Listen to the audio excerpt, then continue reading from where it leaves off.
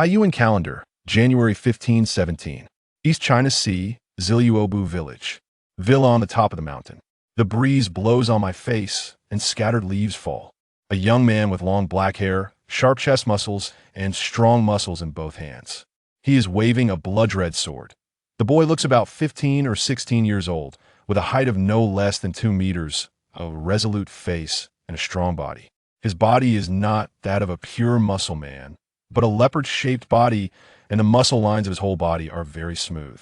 The blood-red sword dances in the boy's hands, and every move is as smooth as flowing water, and it is extremely strong. You can often hear the sound of a sharp sword breaking through the air. The sound of the sword stops. The boy holds the sword tightly in his right hand, and the invisible power gathers in the sword. Every time it gathers, the flame on the sword burns more fiercely. The flaming sword shoots out violently. Bang, the flat ground in front of him explodes instantly. A pit with burning embers was formed. The fiery sword was inserted into the pit. Noah raised his right hand, and the fiery sword flew back to his hand from the pit. Brother Noah, the scabbard, a girl with short, light, golden hair, holding the scabbard in both hands, trotted from under the shade of the tree to Noah. The girl had brown pupils, big eyes, full of spirituality, fair skin, wearing a light yellow dress, and brown boots on her feet. She was particularly delicate and cute, making people feel gentle and caring. "You are disobedient again, running so fast." Noah put down the fiery sword, squatted down, and said sternly. He pinched Kuya's flushed face with both hands, and the hot breath from the girl's nose hit her face. Kuya wanted to explain something, but was directly held in Noah's arms. Kuya secretly raised her head, glanced at Noah, and buried her head in Noah's cool chest again, and her little face became even redder. Kaya never understood why brother Noah's body temperature was cool when it was hot and warm when it was cold. The two returned to the villa room together. No one knew that Noah was a time traveler. His parents in this life worked under Kaya's parents. Kaya's parents were merchants engaged in maritime trade. Once when the caravan was out for trade, the caravan encountered pirates. Although the caravan defeated the pirates, the caravan itself was also severely damaged. Noah's parents in this life died in this battle to protect Kaya's parents at that time. Noah had just been weaned. From then on, Noah was adopted as an adopted son by Kaya's parents and regarded as their own. Kaya's parents did not hide the reason why Noah's parents died in this life from Noah. When Noah was recording, they told Noah one by one. It is worth mentioning that since Noah could remember, his development was different from that of ordinary people. Not only did he grow taller and stronger, but his strength also increased year by year. Now he is as strong as an ox. Noah carried Kuya to Kuya's room, opened the door, walked in, and gently put Kuya on the bed. When Kuya shyly got into the bed and dared not face Noah, Noah was no longer in Kuya's boudoir. It was very quiet around. Kuya could not feel Noah's presence, so she poked her head out of the bed. Just at this time, Noah took the medicine to warm the body, blew it while walking, and sat down beside Kuya's bed. "It's time to drink the medicine." Noah scooped up a spoonful of medicine and put it to Kuya's mouth. "Damn Noah, brother." Kuya pouted like a little puffer fish and said angrily. But under Noah's stern gaze, Kuya still opened her mouth. Noah looked at Kuya with a bitter face and drank the medicine, and he couldn't bear it in his heart. In Noah's heart, this weak, gentle, and lovely sister, Kuya, is not his biological sister, but better than his biological sister. In addition, the two have lived together for more than 10 years. When Kuya was still a little kid, Noah began to take care of the weak Kuya. It can be said that Kuya was raised by Kuya's parents and Noah, although Noah is only a few years older than Kuya. Kuya is the only gentleness in Noah's heart. Kuya's weakness is congenital. Even though Kuya's parents spent a lot of money, they couldn't cure it in the end. Noah set his eyes on the black ring on his right index finger. This ring doesn't look like a ring, but like a small black dragon coiled on Noah's finger. Since Noah can remember, the Panlong ring has appeared on Noah's finger. The Panlong ring has the power to cure Kuya's congenital weakness. It's just that Noah can't use it now. Only by going out to sea can Noah have the opportunity to get the power in the Panlong ring to cure Kuya's congenital weakness. The firepower that Noah controls is obtained for the Panlong ring. In the eyes of Kuya's parents, Noah is one of the people who controls the power of demons on the sea, so they can safely leave Kuya to Noah's care. Young girls are also more mature. After more than 10 years of care, Kuya's parents' carrying little cotton jacket has long been leaking. After Kuya drank the medicine, she was coaxed to sleep by Noah. I will definitely cure your congenital weakness. Noah looked at the sleeping Kuya and whispered, swearing secretly. After Noah left the room, Kuya secretly opened her eyes. Her eyes were moist, and a happy arc appeared at the corner of her mouth. In Kuya's heart, Noah is not only a gentle big brother who will always protect and love her, but also a person who is in Kuya's heart. Kuya's mind clearly recalled the way Noah danced with the sword today, and before she knew it, Kuya fell asleep lightly. Villa exercise room. Noah had just finished eating meat and was resting to replenish his energy. Today's training consumed a lot of Noah's energy. I'm already very proficient in the use of the magic of fire. I will leave Ziluobu village and go to sea in 3 days. Noah stroked the blade of the fiery sword in his hand and murmured his decision. The fiery sword in his hand, named by Noah, is not an ordinary sword, but a token of God. The magic of fire and the token of God, the sword, are born together. Getting one is equal to getting all. Noah named it Fiery Sword. The magic of fire represents the power of fire between heaven and earth. In the world of pirates, Noah has the magic of fire, which is equivalent to eating a natural devil fruit that cannot be elementalized, the flame fruit. The magic of fire and the token of God, the fiery sword, both come from the Panlong ring in Noah's hand.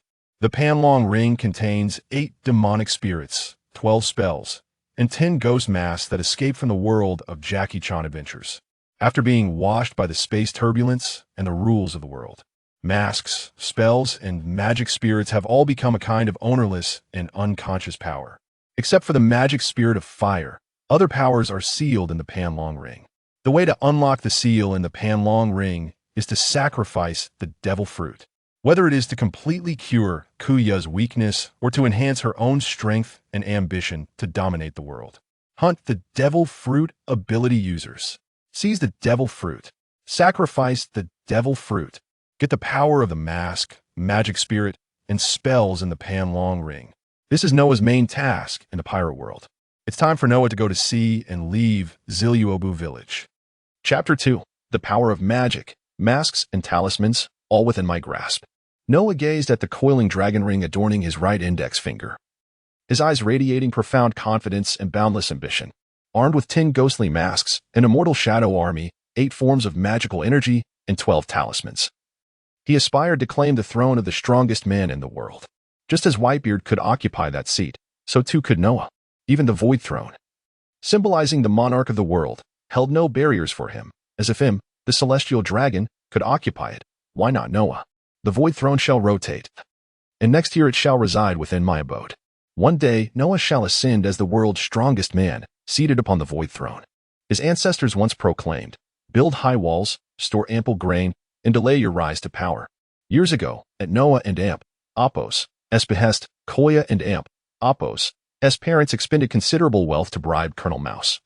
Acquiring the training methods for the Navy's 6 styles, as well as the techniques for observation hockey and armament hockey. The Navy's 6 styles were not arcane secrets. Colonel Mouse secured them in a mere month. The methods for mastering observation hockey and armament hockey were even less obscure. Within the Navy headquarters, many ordinary sailors possessed the skill of armament hockey. Along the Grand Line, such mastery was commonplace, as evidenced by the warriors of Amazon Lily. Under the command of the warlord Boa Hancock, most of whom wielded armament hockey. Armament hockey is significantly influenced by 1 and Amp, Apos, S. physical prowess. The magical energy of fire has fortified Noah and Apos, S. physique year after year, augmenting his strength.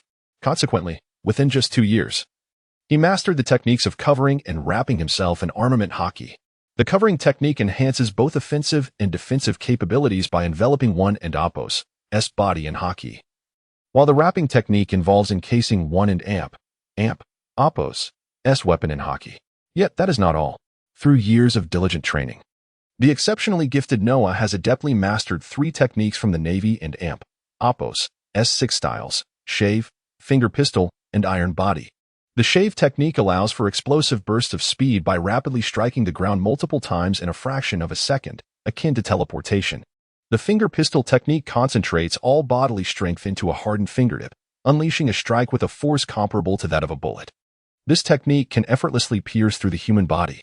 Building upon the finger pistol, Noah fused the power of flames to create a long-range attack known as the Flaming Finger Pistol, which ignites the enemy and Oppos' insides.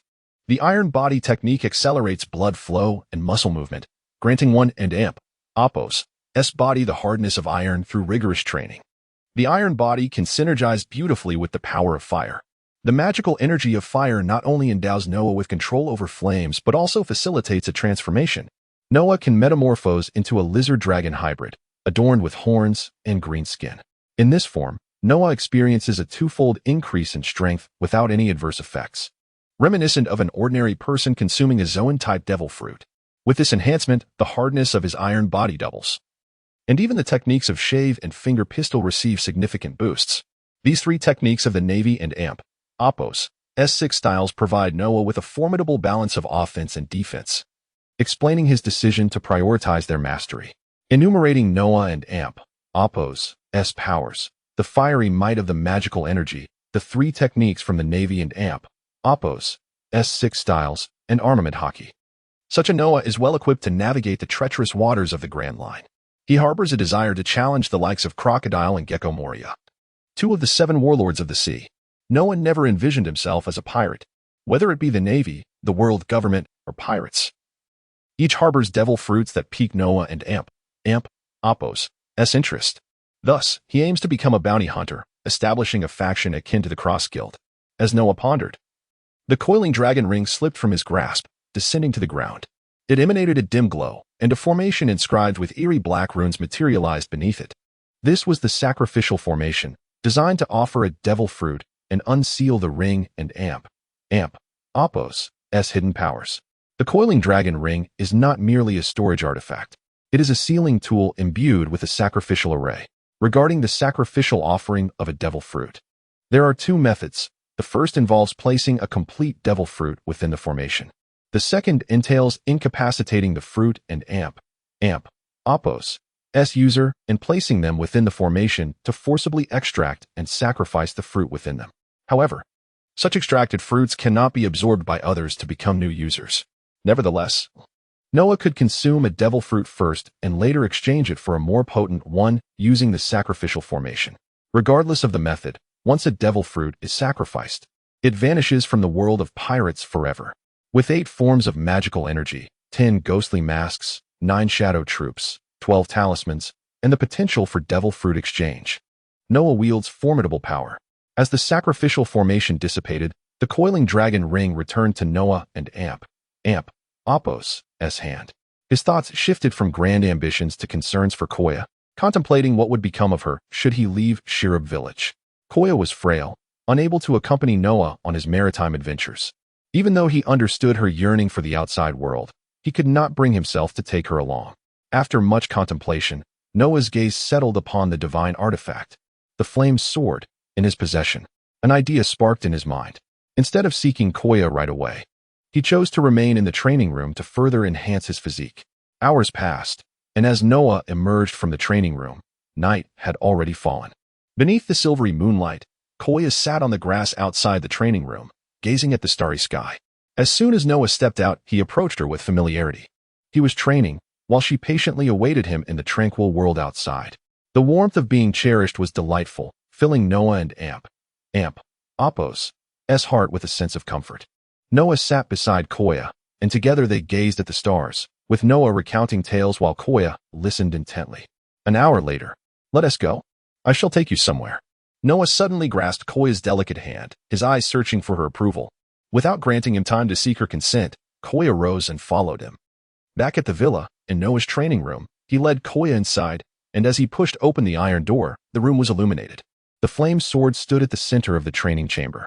Noah brought Koya before the sword, releasing her hand before a swirl of purple gas emanated from him, coalescing around the flame sword.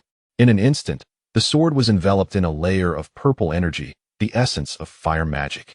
Noah infused 1/3 of his fire magic into the flame sword. From this moment forth, the sword would possess boundless flame power.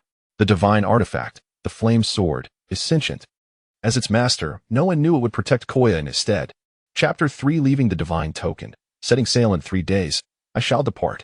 I will leave the fiery sword behind, It will safeguard you, Noah said with a heavy heart. Better to endure a brief pain than a prolonged one. And thus Noah bid farewell to Kaya at last. Kaya gazed at Noah for a while, her eyes glistening with unshed tears. All right, I understand, Kaya replied. Please tell me how to use it, brother Noah.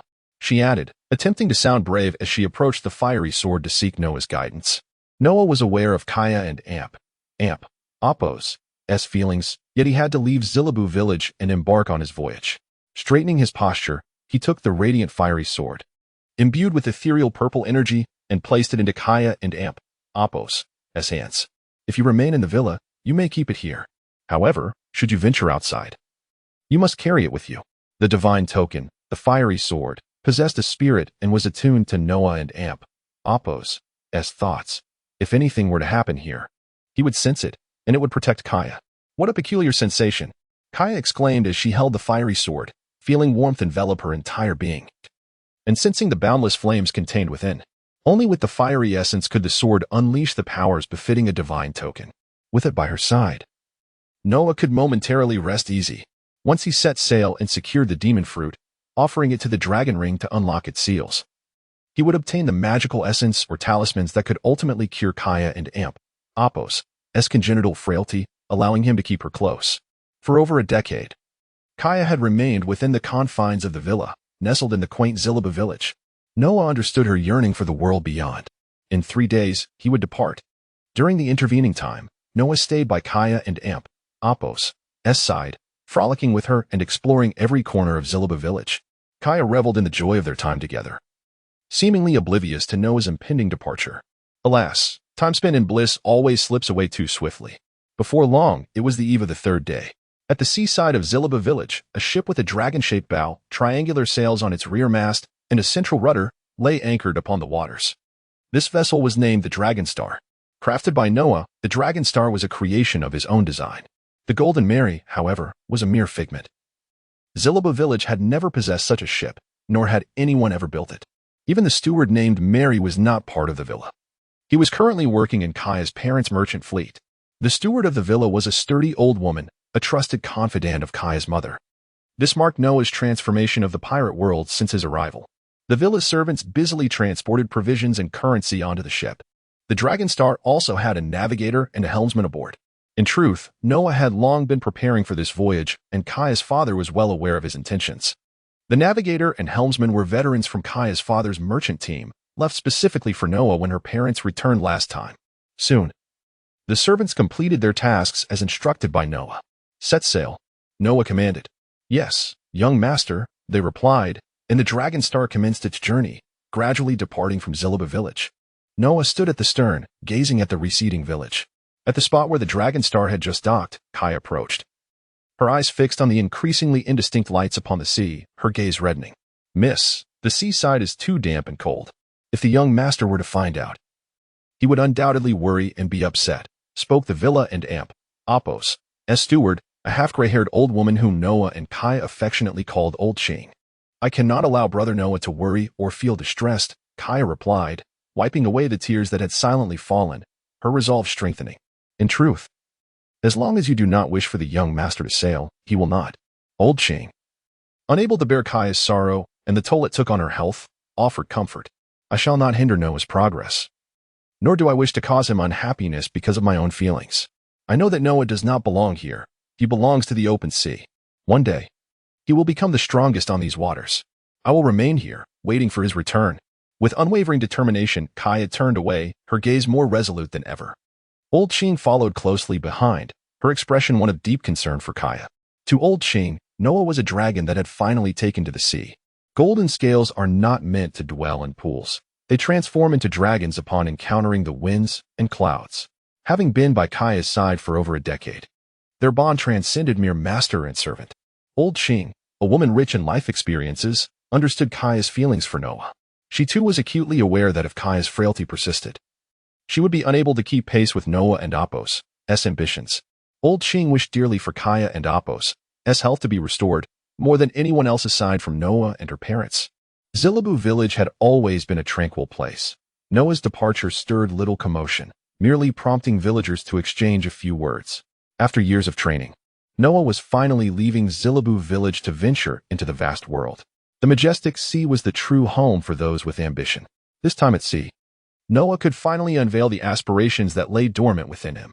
The night sea was serene yet shrouded in mystery, imbued with a terror akin to the abyss. The real danger of the pirate era did not lie in slaughter, but rather in the unpredictable weather of the ocean. Even the formidable Roger pirates and the Golden Lion pirates had nearly been obliterated by nature's wrath. A gentle breeze stirred, and the Dragon Star's pace was leisurely as Noah. The navigator and the helmsman gathered on the foredeck. Our destination is Logtown, Noah indicated on the map, pointing at the symbol representing the town. Logtown, the town of beginnings and endings, lay near the entrance to the Grand Line. Upon hearing that Noah had chosen Logtown as his destination right after leaving Zilibu village, the two men exchanged glances, hesitant to speak. I shall uphold my promise. You will only accompany me within the East Blue. My journey to Logtown is not to enter the Grand Line, for the time is not yet ripe. It became evident that the navigator and helmsman, sent by Kai's parents, would only assist Noah within the confines of the East Blue. In their eyes, the Grand Line was fraught with peril, a realm where death awaited. They would not risk their lives alongside Noah. Both men were under the employ of Kai's parents, their families residing in Zilibu village. While Noah could have insisted they accompany him, he chose not to press the matter. He regarded them merely as transitional crew members for his journey within the East Blue. Noah would never keep someone unwilling to share his aspirations at his side for long. As for a navigator, he had his own preferences. In the entire pirate world, if one were to discuss navigators, Nami undoubtedly belonged to the elite echelon. Although Nami had yet to fully develop her potential, her ascendance to becoming a top-tier navigator was inevitable. If one desires something, they must seize it for themselves. Noah was a man of great ambition. Chapter 4. The plan to acquire the Devil Fruit in the East Sea. As for the future of the Straw Hat Pirates, lacking a navigator bears no significance to Noah. Having traversed the world of pirates and lived anew, Noah did not come merely to serve as a backdrop, a subordinate, or a caretaker for Luffy. He was resolute in claiming Nami as his own, destined to be his navigator. Fortune favors the bold. To ignore this opportunity would bring calamity. Even the notorious fisherman Arlong recognized Nami and Imp, Apos, as importance. How could Noah be oblivious?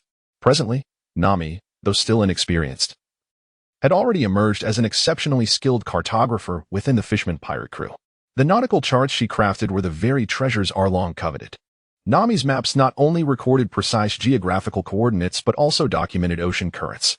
The fishermen pirates, adept at navigating the seas, required only a handful of fishmen to manipulate the currents beneath, stirring tumultuous waves. Arlong, who had once murdered Nami's mother in her presence, held a deep-seated animosity toward her, yet he still recruited her into his crew and bound her with a contract worth 100 million berries to secure her loyalty. Arlong was no fool. He understood that Nami might betray him. Nevertheless, he could not bring himself to harm her. For her ability to create accurate maritime charts was the cornerstone of his empire's dominance in the East Sea. Nami's navigational prowess was unmistakable, and Noah found himself irresistibly drawn to her. He would not let the opportunity slip away. In the vast ocean, a navigator is of paramount importance. Upon his return from Logtown, Noah planned to visit Cocoa West Village without fail. Logtown was a place of great significance to him. It was the birthplace of the pirate king Gold, Roger, who met his fate there. Noah yearned to behold the execution platform of the pirate king, a fitting tribute to his journey into the world of pirates. This was but one reason for his visit. The other was to meet Bartolomeo. In the year 1517 of the Sea Circle calendar, Noah knew Bartolomeo hailed from Logtown and had become an influential figure in the underworld there. Whether Bartolomeo had consumed the barrier fruit and acquired its powers remained uncertain. Noah aimed to visit Logtown, hoping to discover leads on the barrier fruit through Bartolomeo. Should Bartolomeo already possess the abilities of the barrier fruit, Noah would have to procure the fruit directly from him. In either scenario, both Logtown and Bartolomeo held clues to the elusive devil fruits that Noah could not afford to overlook. Currently situated in the East Sea, Noah set his sights on acquiring the devil fruits within this region. Among the devil fruits available in the East Sea, only 3 piqued his interest. The first was the Paramecia-type barrier fruit, which he sought leads on in Logtown. The second was the Clown Buggy's Paramecia-type Chop fruit, a remarkable fruit with immense potential. Upon awakening, it could unleash a world of fragmentation.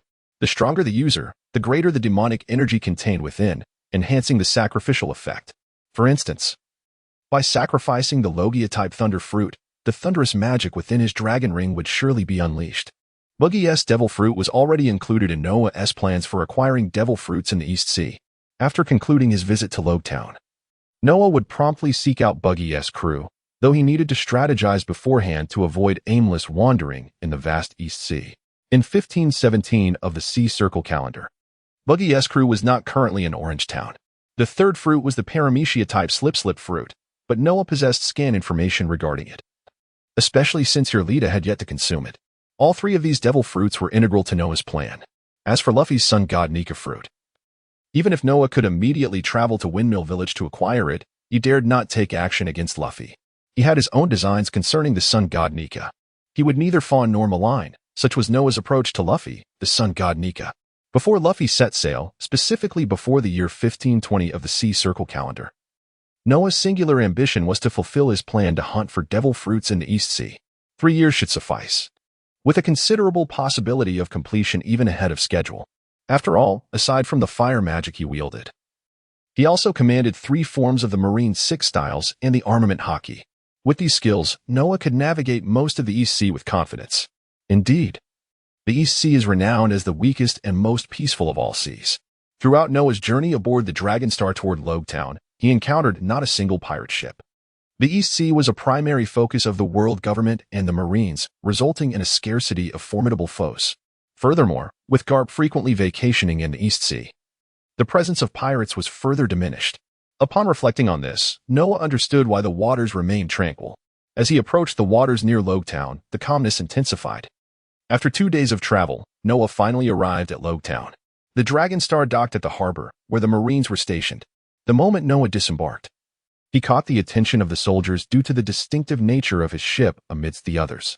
Making his way to the heart of Logtown, he followed the bustling crowd until he reached the most crowded area, the plaza. At the center of the plaza stood the execution platform, the very site where the pirate king Gold Roger had met his end. One Piece. The words uttered by Gold Roger before his demise echoed with the promise of wealth, fame, and power, heralding the dawn of the great pirate era. Roger was indeed a master of chaos, inciting unrest throughout the world. In Noah's mind, vivid memories of the animated scenes depicting Roger's execution played out, blending reality with fantasy, allowing him to envision the moment as if he had witnessed it firsthand. To Noah, this execution platform was a remarkable attraction. After taking it all in, he intended to depart. During this brief interlude, all of Noah's activities in Logtown were reported to the commanding officer stationed there. Aware that the Marines were monitoring him, Noah remained unfazed. He was not a pirate, and thus had no reason to fear their scrutiny. Chapter 5. In Rogtown, seeking the barrier fruit. A missed opportunity. The reason why the Marines stationed in Rogtown took notice of Noah was due to the Dragonstar ship.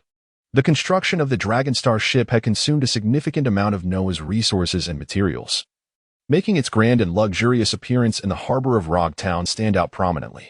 Had it not been for the absence of a pirate flag on the ship and the fact that Noah was not a bountied pirate, the Marines would likely have sought to apprehend him. Nevertheless, the Marines remained wary of Noah. After all, Rogtown serves as the gateway to the Grand Line. And during the era of great pirates, individuals like Noah had a considerable likelihood of turning into pirates themselves, potentially wreaking havoc upon the world. The Navy, a violent apparatus established by the world government, could be likened to the dogs of the world government, if one were to speak bluntly. However, under the leadership of Admiral Sengoku, the current Navy possesses a semblance of justice, with many officers genuinely striving to uphold righteousness, combating piracy, and safeguarding civilians. Particularly, those Marines hailing from humble beginnings harbor a profound sense of justice, often leading them to take decisive action. Such was the case with the Marines stationed in Rogtown, who were diligent in their duties and had already set their sights on Noah as a precautionary measure. With differing stances, perceptions of right and wrong inevitably diverge. The Marines pursue their responsibilities, while Noah attends to his own affairs. As long as the Marines do not overstep their bounds, Noah will remain oblivious to their surveillance. At present, Noah sought Bartholomew, a notorious figure in Rogtown, who commanded a territory encompassing 150 streets. Finding Bartholomew in Rogtown was not a formidable challenge for Noah. As he walked, he inquired about Bartholomew's whereabouts, and within moments, he had gleaned the location of the streets under Bartholomew's control. On the street, a girl with a striking blend of red and yellow hair, possessing an alluring figure and dressed in tactical attire, ambled about, clutching an abundance of sweets. as though surveying her domain. At the very first glance, Noah recognized that he would soon locate Bartholomew, for this girl was Desire, Bartholomew's companion. By finding her, he would surely find Bartholomew. Noah followed Desire closely. In a wooden courtyard, situated far from the bustle of Rock Town, Desire pushed open the wooden door and entered. Following her was Noah, employing the Marine's 6 powers to stealthily trail her. However, he opted to remain outside, patiently awaiting Bartholomew's return. Bartholomew frequently visited this place to see an elderly woman, and Noah's patience bore fruit as Bartholomew arrived. He leaped down from a tree and approached Bartholomew, closing the distance to merely 10 paces. In that moment, Noah's right hand transformed into a claw, ignited by flames, and he launched an attack on Bartholomew. Noah sought to ascertain whether Bartholomew had consumed the barrier fruit, thus his assault was measured. As he refrained from employing the 6 powers, Bartholomew evaded Noah's strike, retreating to the side with a short blade in hand. Flames, a devil fruit user. As the leader of the underworld in Rog Town, ruling over 150 streets, Bartholomew was well aware of the existence of devil fruits. In the East Sea, such users are a rarity, particularly those wielding powers associated with elemental nature. Hence, Bartholomew was taken aback by the fiery prowess displayed by Noah. "I am a Zoan-type devil fruit user," Noah revealed, sensing Bartholomew's curiosity. From this point onward, he would publicly declare himself a Zoan-type devil fruit user with mastery over flames. The infernal aura granted Noah control over fire, enhancing his physique through transformation. Apart from being vulnerable to the sea until his devil fruit awakened, Noah's power bore a striking resemblance to that of a Zoan-type user. "You have witnessed my devil fruit power. Should I not also be granted the opportunity to behold yours?" Noah inquired, his right hand still ablaze, grasping a weapon that instilled a sense of security. "Ah, a devil fruit? When did I become a devil fruit user?" Bartholomew gazed at Noah in confusion, momentarily forgetting Noah's earlier attack. "Indeed, it seems not," Noah mused to himself. His earlier tentative strike had already led him to suspect that Bartholomew had not yet acquired the barrier fruit, and witnessing the bewilderment in Bartholomew's eyes confirmed this. Although Noah was aware from the anime One Piece that Bartholomew eventually became a barrier fruit user, he was clearly not one at this moment. Noah could not linger indefinitely by Bartholomew's side, waiting for the barrier fruit to manifest. Moreover, he was uncertain whether his presence might alter the course of future events. With time not on his side and the situation steeped in uncertainty, Noah resolved to redirect his focus towards Buggy's Paramecia-type split fruit, as he was certain Buggy was indeed a devil fruit user. Unfortunately, locating Buggy's crew would require considerable time. Noah had initially hoped to find fortune in Rog Town, only to discover that Lady Luck had not smiled upon him. Ultimately, Noah found himself at a loss. With a swift movement, Noah vanished from his spot, leaving Bartholomew perplexed in his wake. Whenever Bartholomew encountered confusion, he would invariably seek the elderly woman, prompting him to depart immediately. Most importantly, Bartholomew recognized that he was no match for this enigmatic individual. He was not foolish enough to remain passive. In Rog Town, at the execution platform, Noah had completed his visit. With the barrier fruit still absent, he decided to depart Rog Town directly in search of Buggy's crew. The vicissitudes of life are unpredictable. Not all events unfold as one anticipates, even for a time traveler such as Noah. Back at the harbor of Rog Town, Noah returned. On his journey back, he noted the absence of Marines monitoring his movements. Upon boarding the Dragonstar, he was greeted by 2 anxious individuals. "Young master, please forgive us." The middle-aged navigator and helmsman knelt before Noah. Noah, equally perplexed, observed that the Dragonstar bore no signs of having endured battle, and the 2 men bore no injuries. He was genuinely bewildered by the events that had transpired aboard the ship. "Speak plainly," Noah inquired, his confusion evident. "Youth, 50 million berries were stolen by an orange-haired female thief. As soon as we noticed, we were incapacitated by the smoke from her hand," they explained.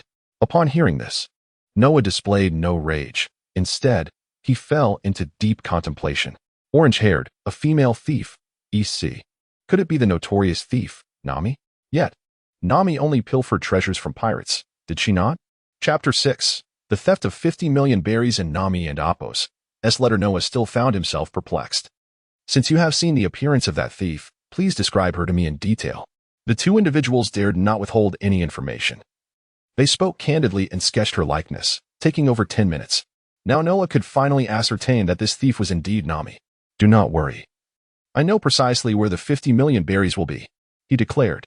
Our next destination is the East Blue, specifically Cocoa Village. Noah was disinclined to hear their apologies. After issuing his orders, he prepared to depart. Young master, wait. A letter was left by the thief, the helmsman called out. Retrieving a letter inserted into his belt and handing it to Noah. This letter was intended for the captain of the ship, and the two had not dared to open it. Noah took the envelope and entered the main chamber of the ship. The Dragonstar and Apos' main chamber was the largest, most luxurious, and well-equipped room aboard, exclusively belonging to Noah. As the Dragonstar set sail, leaving Rogue Town behind, it headed towards Cocoa Village. The two middle-aged sailors on board had navigated these waters for 2 to 3 decades, as long as Noah named a non-obscure location that could safely deliver him there. Within the main chamber of the Dragonstar, Noah opened the letter left by Nami. Interestingly, this envelope was one he had brought from West Rob Village. He had originally intended to use his own envelopes in the storage room to write to Kaya, but now Nami had become the first to utilize this batch.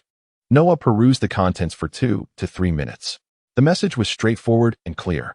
Nami explained her reasons for borrowing the 50 million berries, detailing her name, identity, where she resided, and how to find her. Enclosed was also a nautical chart drawn by Nami, an attempt to demonstrate her worth to Noah. Based on his understanding of Nami, Noah recognized that the information about her was indeed genuine. What was once a remarkably clever little thief now appeared adorably foolish. Even if Nami were to present Arlong with a sum of 100 million berries, he would never sell Cocoa Village to her. It seemed my decision was correct.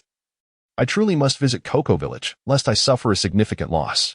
As Noah spoke, he approached the cabinet beside his bed, opened the door, and placed the envelope inside.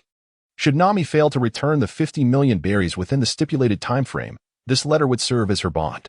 Noah could not bear to discard it. This sum represented the resources Kaya and Apos' parents had provided for Noah and Apos' voyage. If he could indeed acquire such an exceptional navigator as Nami for 50 million berries, he would be laughing in his dreams. After a night, a day, and another night of sailing, the Dragonstar had safely arrived near the waters of Cocoa Village. It was early morning, just as the sun began to rise. Typically, one would expect to encounter fishermen pirates patrolling these waters, yet Noah saw not a single one. Near the shore of Cocoa Village stood a rocky cliff, beneath which lay a cave that connected to the sea, perfectly suited for the Dragonstar to anchor. Noah led the sailors to the nearest grove, where they could observe the ship's condition. Given their limited strength, they would likely be overwhelmed if confronted by a fishman pirate. Noah did not expect them to protect the Dragonstar in his absence. They merely needed to keep watch and signal him with flares should anything occur. Noah walked along the shoreline and soon reached the entrance of Cocoa Village. Without hesitation, he entered Cocoa Village, a settlement that had been spared from much of the fishermen pirates and Apos' harassment thanks to Nami and Apos' alliance with the Arlong pirates, stood as a unique community under their rule. The villagers were aware that Nami had joined the Arlong pirates for their sake, yet they pretended ignorance, referring to her as a cold-hearted witch. The moment Noah, an outsider, appeared in Cocoa Village, the villagers became alert. As he walked down the street towards the village center, he suddenly halted, observing an approaching figure. It was the village and Apos' constable, Aiken. Aiken approached Noah and inquired, "May I ask why you have come to Cocoa Village?" His tone carried a blend of inquiry and negotiation. Cocoa Village was in a precarious state, leaving no room for Aiken to be overly relaxed. Should this outsider prove to be a formidable adversary, he could inadvertently bring disaster upon the village. "Where is the orange orchard?" Noah and Apos' words reached not only Aiken and Apos' ears but also those of the nearby villagers. In that instant, Noah sensed the tension hanging in the air. "You are quite astute. Nami did not choose incorrectly," Noah remarked nonchalantly. Aiken discerned from the youth and Apos' words and demeanor that he was likely not an enemy. "I shall show you," Aiken replied, gesturing to the villagers to gradually disperse as he led Noah to the orange orchard. Upon arriving, Aiken entered ahead. In the orange orchard, Noah ambled amidst the fragrant citrus trees, taking his time as if unhurried. After nearly 20 minutes, he finally reached the central area of the orchard, where a modest wooden house stood in place of orange trees. This was the home of Nami and Nojiko. As Noah approached the wooden door to knock, it swung open, revealing a delicate figure. A gentle breeze carried the subtle scent of oranges and a unique fragrance. Before Noah stood a young girl with short blue hair, adorned with a red headband, wearing a tank top that prominently displayed the blue pirate tattoos on her arms and upper chest. This girl was Nojiko, Nami, and Apos' adoptive sister. With the Dragon Star and Apos, swift sailing speed and Noah and Apos, clear objectives, coupled with the helmsman and navigator and Apos, extensive experience in the East Blue. Noah was confident he would arrive at Cocoa Village before Nami. Despite knowing that Nami had yet to return, Noah still ventured to Cocoa Village, even arriving at the Orange Orchard, all to keep watch over Nami like a vigilant guardian. Chapter 7, Cocoa Village, Nami and Amp, Apos, contract of servitude. Mr. Aegean informed me that someone was seeking me. May I inquire who you are? Nokigao asked, curiosity evident in her voice. Nokigao often kept abreast of news from beyond the village, yet in her recollections, she found no information regarding Noah. Moreover, the absence of a bounty for Noah and Amp, Apos, capture provided her with a sense of relief. Nami, an officer of Arlong and Amp, Apos, gang, had long been engaged in plundering pirate treasures across the East Sea. Upon arriving at Cocoa Village, this young boy had made his way directly to the Orange Grove, prompting Nokigao to worry if Nami had somehow offended him. As for Nokigao herself, she was entirely unfamiliar with Noah. My name is Noah. I am a friend of Nami and Amp, Apos, She requested a loan of berry, and I have brought it with me, Noah stated, not only revealing his name but also weaving a benign falsehood. He understood that the 50 million berry Nami sought was intended to fulfill her agreement with Arlong regarding the 100 million berry needed to redeem Cocoa Village.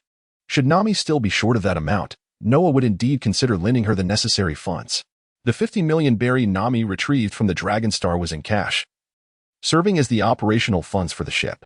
To facilitate easy access, Noah had specifically withdrawn this sum from the ship and Amp, Apos, safe. The Dragon Star housed a safe forged from fine iron, with its key always in Noah and Apos' possession, containing an assortment of gold, silver, and precious jewels, together with the cash. The total value aboard the ship approached 200 million berry. Kaya and Amp, Apos, parents regarded Noah as part of their family. Frequently absent due to their trading ventures across the East Sea, they faced considerable risks but also reaped substantial rewards. Thus, they had prudently set aside funds for both Kaya and Noah. As Noah prepared to embark on his maritime adventures, even venturing into the treacherous Grand Line, Kaya and Amp, Apos, parents entrusted him with their savings. Noah was not deceiving Nokigao. He genuinely wished to lend Nami the berry. His eyes radiated sincerity, devoid of any malice, leaving Nokigao puzzled. After all, Nami was a notorious thief, a cadre of Arlong and Apos' crew, a pirate. Could this young man truly be a friend Nami had made at sea? Doubt not at Nokigao. However, as a good host and seeing Noah and Apos' amiable demeanor, Nokigao welcomed him inside. Upon entering the wooden cabin, Noah and Amp, Apos' attention was drawn to a photograph on the table, a snapshot of Nami, Nokigao, and Belmir. Beyond this, he merely glanced at the other contents of the room.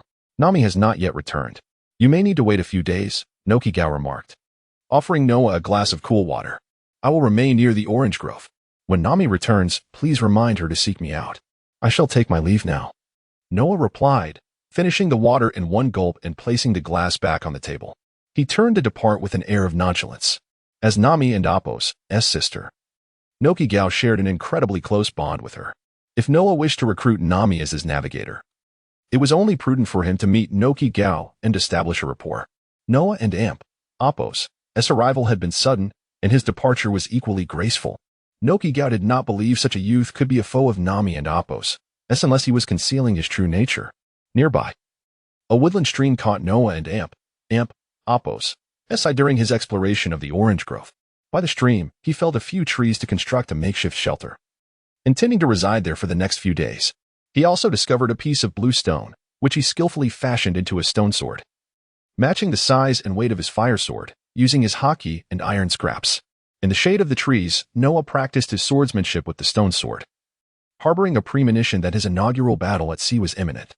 A day passed swiftly, and noon of the second day arrived. During this time, no signals had been reported from the area where the Dragon Star was anchored, which put Noah and Amp, Apos' mind at ease. Today marked Nami and Amp, Apos' return to Cocoa Village. Upon securing the substantial sum of 50 million berry, she hastened back. Nami's speed could not rival that of the Dragon Star, resulting in her delayed arrival. Upon her return, she did not head straight to Arlong Park, but instead made her way directly back to Cocoa Village.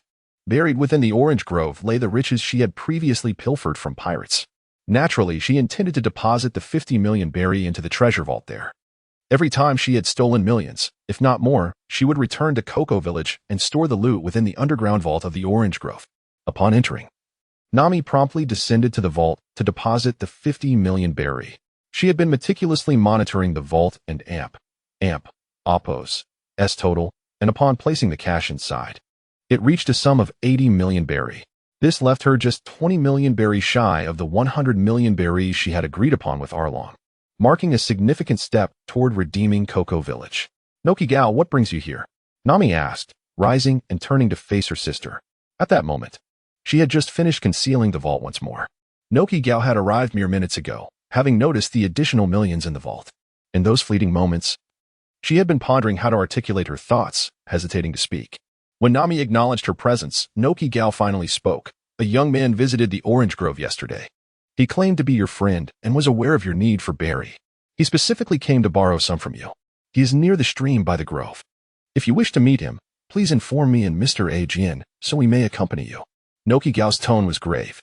Nami had her own pressing matters to attend to, and while Nokigao understood the importance of Nami and Apos' endeavors, her sole wish was to protect her sister with all her might. "Is it so soon?"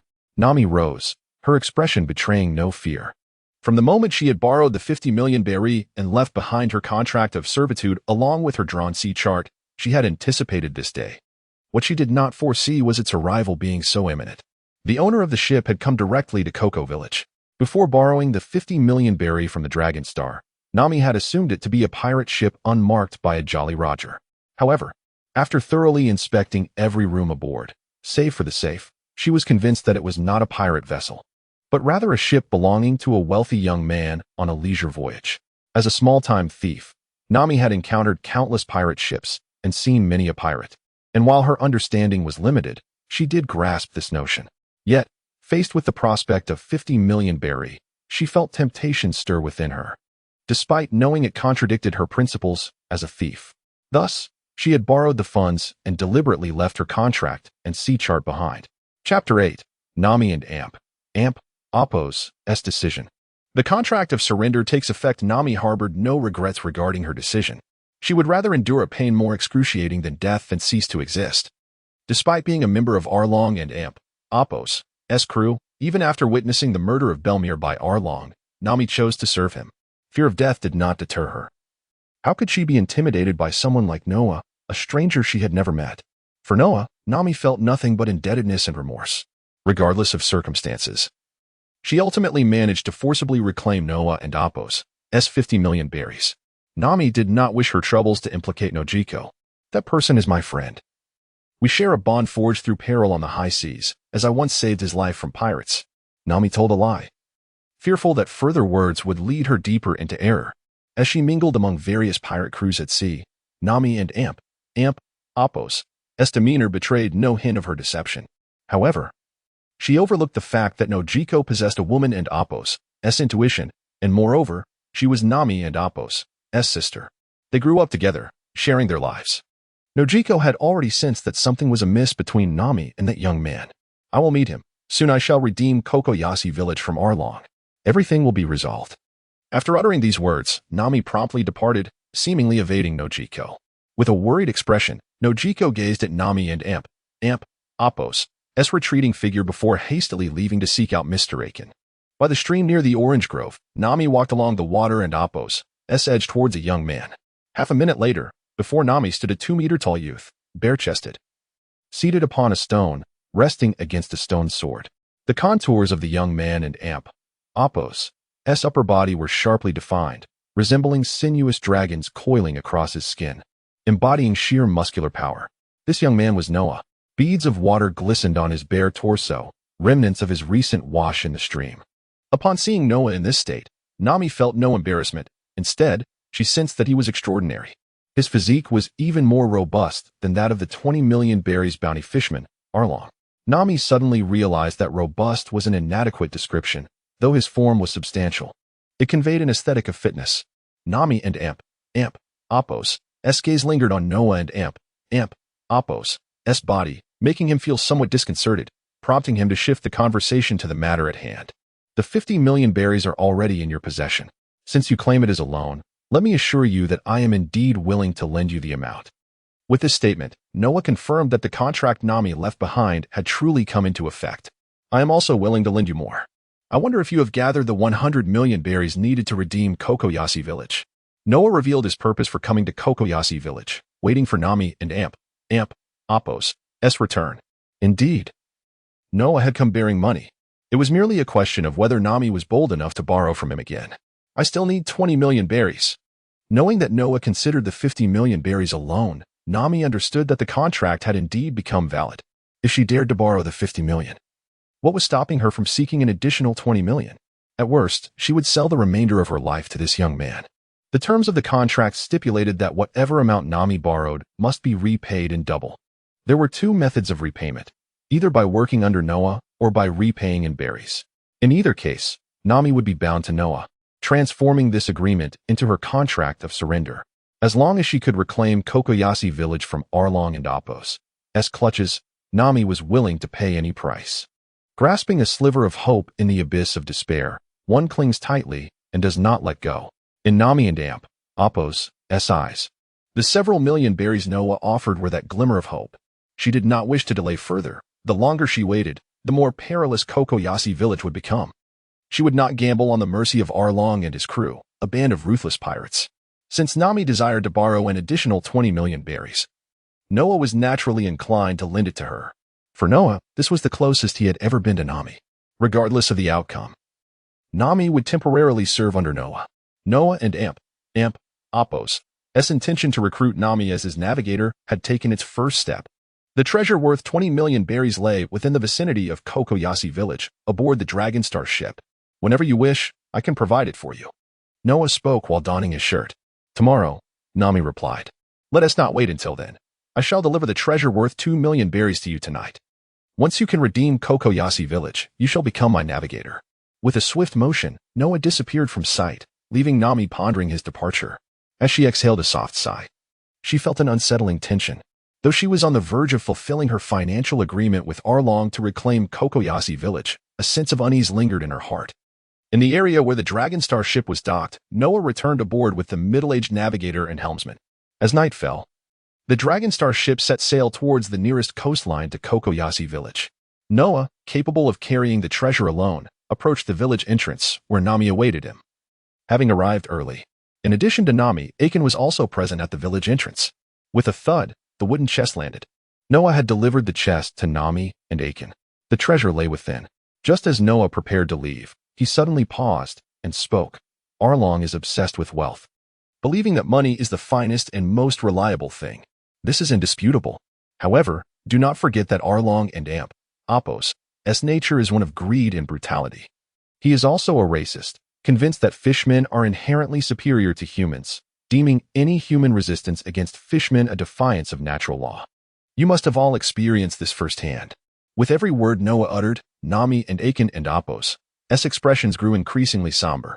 As Noah articulated these truths about Arlong, both Nami and Aiken recognized their validity, particularly Nami, who felt the weight of these experiences more acutely. Noah turned to Nami and continued. I hope I am merely overthinking this.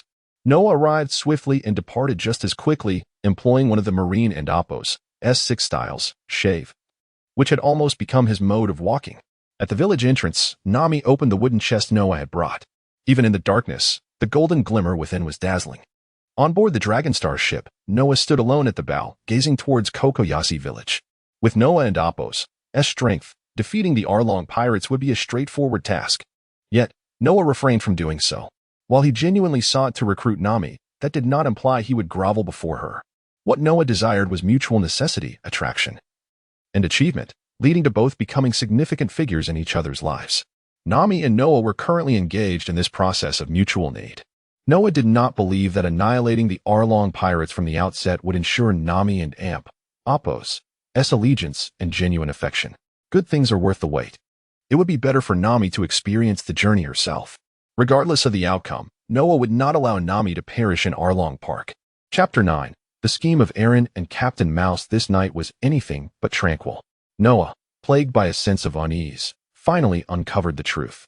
The Dragon Star ship had 2 fishermen pirates, injured and bound on deck, thanks to Noah and Apos' intervention. He had long pondered why the Dragon Star ship could brazenly appear in Coco West Village without encountering any fishermen pirates. Now, the reason was clear. Just 2 days prior, the evil dragon pirates had engaged in a fierce battle with a contingent of marines, prompting the fishermen pirates patrolling the nearby waters to return to Aaron and Apos' paradise for revelry. It was not until this morning that the patrolling fishermen pirates resumed their watch near Coco West Village. These fishermen pirates were genuine marauders, and the 2 captured did not disguise their covetous intentions towards the Dragon Star ship, attempting to take the lives of those aboard. For the fishermen pirates within the evil dragon pirates, murder was a commonplace affair. Noah swiftly incapacitated the 2 fishmen, apprehending them without hesitation. His decision to spare their lives stemmed from his belief that the time for slaughtering fishermen pirates had not yet come. Today marked a momentous occasion for Coco West Village. Nami had gathered 100 million berries, intending to negotiate with Aaron for the village and Apos' freedom. Under Akin and Apos' fervent promotion, every villager was made aware of the event. On this day, the villagers armed themselves and departed the village, with Nami, Akin, and Nojiko joining their ranks, the 100 million berries in tow. The destination for both the villagers and the trio was Aaron and Apos' paradise. The night prior, Nami had preemptively contacted Aaron to discuss the arrangement regarding the 100 million berries.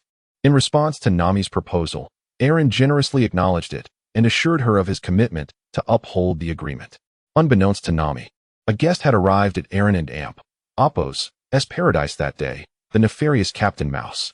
Since Aaron and Apos' rise to power over 20 villages, establishing the Aaron Empire, Captain Mouse had colluded with him in various misdeeds. Noah had some connection with Captain Mouse, having acquired his dual-color hockey training method and the Marine 6 forms at a steep price. Had Noah known of Captain Mouse's presence at Aaron's paradise, he would have certainly approached him to extend his greetings. At this moment, within Aaron and Apos' paradise, Captain Mouse and 2 of his subordinates stood before Aaron. "Brother Aaron, we agreed on 50 million berries. Do not suddenly become stingy. I haven't slept a wink, having rushed here from the Marine base," Captain Mouse spoke, his demeanor replete with lecherousness and avarice. It turned out that upon hearing Nami mention the 100 million berries to redeem Coco West Village, Aaron had immediately contacted Captain Mouse. Driven by the prospect of his 50 million berries, Captain Mouse had even taken a naval vessel, accompanied by 60 fully armed Marine soldiers, to reach Aaron and Apos' paradise. "Captain, I promised you 50 million berries, and I shall deliver. I would never be stingy with someone as astute as you." Aaron boasted from his chair, exuding arrogance, as if the 100 million berries Nami spoke of were already his to claim. "Well then, Brother Aaron, we need to discuss the specifics of how this will unfold." Captain Mouse unabashedly expressed his greed. In their attitude towards wealth, Captain Mouse and Aaron shared a striking resemblance, which explained their alliance. You simply need to fabricate a story about lost military funds to reclaim the 100 million berries. Should anyone cause a ruckus, simply imprison them in the Marine base's jail, Aaron said to Captain Mouse with a mischievous grin. Aaron had no intention of taking Nami's life. Her cartographic skills were essential for the evil dragon pirates and Apos' dominion over the East Sea. As Nami had yet to complete her maps of the East Sea, Aaron would never allow her to escape his grasp. He had already prepared to threaten Nami with the fate of Coco West Village, compelling her to continue serving his interests. Captain Mouse, representing the Marine faction, was the ideal choice for this endeavor. Moreover, the collusion between Aaron and Captain Mouse only served to strengthen their bond, justifying Aaron's willingness to part with 50 million berries. He believed that by gifting Captain Mouse this sum, he would ultimately reap greater rewards.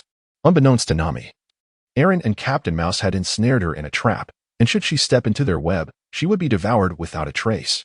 Not far from Aaron and Apos' paradise, the villagers of Coco West Village were steadily approaching. On the shore, the Dragon Star ship glided gracefully over the waves. The ship had drawn the attention of several fishermen pirates. However, in comparison to the throng of villagers numbering in the hundreds, the Dragon Star ship seemed insignificant. Thus, the fishermen pirates refrained from harassing it. Noah stood aboard the Dragon Star ship, observing Nami and her companions. After a leisurely 10 minutes of sailing, the Dragon Star ship drew near to Aaron and Apos' paradise. Standing at the bow of the ship, Noah spotted something unusual. "What is a marine vessel doing here?" he murmured. his eyes suddenly alight with realization. East Sea, marine ship. Captain Mouse. Noah calmly stated, recognizing that Captain Mouse was likely within Aaron and Amp, Apos, as paradise. Today was the day Nami would redeem Cocoa West Village with 100 million berries, and the presence of the treacherous Captain Mouse within the compound was alarming. Despite his disdain for Captain Mouse and Apos, as treachery, Noah acknowledged that without the captain, he would not have gained access to the Marine Six forms in the dual-color hockey so easily. The only aspect of Captain Mouse that displeased Noah was his insatiable greed and duplicity. As he observed the approaching marine vessel, Noah commanded the helmsman to steer towards the shore. Upon docking, he leapt from the ship and made his way towards Nami and her entourage. The unexpected arrival of Captain Mouse piqued Noah's interest, and he was eager to witness the unfolding events. Moreover, from the 100 million berries, 70 million were funds Noah had lent to Nami. Noah swiftly blended into the crowd of villagers, which had expanded from around 200 to nearly 400 as others from neighboring villages joined their ranks. Each additional person represented a greater strength, and the villagers from surrounding areas were eager to witness Nami and Amp, Apos, as successful redemption of Cocoa West Village. If this precedent was established, it would inspire hope for those in other villages. In times of hardship, people band together for warmth. And these oppressed villagers shared the same desire to contribute to Cocoa West Village and Amp, Apos, as cause. Noah, immersed among them, found these villagers rather endearing. Chapter 10, The Dragon Pirate Crew. One is enough for me. As Noah drew nearer to Arlong Park, his curiosity intensified regarding Arlong and Amp, Apos, as true intentions. Despite numerous fishermen pirates having noticed Nami and her companions, none stepped forth to impede their progress. It was evident that Arlong was deliberately allowing them entry into Arlong Park. Upon the moment Nami, Nojiko, Aiken, and 10 villagers crossed the threshold into Arlong Park, the barrels of marine guns were immediately trained upon them. The remaining villagers, having not entered the park, stood just beyond its walls, awaiting Nami and her companions. However, as they ventured inside, they found themselves encircled by the fishermen pirates.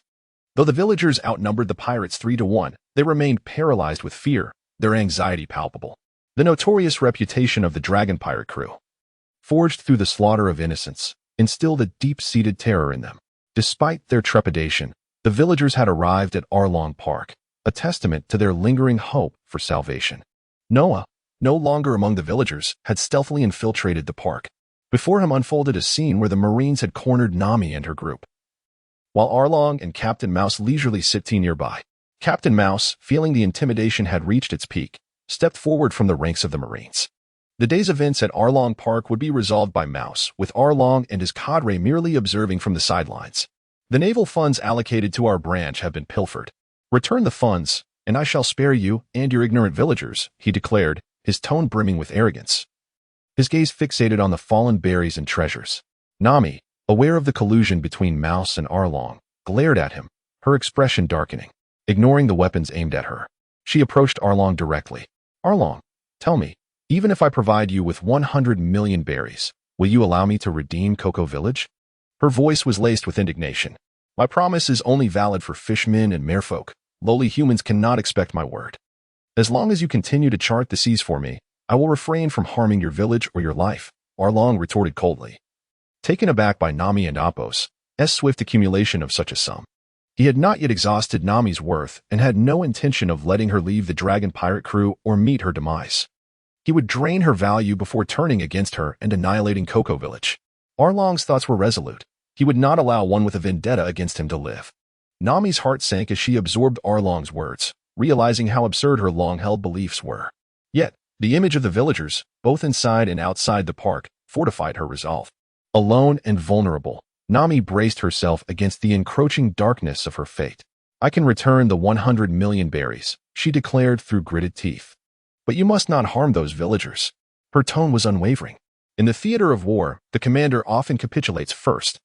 And Nami understood that the hundreds of innocents surrounding Arlong Park were insufficient to satiate the bloodlust of the Dragon Pirate Crew. As a member of Arlong's cadre, she was acutely aware of their terror. In her estimation, today would be as if it had never occurred for the villagers, with only her fate altered. Arlong laughed heartily at Nami and Amp, Apos' choice, reveling in his perceived victory, just as he and Captain Mouse believed the situation was under their control. A chilling voice emerged from the shadows within Arlong Park. You intend to take my money without consulting me, the rightful owner? Noah stepped forth, manipulating a fireball in his palm. With little renown to his name, Noah had no desire for subterfuge. He revealed his mastery of flame immediately. Arlong. A pirate returned from the Grand Line, fixated on the flames in Noah and Amp, Appos, S hands. You already owe me 70 million berries, and now you and Amp, Appos, V incurred another debt. Think carefully about how you intend to repay me. Noah called out to Nami, having resolved to confront the dragon pirate crew. As doing so was the sole prerequisite for winning her over. Lowly human, if you seek death, I shall oblige, Arlong erupted in fury. For no human had dared to defy him since his arrival in the East Blue. This insolent human had sealed his own doom. The flames in Noah's palm merely served to caution Arlong, not instill fear in him, for this was Arlong Park, and he was a fishman of the sea. With a command from Arlong, the fishermen pirates stirred restlessly, eager to extinguish Noah and Amp, Appos, S life. Within the dragon pirate crew, Arlong and Amp, Appos, S word was the law of nature. If Arlong sought Noah's demise, then Noah would extend an invitation for Arlong to meet his end first. However, before confronting Arlong, the Marines posed an obstacle Noah found particularly irksome, especially being targeted by their firearms. In a flash, with the sound of clattering objects, Noah struck. He wielded a stone sword enveloped in armament hockey, severing the Marine's gun in one swift motion. This transpired in mere moments, leaving both fishmen and humans only able to perceive a blur and a flash of black steel. Captain Mouse sensed the impending disaster and retreated behind the Marines. Now, the conflict lay solely between Noah and the dragon pirate crew. One against a crew of many. What of it? Let the battle commence. The first to charge at Noah was the fishman pirate, Ju, leading a charge of his comrades. Noah vanished in an instant, and with each reappearance, a fishman pirate would lose an arm. Even Ju met the same fate, now writhing in agony upon the bloodied ground. The sight of blood did not instill fear in the fishman pirates. Rather, the loss of their comrades drove them into a frenzied rage. Fishmen possessed strength tenfold that of humans. As long as Noah remained cautious, each strike he delivered could gravely wound a pirate. The art of killing need not be adorned with grandiose displays. The ability to eliminate an enemy was the finest technique of all. Noah was ruthless and spoke little. Before Nami and the villagers could fully comprehend the unfolding chaos, the fishmen pirates around them lay lifeless in pools of their own blood. Chapter 11. The Meteor of Flames. Crushing the entire Arlong pirate crew, the fishman pirates fell one after another, grievously wounded. Crocodile, one of Arlong's subordinates, launched a powerful punch named Thousand Brick Fist.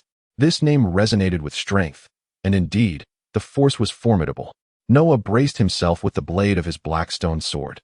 Yet even he was forced to retreat 3 steps against the might of Crocodile's attack. In truth, Noah could have evaded it. But he wished to test the strength of the fishman's wrist. You are commendable, but only to a point. With his sword enveloped in hockey, Noah vanished from Crocodile and Amp, Appos, S sight in a flash using the Navy and Amp, Appos, S sixth form, Suru. By the time Crocodile realized what had transpired, he was met with excruciating pain as Noah and Amp, Appos, S sword cut a bloody gash across his chest. The battle between Noah and the Arlong pirates was witnessed by villagers both inside and outside Arlong Park. Initially, these villagers held little hope for Noah, viewing fishmen as invincible. However, as Noah felled one seemingly unbeatable fishman after another, their faith was ignited. Under the leadership of Akin, the villagers began to rise in rebellion against the fishman pirates. The fishman pirates were now enduring the pent-up wrath of humanity accumulated over the years. The villagers of Kokoyashi still possessed their fighting spirit. They merely needed a strong leader to guide them. Otherwise, they would remain subjugated by the Arlong pirates for eternity. Much like Nami, who carried the burden of Kokoyashi village alone, the villagers were aware of her efforts but remained silent, effectively doing nothing. In the face of life and death peril, the villagers sought to preserve their own safety. Without a hero to instill hope, they would remain inactive. Thus, Noah could only conclude that the villagers retained a flicker of defiance. In Noah and Amp, Appos, S past life, if the ancestors of Blue Star had faced such invasions and oppression, they would have charged into battle, even if they were powerless. Perhaps this illustrates the cultural disparity between the pirate world and Blue Star. Noah refrained from further judgment, opting to observe quietly. He was no saint, nor had he come to the pirate world to liberate humanity. Had it not been for his desire to recruit Nami, he would have never ventured into Arlong Park. In Noah and Amp, Appos, S planned to hunt devil fruits in the East Blue. The Arlong pirates were never a consideration. Now, Arlong Park had descended into chaos. Captain Mouse retreated to the Navy ship with his soldiers, stricken with terror at the sight of Noah mercilessly overwhelming the Fishman pirates. As the battle raged on, two of Arlong and Apos' officers fell grievously wounded, prompting Arlong to realize it was time for him to act. Just then, a colossal creature surged forth from the sea behind Ro Chuan, aiming to crush Noah. Debris flew as a massive crater formed, revealing the sea beast, Moo Moo. Though Noah had yet to awaken his observation haki, his perceptive abilities were commendable. He was on the verge of awakening it. Utilizing his instinct and the swift movement of Saru, Noah deftly evaded Moo Moo and Apos' surprise attack from behind. The immense shadow of the sea beast loomed over the villagers, instilling fear within their hearts. Yet, Noah felt no trepidation before Moo Moo. He recognized that this marine giant was merely a Fade. Covering his right foot with haki, he leaped with the speed of Saru and delivered a powerful kick to Moo Moo and Apos' chest, sending the beast crashing back into the sea, rendered unconscious. To Noah, the officers of the Arlong pirates were akin to mere foot soldiers. If Arlong did not intervene soon, Noah would defeat all the Fishman pirates. From the onset of this battle, it had been Noah's personal showcase. With each of his victories, the villagers of Arlong Park began to see Noah as their beacon of hope to escape the tyranny of the Arlong pirates. Even Nami was no exception. They all yearned for Noah to vanquish the Arlong pirates. An unending flame erupted from Noah, ascending into the sky and coalescing into fireball-sized orbs. He was prepared to conclude this confrontation. Since Arlong remained inactive, there was no need for restraint. The fireballs descended from above, transforming into genuine meteors of flame. The villagers, already outside Noah and Apos' attack range, retreated, while the Fishman pirates attempted to assault Noah but were thwarted by a wall of flames he conjured. Beneath the meteor of flames, anguished cries of the Fishman pirates echoed. Once the fiery barrage subsided, the majority of the Arlong pirates lay grievously burned, stripped of their capacity to resist. Among them, Arlong himself became a primary target of the meteor and Apos' wrath. The intensity of the flames had been tempered by Noah, had it not been. These Fishman pirates would have turned to ash. The Fishman pirates possessed tenfold the strength of an average human in terms of wrist strength. Yet their other attributes were no different from ordinary mortals. Furthermore, none among the Arlong pirates wielded haki. Thus, facing Noah's fiery might, they were left vulnerable to his onslaught. From the moment Noah engaged in battle at Arlong Park, not a single Fishman pirate had met their end by his hand. Noah had no intention of personally slaying them. Instead, he wished to leave their fates in the hands of the villagers, allowing them to decide the destiny of these Fishman pirates. As for how the villagers would handle them, that was of no concern to Noah. The Arlong pirates had been thoroughly dismantled by Noah alone. The subsequent matters could be handled by others. Noah leaped aboard the Navy ship. Upon his arrival, Captain Mouse trembled in fear, collapsing to the ground, while the sailors, wary of Noah, refrained from making a move, their eyes filled with dread. I do not concern myself with your past deeds. 20 million berries for your life. Should you continue colluding with pirates and oppressing the nearby villagers, I will return to settle both old and new scores with you. You know I possess that ability. Take care of yourself. With that, Noah departed the Navy ship. The 20 million berries represented the sum Captain Mouse had previously extorted from Kai's parents, and Noah had ensured he returned the money. While Captain Mouse had indeed wronged Noah financially, without him, Noah would not have so easily encountered the Navy's sixth form and the dual haki. From that moment forward, the relationship between Noah and Captain Mouse was irreparably severed. Chapter 12. The Art of Deception. The First Companion, Nami. Regarding the collusion between Captain Mouse and the Dragon Pirate crew, rather than executing Captain Mouse or reporting him to the Navy, it would be more prudent to allow him to atone for his past misdeeds. Should Captain Mouse remain obstinate, Noah shall personally deal with him. After Noah departed, Captain Mouse hastily ordered his subordinates to set sail. In Arlong Park, Aegean was leading the villagers in capturing and restraining the severely injured Fishman pirates. Under Nami and Apos' guidance, the villagers were organizing the supplies and treasures within Arlong Park. The structures that had been consumed by flames primarily consisted of areas where the Fishman pirates conducted their daily activities. Thus, most of the supplies and treasures remained unscathed. Furthermore, after Noah and Apos' battle with the Dragon Pirate crew, the villagers had also intervened to extinguish the fires. Noah did not return to Arlong Park immediately. Instead, he first visited the Dragonstar ship, bringing it to the entrance of Arlong Park. After some time, the supplies and treasures had been nearly sorted. In an open space within Arlong Park, several small mounds of goods and treasures had accumulated. Noah stepped down from the Dragonstar ship, holding a letter, Nami's contract of servitude. As Noah passed by the villagers, each gaze he received was filled with gratitude. He approached the mounds of supplies and treasures. Nami emerged from one of the rooms in Arlong Park, carrying a wooden box. Upon seeing Noah, her eyes fell upon the letter in his hand. Nami approached Noah, and they met before the treasure mounds. Here, Noah said, handing her the contract. With the Dragon Pirate crew's downfall, the 70 million berries he had lent to Nami had lost its purpose. Thus, the contract was rendered void. Nami stared at Noah, not retrieving the contract he had extended to her. She harbored a deep disdain for pirates, yet Noah was not one. Hence, her initial impression of him was favorable. Moreover, Noah had trusted her, a mere thief, based solely on a contract, making him the first to do so in years, which deeply moved her. In this vast ocean, strength commands respect.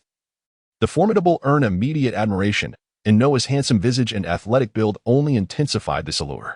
Nami, like many young women, was drawn to strength and good looks, and the thought of Noah's wealth made her eyes gleam with the symbol of berries. With the situation in Kokoyasi village resolved, Nami yearned to live life on her own terms. She believed Noah would make an excellent companion at sea. Do you still lack companions? I can chart maps. I am quite an adept navigator, Nami smiled, her spirits lifted.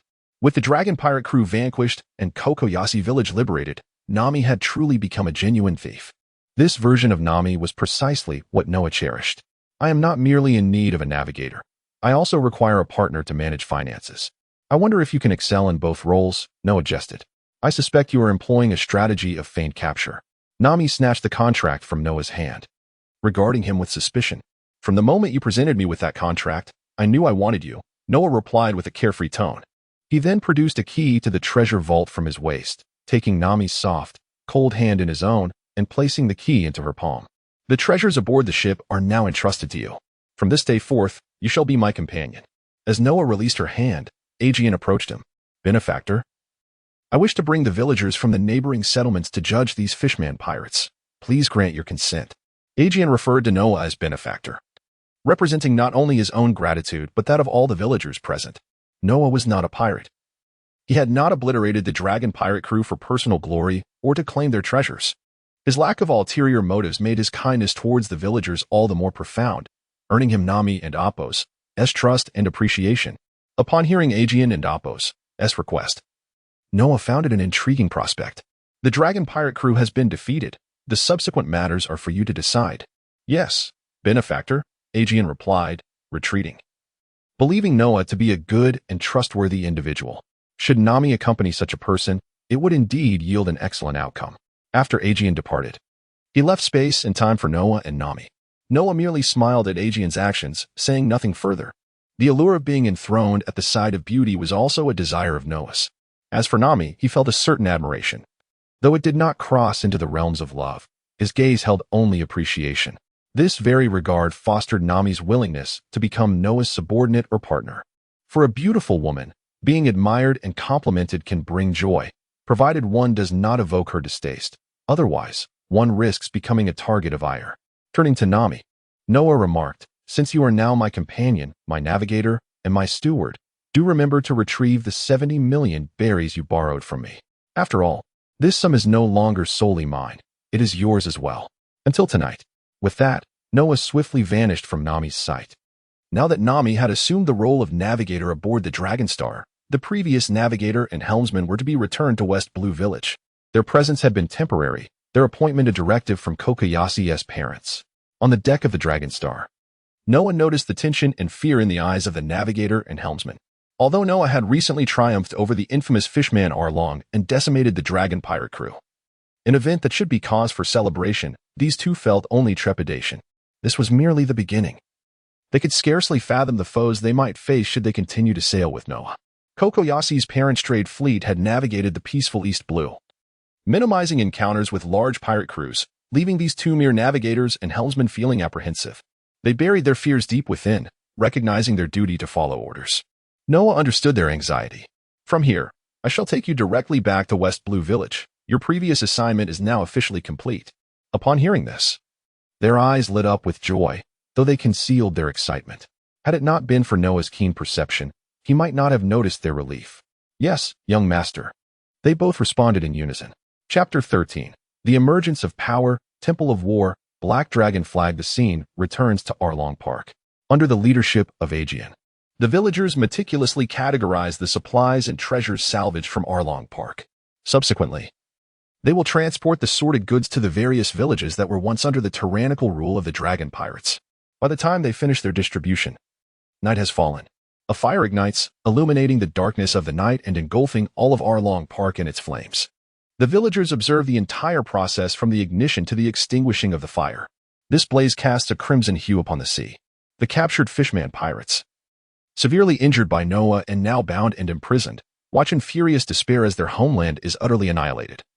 Filled with an insatiable hatred for the lowly humans they long to devour. From this moment forth, Arlong Park ceases to exist.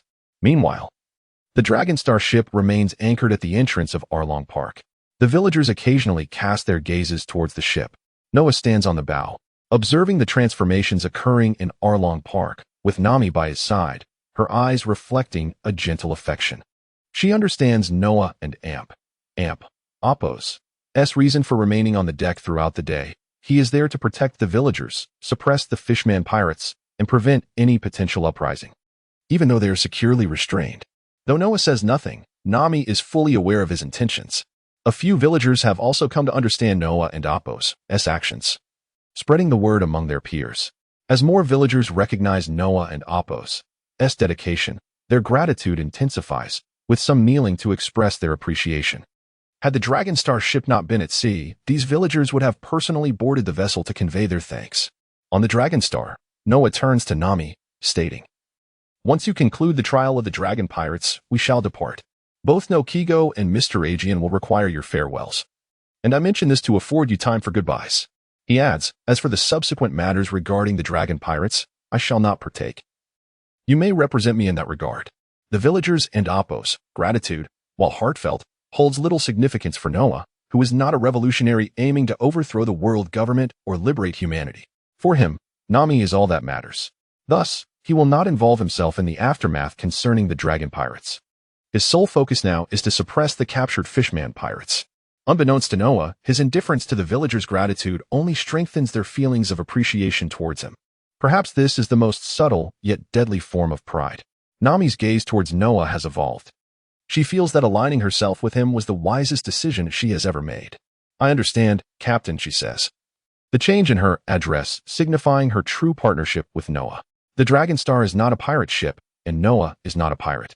In this world of piracy, the term captain often conjures images of lawlessness, hence Nami's choice to refer to him as captain instead. Her disdain for pirates is well known. What shall we name our faction? There is no flag aboard, Nami contemplates, having already considered the future of their organization. Faction, flag. Noah falls into deep thought. Nami patiently awaits his response. 10 minutes later, he declares, "The Temple of War. The Black Dragon Flag." This is the name and banner he envisions for their faction. The Temple of War will serve as a coalition akin to a mercenary guild, uniting the strongest individuals from the pirate world under its banner, aspiring to establish it as a preeminent force in the world.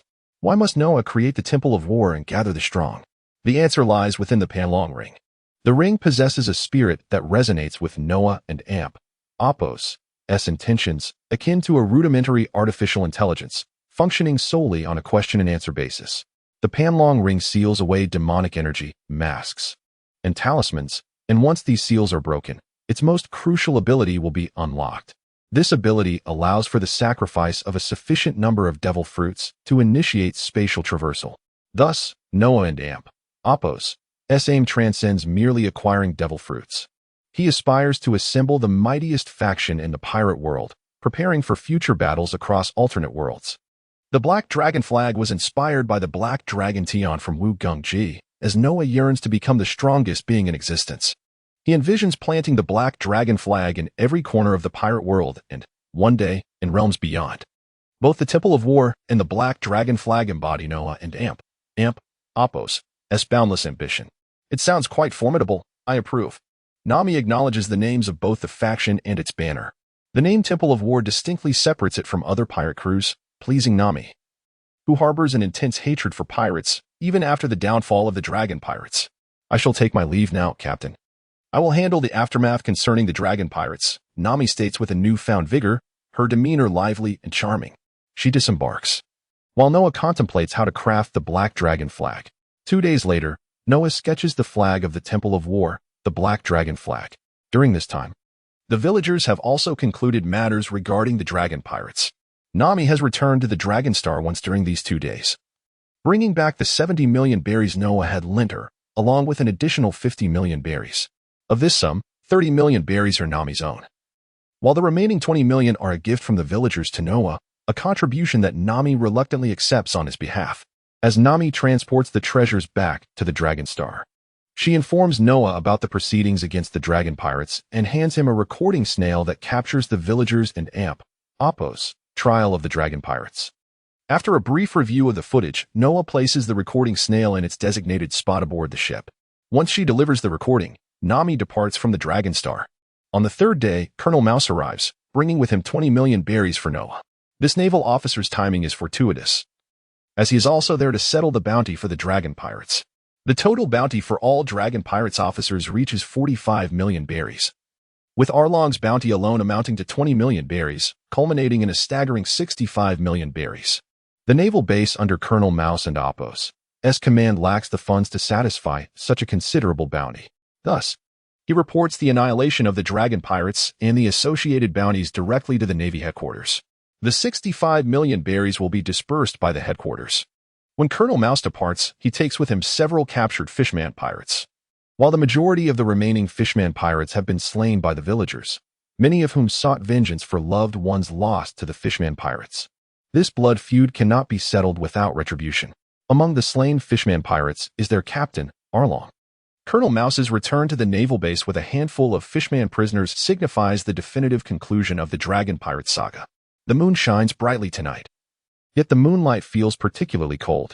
At the juncture of Coco West Village and Gosa Town, by the seaside, Noah has arrived.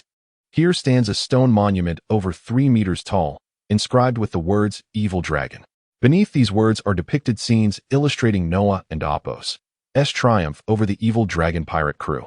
This place is, indeed, the grave of the evil dragon pirate crew. Chapter 14, The Finality of the Evil Dragon. Departing with Nami at the edge of the evil dragon and Appo's grave, the villagers had departed, leaving only the constable of Coco Village, a Jian, who seemed to have lingered intentionally, as if awaiting someone and Appo's arrival. Upon Noah and Appo's appearance, a Jian and Appo's eyes brightened. Benefactor, a Jian bowed respectfully to Noah. I had thought that you would eliminate all the fishman pirates of the evil dragon crew. Yet surprisingly, you managed to deliver many into the hands of the Navy.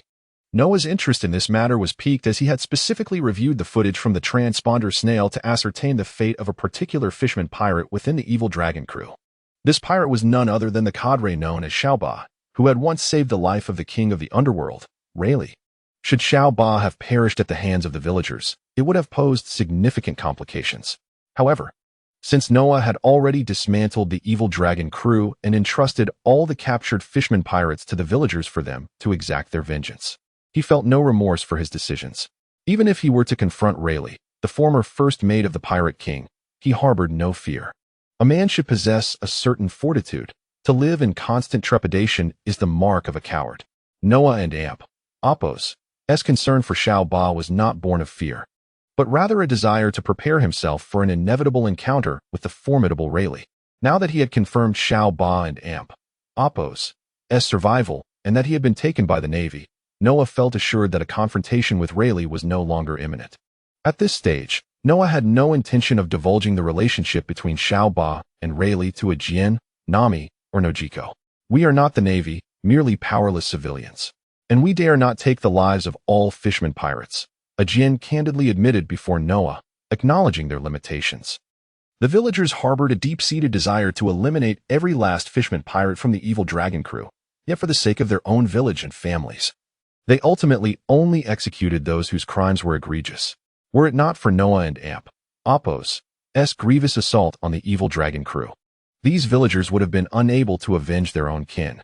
The villagers who bore a grudge against the fishman pirates held the deepest gratitude for Noah. You have your own ways of survival, and I respect your decisions. I shall take Nami and depart from here. Cocoa Village is her hometown, and I entrust its protection to you, Noah instructed Ajin. As Nami's companion, Noah felt it necessary to consider the welfare of Cocoa Village. Should any misfortune befall it in the future, he would not stand idly by. After imparting his words to Ajin, Noah took his leave. His visit to the evil dragon and Apos' grave served as a closure to the downfall of the evil dragon crew. In Cocoa Village, at the Orange Orchard, Nami was bidding farewell to Nojiko. With the night passing, Nami would soon leave her hometown. Nojiko had no intention of interfering with Nami and Apos' future, especially as she deemed Noah a trustworthy companion. With the matters concerning the evil dragon crew and Cocoa Village now resolved, Nojiko and Apos' foremost desire was to care for the orchard and await Nami and Apos' return. After an extended conversation, Nami departed with a wooden crate in her arms, a bundle resting on her back. The crate contained navigational books and Nami and Apos' meticulously crafted charts, while the bundle held her change of clothes. This was ample for Nami, as the Dragonstar ship was well stocked with provisions. Outside the orchard, Nami encountered a notable figure. "Allow me to assist you," Noah said, taking the wooden crate from her. Though it felt heavy to Nami, Noah found its weight negligible. As they walked side by side, passing through the streets of Cocoa Village, the villagers, having learned of Noah and Apos' departure, gathered to bid him farewell. Upon reaching the seaside, Noah was not only burdened with the crate, but also adorned with various fruits and meats gifted by the villagers. Nami, too, was laden with parcels from the villagers. For Noah, the annihilation of the evil dragon crew was a mere triviality, but for the villagers of Cocoa Village, it represented a rebirth.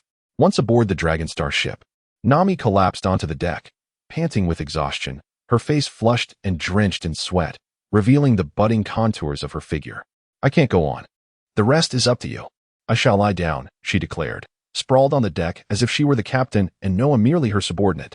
At that moment, Nami bore an uncanny resemblance to her future self. "Very well," Noah replied with a semblance of resignation.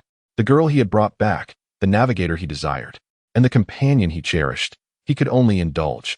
The former navigators and helmsmen of the Dragonstar ship had already commenced their duties. With the vessel and Apos' next destination set for West Rob Village. Cocoa Village lay not far from West Rob Village, roughly half the distance from Rogue Town to Cocoa Village. Noah had traversed the journey from Rogue Town to Cocoa Village in approximately 2 days, not even at the ship's maximum speed. With the demise of the evil dragon crew, the only notable pirate crews remaining in the East Sea were the Buggy Pirates and the Kuroko Pirates. The Buggy Pirates, ever in search of treasure, were notoriously unpredictable. Although the Kuroko Pirates were the largest crew in the East Sea, they seemed insignificant compared to the vastness of the region.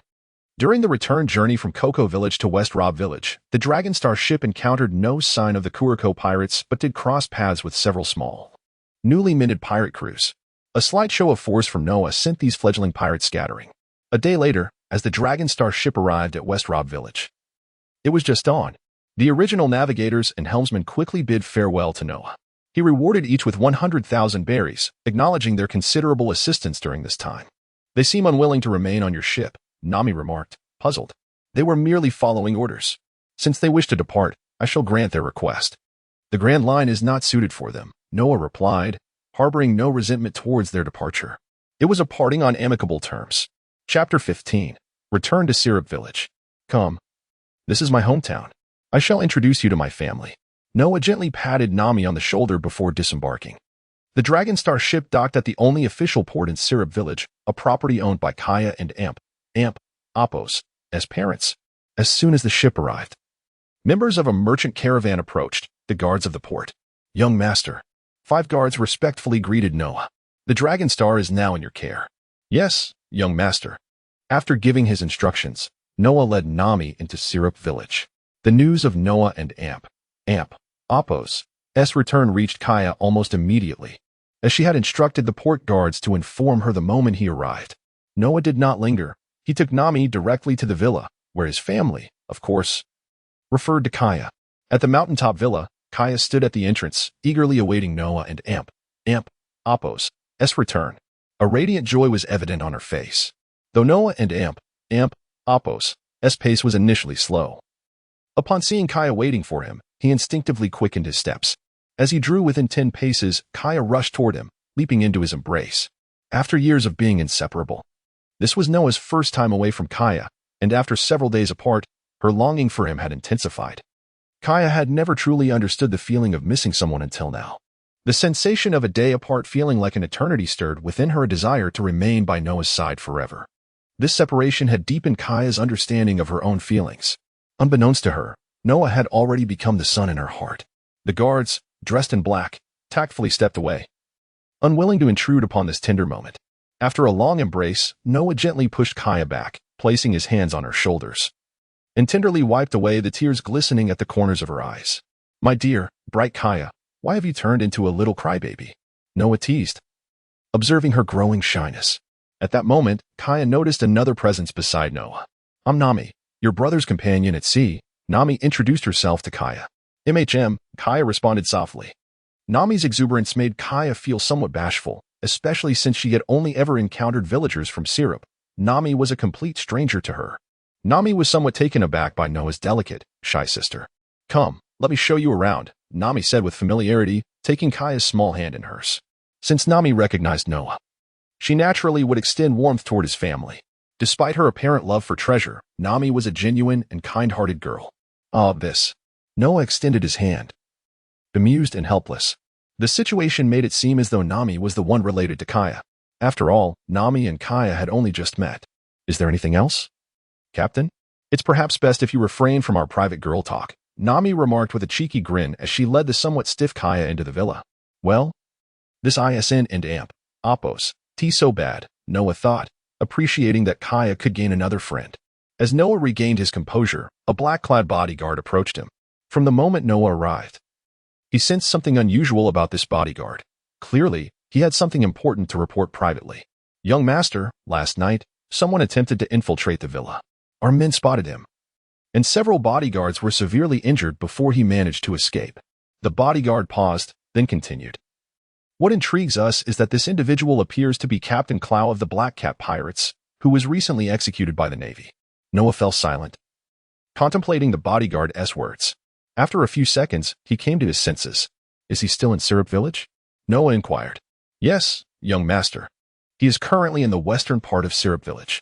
To prevent any potential threat to Miss Kaya, we have refrained from seeking his exact whereabouts," the bodyguard explained. Visibly relieved. Faced with such a formidable adversary, they feared they could not adequately protect Kaya without a powerful figure to oversee the situation. From the bodyguard and Oppos' words, Noah realized that Clow was indeed the captain of the Black Cat Pirates. Having lived in the pirate world for over a decade, Noah and Oppos' presence had not altered the history of Clow coveting Kaya and Oppos' family's wealth. However, Clow's arrival was fortuitous. Being in Syrup Village, Noah contemplated resolving this issue soon. After all, there was no reason to remain on guard indefinitely. Noah silently resolved, "You all disperse. I want to know his precise location. I will ensure the villa and Oppos' security." "Yes, young master." The bodyguard immediately complied and retreated. Every black-clad bodyguard at the mountaintop villa was aware that their master possessed the legendary powers of the Devil Fruit, wielding the force of fire, rendering him an invincible presence. Even the East Blue and Oppos' tyrant, the Krieg pirates, could be subdued by him alone. With their master safeguarding the villa, they felt utterly reassured. In truth, Noah had always been the backbone of the merchant caravan managed by Kaya's parents. The higher-ups within the caravan were well aware of Noah's existence and power, knowledge Noah had deliberately shared with Kaya's father, showcasing his immense fiery abilities before them, albeit with a request for discretion. As a result, Noah became the caravan's ultimate and most formidable asset. Later that day, Noah found himself forgotten by Nami and Kaya, eliciting a wry smile from him. As dusk fell, the black-clad bodyguards reappeared before Noah, revealing they had located Clow's whereabouts. Clow's cunning was second only to Beckman of the red-haired pirates. The bodyguard's swift discovery of Clow made Noah suspect that Clow had perhaps allowed them to find him. With such a hypothesis forming in his mind, Noah saw no reason to decline Clow's invitation. On the shores of Syrup Village, Clow lounged against a pile of firewood. Seated upon a stone, polishing his weapon, the cat claw, he sensed several black-clad bodyguards tracking him and pondered who had sent them. After all, Clow was presumed dead. Or had his pirate identity been uncovered? In either case, Clow intended to wait patiently. If he did not catch a rabbit today, he would personally visit the mountaintop villa tomorrow to investigate further. In the East Blue, no bounty hunter nor Navy officer could threaten Clow's life. The notorious pirates of the East Blue, such as Buggy the Clown, Arlong, and Krieg, posed no threat to him in this small village. Clow remained unperturbed, allowing the black-clad bodyguards to follow him as he sat, waiting with calm resolve. Chapter 16.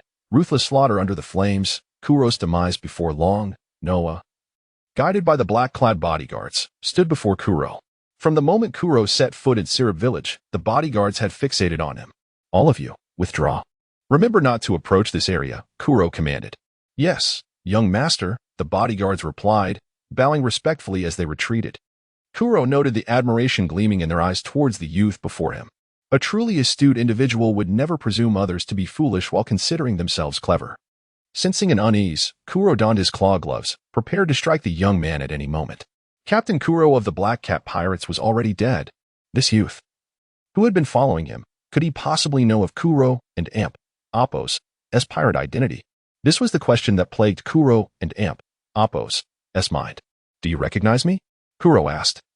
Locking eyes with Noah, his voice calm as he concealed his murderous intent. After barely escaping the clutches of the Black Cat Pirates, evading both the Navy and bounty hunters, Kuro yearned for a life of stability and wealth. Anyone who learned of his pirate status would have to die. Bounty of 16 million berries, Pirate Kuro, Noah calmly stated, revealing Kuro and Amp, Appo's identity.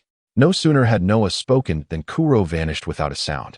10 streaks of white light flashed behind Noah as Kuro and Amp, Appo's claw struck, causing Noah's figure to disappear as well. The scene froze like a painting. A bead of cold sweat formed on Kuro's forehead. He had never encountered an opponent capable of evading his lethal strike, and the youth's instantaneous movement bore a striking resemblance to his own silent steps. Your silent steps are commendable. In terms of speed, they are comparable to my Navy 6 style Saru, Noah remarked softly, seated on a stone by the campfire. In response to Kuro's earlier attack, Noah had utilized it to evade Kuro's strike, reappearing on the very stone Kuro had just occupied. As soon as Noah finished speaking, he unleashed a massive wave of flames, enveloping himself and the area surrounding Kuro, forming a vast semicircular fire cage. This fiery prison prevented anyone from entering or exiting the vicinity.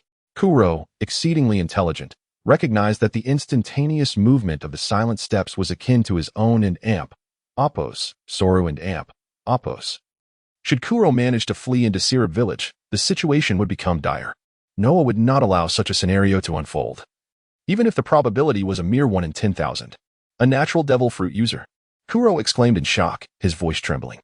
This was a power that should not exist in the East Blue.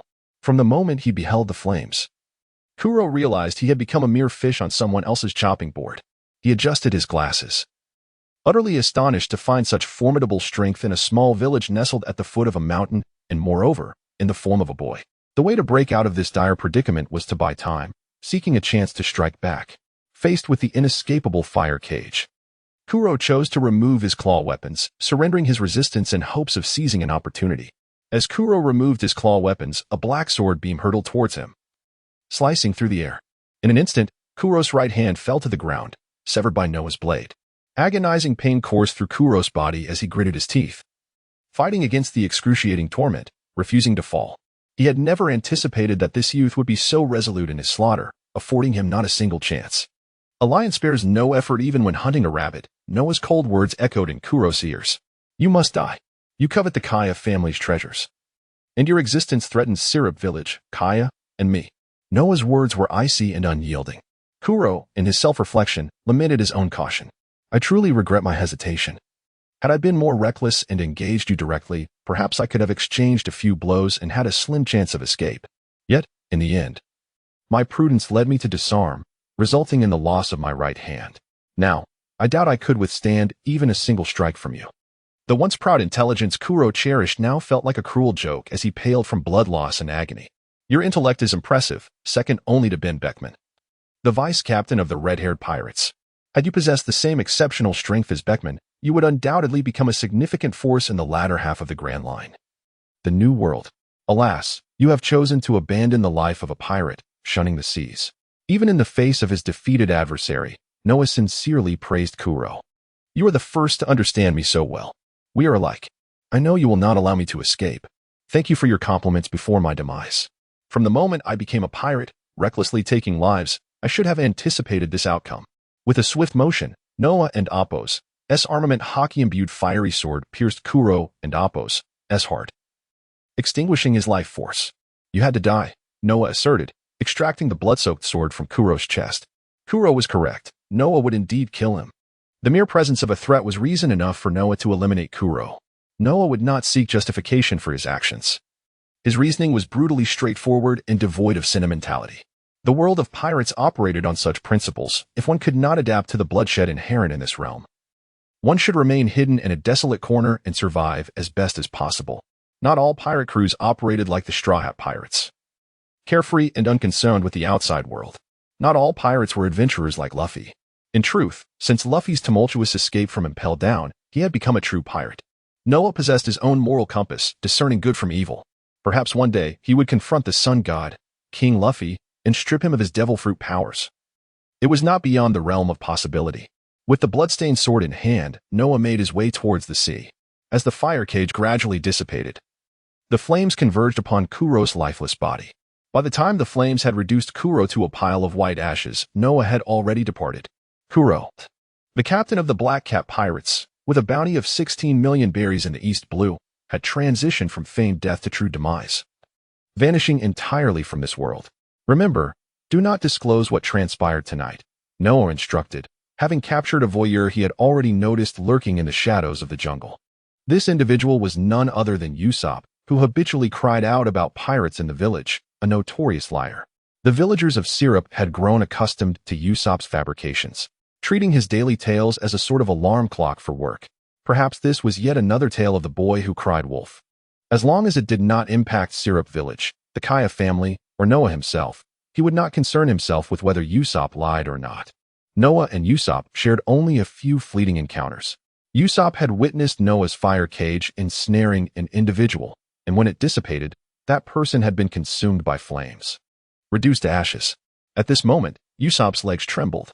He stammered, "I understand. I won't say a word." Chapter 17, Nami's Dream. Next stop.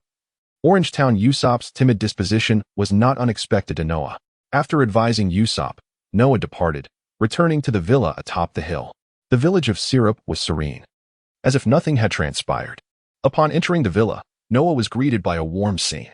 Nami and Kaya, having known each other for merely half a day, had already forged a bond. Noah approached. "Brother Noah," Kaya said, "Sister Nami has shared many tales of the sea with me."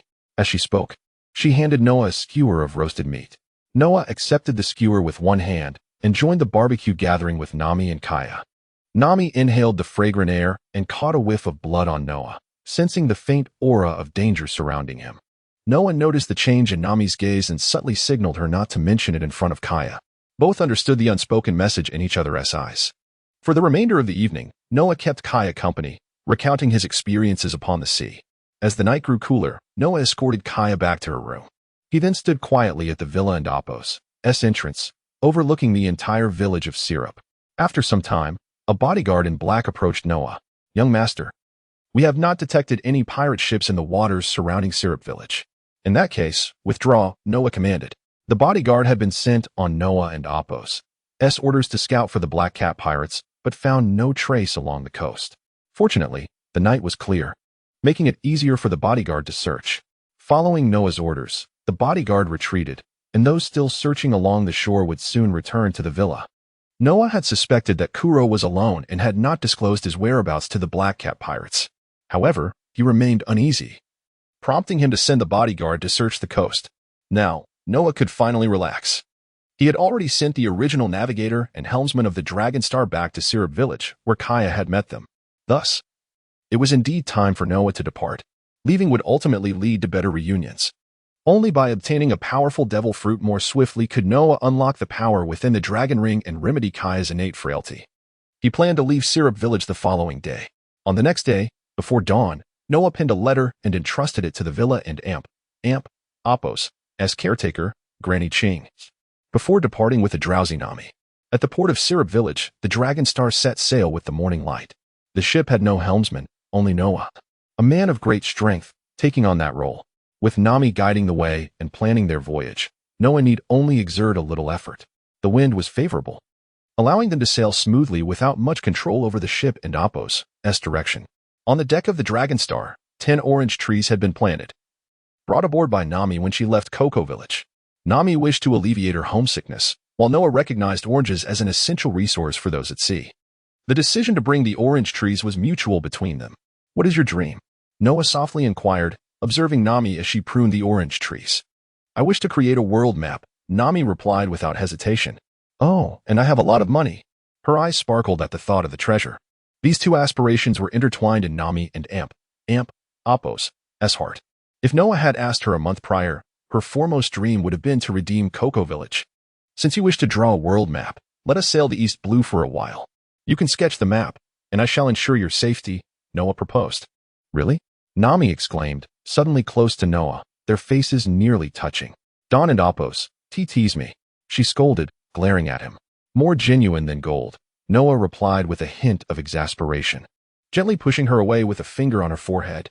"How long have you been coveting me, desiring my heart? I doubt you would dare to toy with me," Nami declared proudly, her confidence radiating as if her tail were raised high like a fox's. Of course, Nami's heart was meant in terms of loyalty, not in any other sense. Truth can be harsh. "Next time, speak more sweetly," Noah said, rubbing his forehead in disbelief as he looked at Nami. How can a subordinate speak honestly to their superior without regard for their feelings? "I want tea," Nami retorted, her pride on full display. Since Noah had rescued Cocoa Village, Nami had reverted to her cheerful self. This was her most endearing and beautiful form. While her cuteness might have limitations, her beauty would only grow more captivating with time. Nami had lost some weight. Although she still loved money, it was not to the extreme she would reach 3 years later. The timing of meeting someone and entering their heart is crucial. Had Noah encountered Nami in the year 1520 of the sea calendar, 3 years later, it would have been challenging to truly bring her under his wing. Noah felt that bringing Nami along was an excellent decision. At least, it would not be dull. Noah rose and entered the ship and Appo's interior. In the main cabin, he studied the nautical charts laid out on the table, lost in thought. The movements of the buggy pirates are difficult to track. How am I to find that scoundrel buggy? Noah mused aloud, his gaze suddenly falling upon Orange Town.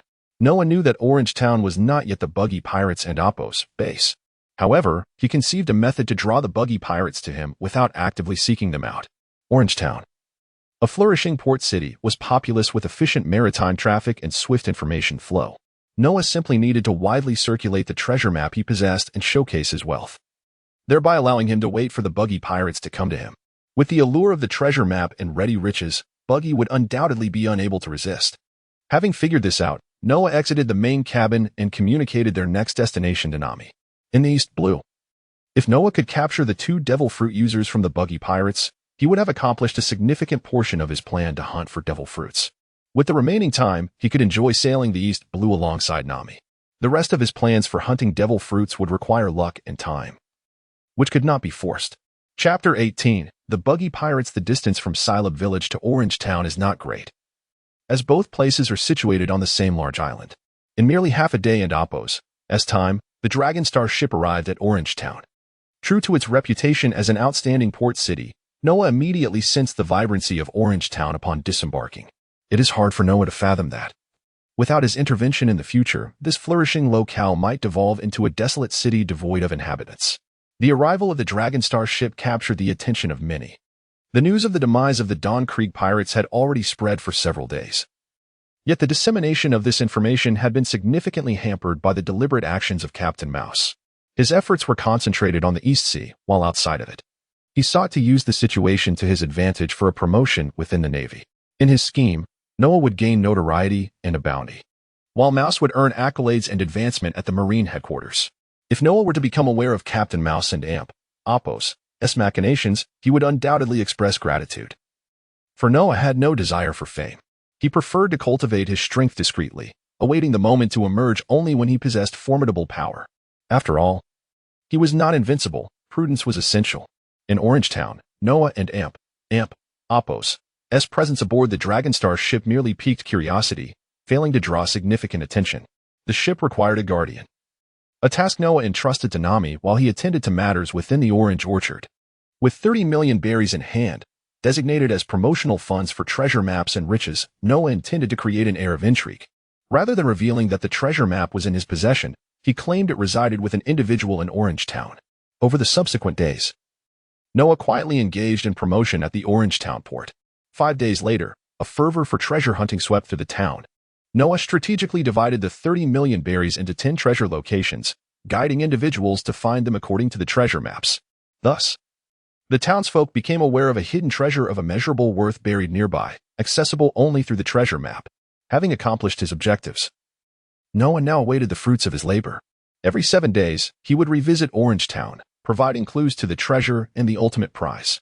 As time passed, Noah and Nami ventured into uncharted waters where Nami had yet to chart a course, employing 3 individuals to keep a vigilant eye on news from Orangetown. A month slipped by in this manner, until the tranquility of Noah and Nami was disrupted by the arrival of the buggy pirates in Orangetown. Driven by his desire for the ultimate treasure map and treasure, Buggy invaded the town but spared the civilians, establishing a circus as their base of operations while dispatching his crew to gather intelligence. Upon learning of their presence, Noah promptly returned to Orangetown with Nami. After a day had passed, the Dragonstar ship arrived in Orangetown under the cover of night. As they traversed the streets, a member of the buggy pirates had just finished interrogating a villager when an unsettling chill crept down his spine. He turned to find a stone sword poised against his neck. Who are you? I am. I ask the questions, you provide the answers. Should your response fail to satisfy me, your life is forfeit. Do you understand? Noah's voice was laced with menace. He would not hesitate to eliminate this pirate if the answers were unsatisfactory. The pirate, trembling, replied, "Why, yes. Yes. As a pirate, he understood the cruel nature of this world. Life held little value. The weak were mere insects in the eyes of the powerful. Where is the headquarters of the buggy pirates? Take me there," Noah demanded. Upon hearing the question, relief washed over the pirate. He knew the answer and recognized the peril of evasion. He also realized that any deception would be futile, as he would be compelled to lead Noah to the location. "The majority of Buggy's crew is gathered at the circus theater," he divulged readily. "If what you say is true, I may spare your life," Noah declared, resolute in his decisive nature toward pirates. However, he was also a man of his word. Having promised to spare this pirate for his honesty, he would uphold that commitment. "Now, take me there." "Why, yes." The pirate nodded vigorously, leading Noah to the buggy pirate stronghold, the circus theater. He guided Noah through the secluded paths of Orangetown, a region where villagers had long since vacated due to the proximity of the buggy pirates. Soon, they arrived at a 5th-floor vantage point, allowing Noah to survey the entire circus theater and the buggy pirate space. "You're free to go," Noah said, glancing at the pirate who had guided him. "Do not entertain thoughts of betrayal. Those who waver will meet a grim fate," Noah warned. "Rest assured, I have no intention of crossing you. We small-time pirates value our lives dearly," the pirate replied respectfully before hastily departing, eager to distance himself from Noah's presence. In an instant, Noah vanished like a wisp of smoke, intent on infiltrating the buggy pirates' lair. Within the ranks of the buggy pirates, 2 matters weighed heavily on Noah's mind: Buggy himself and the fearsome buggy ball, capable of devastating destruction. To ensure success, Noah resolved to neutralize the buggy balls before facing Buggy. Even in the pursuit of a rabbit, one must employ full strength. Noah remained cautious, not out of irrational fear but out of prudence. In the darkness of the circus theater, Noah moved with the stealth of a shadow, taking advantage of the buggy pirates' inadequate night defenses. Soon, he located the buggy balls. With them under his control, the time had come for Noah to confront the buggy pirates. The power of Buggy's Chop Chop Fruit was now within his grasp. With the stone sword unsheathed in Noah's hand, it shimmered ominously, enveloped in the armor of Haki, transforming into a black stone blade. Chapter 19.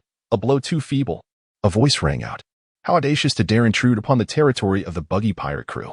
At last, a pirate has spotted Noah. The buggy pirates do not tolerate provocations. The pirate brandished a cutlass, charging directly at Noah. He cared not whether this individual was a new recruit of the buggy pirates. Such stealthiness could only indicate an enemy, and he was prepared to kill without remorse. After all, he could not recall the number of lives he had taken. In the face of the pirate's assault, Noah vanished in an instant. When his figure reappeared, the pirate was sent flying by a powerful kick, his fate unknown. The tremendous commotion roused many pirates within the circus theater. Soon, Noah found himself surrounded. Observing this, he resolved to confront the buggy pirates directly. Noah and Apo's aim was clear. He wished not to squander time with these pirates. Once he vanquished those encircling him, Buggy would inevitably reveal himself. Utilizing the iron block technique from the Marine 6 styles, coupled with the Busashoka Haki, Noah remained unscathed amidst the pirates' onslaught. One by one, the pirates were either knocked to the ground or sent soaring away. In the blink of an eye, only cries of despair echoed around Noah. A resounding roar of a lion pierced the air. A colossal lion appeared before Noah, exuding an intimidating presence, with a man standing atop its head. This man was Machi, the vice captain of the Buggy Pirates and a beast tamer. The lion was his battle beast, Ricky. With Captain Buggy absent, it fell to me, Machi, to deal with this arrogant intruder. Ricky, charge. Machi rode his lion straight at Noah, the beast opening its gaping maw to bite while its claws slashed toward Noah, intent on tearing him apart. The remaining standing pirates gazed at Noah, eager to witness the intruder's grim fate. To these ordinary Buggy pirates, Machi and his lion were invincible. Indeed, Noah had defeated many of the Buggy pirates, but such feats could be accomplished by Machi's lion as well. Thus, those pirates still in their senses held no doubt that their vice captain would prevail against Noah. They envisioned Noah being torn apart by the lion. Just as the lion lunged to bite Noah, he leaped upward, his right hand clenched into a fist, flames igniting to transform it into a fiery punch. Further enveloped by Busashoka Haki, with a single strike, the enormous lion was sent crashing over 20 meters away, colliding with a building and becoming entombed in rubble. Machi, the lion and Apos' master, met the same fate. The vice captain, once perceived as a formidable presence by the many pirates, was felled by a single blow. This outcome caused the surrounding pirates to change countenance instantly. Panic overtook them, leaving only fear for Noah. Yet none dared to flee first, fearful that Noah would slay them. Noah surveyed the motley crew around him, a disdainful smile gracing his lips, before leaping to the top of the circus theater, taking a seat. A stone sword was embedded before him, and Noah rested his hands upon the hilt. The gentle breeze tousled his hair, and under the moonlight, his figure appeared strikingly clear. Even in stillness, the pirates trembled in fear. Unbeknownst to them, Captain Buggy was absent from the Buggy Pirate stronghold, and Noah intended to await his return. With Noah refraining from further action, the pirates seized the opportunity to flee, some hastening to find Buggy. The Buggy Pirates were well aware that their captain was a fruit user, impervious to any attack, an invincible being. Buggy was indeed immeasurably more powerful than Machi. The cold moonlight bathed the scene, illuminating what was once a tranquil Buggy Pirates and Apos' base, now bustling with activity. For Buggy had returned. Kill him flamboyantly. Upon seeing Noah, Buggy issued orders to the nearby pirates. He had gathered the embellished tales of the events at the stronghold. This individual dared to provoke the great Buggy Pirates. He must be put to death. Buggy and Apos' command was clear, yet the pirates were paralyzed by fear of Noah and Apos' might. Hesitation gripped them until Buggy brutally crushed a pirate and Apos' neck with his bare hands, prompting the others to charge at Noah. With Buggy's presence, Noah lost interest in battling these foot soldiers. Endless flames erupted from Noah, soaring skyward, transforming into fiery meteors cascading from above. More and more Buggy Pirates began to realize that their adversary, like their captain, was also a fruit user. The Buggy Pirates were well acquainted with the existence of devil fruits. Faced with the flaming meteors, the majority of pirates frantically sought cover, attempting to evade the fiery rain. Some even attempted to strike down the meteors, only to discover their intangible nature. Shattering them proved futile. The flames continued to burn. The meteors unleashed a wide-ranging assault, lacking precision, allowing several pirates to evade. However, upon impact with the ground, the flames did not extinguish but coalesced, forming a fiery barrier, a prison of flames. The battlefield was now encased within two fiery prisons. Those dispatched by Buggy to confront Noah found themselves ensnared within the inner inferno. Noah traversed through the inner fire cage, arriving at the outer one, where Buggy and his 3 officers awaited. Including the lion Ricky, the Buggy Pirates had 4 officers in total. Buggy's strategist, Kabaji, a despicable swordsman who rode a unicycle, was not present in the outer cage but trapped within the inner one. Noah, ablaze with flames, approached Buggy, resembling a god of fire, a devil fruit user. Flames? Could it be the Marimarinomi? Buggy murmured to himself. No, a Logia-type devil fruit user. I cannot contend with that. Buggy's heart quaked with fear, though he dared not show it. Were he to face a grandmaster of Busashoka Haki, Buggy would not flinch. However, confronting a Logia-type devil fruit user without Busashoka Haki was akin to courting death. Buggy pondered how to escape. As for the dignity of a strong man, Buggy felt he was no such figure. A man of the world, he understood when to cower. I advise you to leave promptly, lest you find yourself dead. One of the 4 emperors, Shanks, is my dear friend. If you dare to harm me, you will surely perish. Buggy, reluctant to invoke the name of his nemesis. The red-haired Shanks had no choice but to do so, trapped as he was by flames. You appear to be a clever individual. No wonder you were once a member of the Roger Pirates, Noah remarked, revealing Buggy and Amp, Apos' past, effectively conveying that the threat of Shanks held no power over him. What do you desire? Buggy and Apos' face darkened. He sensed the treasures he had amassed over the years slipping away. Noah offered no reply, instead casting a cold gaze toward the pirates beside Buggy. Understanding Noah and Amp, Apos' intent, Buggy commanded his crew to retreat several meters. Noah approached Buggy, the flames enveloping him gradually receding until only his fists, cloaked in Busashoka haki, remained ablaze. Armament haki. With a whisper, Buggy finally noticed the armament haki enveloping Noah and Amp, Apos' fists.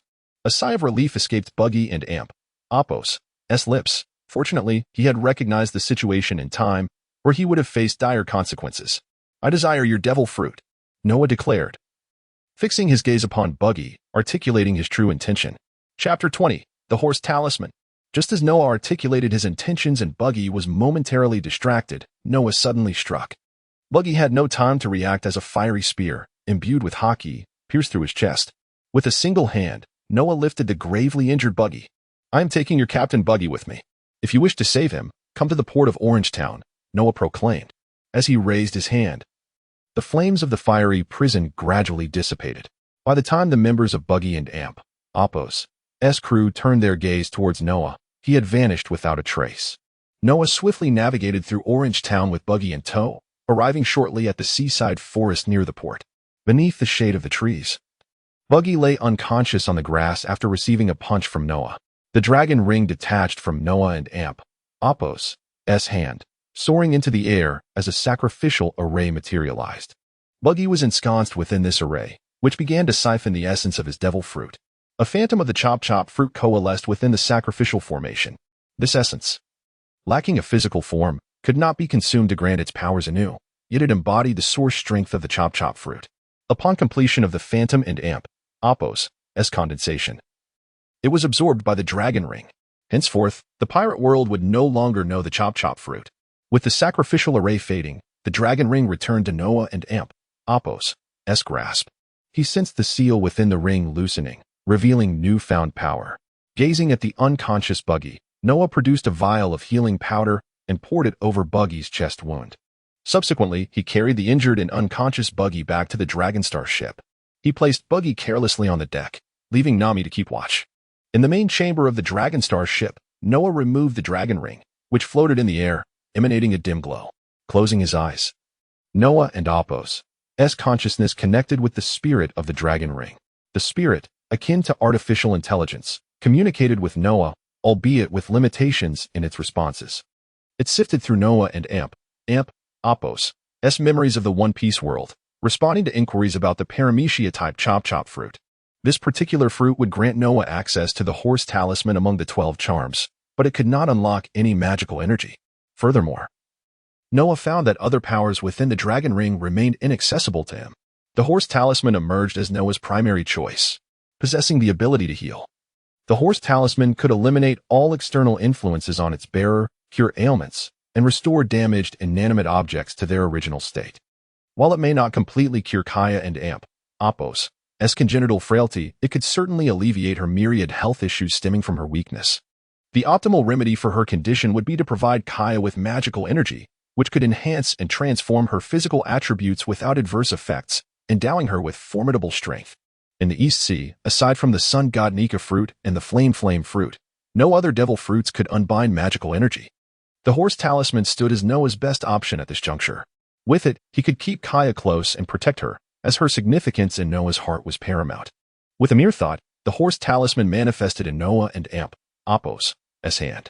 The instant he touched it, a message flooded his mind. The original capabilities of the horse talisman remained unchanged. Yet it could only be applied to one individual or object at a time.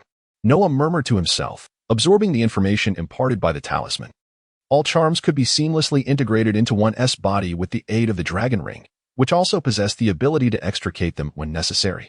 The dragon ring reattached to Noah's finger, and the horse talisman fused within him. Noah exited the main chamber of the Dragonstar ship, finding Nami scrutinizing the gravely injured Buggy on the deck. Clown Buggy, with a bounty of 15 million berries. We shall journey to Lobetown tomorrow to collect that bounty, Noah informed Nami. Noah had no intention of killing Buggy. Rather, he would hand him over to the Navy. Buggy's future would be spent and impelled down. Buggy was undeniably a pirate, with countless innocents having perished at his hands. Noah was no saint. Nor was he on a quest to save the world or its common folk. His actions stemmed from an unwavering resolve to prevent Buggy from wreaking havoc upon others. Unaware of Noah and Appo's contemplations, Nami focused solely on the prospect of 15 million berries. Boss, keep up the good work. My happy life relies on you, she exclaimed. I'll fetch some rope to tie him up. We can't let that bounty slip away. In a flash, Nami vanished from sight. Nami increasingly felt that her decision to follow Noah was indeed an astute one. Wealth, freedom, protection. In the pursuit of her dreams, this was the life she had always yearned for. Noah smiled as he observed Nami's jubilant departure. Such a lively atmosphere aboard the Dragonstar ship was truly delightful. Before long, Nami reappeared, one hand grasping a length of rope and the other clutching a sack. She promptly bound Buggy with the rope. Boss, since you've forsaken the treasures of Buggy and Appo's crew, I've decided to go on my own expedition. The spoils I acquire from the Buggy pirates will be mine, Nami added playfully, attempting to entice Noah with the promise of treasure. Go ahead, Noah replied, tossing her a signal flare from his pocket. You're still too weak. Remember to signal me if you encounter any danger. All right, I'm off, Nami exclaimed, sprinting away from the Dragonstar ship. Unbeknownst to her, Noah's decision to remain behind was deliberate. He wished for her to gain experience. As the Buggy pirates posed no significant threat anymore, Noah could not perpetually shield Nami, nor would she desire to be treated as a mere ornament. Once Nami departed, Noah stood alone on the ship's bow, lost in thought. In truth, the Paramecia-type chop-chop fruit could also be exchanged for the shadow masks. Noah had inquired about the conditions for unlocking the devil fruits and the shadow masks. The 10 pairs of shadow masks within the dragon ring were the easiest to unseal. Sacrificing any devil fruit would suffice to acquire a pair. Summoning the shadow army also required the sacrifice of a devil fruit, with stronger fruits yielding larger numbers of summoned shadows. The shadow army would not only be useful in battle but also in managing daily affairs. Noah yearned for the shadow army, yet Kaya's importance in his heart surpassed that of most other things. Meanwhile, the scene shifted to Buggy's crew. Captain Buggy had been taken by Noah, and his first mate, Machi, along with his beastly companion, Lion Ricky, lay severely injured. The Buggy pirates had become a mere shell of their former selves, with only the strategist Kabeji managing to hold the fort. Fearing Noah would return to eliminate them all, Kabeji led the remaining pirates in retreat after Buggy's abduction. In the end, not a single member of the Buggy pirates dared to come to his aid. This was the outcome of Noah's wait at the port of Orangetown. Noah merely smiled at this turn of events. When Noah took his leave of Buggy, his intention was to ascertain whether there existed anyone within the Buggy pirates who genuinely recognized Buggy and regarded him as a captain worthy of entrusting their lives. Now, the outcome has been revealed. Buggy lacks the support of his crew. This revelation has only strengthened Noah's resolve to seek true companions. The type of partners Noah yearns for are those with whom he can share life and death. Nami possesses great potential in this regard. Chapter 21. Taking Kaya away and imprisoning Buggy on board the Dragonstar, Nami returned with a look of disappointment. She had visited the base of the Buggy pirate crew, but returned empty-handed, having failed to acquire anything of value. Next time, remember to take me with you into battle, she said, casting a resentful glance at Noah. There and Appo's no one to guard the ship. Noah replied, I possess strength to aid you in combat, but there and Appo's no one to guard the ship. Nami retorted, we missed out on our rightful spoils, Dawn and Appo's. Do you feel any regret? There and Appo's no one to guard the ship. Nami stormed into the cabin, rendered speechless by Noah. She no longer wished to converse with him. Her foremost desire was to find someone capable of guarding the Dragonstar. Noah found this existence rather pleasant, relishing the opportunity to tease Nami from time to time. Yet, he felt the urgency of keeping Kaya close by, for without her, he lacked a sense of security. He cast his gaze toward the direction of Syrup Village, envisioning Kaya. A mere fragile girl, Kaya required Noah's protection, and yet she also represented his Achilles heel. Should anyone set their sights on her, Noah would be at their mercy. Kaya and Appos, as parents, unlike her, had spent their lives trading upon the seas, embarking on their journey the moment they set sail. Even if Noah were to insist on keeping Kaya's South parents close for their protection, they would never acquiesce. The distance between Syrup Village and Orange Town was not great, in a world where two tigers cannot coexist. The waters surrounding Orange Town were devoid of other pirate factions after the buggy pirate crew was vanquished by Noah, leaving the area in tranquility. Noah reached Syrup Village in just half a day. In the village, he directly retrieved Kaya and placed a protective charm on her. He had also communicated with Kaya and Appos, as parents. Naturally, Kaya wholeheartedly supported Noah's decision to keep her close, especially upon learning that he had alleviated her inherent frailty, which brought immense joy to her parents. Noah and Kaya departed from the mountaintop villa in Syrup Village, leaving Granny to watch over the estate and await the return of Kaya's parents or Noah and Kaya themselves. Kaya had previously met Nami, and their conversation had flourished beautifully. Nami was particularly fond of Noah and Appos, as adorable yet delicate younger sister. Thus, the prospect of Kaya joining them on their voyage brought Nami great delight. 2 days later, the Dragon Star sailed slowly into Lobetown. Noah and Appos' arrival was nothing short of a spectacle, drawing the eyes of countless townsfolk as he led the chained buggy. The buggy pirate crew was among the most formidable pirate factions in the East Blue, and Buggy himself bore a bounty of 15 million berries. In the East Blue, a bounty exceeding 10 million berries signified a notorious pirate. Noah and Appos' destination was the naval branch in Lobetown. A mere ordinary chain could not bind a devil fruit user. Yet Buggy was no longer endowed with such powers. Upon regaining consciousness, he realized his devil fruit abilities had vanished. Though Buggy had once been a member of the Roger Pirates, he could not fathom why this had occurred, yet he was certain that Noah had a hand in it. Surprisingly, Buggy felt no sense of loss regarding the disappearance of his powers. Had he been given a choice, he would not have recklessly consumed the devil fruit. In truth, Buggy felt as though Noah had robbed him of his abilities. However, what terrified Buggy most was the prospect of surrendering himself to the Navy. The thought of spending the remainder of his life in Impel Down filled him with despair. If you seek a bounty, I can offer you all my treasures, which are surely worth more than 15 million berries. If it's fame you desire, defeating me will suffice, and I can further promote your name. As they drew closer to the naval branch, Buggy could no longer contain himself. There and Appos, as no need to think, I will certainly hand you over to the Navy. What happens afterward is no concern of mine, even should you escape. Noah issued Buggy an ultimatum, resolute in his intention not to release him. Buggy, feeling defiant, glared at Noah and remarked, you may have the ability to hunt devil fruit users and Appos' powers. If the world learns of your secret, do you think you will survive? With temptation failing, Buggy resorted to threats. Noah chuckled dismissively, let me clarify. I can indeed hunt devil fruits. No, to be precise, I can exchange them. Imagine if people discovered that I could exchange their devil fruits for more potent ones. I would undoubtedly become a coveted guest among them. With Noah and Appos' ability to seize devil fruits, word would surely spread. Thus, his explanation to Buggy was a mixture of truth and deception, thoroughly convincing. Who would suspect that Noah was actually sacrificing demons to acquire a power distinct from the devil fruits? Therefore, Noah felt no fear regarding the potential exposure of his abilities. Ideally, he would delay that revelation, but if it came to light, he was well prepared. Upon hearing Noah and Appos' response, Buggy realized he had no escape from his fate. In Lobetown, the naval branch welcomed Noah with open arms. He did not seek an audience with the higher-ups. Once he exchanged the bounty, he departed without encountering any obstacles. The Navy did not dare offend a bounty hunter capable of defeating Buggy, allowing Noah to leave with the full 15 million berries. In the world of pirates, berries were denominated in increments of 1, 000, 5, 000, and 10, 000. The Navy provided Noah with 150 bundles of 100 berries each. Although Noah could manage the weight, carrying 15 million berries through the streets was impractical, so he arranged for the Navy to deliver it to the Dragon Star. Additionally, he offered 200,000 berries as a reward for the sailors who helped transport the money. News of bounty hunter Noah's victory over the buggy pirate crew spread rapidly. It would soon circulate throughout the entire East Blue. With Buggy splitting fruit now in his possession, Noah regarded fame as merely a bonus.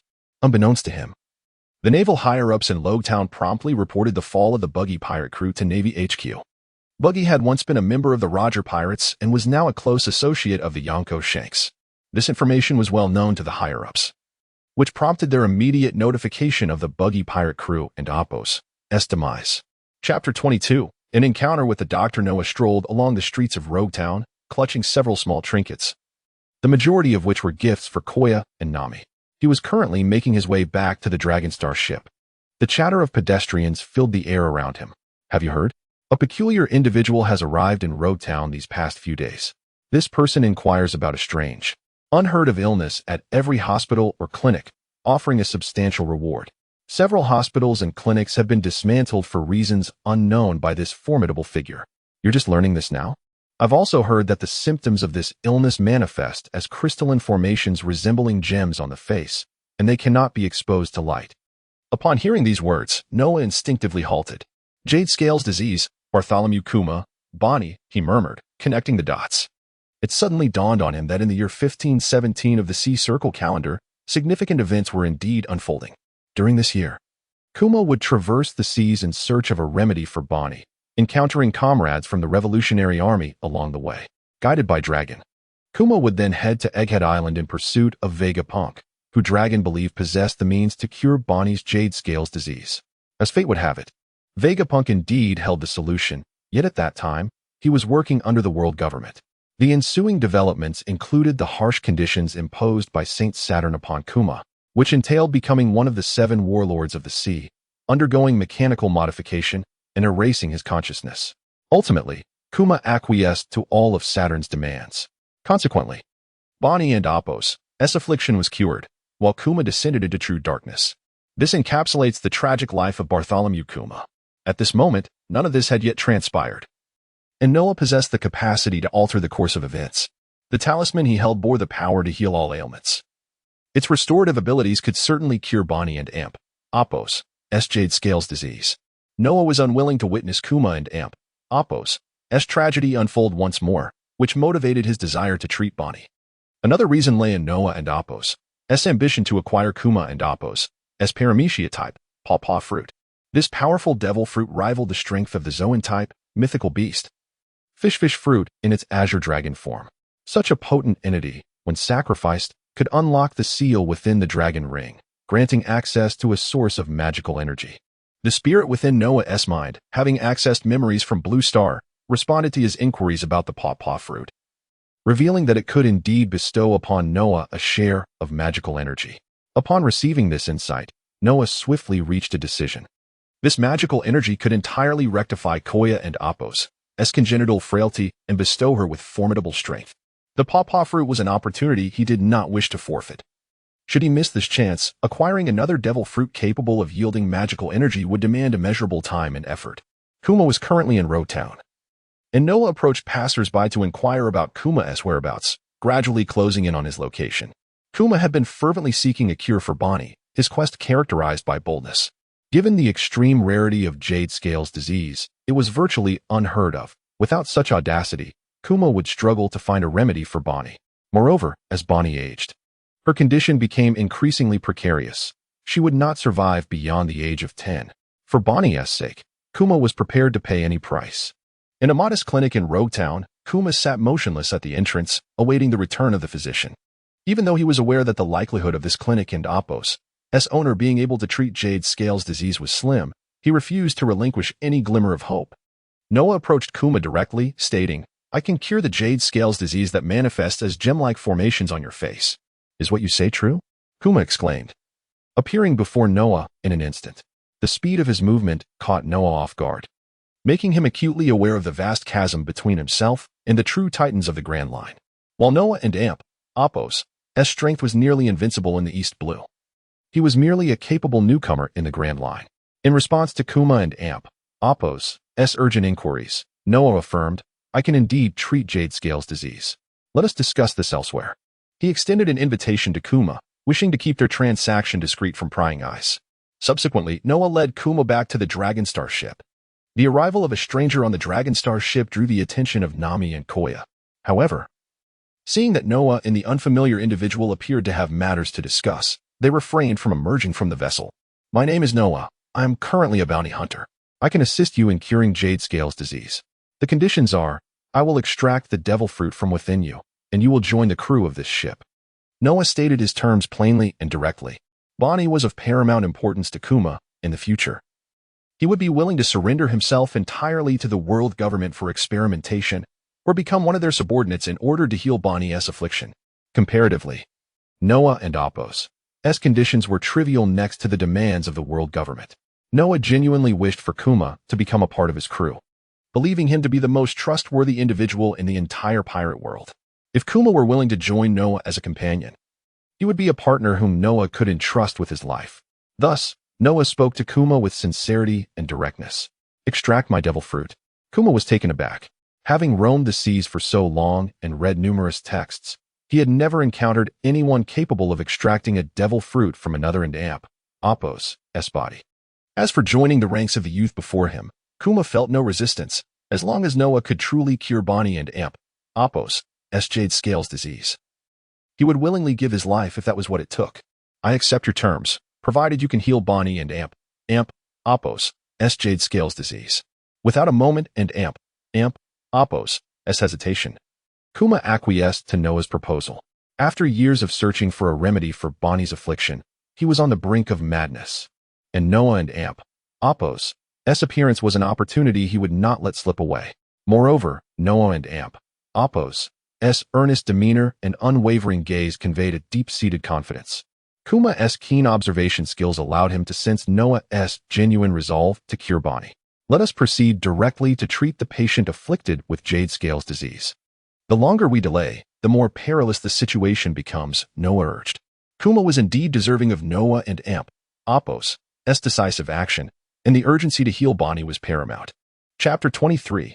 The Destruction of the East Sea Pirates and the Navy and Apos' response. The East Sea Pirates have been vanquished, and the Navy and Apos' reaction is swift.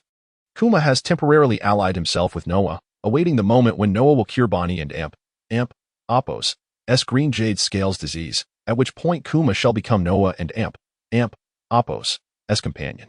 The Paramecia-type pawpaw fruit possesses a unique ability. Kuma can envelop individuals within bubble-like air pockets shaped like bear paws and propel them away. This forceful impact transports the enclosed individuals to a predetermined location set by Kuma, allowing for considerable distances to be covered. The Sorbet Kingdom lies in the South Sea, while Logtown rests in the East Sea. Thus, Noah and Kuma and Apos' journey to the Sorbet Kingdom will utilize Kuma and Apos' extraordinary devil fruit powers. Although they can depart at any moment, Noah must first ensure the safety of Nami and Koya, as their combat abilities are rather feeble. Both are in the early stages of their maritime endeavors, and it is only natural for them to lack strength. They require Noah and Apos' protection until they grow stronger and are prepared to engage in genuine battles. Noah has never regarded them as mere decorative figures. As the Dragonstar ship departed Logtown, intelligence concerning Noah reached the Navy headquarters.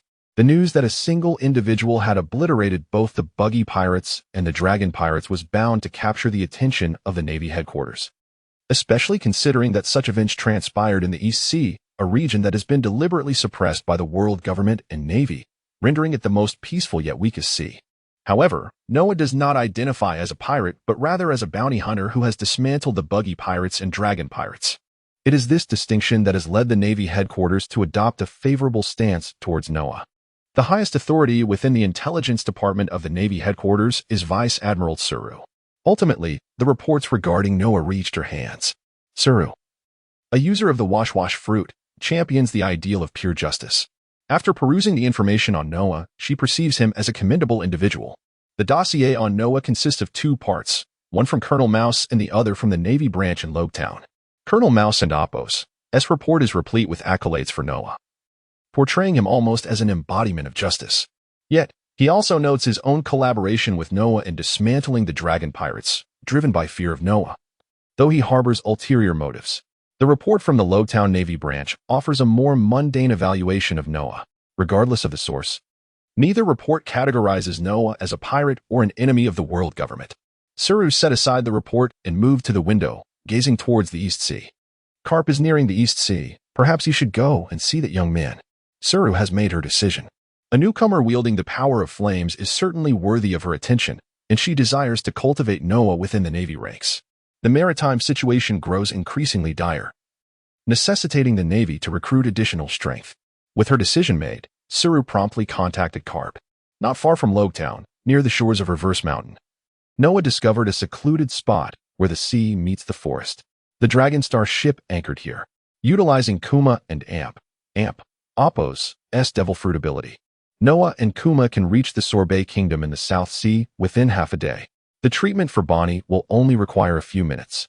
And with a round trip, the entire endeavor can be accomplished in a single day. Under the shade of trees, Kuma studied a map detailing his journeys through various locales. He then activated the power of his pawpaw fruit, enveloping both himself and Noah in air bubbles. Kuma propelled Noah first, followed by himself. The two transformed into streaks of white light, soaring swiftly through the air. Surprisingly, Noah felt no discomfort within the bubble, marveling at Kuma and Apos' extraordinary abilities. Before departing, Noah had removed the talisman from Koya. Half a day later, in the South Sea, within the capital of the Sorbet Kingdom, two white meteors descended from the sky. Noah and Kuma appeared in the same location. Recently, the Sorbet Kingdom had experienced a significant upheaval known as the One-Man Revolution. Following this event, the obstinate king, with the Navy and Apos' assistance, attempted to reclaim the kingdom but ultimately failed, with Kuma defending the realm. However, the might of the Navy and the world government proved insurmountable. Consequently, Kuma became a wanted fugitive, driven from the Sorbet Kingdom. Before his departure, Kuma entrusted Bonnie to the care of trusted friends, who sheltered her in a church. The location where Noah and Kuma arrived was near this very church. As they approached, Noah could distinctly sense Kuma and Apos' tension. He understood that Kuma was anxious about whether he could effectively treat Bonnie and Apos' ailment. The news of Kuma and Apos' return began to circulate from the moment they reached the church and Apos' entrance. The doors swung open, revealing a young girl with long pink hair and a golden semicircular ornament beneath her right eye.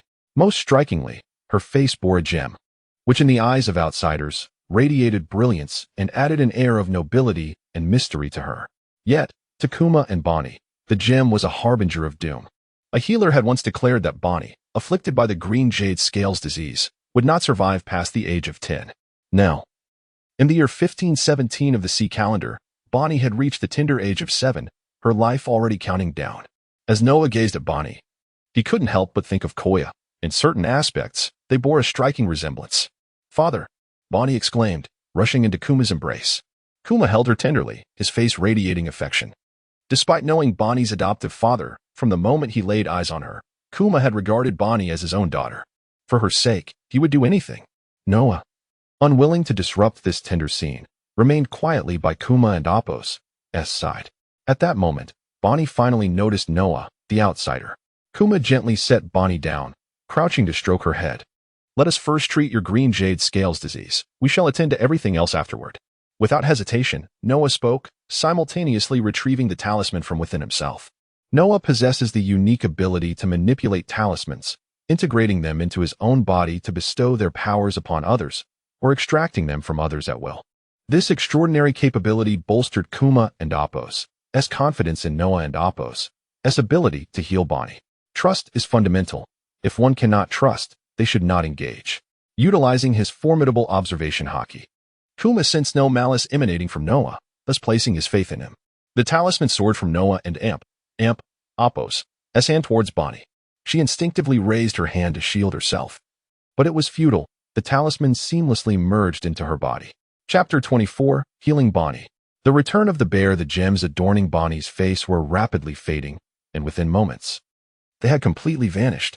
This was the restorative power of the horse talisman, capable of curing all ailments.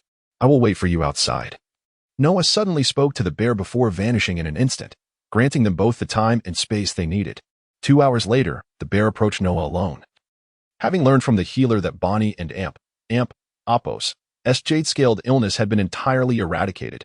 Typically, regardless of an individual and Apos' strength or frailty, there would always be some minor afflictions present. However, upon examining Bonnie, the healer detected an extraordinarily peculiar phenomenon. Her body was in impeccable health, devoid of any trace of illness. The bear understood that Bonnie and Apos' transformation stemmed from a certain power within Noah, a force undoubtedly precious and invaluable. Suddenly, the bear felt unworthy of such value. "Thank you," he expressed earnestly to Noah, fully aware that his gratitude, though sincere, might seem inconsequential. While our initial encounter was transactional, I hope we can forge a bond of trust and partnership moving forward. I must take your devil fruit. As the power to heal that girl was drawn from my sister, your devil fruit can cure my sister and Apos' congenital weakness. Now, the bear had become Noah and Apos' ally, and Noah, placing his trust in the bear, shared the complete and unembellished truth with him. Upon hearing this, the bear felt an overwhelming sense of guilt. A man of genuine emotion, he struggled to articulate his feelings, ultimately stating, "You may take my devil fruit." His words were resolute. How could he allow Noah to risk his sister and Apos' safety in his quest to save his own daughter? Once we return to the Dragon Star, "I will take your devil fruit," Noah replied, believing he had not misjudged the bear and Apos' character. He truly was an exceptional companion. The affairs in the South Seas Solb Kingdom had concluded, and given that the bear was now a wanted man by the world government and navy, he could not linger in Solb any longer. Thus, the next course of action was to return to the East Sea. The journey from the South Seas Solb Kingdom to the vicinity of Reverse Mountain required 4 precise teleportations. An hour later, the bear first applied the power of the devil fruit to propel Noah into the air, initiating the first teleportation. This route mirrored their previous journey to Solb. Following this, the bear propelled himself for his own first teleportation. At the teleportation point, Noah waited a few minutes until the bear arrived.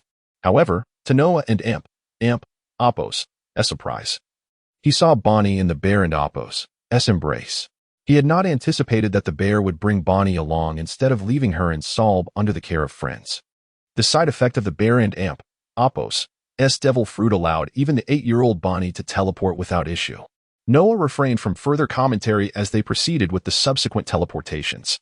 More than 2 hours later, in the forest near Reverse Mountain, 2 white streaks shot down from the sky. "Noah, brother." Upon Noah and Apos' arrival, Kaya exclaimed his name, rushing towards him and leaping into his arms. Noah lifted the delicate, lightweight Kaya, noticing her significantly pale complexion, a residual effect from the horse talisman within her. As he caressed Kaya and Apos' hair, the bear arrived with Bonnie by his side, gently placing her down. Bonnie and Apos' bright eyes surveyed her surroundings. The bear sensed Kaya and Apos' fragile life force through his observation hockey, realizing that, under normal circumstances, a little girl and Apos' vitality would not be so feeble. He deduced that this child must indeed be Noah's sister. The very force used to heal Bonnie had originated from her. In the bear's heart, he yearned to relinquish his devil fruit to save the frail girl. Noah set Kaya down, and her gaze fell upon Bonnie.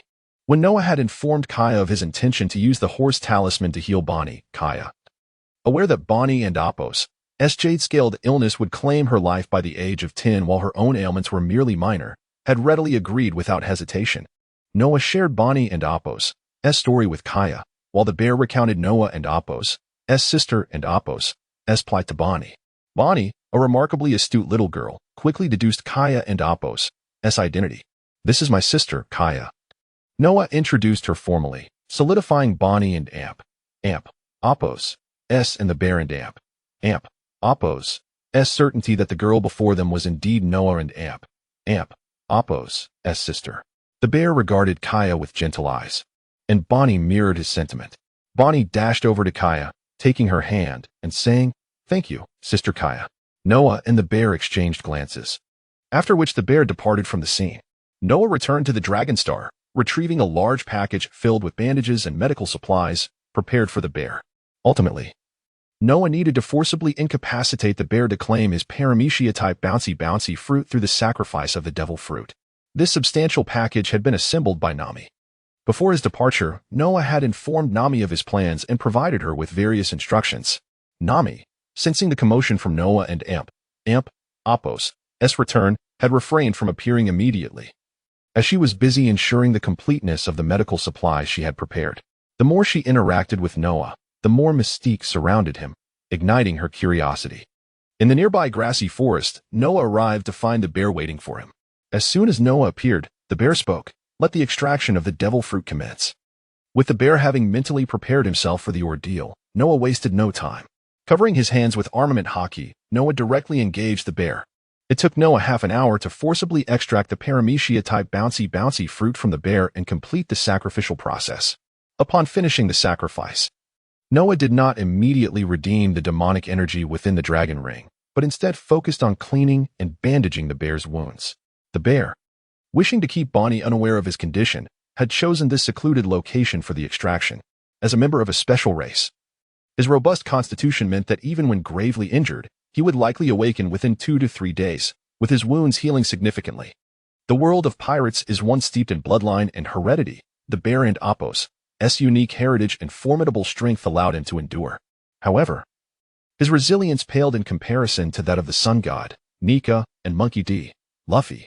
Chapter 25. Obtaining the Water Demon Chi. Mastering the power of the sea as Bear recuperated. Noah returned to the Dragonstar ship to inform Bonnie. Bear had urgent matters to attend to and would not return for 2 or 3 days. Bonnie trusted Noah, knowing he was the one who had treated her jade scale illness. In the following 2 days, Bear and Apos' injuries improved significantly, allowing him to move with difficulty. This was sufficient. Bear did not wish for Bonnie to know the extent of his near-fatal injuries, though he was unconcerned about her awareness of his other wounds. He simply wished to spare her the pain of seeing him gravely hurt. In the main chamber of the Dragonstar ship, the dragon ring slipped from Noah's hand. Floating in mid-air, accompanied by a gourd entwined with mysterious, ethereal purple gas. This was the divine token sealing the water demon, Basha's Water Demon Chi. A person possessing Water Demon Chi could manipulate water. In the world of pirates, controlling the sea is nearly invincible, as the ocean is the nemesis of those with devil fruit powers. Furthermore, those who wield Water Demon Chi experience a profound transformation in their physical constitution. Any of the 8 great demon Chis could remedy the inherent frailty of Kaya. Now that the Water Demon Chi was in hand, Noah faced a decisive choice, whether to bestow the Fire Demon Chi upon Kaya or the Water Demon Chi. After pondering for over a minute, he reached a resolution. Without hesitation, Noah infused the Water Demon Chi into his own body. At that moment, an anomaly manifested. His body became half blue and half red, the contrasting temperatures causing him immense discomfort. When Noah finally extracted the Fire Demon Chi from his body, he collapsed, panting and drenched in sweat. The Fire Demon Chi returned to the divine token, the Flame Sword, awaiting its new master, while the Water Demon Chi became Noah and Apos' power. In the pirate world, the art of water manipulation is indeed unparalleled, especially since seawater counters devil fruit abilities, which dominate this realm. Thus, the power of Water Demon Chi was Noah and Apos' chosen path. The Water Demon Chi and the Divine Token were simultaneously one and yet distinct. The Water Demon Chi had been fully absorbed by Noah, while the Divine Token, now devoid of its magic, remained suspended in midair. The Divine Token, indestructible, could contain magical energies. Noah realized that by acquiring the majority of the Demon Chi and becoming its user and master, he could place a small portion of it in the indestructible Divine Token, endowing it with exceptional powers. For instance, by infusing a small amount of Chi into the Divine Token gourd, it transformed into a vessel capable of storing a certain volume of seawater, rather than merely serving as a seal for magical energy. Noah named the new Divine Token gourd the Heavy Water Gourd. The dragon ring returned to Noah and Apos' finger. At this moment, Noah held the Heavy Water Gourd in his left hand and the Flame Sword in his right, striding out from the main chamber. On the deck of the Dragonstar ship, Kaya and Nami anxiously awaited at the entrance of the main chamber, finally exhaling in relief upon seeing Noah emerge. The commotion within the main chamber had not escaped their notice. Both Kaya and Nami had heard Noah and Apos' hoarse cries of anguish, even as he valiantly endured the chaos unleashed by the water and fire demon Chi within him. For reasons unknown, Noah and Apos' body struggled to accommodate multiple types of demon Chi. He recalled that in Jackie Chan Adventures, the demon dragon could contain various magical energies, yet Noah and Apos' body was incapable of such feats.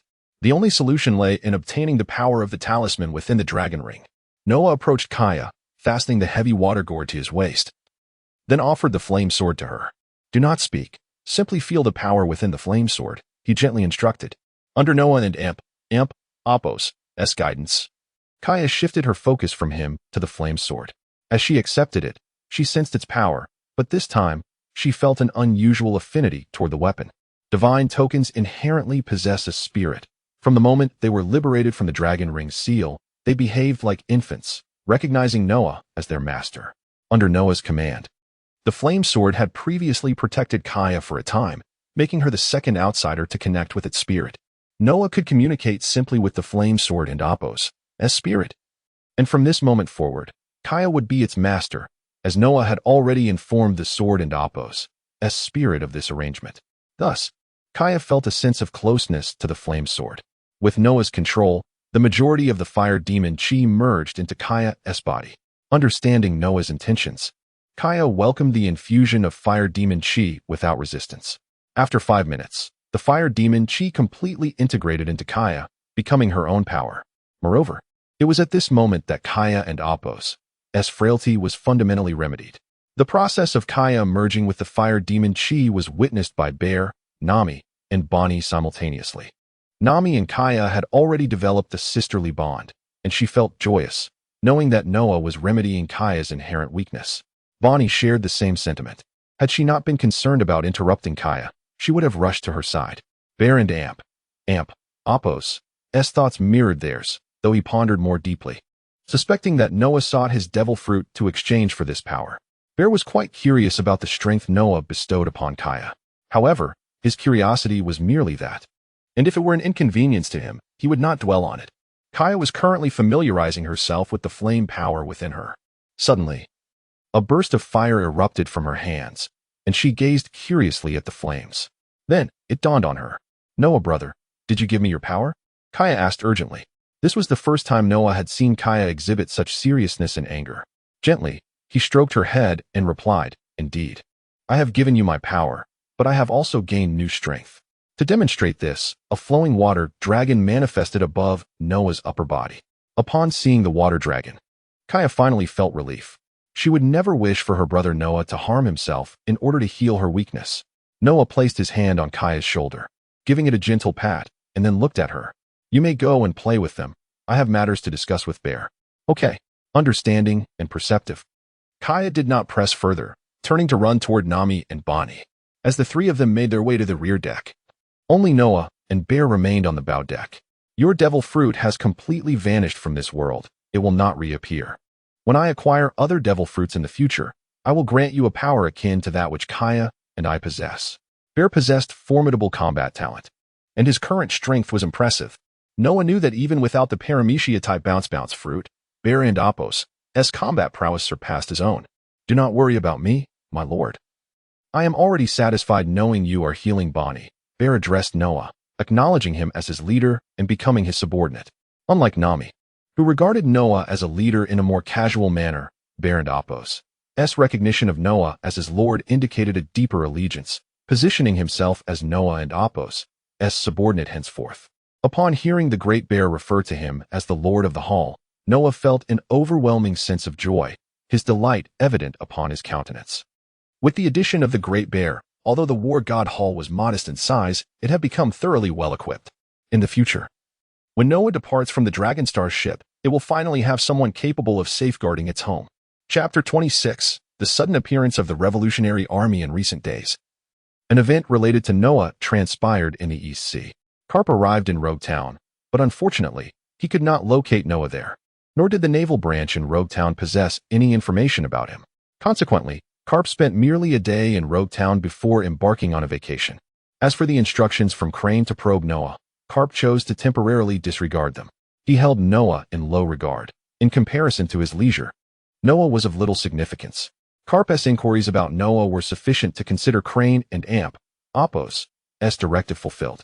Unbeknownst to Noah, he had just missed a chance encounter with Vice Admiral Karp. Rogue Town, a peaceful and tranquil town, was now Noah and Apos' next destination. This marked Noah and Apos' second visit to Rogue Town, signifying that he would soon enter the Grand Line. As for the plans to procure the superhuman devil fruits, the slippery fruit and the shatter fruit, from the East Sea, Noah would have to return when they made their appearance. The Grand Line boasted a plethora of more formidable devil fruits.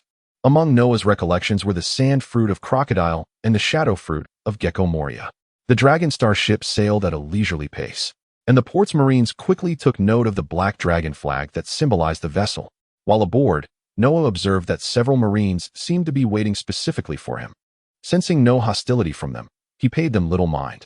Noah had become a figure of interest to the Navy, although they did not monitor him constantly. They maintained a general awareness of his whereabouts. The inherent safety of Rogue Town allowed Noah to confidently permit Nami, Kaya, and Bonnie to venture out and procure supplies, providing them an opportunity to explore the world beyond their previous confines. Particularly for Bonnie and Kaya, both of whom had long been trapped in a small environment. The allure of the broader world was enticing. Noah contemplated leaving Bartholomew to guard the ship while he accompanied the three women, allowing him to protect them discreetly. However, just as he shared his thoughts with Bartholomew, he was interrupted. "Master, the commander of the Revolutionary Army, Dragon, wishes to see you." "I am a member of the Revolutionary Army, but I am also bound to the War God Hall." Bartholomew and Apo's words carried an air of apology. "Dragon, the commander of the Revolutionary Army, wishes to see me?" Noah was taken aback. Upon meeting Bartholomew, Noah had sensed his affiliation with the Revolutionary Army. Yet, he had no prior connection to them, so it was perplexing that Dragon would seek him out. Bartholomew and Apo's message indicated that Dragon would soon present himself, likely in Rogue Town. "Then I shall remain aboard. You keep an eye on them. Only intervene if they are in grave danger," Noah instructed Bartholomew. "Understood." Bartholomew turned to depart. Though he no longer possessed the formidable powers of the gum-gum fruit, his strength remained considerable. Indeed, in terms of physical prowess and hockey, Noah found himself lacking in comparison to Bartholomew. Thus, Noah awaited Dragon's arrival alone on the Dragon Star. Dragon's desire to meet Noah was intriguing, particularly in light of Noah's plans to visit the Salb Kingdom to tend to Bonnie. There was a doctor in Salb, a member of the Revolutionary Army, who had been caring for Bonnie and was renowned for his medical skills. During Noah and Apo's treatment of Bonnie, the doctor had relayed her situation to Commander Dragon, with Bartholomew's tacit approval. The illness that even the most skilled doctor in the Revolutionary Army could not cure had left Bonnie in a peculiar state post-treatment. Bartholomew had shared only select details with Dragon, omitting any secrets pertaining to Noah, which piqued Dragon's interest further. Coincidentally, Dragon had just departed from Windmill Village in the East Sea, and Noah and Apo's presence in Rogue Town prompted him to seek a meeting. Noah awaited Dragon and Apo's arrival beneath the shade of an umbrella on the deck of the Dragon Star. The wind grew restless, and Noah sensed its power. Suddenly, a figure cloaked in black appeared aboard the ship. As the black cloak was removed, Dragon and Apo's visage came into view. Indeed, a rare visitor, Noah remarked leisurely, rising to stretch and stifle a yawn. "Bounty hunter, Noah," Dragon intoned, revealing Noah's identity. In truth, Noah had already garnered a reputation in the East Sea, though it had yet to spread widely. "Now, let us address the matter at hand. What brings the commander of the Revolutionary Army to seek my company?" Noah inquired, aware that his current strength paled in comparison to that of the Revolutionary Army. Therefore, he preferred a straightforward discourse, eschewing unnecessary pleasantries. "It is nothing of great consequence. I simply find you intriguing and wish to observe you," Dragon replied calmly. Given Bartholomew and Apo's connection to Dragon, it was unlikely the commander would act against Noah under normal circumstances. "Intriguing. A delightful word," Noah responded, raising his right hand. Under his command, the surrounding waters transformed into two serpentine water dragons, erupting from the sea with gaping maws, poised to strike at Dragon.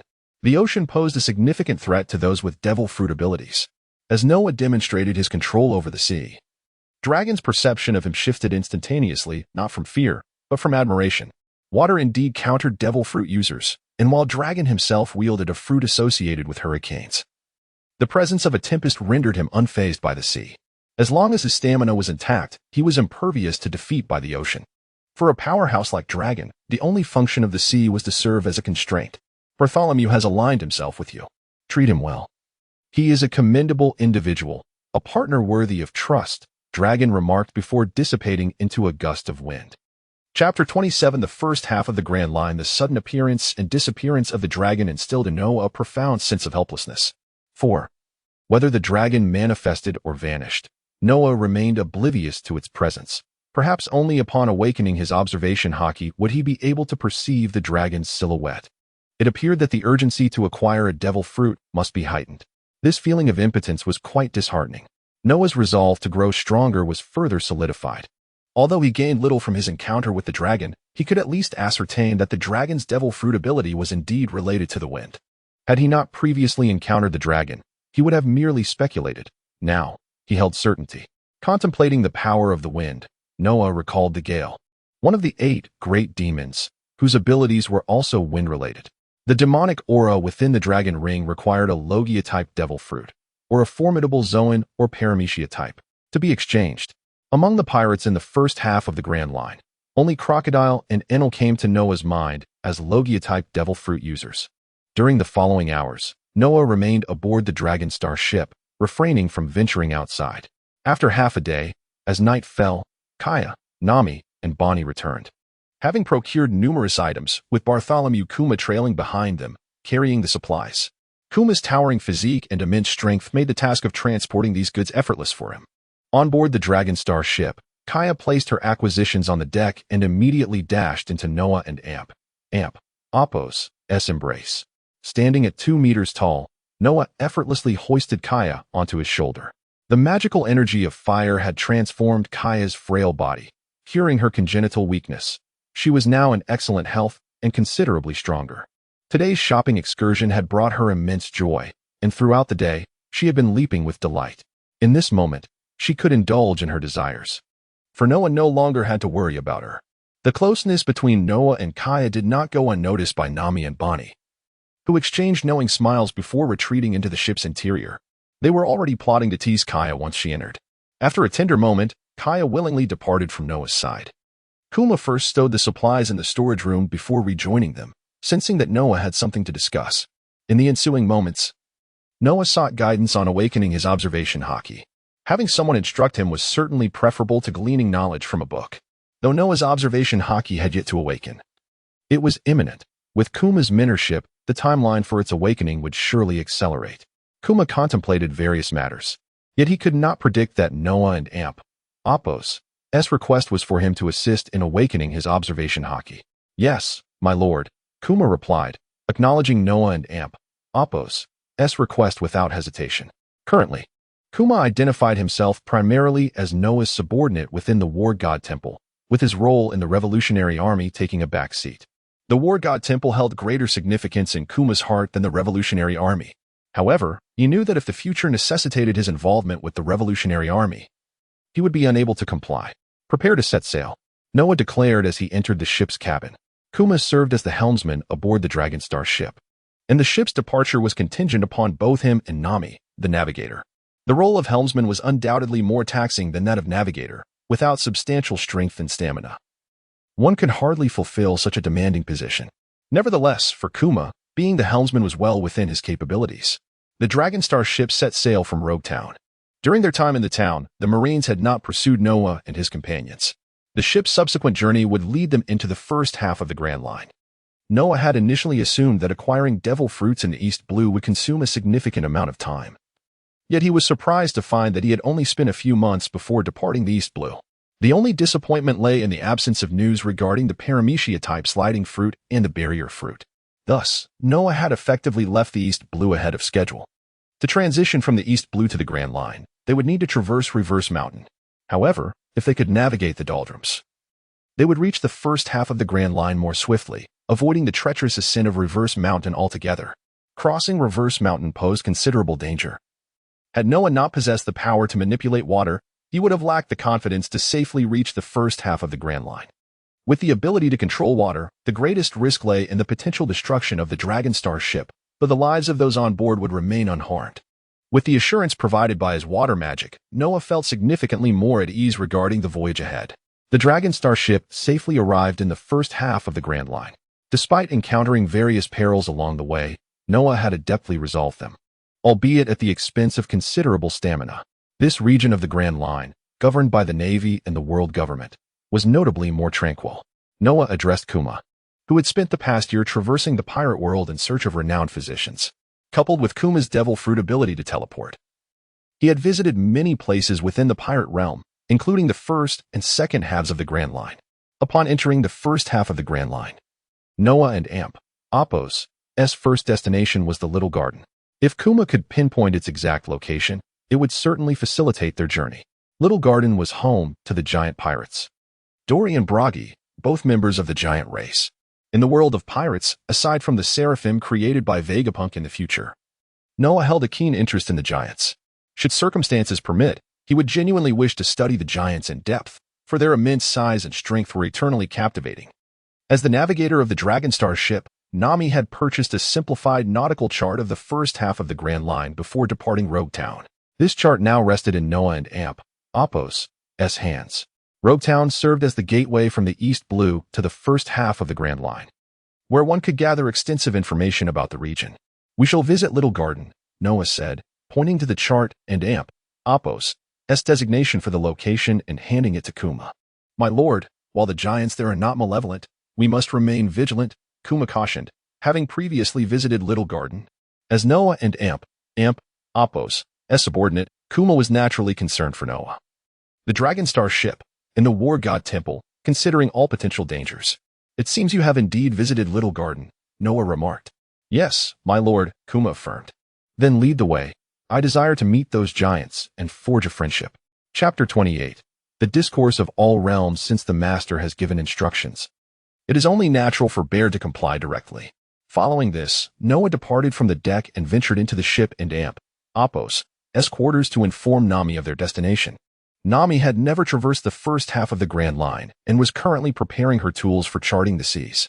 Together, Noah and Nami emerged from the ship, where they set up a simple wooden pavilion by the edge of the deck, allowing Nami to sketch her nautical charts. Crafting maps of the entire world was Nami's aspiration. Shortly thereafter, Kaya and Bonnie joined them, and Noah led the two of them to prune the orange trees. Bear observed the serene scene aboard the ship and smiled knowingly, never imagining that the future he longed for would materialize on this vessel. After tending to the orange trees, Kaya and Bonnie grew weary. They had just accompanied Noah in scaling the upside-down mountain, an adventure that, despite its perils, left them mentally exhausted. Now, as they helped Noah with the orange trees, fatigue naturally overcame them. Beneath the Seaview Pavilion, Nami too had unknowingly drifted into slumber. The cool sea breeze wafted gently, prompting Noah to tenderly cover Nami with a blanket before cradling her in his arms and carrying her into his captain's quarters aboard the Dragonstar. Since Bear had previously visited the Little Garden, and it was not far from the Dragonstar, he was able to steer the ship single-handedly towards that destination, a fact he had specifically relayed to Noah. Though Bear had only spent a few days aboard the Dragonstar and was still unfamiliar with Nami, Bonnie had forged a close friendship with her. Consequently, Bear's demeanor towards Nami was gentle, as he considered her well-being. Of course, Bear's attitude towards Kaya was equally warm, if not more affectionate, as he found Kaya reminiscent of Bonnie. Had Kaya not been Noah and Apos' sister, Bear might have viewed her as his own daughter. Little did Noah and Bear know that Kaya and Bonnie had already embraced each other as sisters, with Kaya assuming the role of the elder and Bonnie the younger. Now, only Noah and Bear remained on the deck. Noah realized he had overlooked a critical question. "Bear, what is your dream?" he inquired. Noah had previously asked Nami about her aspirations, and now it was time to pose the same question to Bear. As for Kaya and Bonnie's dreams, Noah decided to wait a few years before addressing them. In response to Noah's query, Bear fell into contemplation. In the past, his dream would have undoubtedly been to cure Bonnie's fish scale disease. However, with Noah having successfully healed Bonnie, Bear found himself at a loss for what his own dream might be. The dream of the Revolutionary Army no longer concerned him, for Bear was now a member of the War God Hall. His loyalty was unwavering. Nevertheless, Bear would never stand against the Revolutionary Army. They remained friends. After several minutes of reflection, Bear finally recalled a response to offer Noah. "My dream is that the events occurring in my country do not transpire in others," he articulated, expressing his future wish. Noah pondered this for a moment and realized that Bear and Amp, Apos' dream was indeed somewhat connected to the Revolutionary Army, which explained Bear and Amp, Apos' significance within their ranks. "Rest assured, the War God Hall will not be an adversary to the Revolutionary Army. You may pursue your ambitions freely," Noah reassured Bear. Noah was correct in his assessment. He did not perceive the Revolutionary Army as his enemy. In truth, he sought to collaborate with them. But at this stage, he would refrain from initiating such discussions. He would only consider a partnership once the War God Hall's strength was on par with or superior to that of the Revolutionary Army. Then what of the Master's dream? Bear queried with a smile. Bear felt that his decision to join the War God Hall had been the most judicious choice he had made in recent years. Beyond this world, there exist countless realms collectively known as the All Realms, and I aspire to become the paramount being within this universe and venture into those realms beyond," Noah suddenly declared, broaching the topic of the All Realms, much to Bear's surprise. Bear had thought he could anticipate Noah's words. Yet he realized he still did not fully understand him. Noah's assertions left Bear deep in thought. Are there truly other worlds beyond this one? Bear pondered, his curiosity piqued by Noah's mention of the subject. Indeed, I hail from a world beyond this one, Noah disclosed without reservation, revealing that the concept of the All Realms was not a secret, one that the members of the War God Hall would eventually come to know. Noah aimed to establish the War God Hall while harboring ambitions to explore the All Realms. That explains it.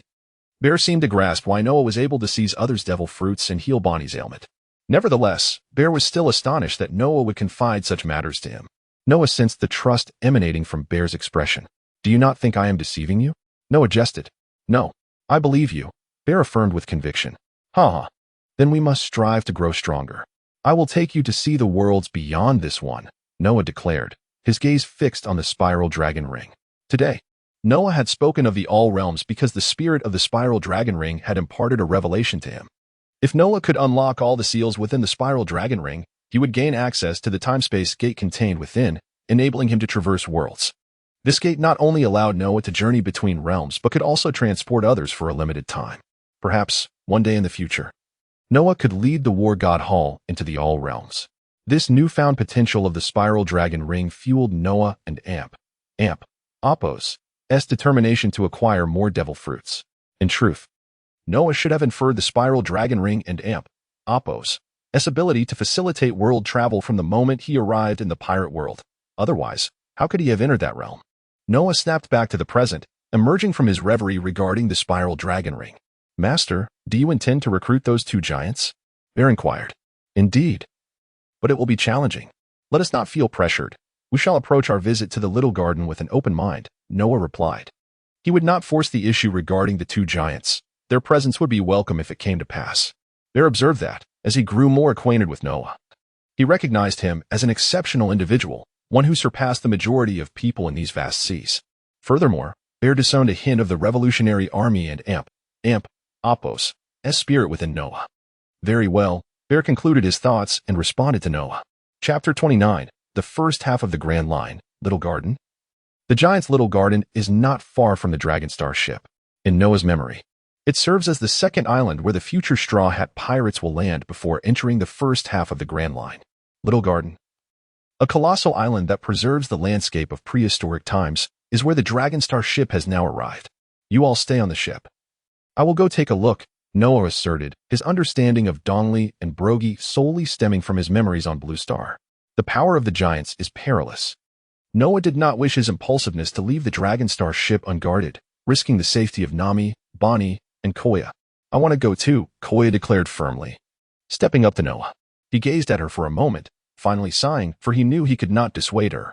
Koya, now endowed with the power of fire, possessed the strength to protect herself. If he only took Koya along, Noah could reluctantly accept it. As for Nami and Bonnie, they would remain on the ship, as their powers were insufficient to assist Noah in his impending conflict with the giants of Little Garden. Leave everything on the ship to me, exclaimed Bartholomew Kuma. With you here, I feel reassured, Noah replied, fully trusting in Kuma's abilities. He moved to the bow of the ship, retrieved the heavy water gourd from his waist, and tossed it into the sea. The gourd sank, absorbing the boundless ocean waters. This was the divine artifact, the heavy water gourd, capable of storing vast quantities of water. Though Noah, endowed with the magic of water, could manipulate it at will, he could not create it, underscoring the gourd's significance in terrestrial combat.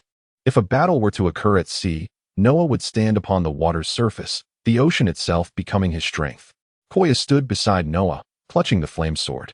This scene was one she had long yearned for. Desiring to stand side by side with Noah in battle, she did not wish to be merely protected, but to protect him as well. 10 minutes later, the waters around the Dragonstar ship began to ripple due to the heavy water gourd. Let us depart, Noah said, taking Koya's hand and stepping off the ship. The sea transformed into a staircase, allowing Noah and Koya to walk step by step across the water's surface towards Little Garden. The crew aboard the Dragonstar ship silently watched as Noah and Koya ventured forth. Bonnie, holding Kuma's hand, gazed at their retreating figures, her eyes filled with longing. She felt certain that Koya was experiencing immense joy and happiness in that moment. The Dragonstar ship was not merely a vessel of dreams, but also a haven of camaraderie, a sentiment that resonated deeply within Kuma's heart. For some reason, Nami too found herself feeling envious of the scene before her. Though she was undoubtedly a companion to Noah, the bond they shared was not as intimate as that between Koya and Noah. Perhaps I should be more proactive, Nami mused internally, though she was uncertain of her own intentions. Upon reaching the ground of Little Garden, Noah and Koya's presence triggered a transformation. The water staircase immediately returned to the sea. Noah released Koya and Apos' hand and gazed out at the ocean, extending his right-hand palm up. A whirlpool materialized, and the water began to coalesce under Noah and Apos' command, forming a towering water giant. With a swift motion, Noah lifted Koya and leaped onto the giant's shoulder. The water giant emerged from the sea, its foot striking the ground with a resounding tremor. On the Dragonstar ship, Kuma marveled at the water giant Noah had conjured, recognizing it as a formidable adversary for most devil fruit users. Nami, on the other hand, was simply aware of Noah and Apos' strength. As the water giant advanced with great strides, the commotion it caused roused the two sleeping giants in Little Garden. Gradually, the first to notice the water giant was Brogy, the red-haired giant, whose size was comparable to that of the water giant. Brogy's keen eyes not only observed the giant but also the figures of Noah and Koya perched upon its shoulder. The blue-haired giant, Dongli, soon approached, intrigued by the water giant formed from the ocean. "Did you create this?" Brogy inquired, his booming voice echoing. "Indeed. May I ask for a spar?" Noah replied, his gaze steely with combat intent. Brogy, sensitive to such fervor, sensed Noah and Apos' determination. "Interesting. I too wish to engage with this creature," Brogy expressed, excitement bubbling within him. Seeing Brogy and Apos' eagerness, Noah smiled and jumped down from the water giant, landing gracefully. The water from the heavy gourd surged forth, forming a translucent water pavilion where they landed, with water chairs cushioned by leaves. Noah and Koya took their seats, while Dongli stood beside them.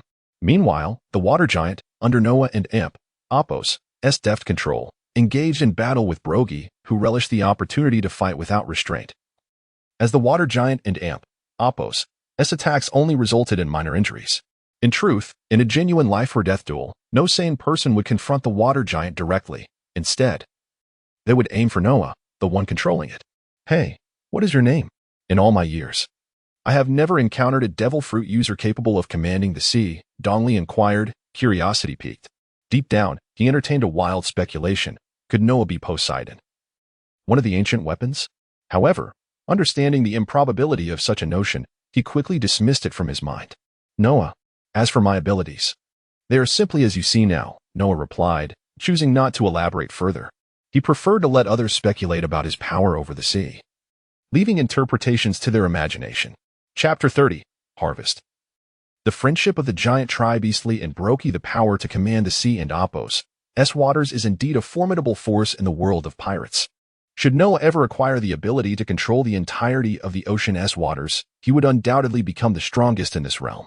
Within the Dragon Ring, the 8 demonic energies can successively enhance one's physical constitution, while the 10 ghostly masks can firmly augment one's strength. If Noah were to unseal all the energies and masks contained within the Dragon Ring and concentrate these powers upon himself, his physical capabilities would undergo a revolutionary transformation. As Noah pondered this, he observed the battle between the sea giant and Brogy from the water pavilion. An hour later, the sea giant merged back into the sea and into the earth, and Noah found himself considerably fatigued, prompting him to dismiss the sea giant. He was accustomed to conserving some energy for unforeseen circumstances. Brogy, being a member of the giant tribe, was also feeling weary throughout this hour. The fierce struggle between the sea giant and Brogy had been relentless. "What a thrill!" Brogy bellowed with laughter, reveling in the uninhibited nature of the combat. "Are you all right?" Eastly approached Brogy, noticing the bloodstains on his form. The bodies of the giants are immense, making it quite challenging for them to envelop themselves completely in haki. However, giants are generally robust, and though Brogy appeared to be covered in wounds, such injuries were trivial for him. The sea began to gather at Noah's feet, forming a staircase of water. Noah slowly approached Eastly. "Let us engage in another battle," he declared. Should Eastly acquiesce, Noah wished for Kaya to test her fiery powers. "Oh, are you suggesting a duel with me?" Eastly expressed interest. Observing Brogy's exuberance, he too felt a surge of desire for combat. More importantly, Eastly was eager to discern whether Noah possessed any other abilities. "Kaya, it is your turn to give it a try," Noah instructed, turning to her. Kaya inhaled deeply. then rose with her blazing sword in hand. As she stepped from the pavilion, flames erupted around her, enveloping Noah in a fiery embrace. Noah focused his attention on Kaya. Although her physicality had been significantly enhanced since she accepted the fire's demonic energy, she still lacked the power to contend with the renowned strongmen of the Grand Line. Thus, Noah resolved to protect her from any potential life-threatening dangers during her true battle. Kaya conjured a firebird beneath her feet, ascending upon it. Fire. Water. What astonishing power. Eastleigh mused, thoroughly satisfied with the day's revelations. He had initially anticipated that he would be battling Noah, yet he found himself intrigued by the little girl instead. Although he had not paid much attention to Kaya before, her display of fiery might was now impossible to overlook. With his keen observation, Eastleigh recognized that Kaya could not defeat him, yet he found her entertaining and wished to engage with her further. The two engaged in direct combat. Noah and Apos' battles involved summoning a sea giant to contend with Brokey, a means of gauging Brokey and Apos' strength rather than a true fight. Conversely, Kaya and Apos' approach was entirely different. She boldly stepped forward, wielding her fiery prowess against Eastleigh. As a former captain of the giant pirate crew, Eastleigh possessed formidable strength should he truly desire to fight. Given Kaya and Apos' current abilities, inflicting genuine harm upon Eastleigh would prove quite challenging. Half an hour later, Kaya, breathless, descended from the air and collapsed at Noah and Apos' feet. He caught her, uncertain of what to say. Eastleigh approached Noah, his attire singed and marred in several places.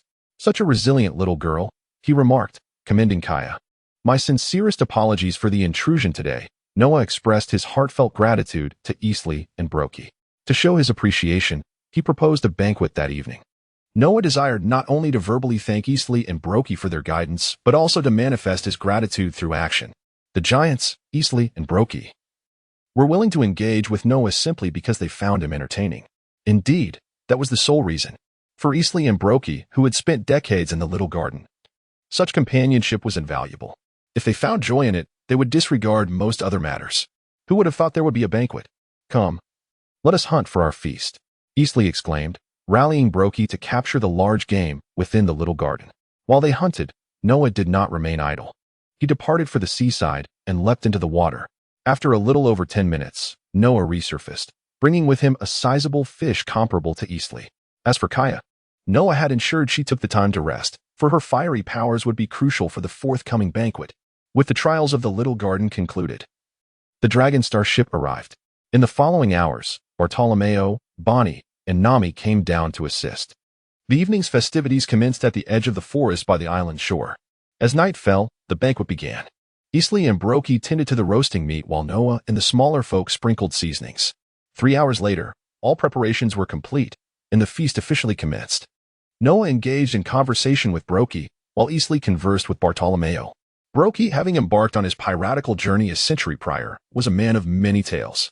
During their dialogue, Noah primarily assumed the role of a listener, and Brokey found joy in their exchange. Eastleigh, having once captained the giant pirate crew, possessed a broader perspective than Brokey. While Bartolomeo, a key figure in the Revolutionary Army, provided ample topics for discussion. It is said among the giants that they await a certain individual. Perhaps this is why Eastleigh found himself in such amiable discourse with Bartolomeo. Meanwhile, Kaya shared her combat experiences with Nami and Bonnie. The banquet brought joy to all. Under the moonlight, it gradually drew to a close, and everyone began to drift into slumber. On the Dragonstar ship, Noah, Bartolomeo, Nami, Kaya, and Bonnie found themselves aboard. Noah reflected on the previous day's fruitful endeavors, genuinely surprised that in merely one day, through a battle and a banquet, he had forged a friendship with the giant red demon Eastleigh and the giant blue demon Brokey. Perhaps this is the allure of the pirate world. Chapter 31. Fame across the East. See, Noah has now forged friendships with 2 giants, yet he refrains from suggesting their inclusion in the God of War Hall. As he deems it too premature, they may not acquiesce to such a proposition. The Dragonstar ship sails upon the ocean, its destination being the kingdom of Alabasta. Noah has already conveyed the next waypoint to Bartholomew and Nami. A news bird descends from the sky to the Dragonstar ship, and Noah exchanges 50 berries for the paper that the bird delivers. Today's newspaper captivates Noah's attention immensely, for he is the focal point of its coverage. News of Noah's annihilation of the buggy pirates and the evil dragon pirates in the East Sea should have spread like wildfire. But the sluggish dissemination is attributable to the world government and the Navy. After all, Noah is not a pirate. The world government and the Navy aspire to induct him into the Shichibukai, wishing to keep him from joining the ranks of pirates. The preparations for Noah's potential ascension to the Shichibukai are underway, contingent upon his gaining greater renown in the Grand Line and vanquishing more formidable pirates. Should he achieve this, the world government and Navy would promptly extend an invitation to Noah to become one of the Shichibukai. The Shichibukai system is designed to control pirates through pirates, yet the current Shichibukai do not heed the commands of the world government or the Navy. If Noah, as a bounty hunter, could be elevated to the status of Shichibukai, it would represent the true essence of that title. Both the world government and Navy have come to comprehend this notion. In the realm of piracy, public opinion remains under the sway of the world government, which can still utilize newsbirds to disseminate papers reflecting their intentions. When chaos truly engulfs the pirate world, Morgans, the president of the World Economic News, a kingpin of the underworld, will no longer remain passive. Today's newspaper, crafted under the auspices of the world government and the Navy, extols Noah, almost elevating him to the status of a nightmare for pirates and a hero for the common folk. The intention of the world government and Navy is not merely to bestow fame upon Noah, but to establish him as an adversary of pirates. After perusing the paper, Noah hands it to Bartholomew and lapses into contemplation. How intriguing. Noah eventually snaps out of it, laughing heartily. He has discerned the intentions of the world government and Navy. Since they wish to position him as the antithesis of pirates, he will acquiesce to their desires. After all, he has little affection for those pirates who contribute nothing to society. Noah speaks lightly, having embraced the contents of the newspaper. He intends to establish the god of war hall, and reputation holds considerable significance for him. In the East Sea, Noah has become the most renowned figure. Among the 3 prominent pirate crews in the East Sea, 2 have been obliterated by Noah alone. In Logtown, Bartholomew, clutching today's newspaper, stands in stunned silence. He recognizes the individual depicted within. It is the powerful figure who previously sought him out and spoke cryptic words, testing him. To single-handedly vanquish 2 pirate crews is indeed an awe-inspiring feat. Admiration for Noah begins to blossom within Bartholomew.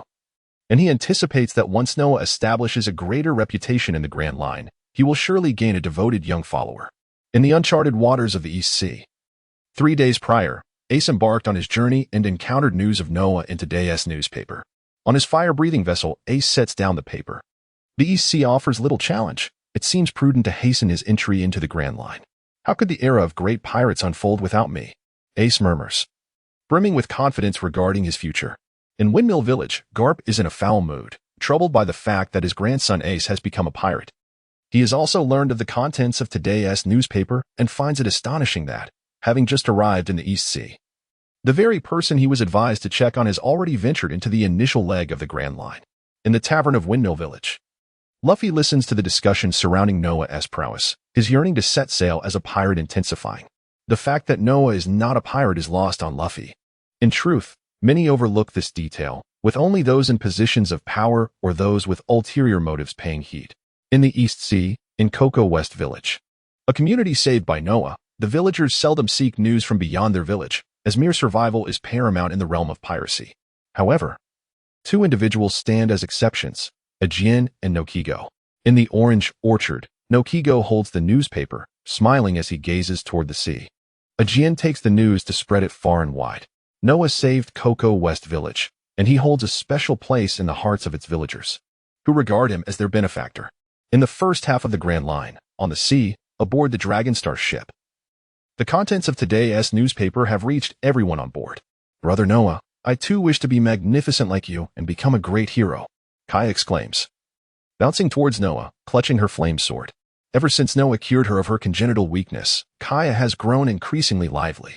Bonnie shares a similar sentiment, though her time with Noah has been brief, making her hesitant to express herself. Well then, our dear Kaya must strive diligently to grow stronger, Noah gently replies, ruffling her hair. Nami is occupied at the ship's edge, sketching nautical charts beneath the orange tree. Bartholomew approaches Noah.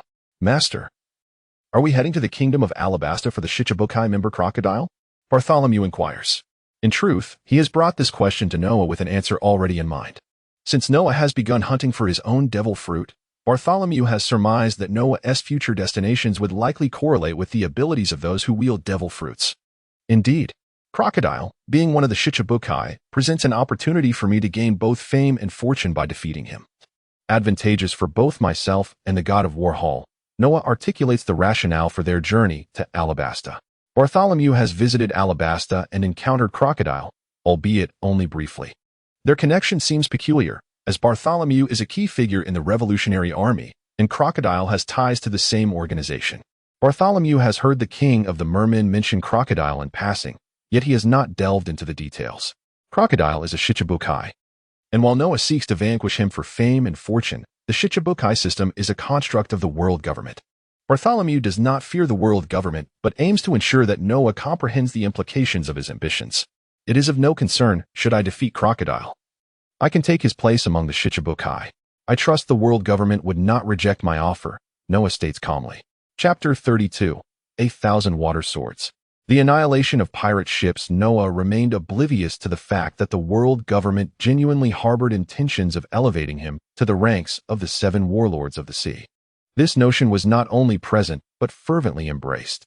The world government's aspiration regarding the warlords aligned perfectly with Noah's own ambitions. Given the mutual willingness, the moment Noah vanquished Crocodile would mark his ascent to the warlords, free from the constraints of piracy. Noah sought this position not merely to legitimize his pursuit of pirate extermination, but also to establish a reputation rooted in strength and authority rather than being lauded by common folk for good deeds. The Dragonstar ship sailed across the ocean, heading towards the kingdom of Alabasta. "Do you require my assistance?" Bartholomew Kuma inquired, his gaze fixed on an approaching vessel. "Likely a pirate ship given their current location in the Grand Line. You need not intervene. If it is indeed a pirate ship, I shall handle it myself," Noah replied, his tone indifferent as he surveyed the incoming craft. In the first half of the Grand Line, the most formidable force was indeed the pirates, with no significant threats, save for the Marine headquarters. During his journey through the East Blue, Noah had yet to encounter any pirate ships, and now he found the prospect rather intriguing. Nami and the other 2 were currently inside the ship, and Noah wished to shield them from external disturbances, particularly from Koya, who was resting. Koya had exerted considerable energy during the battle, and although she had taken a half-day's rest, she had subsequently used her fiery powers to ensure the banquet proceeded smoothly, even participating in it herself. Koya was now feeling fatigued and was resting inside the ship. Noah would never allow anyone to disrupt her peace. Had Koya not been resting, Noah would have entrusted the enemy to Nami, Koya, and Bonnie, allowing them to hone their skills in combat. As the opposing ship drew nearer, Noah could discern the pirate flag and the pirates aboard. At this juncture, he resolved to take action. Being meticulous, Noah wanted to verify that the vessel before him was indeed a pirate ship. He could not afford to mistakenly slay innocent merchants disguised as pirates, especially considering Koya's parents were merchants, which imbued him with a unique sentiment towards them. Now, Noah was certain that the ship was a genuine pirate vessel, and its crew comprised bona fide pirates. Noah stepped off the Dragonstar, and the sea surged beneath him, forming a platform of water on which he stood. "Water shield," he commanded, raising his hand as a barrier of water enveloped the entire Dragonstar. The shield was 2 meters thick, effectively muffling any sounds from outside its aqueous confines. Noah wished to keep the commotion of battle from disturbing Koya, Nami, and Bonnie within the ship. Presently, only Bonnie and Koya remained inside, as Nami had exited. Upon stepping out, Nami beheld the water shield conjured by Noah. The sea coalesced behind him, transforming into countless water swords. Noah deliberately regulated the sword's potency, ensuring they would only repel or incapacitate foes. "Strike," he commanded, waving his right hand as a multitude of water swords soared towards the pirate ship. The vessel splintered, and the pirates aboard cried out in agony as they were struck by the relentless barrage. Noah had no intention of annihilating every pirate on that ship or destroying the vessel itself. The water swords gathered at Noah and Apos' feet as he leaped through the sea of blades, landing on the pirate ship and Apos' deck, surrounded by a dozen bloodied swords. Formed from the water swords tainted with the pirates and Apos' blood, Noah advanced into the ship. Those who dared to obstruct him met their demise beneath the crimson blades, leaving no pirate brave enough to challenge him. Minutes later, a colossal hand crafted from seawater emerged, capable of grasping the entire pirate ship. With a single motion, It dragged the vessel into the depths of the ocean. Some pirates found themselves swept off the surface, pulled into the abyss by an unseen force. Soon, the waters calmed, and the pirate ship vanished without a trace. Why did Noah not destroy the ship from the outset, casting everything aboard into the sea? It was because he sought to ascertain whether any innocent souls had been victimized by the pirates. In the end, he found none aboard. Noah was not a sanctimonious figure. He simply wished not to implicate others due to his actions. Thus, he resolutely submerged everything associated with the pirate ship into the depths. As for why he refrained from killing the pirates immediately, it was because their lives held little value in Noah's eyes. They were destined to perish, whether sooner or later, and he acted as he deemed fit. In his estimation, the majority of pirates were not innocent. Naturally, he held no illusions about the world government and the Marines being embodiments of justice either. Noah followed his own conscience, as long as he remained true to himself. From the moment he engaged until the pirate ship succumbed to the sea, barely a minute elapsed. This was the world where the strong reigned supreme. The embodiment of the ocean and Apos, might. Emerging from the depths, a platform of water materialized on the surface, laden with several chests filled with the treasures of the pirate ship. Noah returned to the Dragon Star with the chests, as the water shield surrounding the ship gradually dissipated. By the time the shield vanished entirely, the Dragon Star had sailed for several minutes. Noah and Kuma stood at the bow of the ship, while Nami busied herself organizing the treasures Noah had retrieved. What do you think this world would be like if there were no pirates on these seas? Noah suddenly mused aloud. Kuma felt a profound resonance with Noah and Apos' words. Could this be the ambition of the master? Perhaps, Noah replied, genuinely curious to witness a world devoid of piracy. In that case, I must be even more decisive in my dealings with pirates going forward. Noah pondered why he had not mentioned the world government and the Marines. Did he not fear being ensnared by them while confronting the pirate faction? He had contemplated this aspect and felt assured. In facing the pirates, Noah was akin to the liberating warrior, the sun god Nika, confronting the world government and the Marines. Noah was an astute individual. Luffy had consumed the gum-gum fruit and encountered the red-haired Shanks, marking the beginning of his destined path as a liberating warrior. Thus, Noah could pursue his desires without restraint. This reasoning was precisely why Noah had chosen not to engage with Luffy. He maintained an indifferent stance towards him, neither fawning nor disparaging. Each person embarked on their own unique journey, traversing their distinct paths. Chapter 33, Seizing the Thunder Fruit. A scheme in the kingdom of Alabasta Bears, hesitating at first, finally voiced his thoughts. Sometimes, I perceive a resemblance between the Lord and the Revolutionary Army, he remarked to Noah. This sentiment had lingered in Bear and Apos' mind during his interactions with Noah, but it was only now that he felt compelled to express it. Perhaps, Noah acknowledged generously. His admission was tentative, for deep within, he harbored thoughts that indeed mirrored those of the Revolutionary Army, yet he was determined not to tread the same path as they. The relationship between Noah and the Revolutionary Army was merely one of collaboration. Bear regarded Noah as a compatriot. Changing the topic, he inquired, "What are your thoughts on the power of lightning?" Noah, having traversed the first half of the Grand Line, had not forgotten about Enel, the wielder of the Thunder Fruit from the Sky Island. Noah aspired to acquire this devil fruit. Bear, having lost the power of the superhuman gum-gum fruit, found himself significantly weakened. Without the promise of new strength, his abilities paled in comparison to the past. Noah had refrained from discussing this matter with Bear earlier, as they were in the East Blue, a place that felt distant and fraught with uncertainty. It seemed more prudent to delve into the topic once they reached the first half of the Grand Line. Noah's tone and gaze conveyed sincerity. Bear could perceive and hear it. He understood that Noah was not jesting, but rather, his resolve was firm. Noah genuinely wished to strategize for Bear's new strength, prompting Bear to refrain from unnecessary chatter. For Bear, the acquisition of new power was secondary to what he had already attained. Yet he would not dismiss the possibility of gaining formidable strength. The power of lightning was undeniably potent, standing above that of the superhuman gum-gum fruit. Bear accepted Noah's proposition, feeling satisfied with the prospect of lightning and Apos' might. Then, let it be the power of lightning, Noah continued. Are you aware of the Sky Island? Sky Island? Bear responded, puzzled.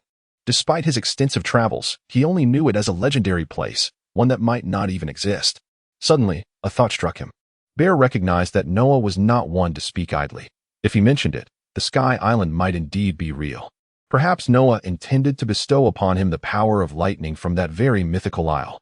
Bear and Apos' realization was evident, and Noah smiled knowingly. Indeed, the Thunder Fruit wielder resides on the Sky Island. I know its whereabouts. Once I capture the wielder, you shall receive the power of lightning. However, the lightning I grant you shall not be elemental. Noah had nearly divulged all regarding his abilities to procure devil fruits, save for the magic aura and the dragon ring. Bear sensed the trust Noah placed in him. He did not react overtly, knowing that Noah's confidence in him was sufficient. Bear was not one to feign emotions.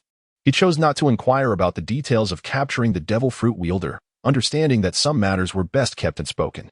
Such power of lightning, Bear marveled, both at the potency of the lightning and at Noah's ability to bestow it upon others. By the way, the strength I provide will not be subdued by seawater. Noah suddenly remembered to mention, is it not a devil fruit power? Bear voiced his confusion, yet Noah did not respond immediately. Bear and Apos' expression shifted as he came to an understanding, showcasing his intelligence. With that, Noah felt no need for further elaboration. The Sky Island lies in the first half of the Grand Line. After our journey to the kingdom of Alabasta, we shall venture there. Although Noah could not fly, he possessed the ability to manipulate water, and one method to reach the Sky Island involved ascending to great heights following the ocean currents. Noah was confident in his ability to arrive safely at the Sky Island. The Sky Island was a destination Noah was determined to reach. It promised the natural thunder fruit, a treasure of immense value.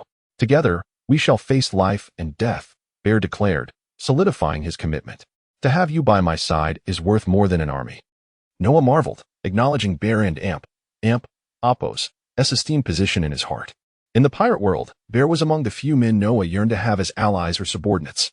Another was Jinbei, though it would be challenging to recruit him from the dragon pirates. Of course, Jinbei was not one to judge without reason, even when faced with the treachery of Arlong. He remained loyal to his kin and former comrades. Both men were desired by Noah as loyal companions. Having secured Bear and Apos' genuine allegiance, Noah felt a sense of fulfillment. Even if he could not win over Jinbei, he was content. Noah was ambitious, yet he understood the virtue of restraint. The Lord is a man worthy of trust, Bear expressed. Moreover, you have shown me great kindness, a debt so profound that my life could scarcely repay it. Bear and Apos' words revealed the depth of his feelings for Bonnie, indicating her paramount importance in his life. Had Noah not possessed the ability to cure Bonnie and Apos' jade-scaled affliction, he would never have gained Bear and Apos' trust or loyalty. Let us not speak of debts henceforth, Noah replied to Bear. He believed their relationship transcended mere gratitude. It was a transaction. As Noah sought something in return for healing Bonnie. Understood, Lord, Bear responded with a respectful bow. From that moment, their discussions would no longer touch upon Bonnie. By the way, during our expedition to the kingdom of Alabasta, you shall lead and take the three of them into battle. I must confront Crocodile and seize his devil fruit, leaving no time to attend to them. Noah entrusted the safety of Kaya, Nami, and Bonnie to Bear. Rest assured, their safety shall be my responsibility, Bear pledged. The Dragon Star ship sailed across the ocean, heading towards the kingdom of Alabasta. During the journey, Noah encountered no pirate vessels. Additionally, he found no opportunity to meet Princess Vivi, as he did not cross paths with her during his voyage. However, Noah and Apos' objective was Crocodile, not the kingdom of Alabasta or Princess Vivi, and thus he regarded the missed opportunity with a hint of regret. Chapter 34. Setting off to meet the king of Alabasta a few days later, in the kingdom of Alabasta, at the port of Camellia. The Dragon Star ship docked here. You all stay here. I shall pay a visit to King Cobra of Alabasta, Noah said to Bear. Initially, Noah had no intention of meeting Cobra, however. He suddenly recalled that under Cobra and Apos' command, there were two Zoan-type devil fruit users. One was Bell, the deputy of the Alabasta Royal Guard, a Falcon-type Zoan user. The other was Jaka, also a deputy of the Alabasta Royal Guard, a wolf-type Zoan user. These devil fruits were precisely what Noah sought. The time had indeed come for the Shadow Legion within the Dragon Ring to manifest in this world. With their abilities, Noah could conceivably defeat them. Yet, despite not being a paragon of virtue, Noah adhered to his principles. His guiding principle was to avoid entangling others due to his actions. Both Bell and Jaka were valuable guardians of the kingdom of Alabasta. Noah would not directly hunt for their devil fruits. Instead, he planned to negotiate with King Cobra for their acquisition. This transaction would not be entirely equitable. Noah had resolved to offer his protection of the kingdom of Alabasta for 10 years in exchange for Bell and Jaka's devil fruits. This arrangement was unlikely to change significantly. Noah's power surpassed that of Jaka and Bel, especially since Bear was also under Noah's command. Noah's decade-long protection would prove far more significant than Jaka and Bel's constant safeguarding of the kingdom. Given Alabasta's current predicament, Noah was confident Cobra would make the most prudent choice. In the world of pirates, strength reigns supreme. In fact, one might assert that every realm is governed by the powerful, though in the pirate world, strength is determined by individual combat prowess. True fairness has never existed in this world. Noah believed that as long as he acted with a clear conscience, questions of fairness were subjective. Noah hired a guide at the port of Camellia and set off for the capital of Alabasta. On the Dragon Star, only Bear remained to guard the ship. The three women accompanied Kaya, who led them to explore the port of Camellia. This port, the largest in Alabasta, thrived on trade, offering a wonderful blend of leisure and essential supplies for life at sea. Among them, Kaya wielded the power of fire, making her the strongest of the trio. In reality, Kaya could handle most adversaries single-handedly, provided they were not exceptional devil fruit users or formidable martial artists. Few could threaten Kaya's life within the kingdom of Alabasta, including the Baroque works. Noah allowed Kaya to roam freely, and she was elated, having long desired such an opportunity. The three women remained within the confines of the port, a stipulation Noah had emphasized before departing, ensuring Bear could keep a watchful eye on their safety. They were all sensible individuals and understood Noah and Bear's intentions, never intending to defy them. Noah and Apos' recent exploits in the East Blue had garnered considerable attention, with reports indicating his entry into the first half of the Grand Line. As a result, Noah had gained a modicum of fame. The port of Camellia, being Alabasta and Apos' primary port, saw members of the Baroque works stationed there, particularly due to Crocodile and Apos' ambitions within the kingdom, making him particularly wary of newcomers. As one of the 7 warlords of the sea, ordinary pirates would not dare venture into Alabasta, yet Noah had done so. His identity as a bounty hunter, an adversarial force to pirates, further complicated matters. Consequently, upon the Dragon Star and Amp, Apos' arrival at the port of Camellia, the Baroque works began to take note. However, Noah and Amp, Apos' notoriety was not yet sufficient to attract Crocodile and Amp, Apos' personal attention. Currently, the individual observing Noah was the vice president of the Baroque works, a mysterious figure. Were Noah to realize who this individual was, he would not find her enigmatic, for he knew the vice president was Nico Robin. Unbeknownst to Noah, Robin had already positioned herself along the route to the capital, awaiting his arrival. Noah was acutely aware that Robin resided in Alabasta, making their encounter likely, as his target was her current superior, Crocodile. Noah had never mentioned Robin, as he had no intention of bringing her under his wing. The prospect of recruiting Robin was fraught with complications. As a subordinate of Crocodile, their interactions required discretion. Should Noah attempt to recruit Robin, it would signify his recognition of her as a true ally, which would contradict his desire to see her liberated from the shadows. Lacking the influential background of someone like Luffy, Noah could not afford to have Robin openly by his side. He refrained from undertaking uncertain ventures. It would be unwise to offend the world government for someone with whom he had no ties, merely out of personal desire. Should Nico Robin become his ally, Noah would be willing to confront any force for the sake of his comrades. This was inherently contradictory. Thus, Noah chose not to pursue Nico Robin. Alas, some matters are beyond one and Apos' control. The unvoiced connections between Noah and Robin were only just beginning to unfold. Noah was now en route to the capital of Alabasta. Crocodile and Apos' plan surrounding the dance powder incident was already in motion. The closer one approached Alabasta, the more verdant the landscape became. Conversely, areas farther from the capital grew increasingly arid. This was the scene Noah observed during his journey. This is your first visit, ISN and Apos. Alabasta has been tumultuous of late. War may soon erupt, remarked the guide. Rather than dissuading Noah from visiting the capital, he simply shared the current state of affairs in Alabasta. Staying out of others' business was a way of life for those at the bottom. Although he was unaware of Noah's true identity, he nonetheless offered a word of caution. If Noah chose to ignore it, the guide would simply assume he had said nothing. An intriguing individual, Noah murmured, appreciating the guide and Apos' goodwill. Chapter 35. The Son of the Demon. Nico Robin, perhaps you could take me to the capital of the Alabasta Kingdom, and the drought plaguing your land shall dissipate. Along with the impending war, Noah remarked with a jesting tone that gave the impression of frivolity. Noah and Apos' affable demeanor caused the guide to reassess his attitude towards him. "I cannot believe that," the guide replied.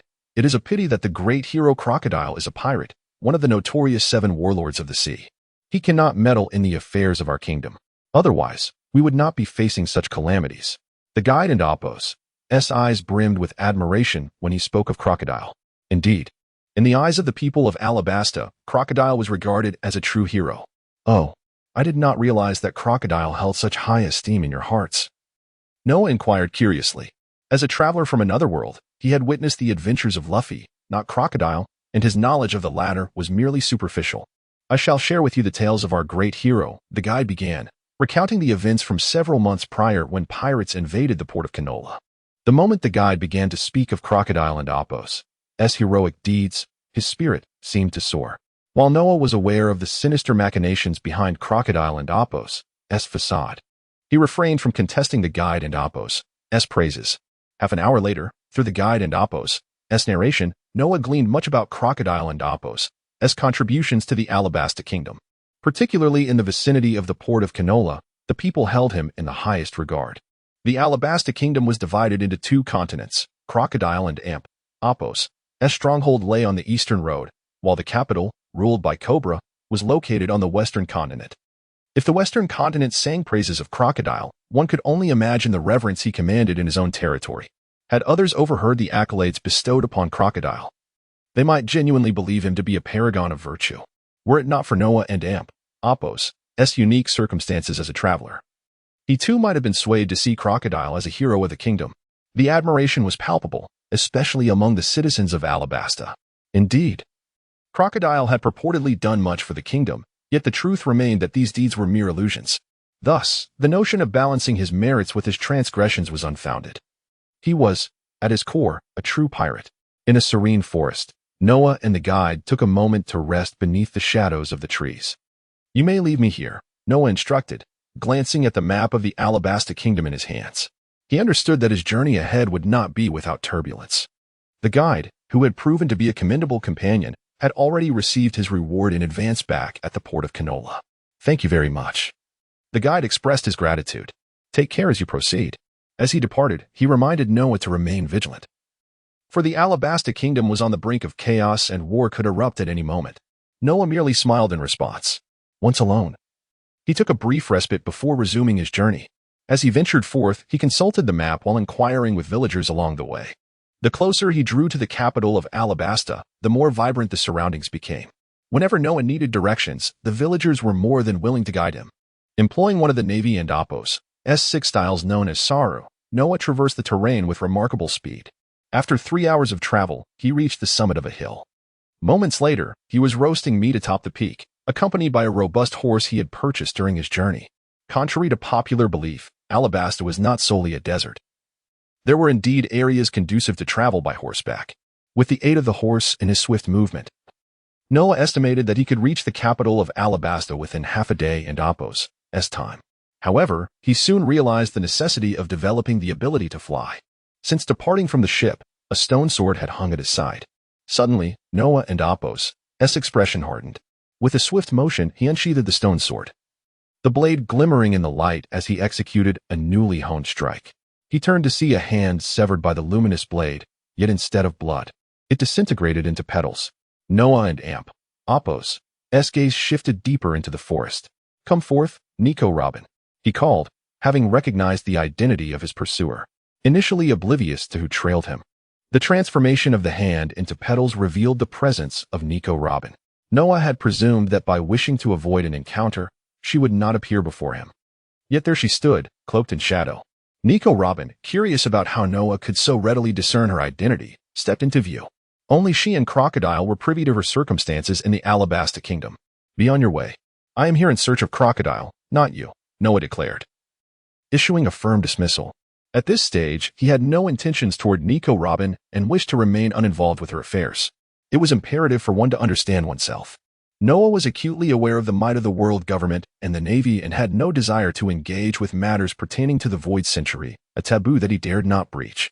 As one of the few capable of deciphering the ancient texts, Nico Robin was a figure who lived in the shadows, perpetually hunted by the world government. The denizens of these seas either covet my bounty or seek to unravel the ancient texts. You are the first to resist me so fiercely, Nico Robin remarked. With her identity laid bare and sensing no greed in Noah and Apos' gaze, she relaxed her demeanor. I do wish to possess you. Yet I lack the means to do so at present. Noah candidly acknowledged his interest in Nico Robin, while simultaneously asserting that he was not yet in a position to pursue her. These sentiments were not mutually exclusive, as both were contingent upon his burgeoning strength. Then my task is complete. I hope we may meet again, Nico Robin stated, turning to depart. Having acquired the information she sought, that Noah's target was Crocodile, she felt satisfied and could now report back to him. As for the words Noah had just spoken to her, Nico Robin found them rather amusing and did not take them to heart. Had Noah not encountered her again, she would likely have forgotten today and Apos' events rather swiftly. Everyone is but a passerby. Without fate or intention, it is challenging for two individuals to meet. However, Nico Robin holds the position of vice president of the Baroque Works, while Crocodile serves as its president. Noah and Apos' objective is Crocodile, so it is highly probable that he and Nico Robin will cross paths again, unless she decides to flee beforehand. In the capital of the Alabasta Kingdom, Arabasta, Cobra sat upon the throne, deeply troubled. Over the past few months, Alabasta had been beset by a peculiar calamity, regional drought. Cobra had been tirelessly engaged in relief efforts, yet his attempts yielded minimal impact. The more he endeavored to alleviate the suffering, the more pronounced the disaster became, as if some unseen force were orchestrating the drought. Moreover, numerous insurgent factions had emerged within the kingdom. Cobra could foresee that if the drought persisted, these rebel groups would unite, potentially giving rise to a formidable insurrection. His daughter had departed the palace early on a quest to investigate the drought and Apos' origins, and she had yet to return. The drought was merely beginning, and rebellion loomed on the horizon. As the king, Cobra found himself in a dilemma. The kingdom and Apos' mightiest forces were the Zoan-type devil fruit users, Jaka and Bel, who were currently deployed outside the capital to quell the impending revolt. In the capital, Arabasta. At the city gates, Noah arrived alone. He made his way directly to the palace, uncertain if Cobra was within, yet confident that the king would come to meet him. As Noah traversed the streets with instantaneous movement, he garnered the attention of countless onlookers. At the palace gates, the guards stood at the ready, prepared for Noah and Apos' intrusion. Since Noah had not harmed any civilians since entering the city, the crowd following him only grew larger. Although Noah had gained some notoriety in the East Blue and the first half of the Grand Line, he remained largely unknown on land. Moreover, the common folk, preoccupied with their daily struggles, had little time to concern themselves with others, unless that person was of significant renown. Among the vast seas, the three most powerful factions were the pirates, the navy, and the 7 warlords of the sea. The true luminaries of the world were those who belonged to these factions. For instance, any warlord who ventured into the first half of the Grand Line would be recognized almost instantly. The 4 emperors of the pirate faction were even more universally acknowledged. Noah was unaware of his reputation on the seas, but he knew that no one recognized him here. The crowd and Apos' interest in Noah stemmed solely from his teleportation and his approach to the palace. It would be utterly impossible for Cobra, as the king of Alabasta, to personally meet with an ordinary person devoid of fame. Noah was acutely aware of this reality. He understood that he was not yet someone who commanded respect and awe through mere reputation. Hence, to expedite his meeting with Cobra, Noah resolved to make a grand entrance. Intending to shake the very foundations of the kingdom, he unsheathed the heavy water gourd from his waist, ready to harness the power of water magic to carve his path. The gourd contained a substantial amount of seawater, which transformed into water swords surrounding Noah as he advanced toward the palace, forcefully breaching the gates. Should any guards attempt to obstruct him, Noah would repel them with his water swords, ensuring that he merely incapacitated them without taking their lives. The palace guards had their duties, and news of the commotion within the palace quickly reached Cobra and Apos' ears. Chapter 36. The Shadow Legion approaches upon receiving the alarming news. Cobra promptly set out. An intruder capable of controlling water demanded utmost caution, especially given the precarious state of the Alabasta Kingdom. Whether this entity was friend or foe remained uncertain. Nevertheless, Cobra had already dispatched messengers to summon the 2 Zoan-type devil fruit users back to the capital. Fortunately, they were patrolling nearby. Otherwise, Cobra would have been at a loss for what to do. Regardless of the intruder and Apos' intentions, Cobra's singular objective was to delay buying time until the two Zoan users arrived by his side. Upon hearing that Noah could summon and manipulate water, Cobra felt a shift in his resolve. However, his considerations were predicated on the assumption that this newcomer was not an enemy, or that the two Zoan users would be capable of vanquishing the intruder. Noah traversed the palace guards and Appo's defenses for over 20 minutes, drawing ever closer to the palace and Appo's heart. The guards halted, sensing the arrival of a significant figure. Noah could only hope that this individual was none other than Cobra, the king of Alabasta. Otherwise, he would find himself in a precarious situation. Cobra emerged from the ranks of guards. The water blades surrounding Noah did not dissipate at Cobra and Appo's approach, nor did Cobra hesitate to advance due to their presence. As he stood before Noah, the tension among the guards was palpable. Each was poised to act against Noah at a moment's notice. Yet, both Cobra and Noah chose to disregard the guards, their gazes locked solely on each other. "Pray tell, who are you? What brings you to trespass in my palace?" Cobra initiated, taking the offensive despite the inherent risks. As a king, he could not afford to dishonor the Alabasta kingdom. "I am a bounty hunter, Noah. My intrusion is motivated by the desire to propose a business arrangement with you." Noah answered, addressing the queries posed by Cobra.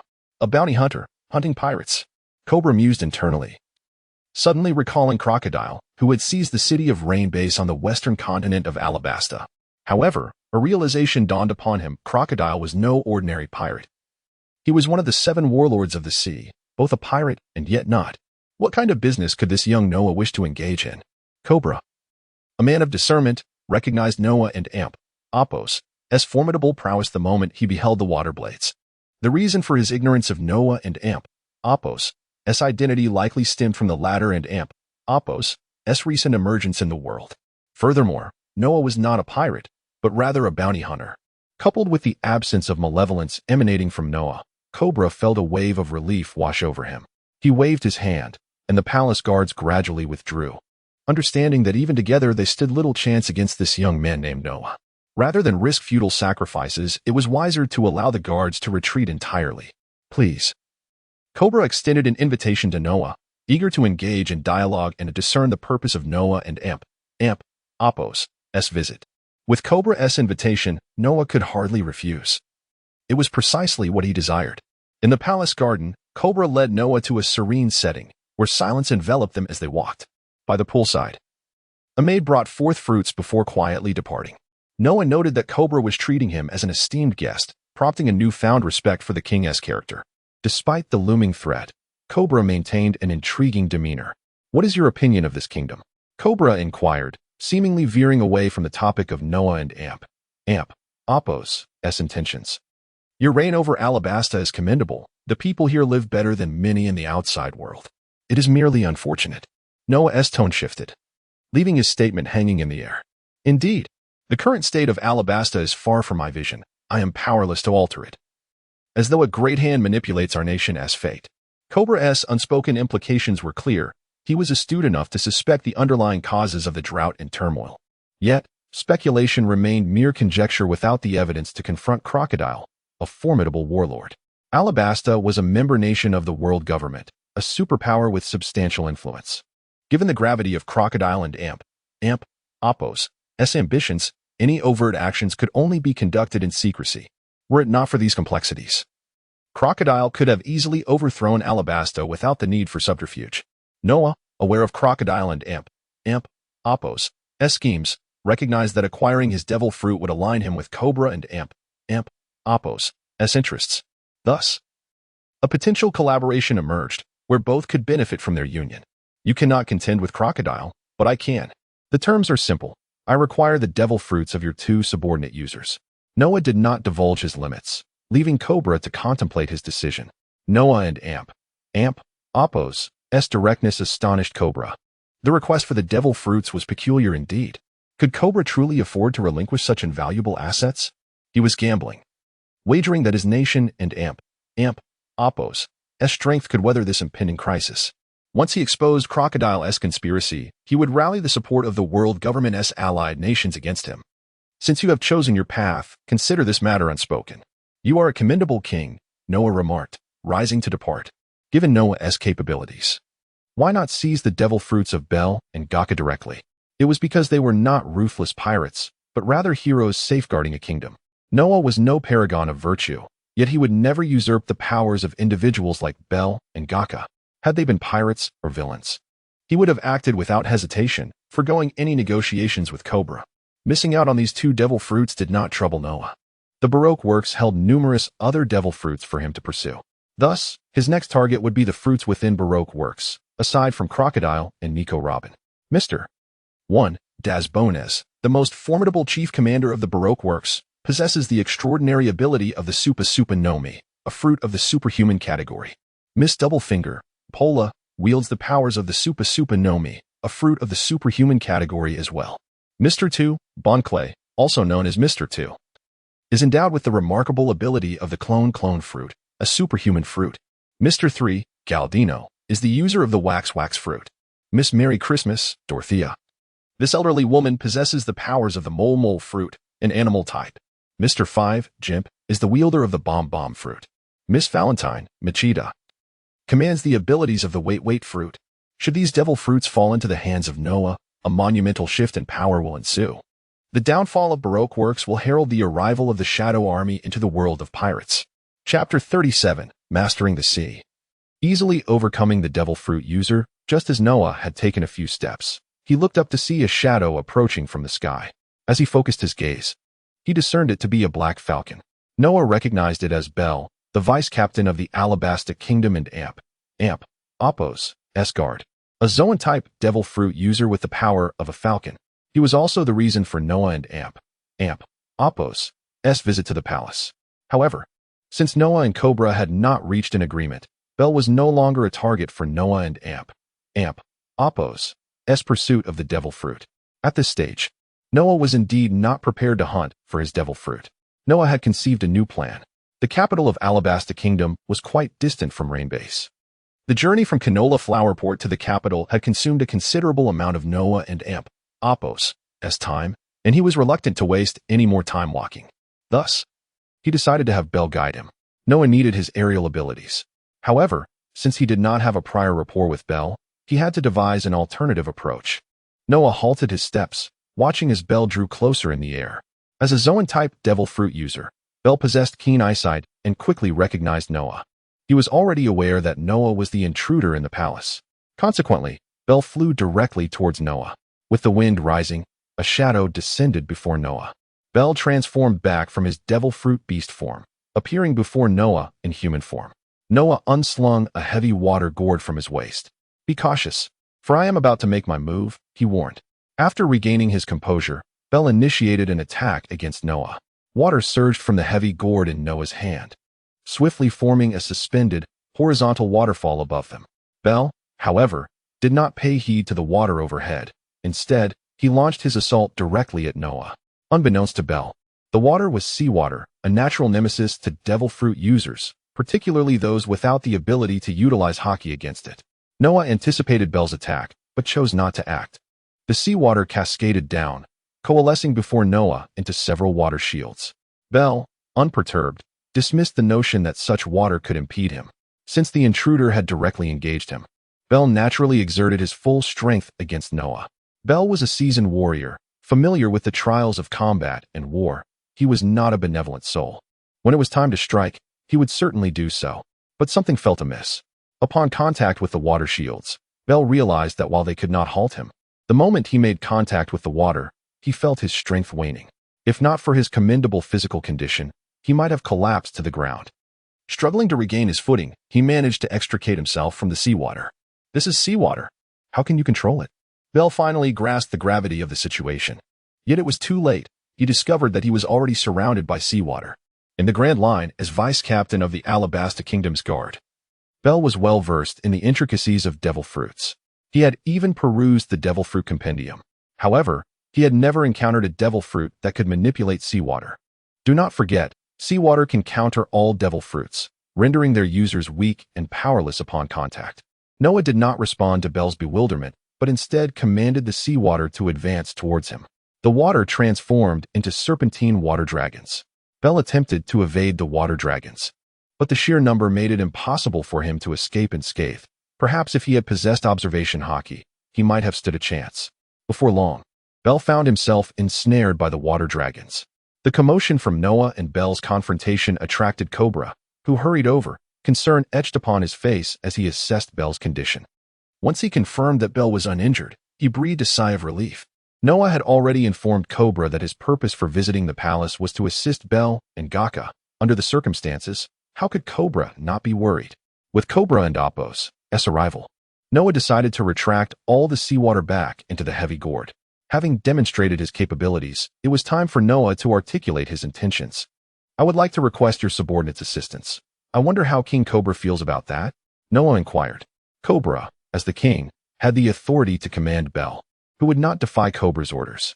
Cobra's arrival was fortuitous, for Noah had been at a loss regarding how to persuade Bell to guide him to Rain Base. Now, with Cobra present, all it would take was for Cobra to give Bell a direct command. Aside from the matter you mentioned, we can discuss other matters. Cobra replied, leaving room for negotiation. Rest assured, it is not the matter we just discussed. As Noah conversed with Cobra, Bell moved closer to protect him. I intend to take action against Baroque Works, and I require your subordinate, him, to take me to Rain Base. Noah pointed at Bell. Upon hearing Noah's words, a smile spread across Cobra and Apos' face. Having ruled for many years, it was rare for him to experience such unbridled joy. Are you serious? Cobra, still somewhat incredulous, addressed Noah. I never speak in jest. Noah replied firmly. Seeing Noah and Apos' earnest demeanor, Cobra felt reassured. In truth, he understood that his belief in Noah would bear no consequence on the youth's resolve.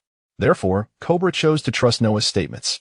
Given Noah's intention to confront Baroque Works, how could Cobra refrain from offering his support? I can agree to your request, Cobra stated decisively. He recognized that even if he declined, this young man would likely compel him to acquiesce. Rather than allowing others to save face, it was wiser for him to act with understanding. In Cobra's eyes, Noah's behavior did not constitute coercion, as the situation ultimately benefited the Alabasta Kingdom. Thank you. Noah expressed his gratitude politely, recognizing that Bell would indeed assist him under Cobra's command. Take him to Rain Base, Cobra instructed Bell, though his tone was more akin to a negotiation than a command. Yes, Your Majesty. I will ensure his safe passage to Rain Base, Bell replied dutifully. With Cobra's order in place, Bell was committed to ensuring Noah's safe arrival in Rain Base, a responsibility befitting his role as vice captain of the guard. Chapter 38, Arrival at the Rain District. The explosive fruit user at this moment, Cobra turned to Noah and inquired, Shall we depart now? Cobra and Apos' question stemmed from his firm conviction that Noah was a friend rather than a foe. He desired to extend a warm welcome to Noah, for having an additional ally is always preferable to acquiring another adversary. Let us set off at once, Noah replied, casting a glance at Bell. In their recent encounter, Noah had decisively triumphed over Bell, who emerged unscathed and with minimal exertion. The timing was fortuitous for their journey to the Rain District of the Alabasta Kingdom, and Noah was eager to avoid any further delays. The sooner he arrived, the sooner he could unseal the ominous mask within the Dragon Ring and summon the Shadow Legion, a prospect that excited him greatly. Bell, now transformed into a hawk, addressed Noah, Your Excellency, please, with a gesture indicating for Noah to mount his back. Bell's compliance was unproblematic, given Noah's overwhelming strength and the directive from Cobra. Noah, observing Bell, sprang into action, intending to have Bell grasp his shoulder or provide a suitable means of transport. However, he was taken aback when Bell invited him to ride upon his back. Recognizing Bell and Apos' willingness, Noah refrained from further discussion. The pair, man and hawk, swiftly vanished from their previous location. Having lived in Alabasta for an extended period and serving as an aide to the guard, Bell possessed knowledge of the Rain District's whereabouts.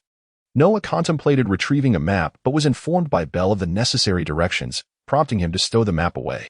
Bell flew at low altitude with remarkable speed, and to mitigate any discomfort from the rapid flight, Noah enveloped himself in a layer of water armor and settled cross-legged. Thus, Noah was able to endure the swift flight without discomfort. They were en route to the Rain District, the headquarters of the Baroque Works. Meanwhile, Nico Robin had relayed information regarding Noah's situation to Crocodile via a transponder snail. Unbeknownst to Noah, Nico Robin was presently in an unexpected location. Indeed, she was in the capital of the Alabasta Kingdom. This city was initially her intended destination, and her visit to see Noah was merely a secondary objective. As they arrived at the Rain District, the largest and sole casino, Rain Banquet, it was already late at night. The Rain District stood tall upon a massive platform, surrounded by arid desert. Bell landed Noah at the outskirts of the district, but had no intention of departing just yet. Although Cobra had not explicitly instructed him, Bell, with his unwavering dedication to Alabasta, understood his responsibilities. Noah's need for Bell's presence was inconsequential, should he wish to leave later. He could simply summon the flying Shadow Night Bats from the Shadow Legion. Each unsealing of the ominous masks required only a single devil fruit, and with the abundance of devil fruits within Baroque Works, Noah could easily procure one. Noah's plan involved capturing the entirety of Baroque Works. Thus, he needed to devise a method to entice its members, particularly the devil fruit users, to return to the Rain District. Rather than acting impulsively, Noah took a moment to contemplate his strategy. After delivering Noah to the Rain District, Bell took his leave without further comment. As Noah continued to ponder, he recalled that Crocodile, a user of the Sand fruit, had a notable weakness: water. Fortuitously, Noah and Apos' heavy water gourd was filled with seawater, rendering Crocodile and Apos' defeat a manageable task. Noah had long been curious as to why Crocodile, a formidable user of the natural-type devil fruit, was vulnerable to water. He pondered whether it was simply ordinary water that posed a threat, a notion that seemed illogical. Ultimately, Noah decided not to dwell on what he could not comprehend. Crocodile's susceptibility to water was advantageous for him. Now, Noah contemplated the potential scenario in which, after defeating Crocodile, the members of Baroque Works might flee. If that were to occur, the time required for him to locate them could be substantial. Perhaps he could discreetly eliminate Crocodile and then utilize him to summon the members back to the Rain Banquet. However, Crocodile's arrogance might lead him to resist Noah's threats, complicating matters and wasting precious time. Upon careful reflection, Noah deemed this approach unsuitable. Thus, he resolved to adopt a more straightforward strategy. His current plan entailed gradually wearing down Crocodile until he could gather the Baroque Works members. During this time, Noah would search for any Baroque Works members present in the Rain District, confident that not every member would be within its confines. However, the likelihood of encountering some, aside from Crocodile, was significant. Having reached a decision, Noah transformed into a shadow and vanished from the spot.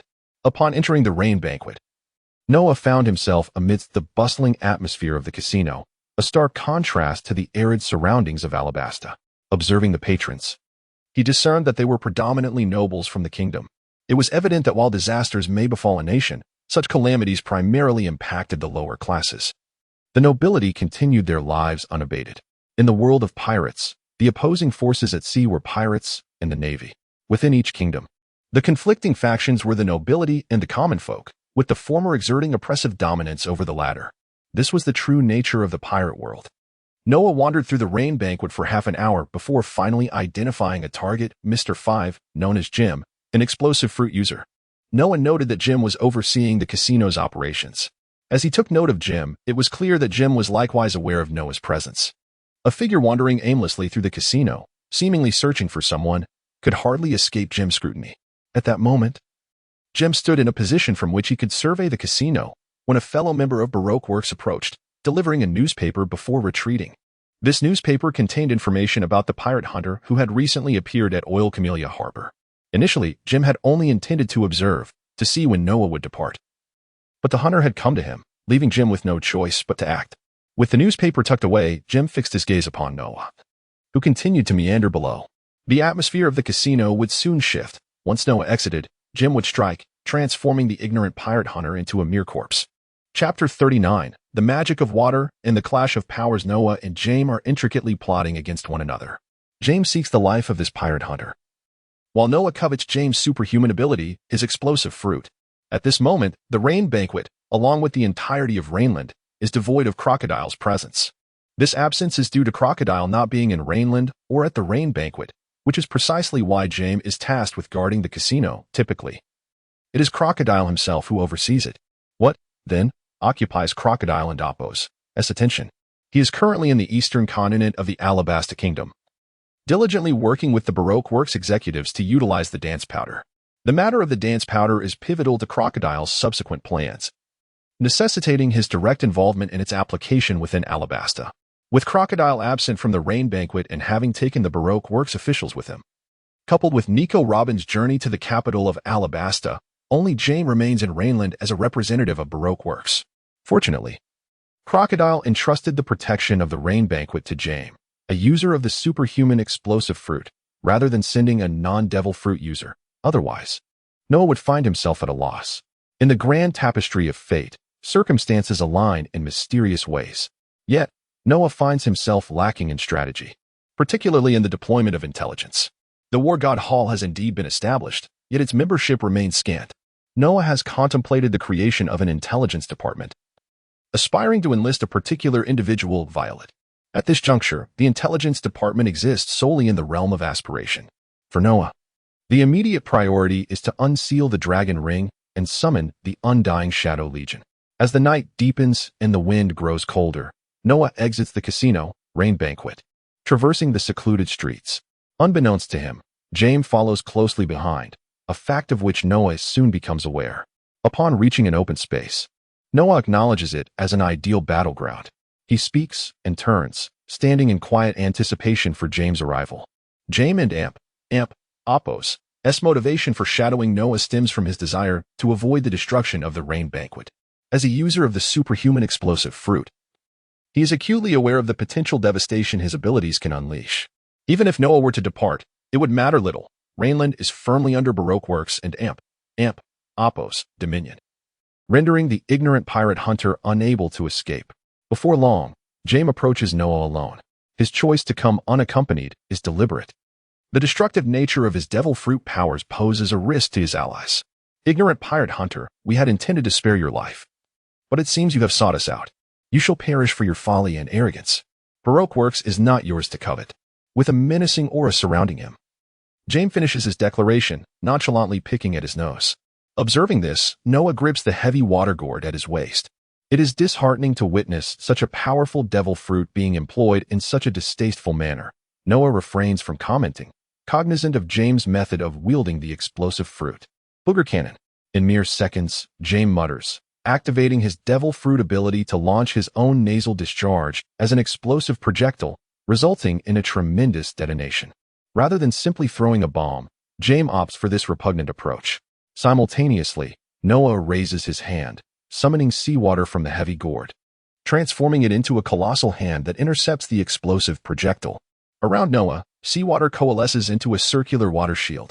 The enormous hand grasps the bomb, which detonates upon impact, scattering seawater between Noah and Jaime, yet the water shield absorbs the blast. Jaime, however, remains unperturbed, allowing the splashing water to drench him. The explosion poses no threat to him. He is entirely unfazed.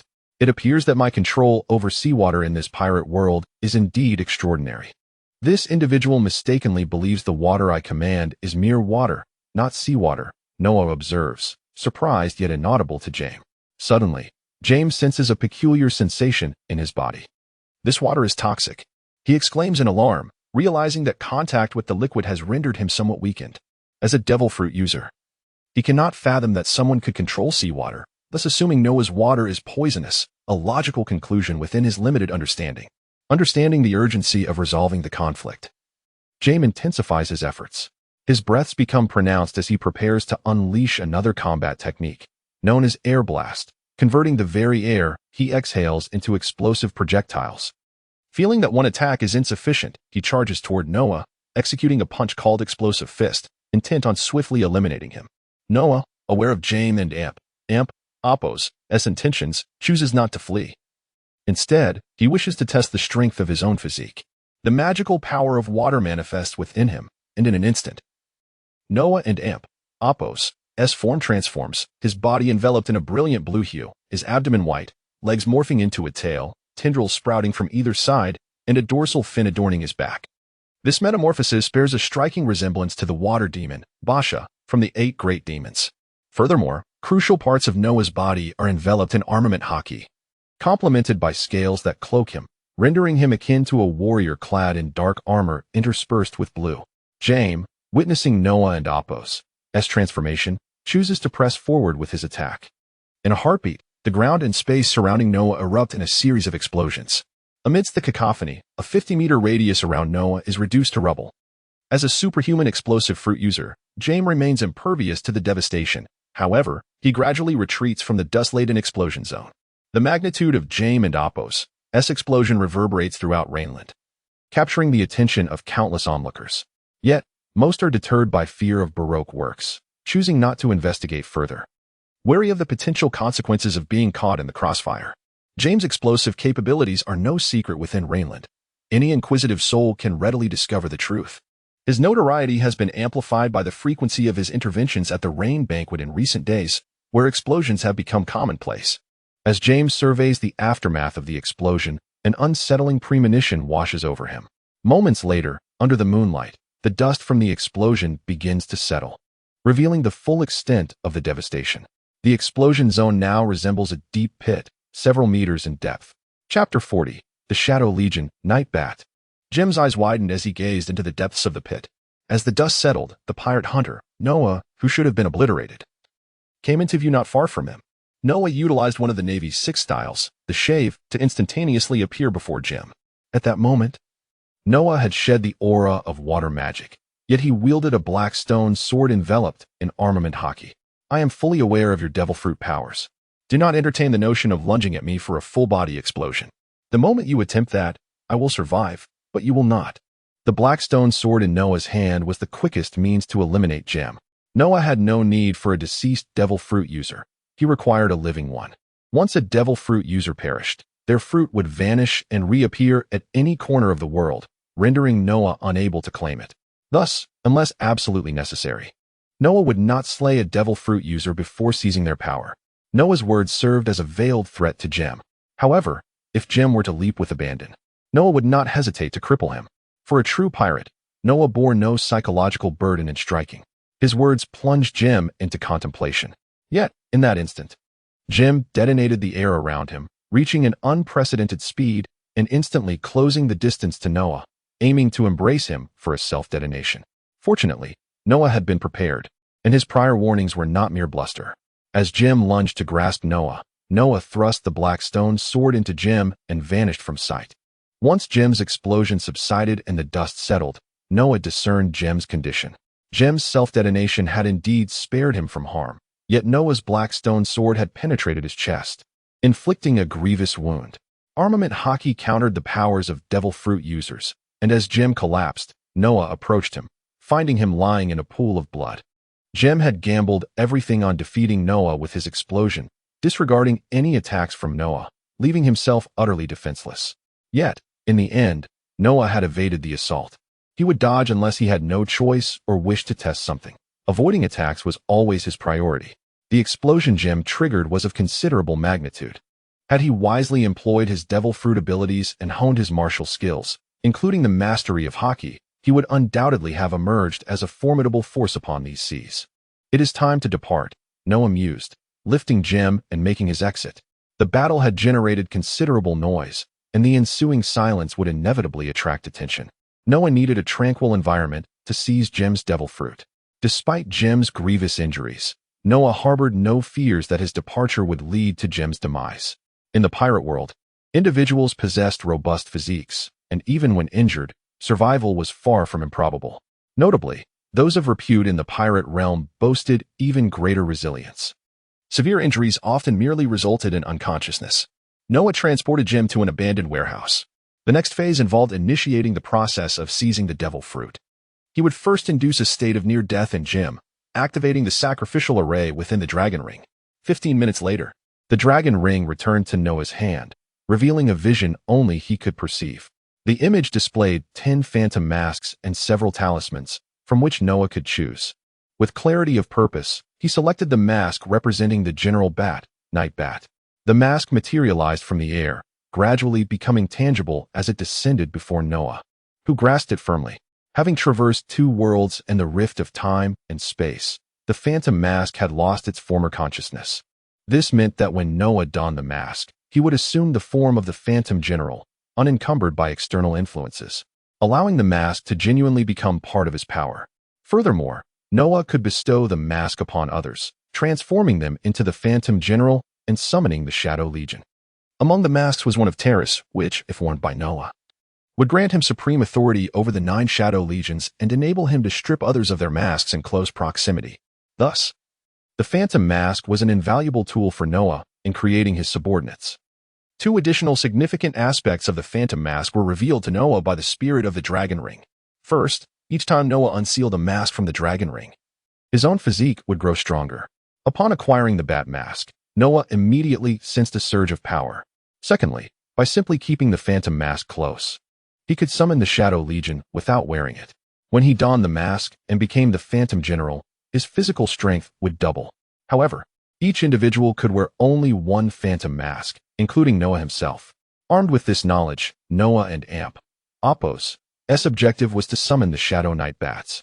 As he held considerable interest in the Shadow Legion, rather than donning the Bat Mask, he secured it at his right waist, where a divine token representing the water magic.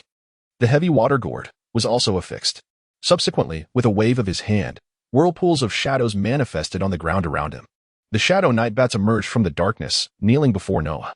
Cloaked in inky blackness, though humanoid, their limbs morphed into talon-like claws, and bat-like wings extended from their backs. They were the only Shadow Legion capable of flight, a crucial ability that Noah currently lacked. As the Shadow Knight Bats materialized, a total of 50 appeared. Should Noah desire more, he merely needed to offer a sacrifice of a devil fruit. The Shadow Legion was immortal. Once night fell, they would resurrect, ready to serve Noah.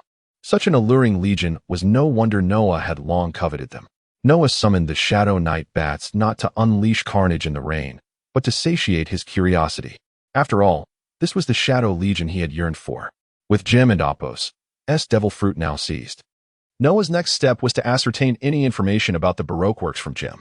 If he could not glean the desired intelligence, he would have to wait patiently for opportunities to arise. This was Noah's strategy concerning Baroque works. The rain-soaked land was their stronghold. They would return, one by one. Noah would capture them. With his thoughts settled, he waved his hand, and the Shadow Knight Bats melted back into the shadows, awaiting Noah and Apos' call. Chapter 41. Fishing? Hooking a devil fruit user. The night had deepened, with the moon concealed by ominous clouds, casting the sky into profound darkness. Under Noah and Apos' mental command, most of the Shadow Bats returned to the obscurity of the night. However, 12 remained, as Noah had distinct plans for them. At this moment, Noah perched upon the back of one Shadow Bat, soaring through the night, while another Shadow Bat accompanied him for protection. His destination was the casino, Rain Banquet. As for Jim, who had lost his devil fruit powers and was gravely injured, Noah left him behind, surrounding him with 10 Shadow Bats to ensure his covert protection until he could depart on his own. Noah adhered to a strict principle regarding the acquisition of others' devil fruits. If he succeeded in taking a person's devil fruit, he would not terminate their life. Of course, this was only valid for a limited time. It was precisely this principle that allowed Jim to remain unharmed, as Noah had dispatched the Shadow Legion, the Bats, to provide temporary safeguarding. The Shadow Bats seamlessly blended into the night, and with the hour being late, most people were asleep, rendering Noah and the Shadow Bats invisible to the world. On the rooftop of the Rain Banquet, a private domain belonging to Crocodile, the highest point in the entire Rain District, there were no guards present. The Shadow Bats and Noah descended from the sky. With a flick of his mind, Noah sent the Shadow Bats into the darkness to survey the surroundings. Indeed, it was a splendid location. Noah turned, surveying the entire Rain District. At that moment, the clouds parted, revealing the moonlight over the district. Noah remained there for a considerable time. Soon, the Shadow Bats returned to Noah, having communicated the surrounding circumstances through their mental connection. Under Noah's order, the Shadow Bats melded back into the darkness. Noah took several strides toward the door connecting the rooftop to the building, pushed it open, and entered directly. This night, the Rain Banquet did not witness any unusual occurrences due to Noah's arrival, and no one discerned that he had infiltrated the highest level of the Rain Banquet. As dawn broke and the sun rose, the casino, Rain Banquet, which should have opened its doors, remained shuttered.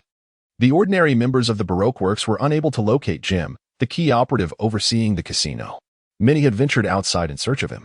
An hour passed, and the members finally sensed something was amiss. After 2 more hours, they discovered the gravely injured and unconscious Jim. This was a significant matter, one beyond their capacity to resolve, so they promptly contacted other Baroque Works officials. In the Baroque Works, these ordinary members had no means to reach Crocodile, having never even encountered the organization as president. Jim, known as Mr. Five within the Baroque Works, wielded a powerful devil fruit, making him one of the strongest among the cadre. Yet, he remained oblivious to the identity of his assailant. Initially, The ordinary members at the Rain banquet contacted Miss Doublefinger, Bora. Bora had long been undercover as the proprietress of a spider CAF in Alabasta.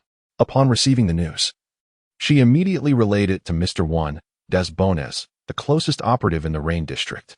Des Bones, a superhuman with the swift slashing fruit ability, was once a renowned assassin, later recruited by Crocodile to join the Baroque Works. He was the strongest commander within the organization and one of Crocodile and Amp, Oppo's most loyal followers. Des Bones was already aware of Jim and Amp, Oppo's predicament and was en route back to the Rain district. The Rain banquet, the Baroque Works and Amp, Oppo's stronghold could not afford such disturbances. Thus, Des Bones felt compelled to return and take charge of the situation. However, he chose not to inform Crocodile, who was preoccupied with other matters, believing it best to handle the situation independently. In the Rain district, at the Casino Rain banquet, no one could disturb Noah, as he occupied a place only accessible to Crocodile. Thus, he remained undisturbed, patiently awaiting the unfolding events. Noah had dispersed the shadow bats, who were now stationed in the shadows of the casino, vigilantly monitoring the premises. Should any unusual activity arise within the Rain banquet, Noah would be the first to know. Noah had already gleaned the movements of the Baroque Works from the ordinary members within the casino. He had devised a plan. Should Crocodile return, Noah would make his exit. Avoiding a confrontation with Crocodile was not due to fear, but rather a strategic decision to patiently await the opportune moment to strike. However, if other devil fruit users from the Baroque Works returned to the casino, Noah would not hold back. Patience was essential in this endeavor, akin to a fisherman biding his time at the fishing spot. As the morning wore on, the afternoon approached, coinciding with Des Bones' return to the Rain district. By the time he arrived at the Rain banquet to take command, dusk would have settled. The Shadow Bats had already relayed Des Bones and Amp, Oppo's arrival to Noah. Standing atop the casino, Noah gazed at the evening glow on the horizon, aware that nightfall was imminent. Noah awaited the arrival of Des Bones, who returned alone. Precisely as Noah had anticipated, the current atmosphere of the casino starkly contrasted with Noah's composed demeanor. Des Bones had gathered more specific information from the ordinary members of the Baroque Works. Before him lay a pressing issue. The Baroque Works had scoured the entire Rain district, yet they had failed to locate the gravely injured Jim or any valuable clues. The only resolution lay in Jim awakening, which would provide answers to all inquiries. Unfortunately, Des Bones was disheartened to learn from the physician that Jim would not regain consciousness until at least the following day. With no alternative, Des Bones had no choice but to await Jim and Oppo's revival. However, perhaps he would not need to wait until tomorrow for that very night. Noah would set his plans into motion against Des Bones. Soon, darkness enveloped the sky. Noah inscribed a message on a piece of paper, dispatching a shadow bat to deliver it. The recipient was none other than Des Bones, who had returned to the casino that day. Chapter 42. The superhuman type quick/fruit user. The casino remained closed today, and it would not open in the evening either, as Des Bones awaited Jim's awakening. Des Bones was apprehensive about the unknown dangers that might arise if today's events remained unclear. The Baroque Works was not to be underestimated. They had already traced Noah's whereabouts, but their investigation hit a dead end once Jim and Noah left the casino Rain banquet. Des Bones had received the investigation results from his subordinates, and by the dim light, he perused the findings. Suddenly, a monstrous figure cloaked in darkness emerged from the shadows. This bizarre scene alerted Des Bones to the presence of an intruder in the casino, a mysterious devil fruit user. Des Bones transformed his hand into a blade, prepared to strike at the shadowy figure known as the Nightbat. However, he refrained from attacking immediately, wishing to uncover the identity of the individual behind this dark creature. The Nightbat glanced at Des Bones, dropped a piece of paper, and then melted back into the darkness. Des Bones retracted his devil fruit ability and approached the spot where the Nightbat had appeared, picking up the paper from the ground. The contents revealed the identity of the one responsible for Jim's injuries, yet it remained uncertain whether this individual was indeed Noah. Nevertheless, Des Bones speculated that the leader behind the shadowy figure was the pirate hunter, Noah. In the world of pirates, there exists a plethora of peculiar devil fruits, so Des Bones was not particularly surprised by the Nightbat's appearance. The paper Noah had left in Des Bones' hands turned to dust. It detailed the process through which Noah had injured Jim and extended an invitation for Des Bones to meet him at a specific location.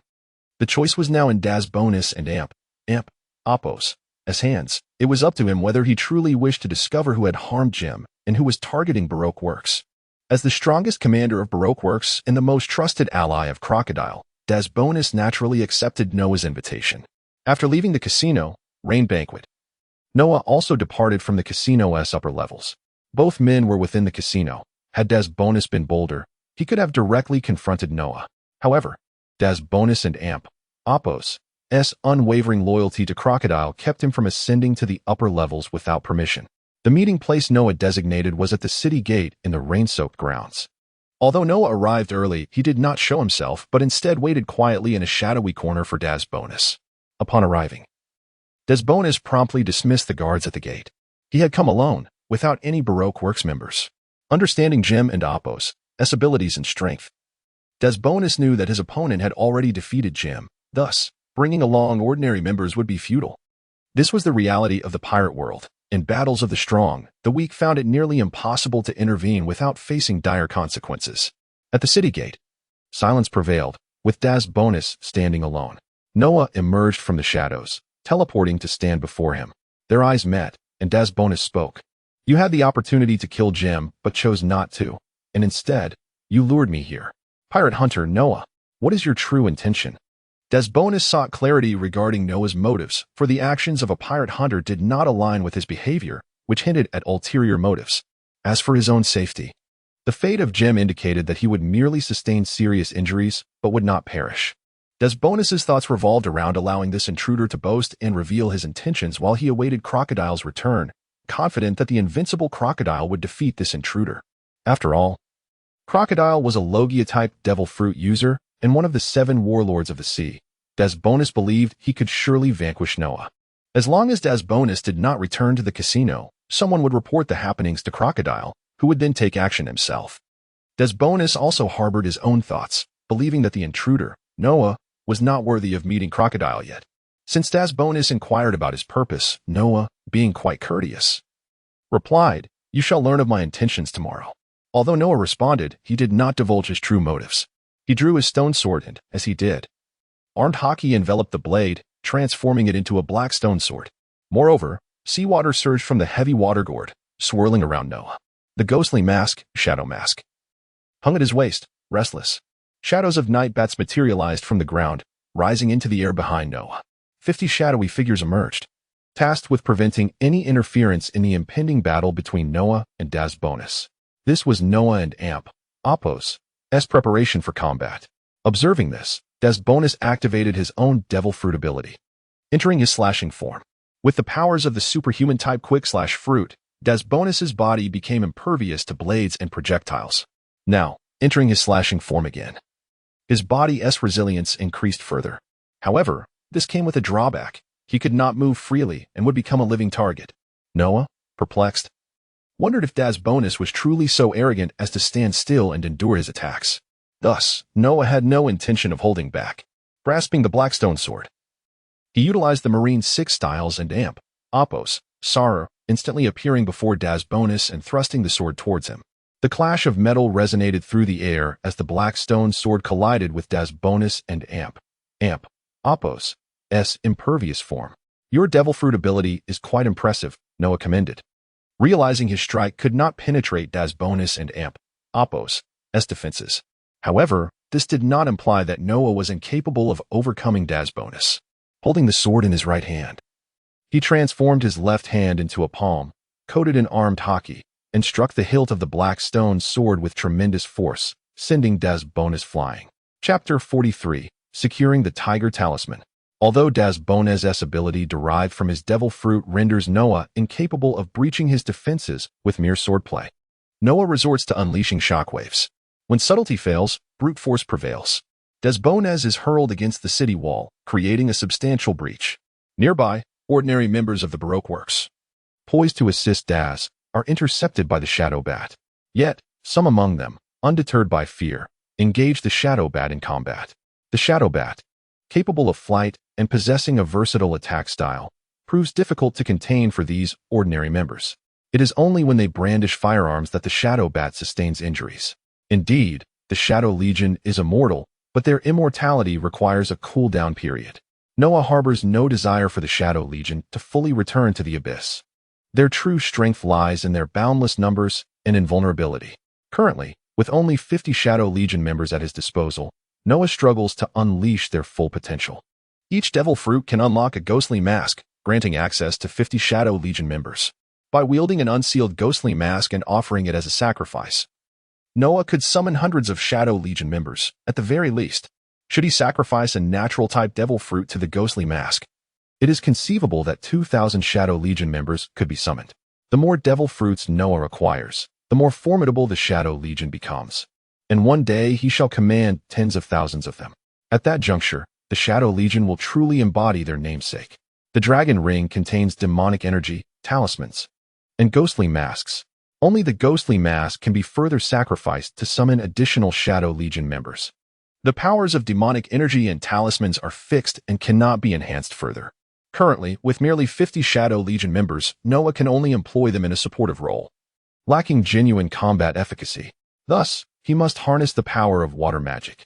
The cacophony of the outside world hampers Noah's effort to seize Desbones' Devil Fruit. Water surges forth from the heavy water gourd at Noah and Apos' waist, enveloping a 30-meter radius in a watery dome. While the defensive capabilities of this dome are modest, its offensive power is formidable. Countless water blades coalesce within the dome, launching outward like a torrential downpour. Under the relentless assault of these water blades, the ordinary members of Baroque Works are swiftly incapacitated. Noah does not seek their lives. His objective is to acquire Desbones' Devil Fruit, not to commit murder. Noah strides purposefully toward Desbones, who, injured and unable to retaliate, can only watch as Noah approaches. Armed with the water magic and the ghostly mask of the Flying Shadow General, Noah feels his physique bolstered. Although Desbones' Devil Fruit ability is impressive, his physical constitution and martial prowess are decidedly lacking. Noah had already bested Desbones without employing water magic. Were he to unleash a significant portion of the water from the heavy water gourd, he could simply submerge Desbones without lifting a finger. Indeed, seawater counters the abilities of Devil Fruit users. While certain Devil Fruits possess powers that can mitigate seawater and Apos' effects, such as freezing or evaporating, Desbones' superhuman-type Devil Fruit, the Quick-Slash Fruit, does not belong to that category. Within the entire Baroque Works, Noah finds little threat from the Devil Fruit users, for none can rival his dominion over the Kingdom of Water. The Kingdom of Water, a culmination of water magic and the divine artifact, the heavy water gourd, unleashes a deluge to overpower foes. This ultimate technique is seldom employed by Noah. As seawater swirls around him, it transforms into two water tendrils that swiftly ensnare Desbones. By the time Daz can mount a counterattack, he finds himself bound by the water, his strength sapped. Noah approaches Desbones with the Blackstone sword, driving it into his chest, inflicting grievous injury and bringing him to the brink of death.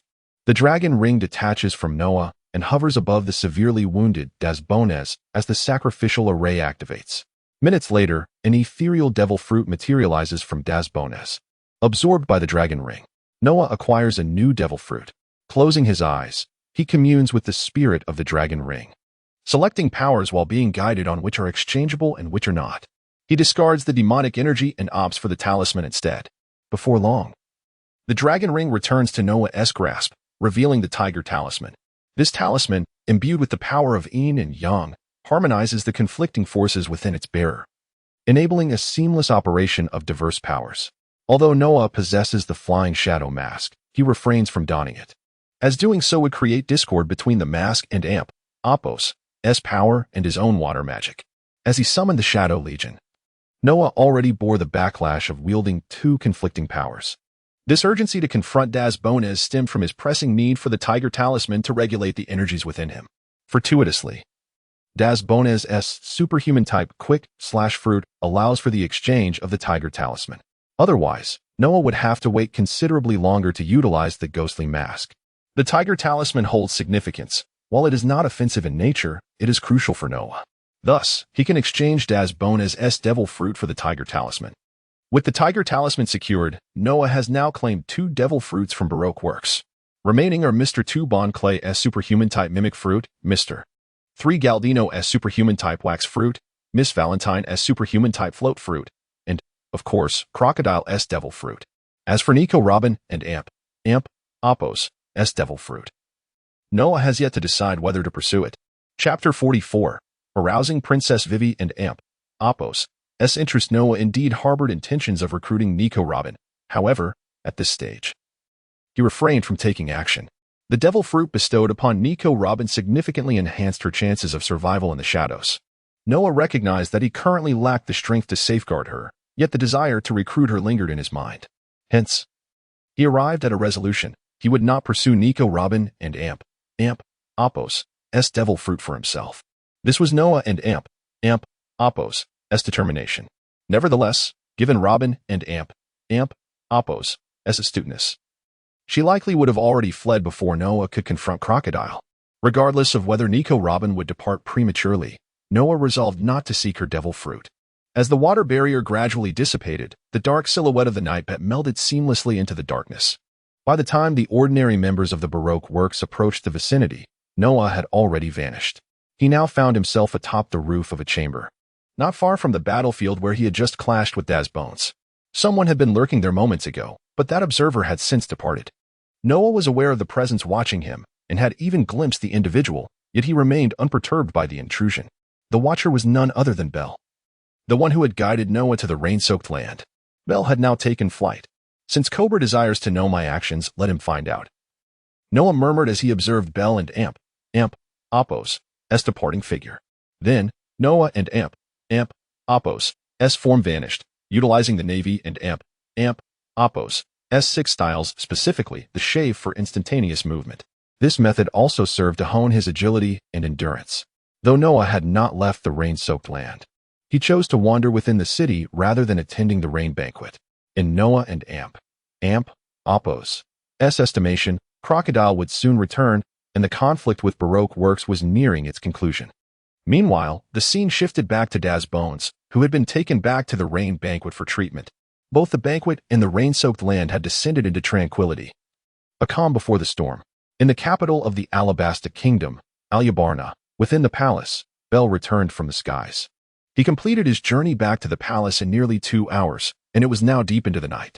Bel initially intended to report to Cobra regarding the pirate hunter Noah and Apos' activities in the rain-soaked land the following day. However, upon noticing that the lights in Cobra's palace had yet to dim, he flew directly toward it. Inside Cobra's palace, not only was Cobra present, but also Princess Vivi, who had just returned that very night.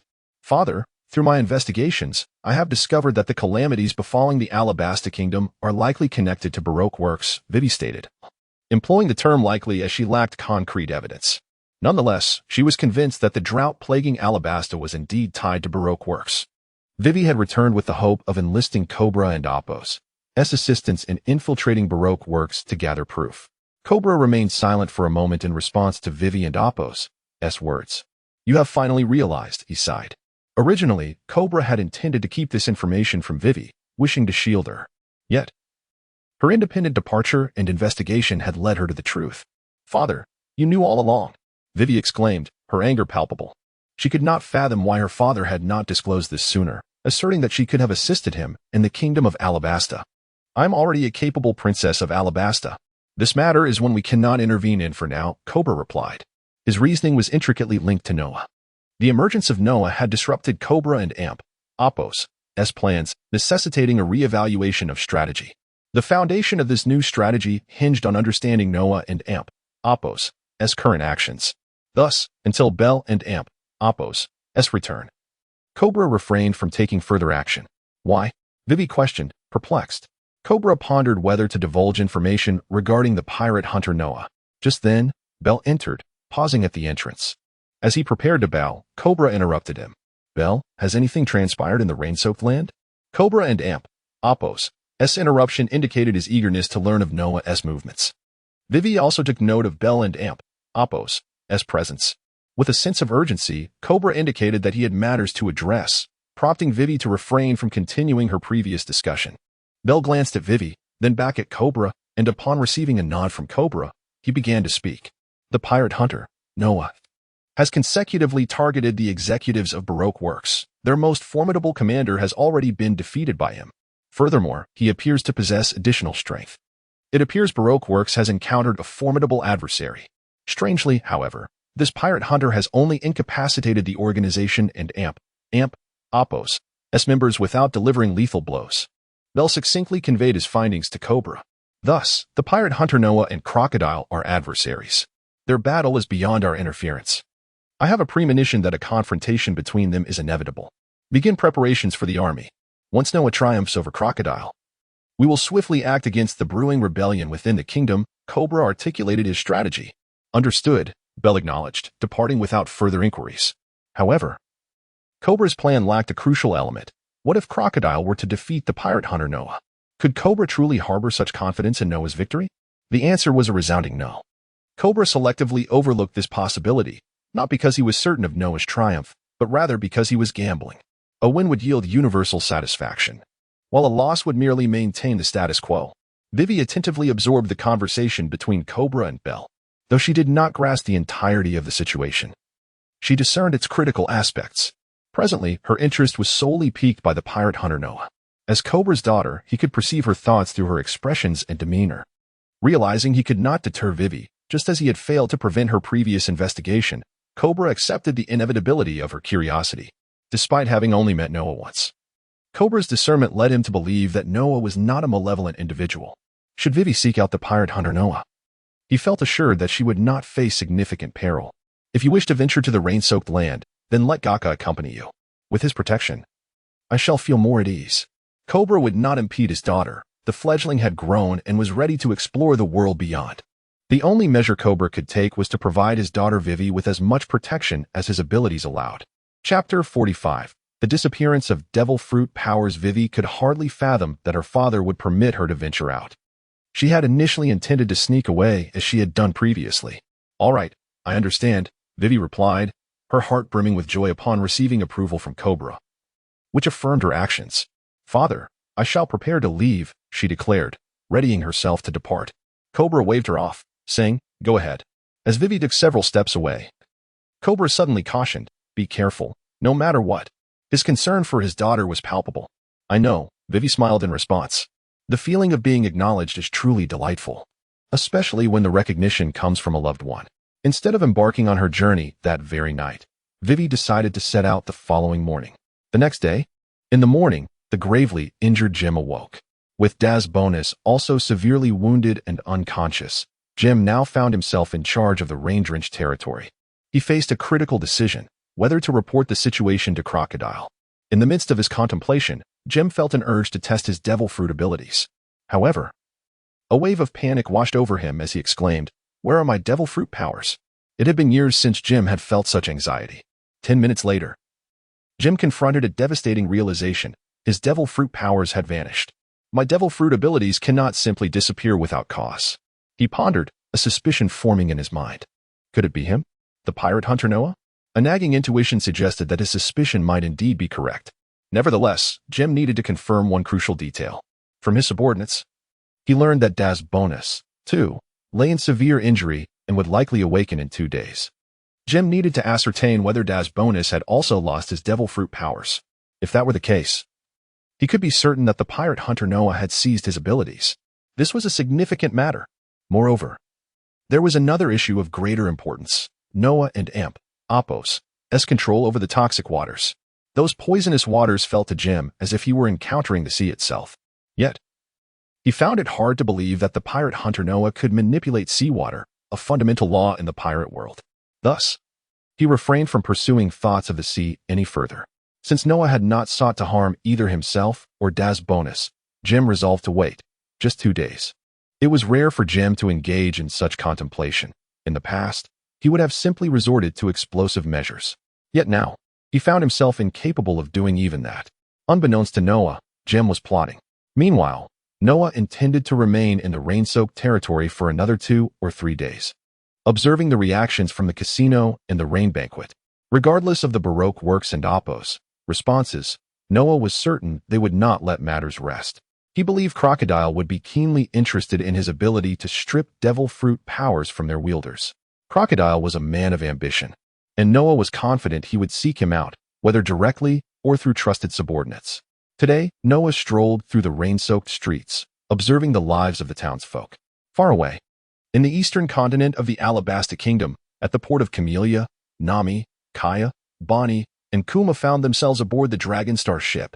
Nami was busy recalling the seas they had traversed, sketching a rough sea chart, and comparing it with previously acquired maps. She was diligently working towards her dream. Bonnie played under the orange tree, while Kaya attentively absorbed Kuma and Appo's teachings. Kuma was instructing Kaya in combat theory and sharing insights about hockey. This was Kaya and Appo's agenda for the morning. In the afternoon, she would either train independently or spar with Kuma, who would provide her with techniques. Each of them had found their purpose. This was the scene Noah desired to witness. Unfortunately, he was not present on the Dragonstar ship. Had he been, he would have taken great joy in the sight. In the rain-soaked territory, Noah had spent an entire day exploring. His plan was to meet with other Baroque Works officers within 3 days. The following day, he refrained from wandering and chose instead to rest and conserve his strength. On the third morning, Dasbonis regained consciousness from his severe injuries. Jem approached the bandaged Dasbonis and immediately mentioned the disappearance of his devil fruit powers.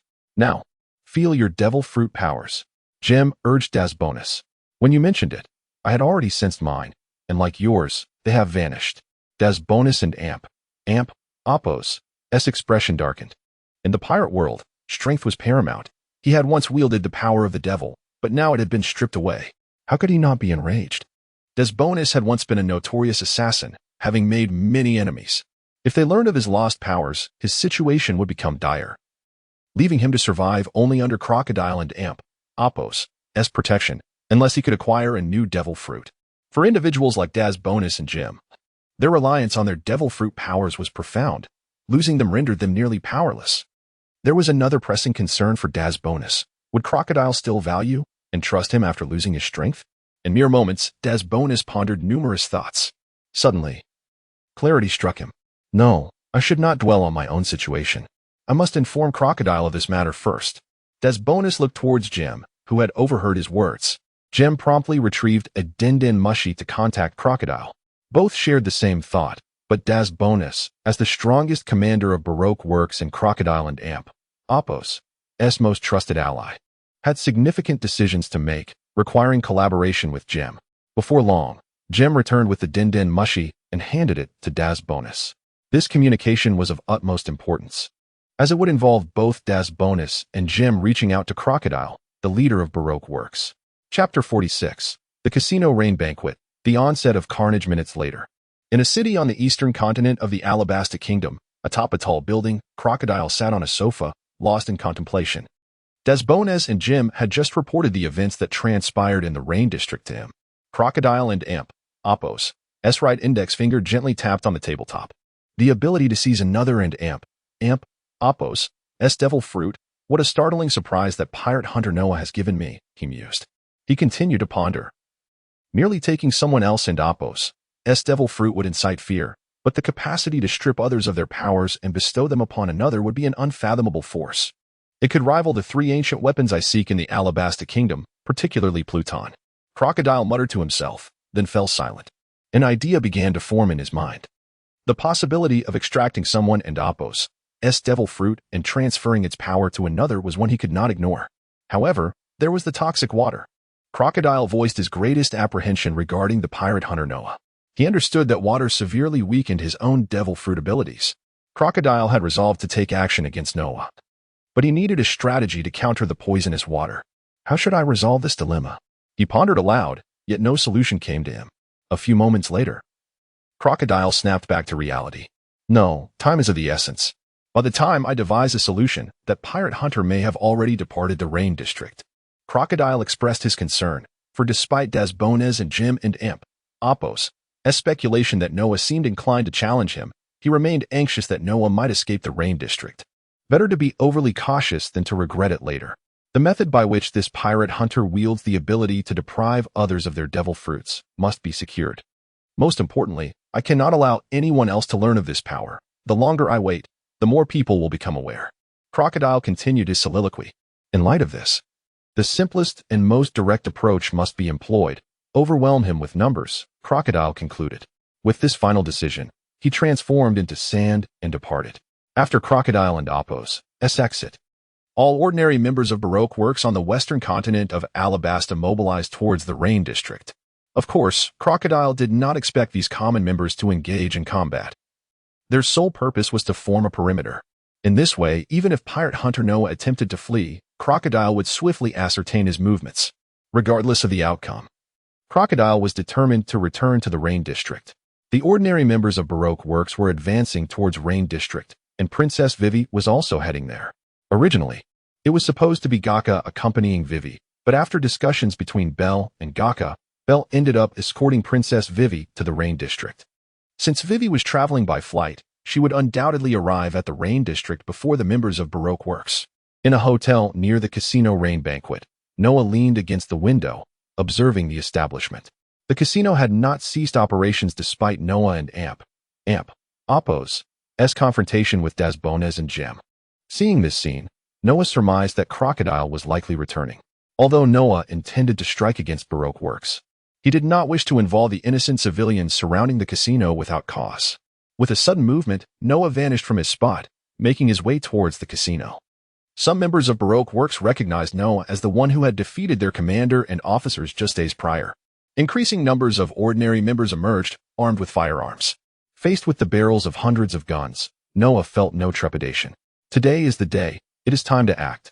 With a swift motion, Noah drew his stone sword and charged into the ranks of Baroque Works. Each swing of his blade felled an ordinary member, whether dead, alive, or gravely injured and unconscious. Noah was determined not to let his battle with Crocodile entangle the nearby civilians. This was his principle, not an act of mercy. As for the Baroque Works members obstructing him, Noah showed no mercy. At this moment, the casino was under the command of Dasbones and Jem, two of Noah and Appo's defeated foes. Not only had they lost their devil fruit abilities, but they were also injured and unable to engage in vigorous movement. Thus, no one within the casino could impede Noah. Those who dared to do so would pay the price. Half an hour later, Noah reached the top floor of the casino. The commotion caused by the casino and Appo's activities reverberated throughout the Rain District, prompting the civilians nearby to flee. Noah had achieved his objective. As for the external discussions that would ensue, he was indifferent. At the summit of the Rain Banquet, Dasbones and Jem sat before Noah, each occupying a sofa. They were unable to fight due to their injuries. Engaging in combat would only exacerbate their wounds. Your president, one of the 7 warlords of the sea, Crocodile, is surely on his way back, Noah inquired. Dasbones and Jem remained silent, unwilling to divulge Crocodile's whereabouts. However, from their expressions and gazes, Noah gleaned the answer he sought. Previously, it had been mere speculation, but now he was certain that Crocodile was nearing the Rain District, approaching the Casino Rain Banquet. Without your devil fruit powers and in your current state, it would be wise to remain docile. Otherwise, I will indeed resort to killing, Noah warned. He would grant Dasbones and Jem a single reprieve, but he would not extend them a second chance. Noah was not a figure of compassion. His limits were flexible. Dasbones and Jem sensed the murderous intent in Noah and Appo's words. They understood that this pirate hunter was genuinely capable of taking lives. The bloodied scene below the casino was not an illusion. They had witnessed it firsthand. Dasbones and Jem endured in silence. Despite their seemingly compliant demeanor, given the chance, they would not hesitate to kill Noah instantly. Chapter 47. The Arrival of Vivi. Appreciation does not necessarily entail possession. Had it not been for Noah's appropriation of Dasbones and Jem's devil fruits, a perilous act of nurturing a tiger, he would have never resorted to such measures. Clear the vicinity around the Rain Banquet, Noah instructed Dasbones and Jem. I shall await the return of the Baroque Works members here. The area was destined to become a battlefield, and in order to spare the innocent civilians from entanglement, Noah deemed a second cleansing necessary. Dasbones and Jem exchanged no words, then departed together. Noah had faith in their intelligence. He believed they would heed his command. The events transpiring at the Rain Banquet soon spread among the nearby populace, with increasing numbers becoming aware of the unfolding situation. Coupled with Dasbones and Jem and Appo's efforts to evacuate the surrounding civilians and transport the bodies of Baroque Works members from within the casino, the information proliferated swiftly. Within half a day, the entire city of Rain was informed of the occurrences at the casino. Baroque Works stood as the unchallenged might within Rain, bolstered by the presence of one of the 7 warlords of the sea, Crocodile. To the common folk, a figure like Crocodile was an unimaginable titan. Yet, Even such a formidable organization as Baroque Works had been infiltrated, with its strongest commanders and officers defeated. The message was clear: war was imminent. The common folk, powerless and weak, found themselves without the means to intervene. Even though Crocodile had been lauded as a great hero by the populace due to his orchestrations, when it came to matters of life and death, these Navii civilians could only afford their silent support, for they dared not step forward. Should they do so, the corpses that had been removed from the rain banquet would become their own fate. Noah, being both benevolent and malevolent, could undertake 2 actions to ensure the civilians' withdrawal from the vicinity of the casino without implicating them. However, should these ignorant civilians choose to rally for their perceived hero, Noah would not hesitate to spill more blood. On this day, 2 notable outsiders arrived in Ray. Vivi and Belle, upon entering the city, quickly learned of the events at the rain banquet. Further inquiries revealed even more specifics, confirming that action was indeed being taken against Baroque Works and Crocodile. Someone is taking action on behalf of King Cobra against Crocodile, Belle murmured, pleased by this development. In Belle and Apos' eyes, the so-called warlord was merely a pirate masquerading in nobility, with no fundamental change in essence, leading to his antipathy toward Crocodile. His disdain deepened upon uncovering the intricate ties between Baroque Works and the drought-plaguing Alabasta. Had Belle not recognized his own inability to confront Crocodile, he would have surely acted against him. Now, with others fighting on his behalf, and having already regarded Noah as a friend to the Alabasta kingdom, Belle looked to Vivi. Your Highness, I shall take you directly to the rain banquet where he awaits us, Belle stated. Very well, Vivi responded without hesitation. She understood that Belle would never harm her, and her purpose in Rain was to meet Noah. Thus, the prospect of heading directly to him filled her with eagerness. Together, they set forth toward the rain banquet. The casino had already been claimed by Noah, a fact known throughout the city. As the news continued to spread, its implications would likely reach the entirety of the Alabasta kingdom and beyond, marking a significant event along the first half of the Grand Line. Noah's actions were a provocation towards Crocodile. Should Crocodile choose not to confront Noah, his reputation would suffer considerably. Noah had first defeated Dasbonus and Jim to attract the attention of Baroque Works, subsequently employing his ability to seize others' devil fruits as bait to tempt Crocodile into confrontation. Ultimately, he aimed to compel Crocodile to face him through sheer force. Noah awaited Crocodile's arrival, but the first visitors were not members of Baroque Works, but rather a young girl and Belle, a vice-captain of the Alabasta Kingdom and Apos' guard, possessing the powers of a Zoan-type devil fruit. The girl, with her long, wavy azure hair cascading past her waist, was strikingly beautiful, her figure gracefully hourglass-shaped. As Noah gazed upon her from the window of the second floor of the rain banquet, he immediately recognized her identity, Nefertari Vivi, the princess of the Alabasta Kingdom. She was a gentle and kind-hearted princess, perceptive and selfless, with a broad mind.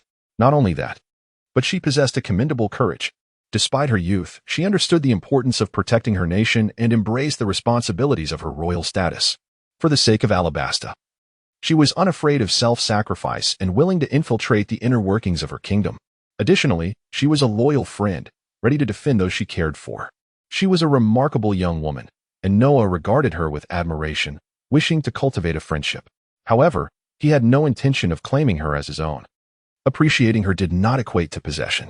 The Dragonstar ship already had Kaya, Nami, and Bonnie, who were not yet ready to stand on their own. Thus, Noah would refrain from engaging in further nurturing until he could recruit formidable allies like Fujitora and Smile. Navigating the seas was no trivial matter, especially considering the increasing number of formidable foes he would face. Nevertheless, this did not diminish Noah and Apos' desire to befriend Vivi, for he was but 19, a mere youth, and the age difference posed no barrier to a budding friendship with the princess. As Noah caught sight of Vivi and Belle, they too recognized him. He greeted them with a warm smile, gesturing for them to join him. Your Highness, let us proceed, Belle declared, stepping forward into the rain banquet.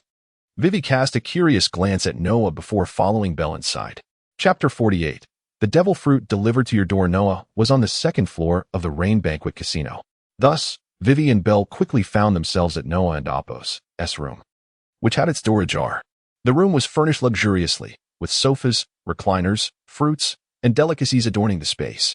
Noah had moved from the window to the sofa, where he sat down and began to sip from a glass of wine. The wine was as red as blood, and amidst the lingering tension in the casino, Noah appeared to be savoring the essence of life itself. Bell approached Noah with Vivi beside him. Mr. Noah, he greeted with a respectful fist salute. Having once been defeated by Noah with overwhelming strength, Bell held a deep respect for him, especially since Noah was a friend of the Alabasta Kingdom. Mr. Noah, Vivi echoed.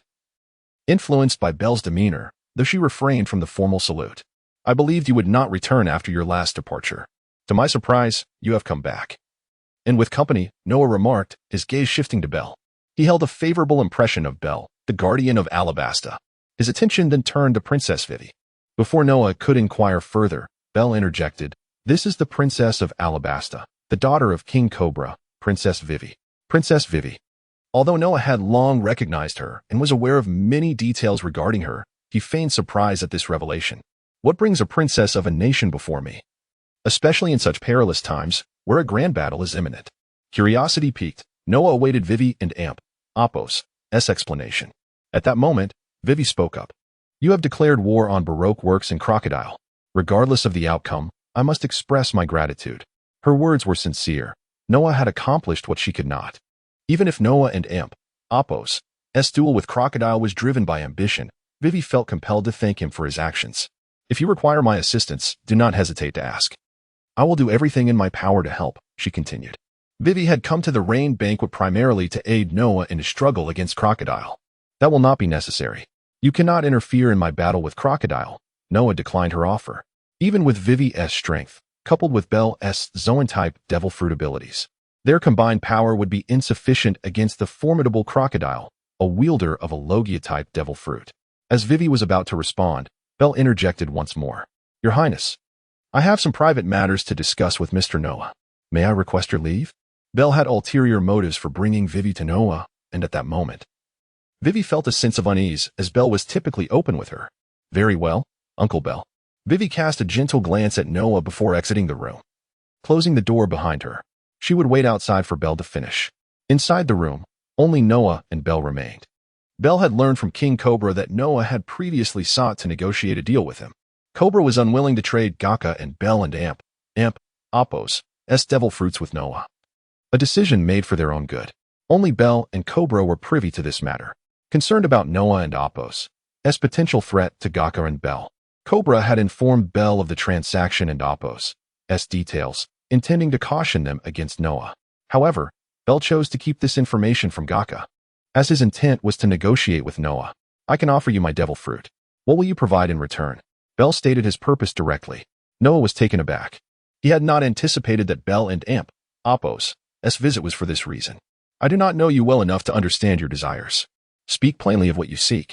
If it is within my power, we shall commence our transaction, Noah replied. From the moment Bell contemplated trading his devil fruit with Noah, he knew precisely what he wanted.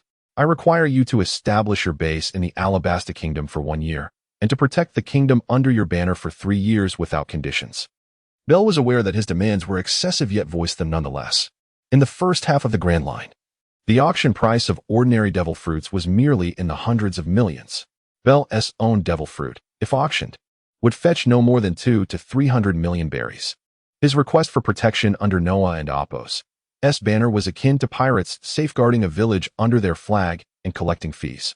An affront to a village bearing a pirate flag would be seen as a direct provocation to those pirates.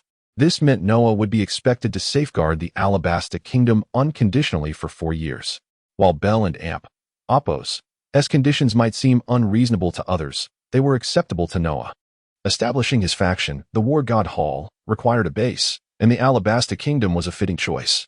As for the unconditional protection for 3 years, it would be a mere byproduct of Noah and Apos' establishment there. I accept your terms, but everything will wait until I have dealt with Crocodile.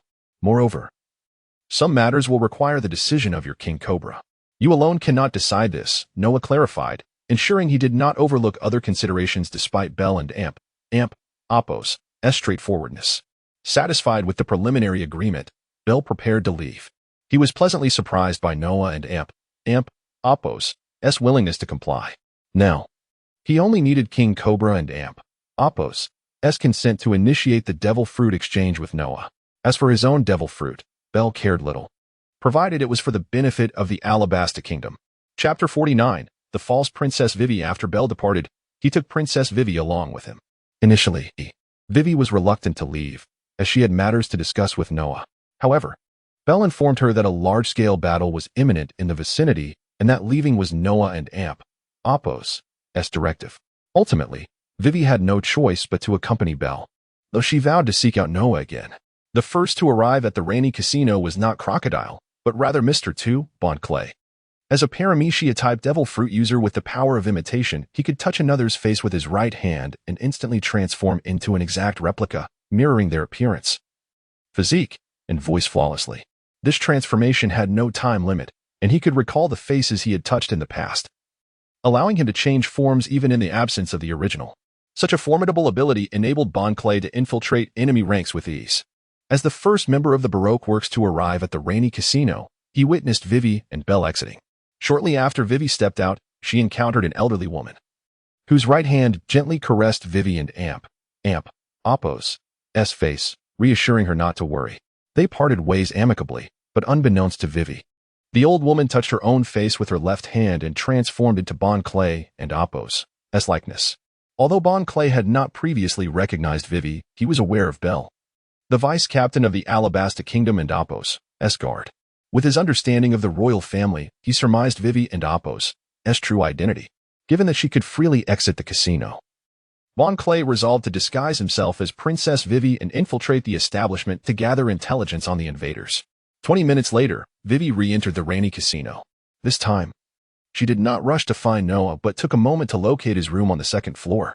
The door to Noah and Apos' chamber was ajar, allowing her to enter directly.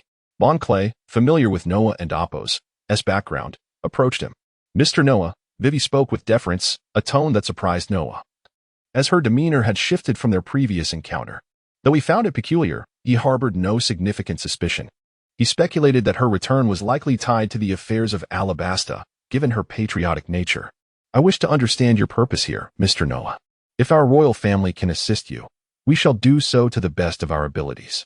Even if our aid may not be substantial, please grant us the opportunity to help," Vivi earnestly implored, even invoking Noah and Apos' name. Noah found her words curious. Princess Vivi should be concerned about Alabasta and the reasons behind his actions against Baroque Works and Crocodile. Moreover, they had previously clarified whether he required her assistance. At that moment, Noah recalled something he had said before. "I once mentioned the possibility of you joining my ranks. I wonder how you have considered that." Instead of answering Vivi's inquiry, he posed another question. Vivi, taken aback, declared, "I have made my decision, for I desire to protect the Alabasta Kingdom." Her response aligned with what the genuine Vivi would have said. Yet, Noah had never explicitly invited her to join him. Their conversation had been abruptly interrupted by Belle not long before. Noah felt a twinge of regret, as he had intended to establish a friendship with Vivi. But their exchange had been cut short. Nonetheless, he reasoned that there would be ample opportunities to get to know the intriguing Vivi. As he gazed at her, he recognized that the individual masquerading as Vivi was none other than Bon Clay from Baroque Works. What a fortunate day for Noah it was, with Belle seeking to trade his devil fruit and Bon Clay presenting himself voluntarily. Noah turned to Vivi and declared, "From this day forth, you shall be my ally." As he spoke, Noah rose to his feet. Bon Clay felt a surge of joy, astonished at how swiftly he had infiltrated the ranks of the invaders. Whether for intelligence gathering or a surprise attack on Noah, he was now poised to act. However, as Noah approached Bon Clay, his right hand, concealed behind his back, became enveloped in haki. Suddenly, he struck, seizing Vivi by the neck and lifting her off the ground. In that instant, Noah revealed her true identity, Bon Clay, a member of Baroque Works and a Paramecia-type devil fruit user. He hurled Vivi to the floor with a forceful blow. Vivi struggled to speak, her fate firmly grasped in Noah's hold. As he delivered the strike, he released her, causing her to cough up blood. The impact was unforgiving, shattering the floor beneath her and leaving her gravely injured. Noah stepped back, retrieving a goblet from the table to take a sip. At that moment, Vivi's true appearance was unveiled, a man adorned with garish makeup, false eyelashes, and a blunt fringe, clad in a swan ballet costume, with leg hair exposed. In Noah's eyes, he was an exceedingly unattractive figure. Yet, Bon Clay was a unique individual, known for his loyalty, righteousness, and selflessness, willing to sacrifice for his friends. In a world rife with piracy and corruption, such a character was a rare gem. Noah had no intention of killing Bon Clay. However, their opposing allegiances meant that while Noah spared him, Von Clay would seize any opportunity to eliminate Noah for Baroque works. Thus, Noah remained unyielding, resolute in claiming Von Clay and Amp, Oppos, Devil Fruit. Chapter 50. The final battle approaches, Crocodile and Amp, Oppos, arrival now gravely wounded. Von Clay was pierced by Noah and Amp, Oppos, sword, rendering him critically injured and unconscious, his proficiency and decisiveness evident. Subsequently, Noah dedicated 15 minutes to seizing Von Clay's Paramecia-type mimic fruit. This fruit, while possessing some peculiar utility, was an ordinary Paramecia devil fruit. After offering the mimic fruit as a sacrifice to the dragon ring, Noah's list of available powers materialized. As anticipated, this devil fruit yielded no magical energy in exchange. In terms of charms, he could redeem snake and monkey charms. He could also exchange for items related to the shadow mask, with a third option available, sacrificing the mimic fruit to the shadow mask. Specifically, the flying shadow mask would allow Noah to summon additional shadow troops. Currently, Noah commanded a modest troop of 50. Noah made his choice. The Shadow Kingdom, a realm exclusively belonging to the shadow troops, could manifest in any dark location within the world of Jackie Chan adventures. Possessing special magical means granted access to the Shadow Kingdom. The Shadow Kingdom Noah possessed had been transformed through the purging of two worlds and Oppos, rules, the cleansing of the time-space tunnel, and the power of the dragon ring. It had evolved into a kingdom that existed in the void. The shadow troops could freely enter and exit the Shadow Kingdom, as could those donning the shadow mask. No other individuals or entities could enter this realm. When Noah exited the Shadow Kingdom, he would reappear at his original location. This Shadow Kingdom bestowed upon Noah unparalleled protective abilities, albeit with significant limitations, for if trapped, the danger would multiply. The Shadow Kingdom's expanse would increase with each additional shadow troop, expanding by 1 square meter per troop. It served as a resurrection point for the shadow troops. Previously, the Shadow Kingdom harbored 50 Shadow Night Bats. Its current manifestation now boasted 500. Thus, Noah and Oppos' choice resulted in the increase of the Shadow Night Bats to 550, all awaiting Noah and Oppos' summons. The time for Noah to face the entirety of Baroque works was drawing near. 3 hours later, it was now afternoon. At the entrance of Rainy City, the members of Baroque works arrived. This time, they did not come one by one as mere couriers, but as a full assembly of Baroque works and Oppos executives. Among them were Von Clay, Jim, and Daz Bones, who had been stripped of their devil fruits and thus did not partake in this battle. The remaining combatants from Baroque works included Crocodile, the president and one of the 7 warlords of the sea, Miss Doublefinger, Miss Golden Week, Mr. Four, Miss Merry Christmas, Miss Valentine, and Machida, who wielded the powers of the Paramecia-type light fruit. Additionally, shrouded in a dark cloak and wearing a mask, was the vice president, Miss All Sunday, Nico Robin. All the formidable members of Baroque works were present, meaning Noah would face these 7 adversaries alone. The 550 Shadow Night Bats would serve to contend with the ordinary members of Baroque works. At the casino, Noah was no longer on the 2nd floor but instead positioned at the entrance on the 1st floor. Seated comfortably, he had a table laden with an array of food and drinks beside him. A stone sword was embedded in the ground to his left, and on the table to his right rested the divine token of water magic, an aquamarine gourd. Moreover, a figure stood beside Noah, Belle, an animal-type bird fruit user in its falcon form, who had come to assist Noah on Princess Vivi and Oppos' orders. In truth, even without Vivi and Oppos' command, Belle would have chosen to aid Noah. From this day forth, Belle was no longer the vice-captain of the Alabasta Kingdom's Guard. He severed all ties with Alabasta, his actions wholly independent of the kingdom. This was Belle and Oppos' resolution, and he was prepared to face death. King Cobra and Belle had recognized a month prior that the drought and turmoil in Alabasta were orchestrated by Crocodile, yet the king remained silent. With Noah stepping forward to challenge Baroque works, Belle resolved to contribute to Alabasta's cause. His decision stemmed not only from a sense of duty, but also from the acknowledgement of Noah and Oppos' formidable strength. Noah accepted Belle and Oppos' voluntary assistance without objection. 10 minutes earlier, Belle had informed Noah of Crocodile and Oppos' arrival in Rainy City. Half an hour later, Crocodile, accompanied by his 7 subordinates, came into Noah and Oppos' view. This marked the first encounter between Noah and Crocodile. Rising, Noah approached Crocodile, who commanded his subordinates to halt and advance towards Noah himself. One of the 7 warlords of the sea, the Sand Crocodile, Crocodile, the pirate hunter, Noah. They each declared their identities. "What has become of my subordinate, Von Clay?" Crocodile inquired. He possessed limited knowledge of Von Clay and lacked any profound emotional ties. They had merely crossed paths a few times. Nevertheless, one must regard their subordinates. And thus Crocodile sought to ascertain Von Clay's fate. His inquiry bore an accusatory tone towards Noah. "I shall not kill those from whom I have stripped their devil fruits. Von Clay and Apos' fate will mirror that of your 2 subordinates." Noah boldly acknowledged his ability to deprive others of their devil fruits. This revelation satisfied Crocodile and Apos' curiosity. Now, Crocodile understood the course of action he must take. Noah preemptively stated, "Let us engage in a duel. If you win, I shall grant you the ability to seize others and Apos' devil fruits. If I win, both your devil fruit and those of your subordinates will be mine. What say you?" Noah proposed a one-on-one battle with Crocodile. Should Crocodile consent, it would alleviate many unnecessary complications for Noah. Should he decline, Noah was prepared to confront the 7 members of Baroque Works alongside Bell. Chapter 51. One-on-one battle against Crocodile. After a brief moment of contemplation, Crocodile consented, stating, "Very well. I accept your challenge." The Rain District and the Casino Rain Feast, both territories of the Baroque Works, were not places where Crocodile could engage Noah without dire consequences.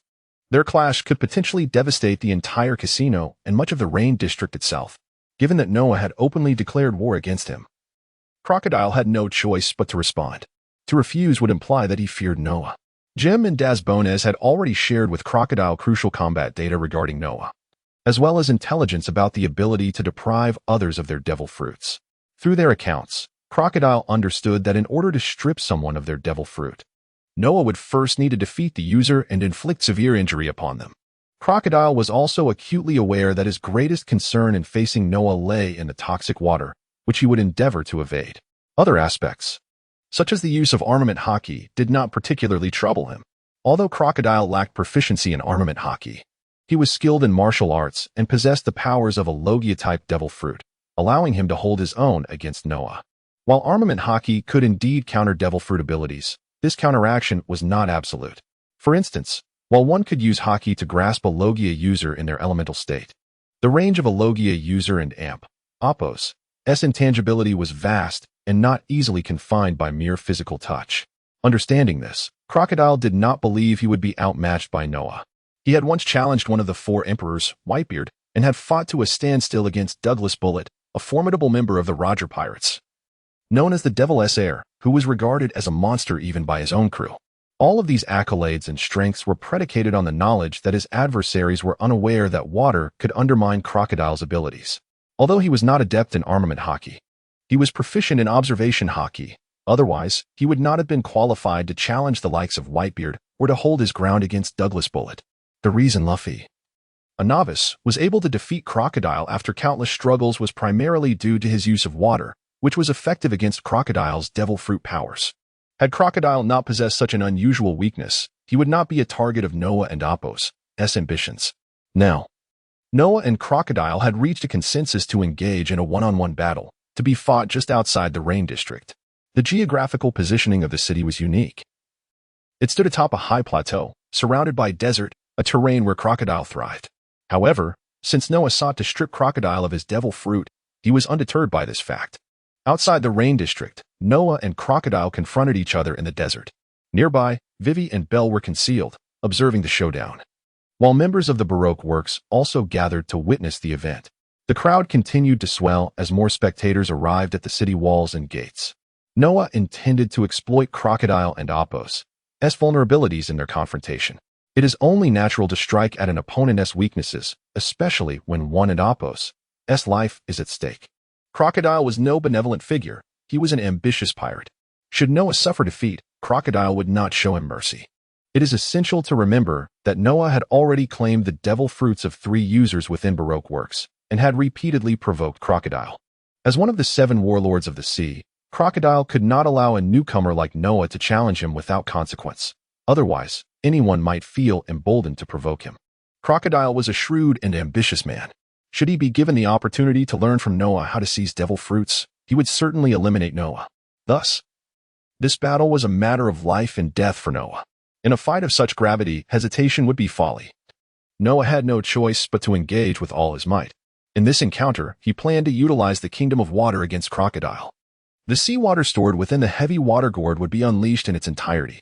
This gourd could only contain water. With an internal space equivalent to a 200 square meter area and a height of 6 stories, its capacity would expand in accordance with Noah and Apos' growing strength. The power of the water magic primarily lay in the control of water itself, while the gourd and Apos' ability was merely an extension of this magic. Crocodile, wielding the sand fruit, would become corporeal upon contact with water or blood, rendering him vulnerable to physical attacks. Lacking proficiency in armament hockey, should he lose his elemental form, Crocodile would be left defenseless, relying solely on his physical body for protection. Noah's Navy 6 styles were not mere theory. Once Crocodile was unable to maintain his intangibility, he would be forced to engage Noah directly. Moreover, Noah wielded seawater, an inherent counter to devil fruit users. Upon touching seawater, Crocodile would find himself as defenseless as a fish on a chopping block. Now, both Noah and Crocodile had amassed their energies for the impending confrontation. Crocodile summoned a sandstorm using his devil fruit powers, creating a formidable cyclone of sand. Do not underestimate this cyclone. It was a technique known as sandstorm, capable of shattering rock and collapsing structures. Crocodile sought to avoid close combat, preferring to attack from a distance with his sandstorms. Thus, 30 such cyclones swirled around him, a testament to his preparation. In contrast, Noah readied himself by drawing forth his black stone sword, enveloped in armament hockey. He utilized the shave technique to teleport swiftly towards Crocodile, intent on engaging him in close quarters. In addition to this direct assault, Noah brazenly placed the heavy water gourd upon the sandy ground. Crocodile took note of this action. From Daz Bonez and Jim, he had learned that the toxic water was contained within a special gourd.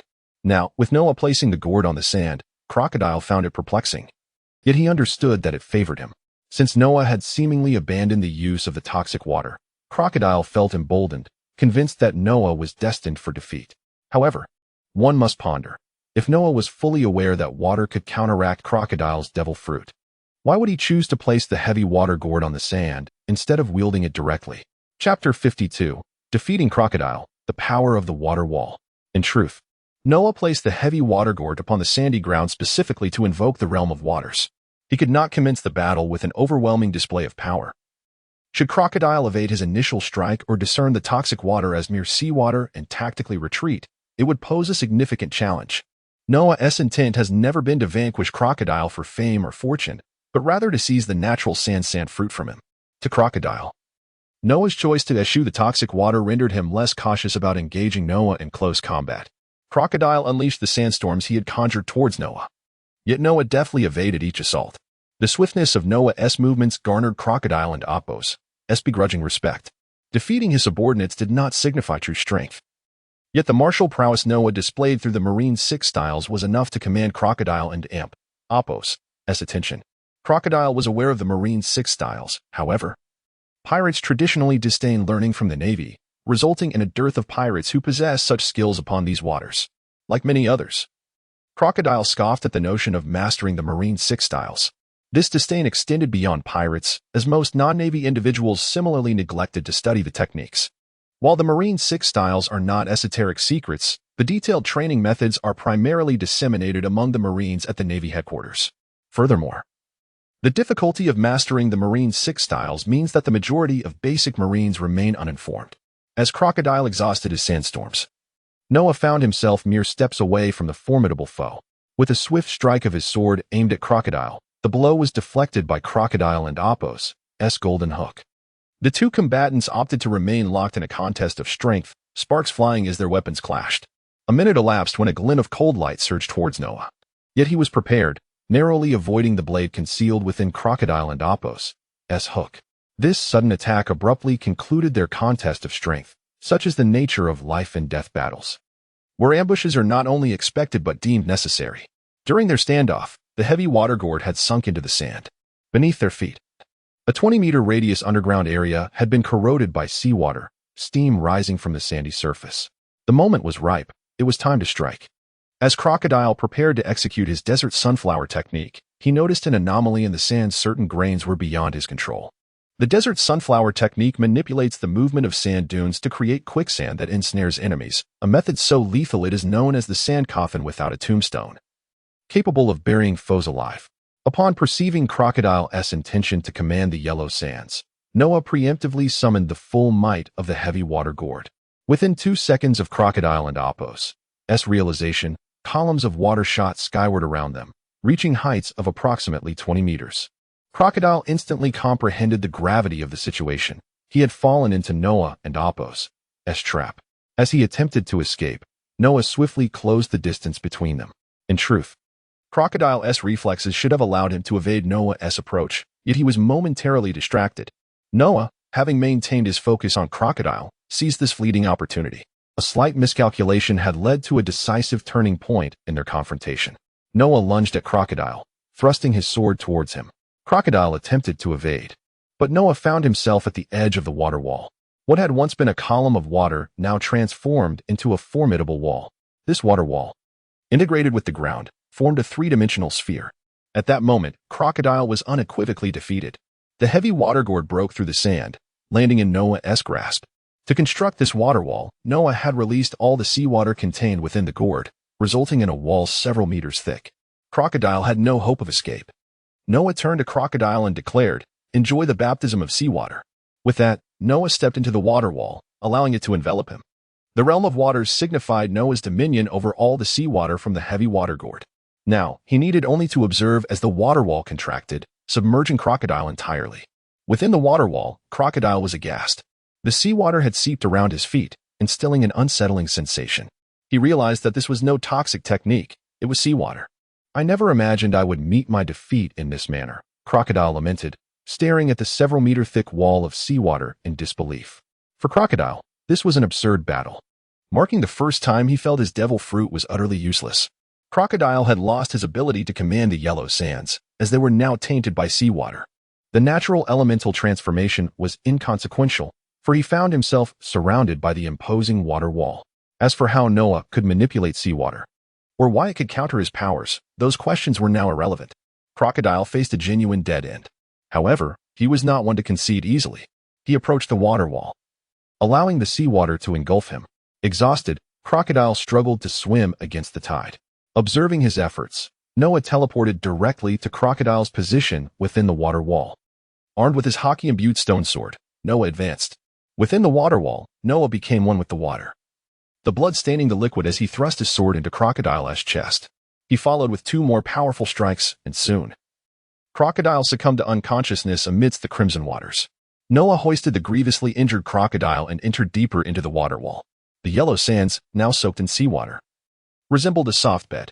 Noah laid Crocodile down and continued his assault. In a mere minute, Crocodile and Apos' condition had deteriorated to the brink of death. With the dragon ring, the sacrificial array, and the ethereal manifestation of the devil fruit, 15 minutes later, the water wall began to gradually dissolve into the surrounding sands. Noah had successfully sacrificed Crocodile's sand fruit, unlocking numerous powers within the dragon ring for Noah to choose from. Chapter 53. Seizing the natural system, the sand fruit, and clearing the battlefield. Noah did not immediately choose the power within the dragon ring, but instead carried the gravely injured Crocodile toward the Rain District. In the Rain District, at the city gate, the officers of Baroque Works were gathered. Noah approached them directly, stating, "This is your leader. I leave him in your care. From this moment on, if you set foot in the Alabasta Kingdom, I shall show no mercy." Noah and Apos' gaze fell upon Desbones, the most formidable commander. Apart from Crocodile, Desbones had kept the matter of his devil fruit being taken by Noah a secret from the others.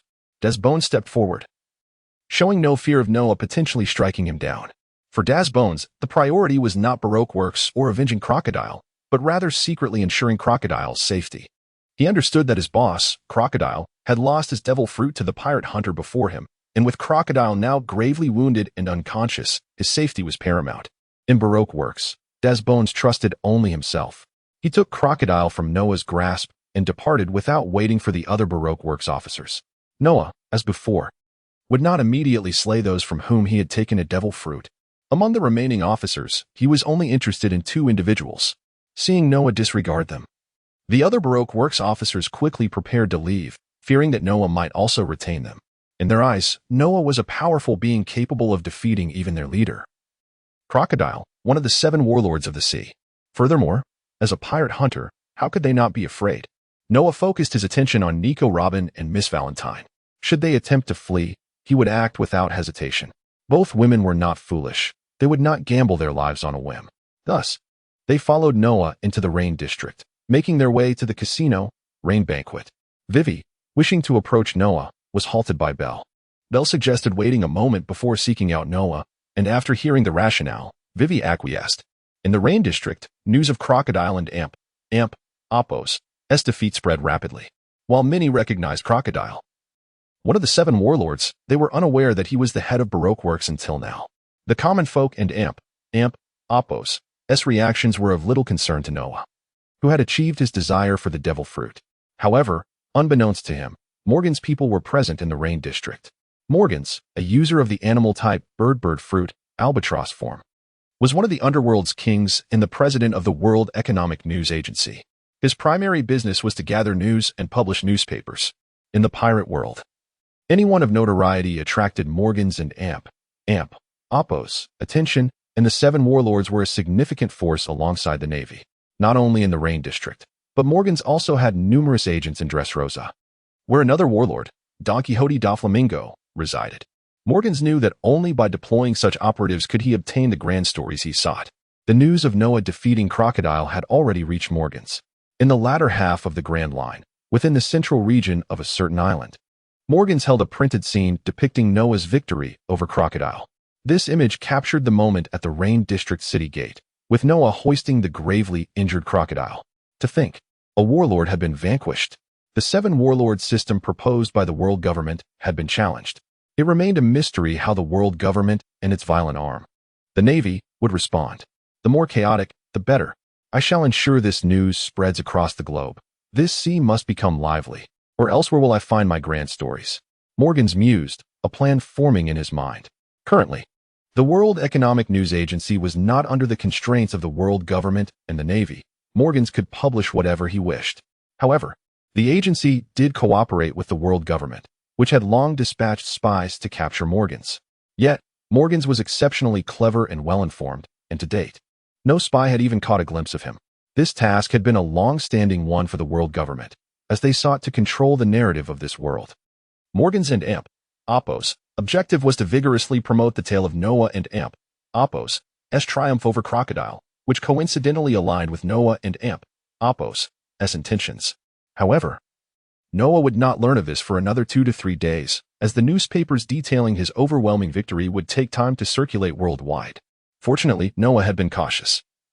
He seized Crocodile and Apos' devil fruit from several meters behind a thick wall of water, ensuring distance from prying eyes. Had it not been for this, Morgan's and Apos' agents might have captured the moment of Noah and Apos' acquisition. The world government and Navy had not embedded their agents near Crocodile, so they would not immediately learn of Noah and Apos' victory. Nevertheless, they were aware that Noah had ventured into the Alabasta Kingdom and speculated that a confrontation with Crocodile was imminent. They decided that should Noah indeed engage Crocodile and emerge victorious, the world government would extend an invitation to him to join the ranks of the 7 warlords of the sea. As for the challenge posed to the warlord system, the world government was indifferent, as internal divisions regarding the existence of the warlord system had long persisted. This stalemate meant that Noah's defeat of Crocodile would not incur the world government's wrath. Chapter 54, The Seizure of the Devil Fruit in a World Vast and Intricate.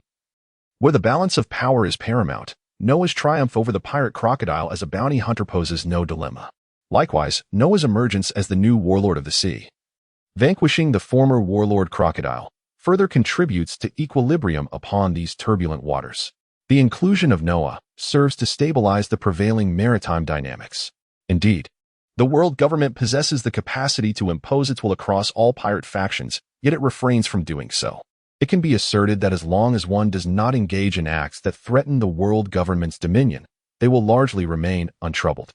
The world government yearns for a state of equilibrium, understanding that the existence of pirates, with their violence and oppression, serves a purpose. Without them, the oppressed masses might turn against the ruling authority.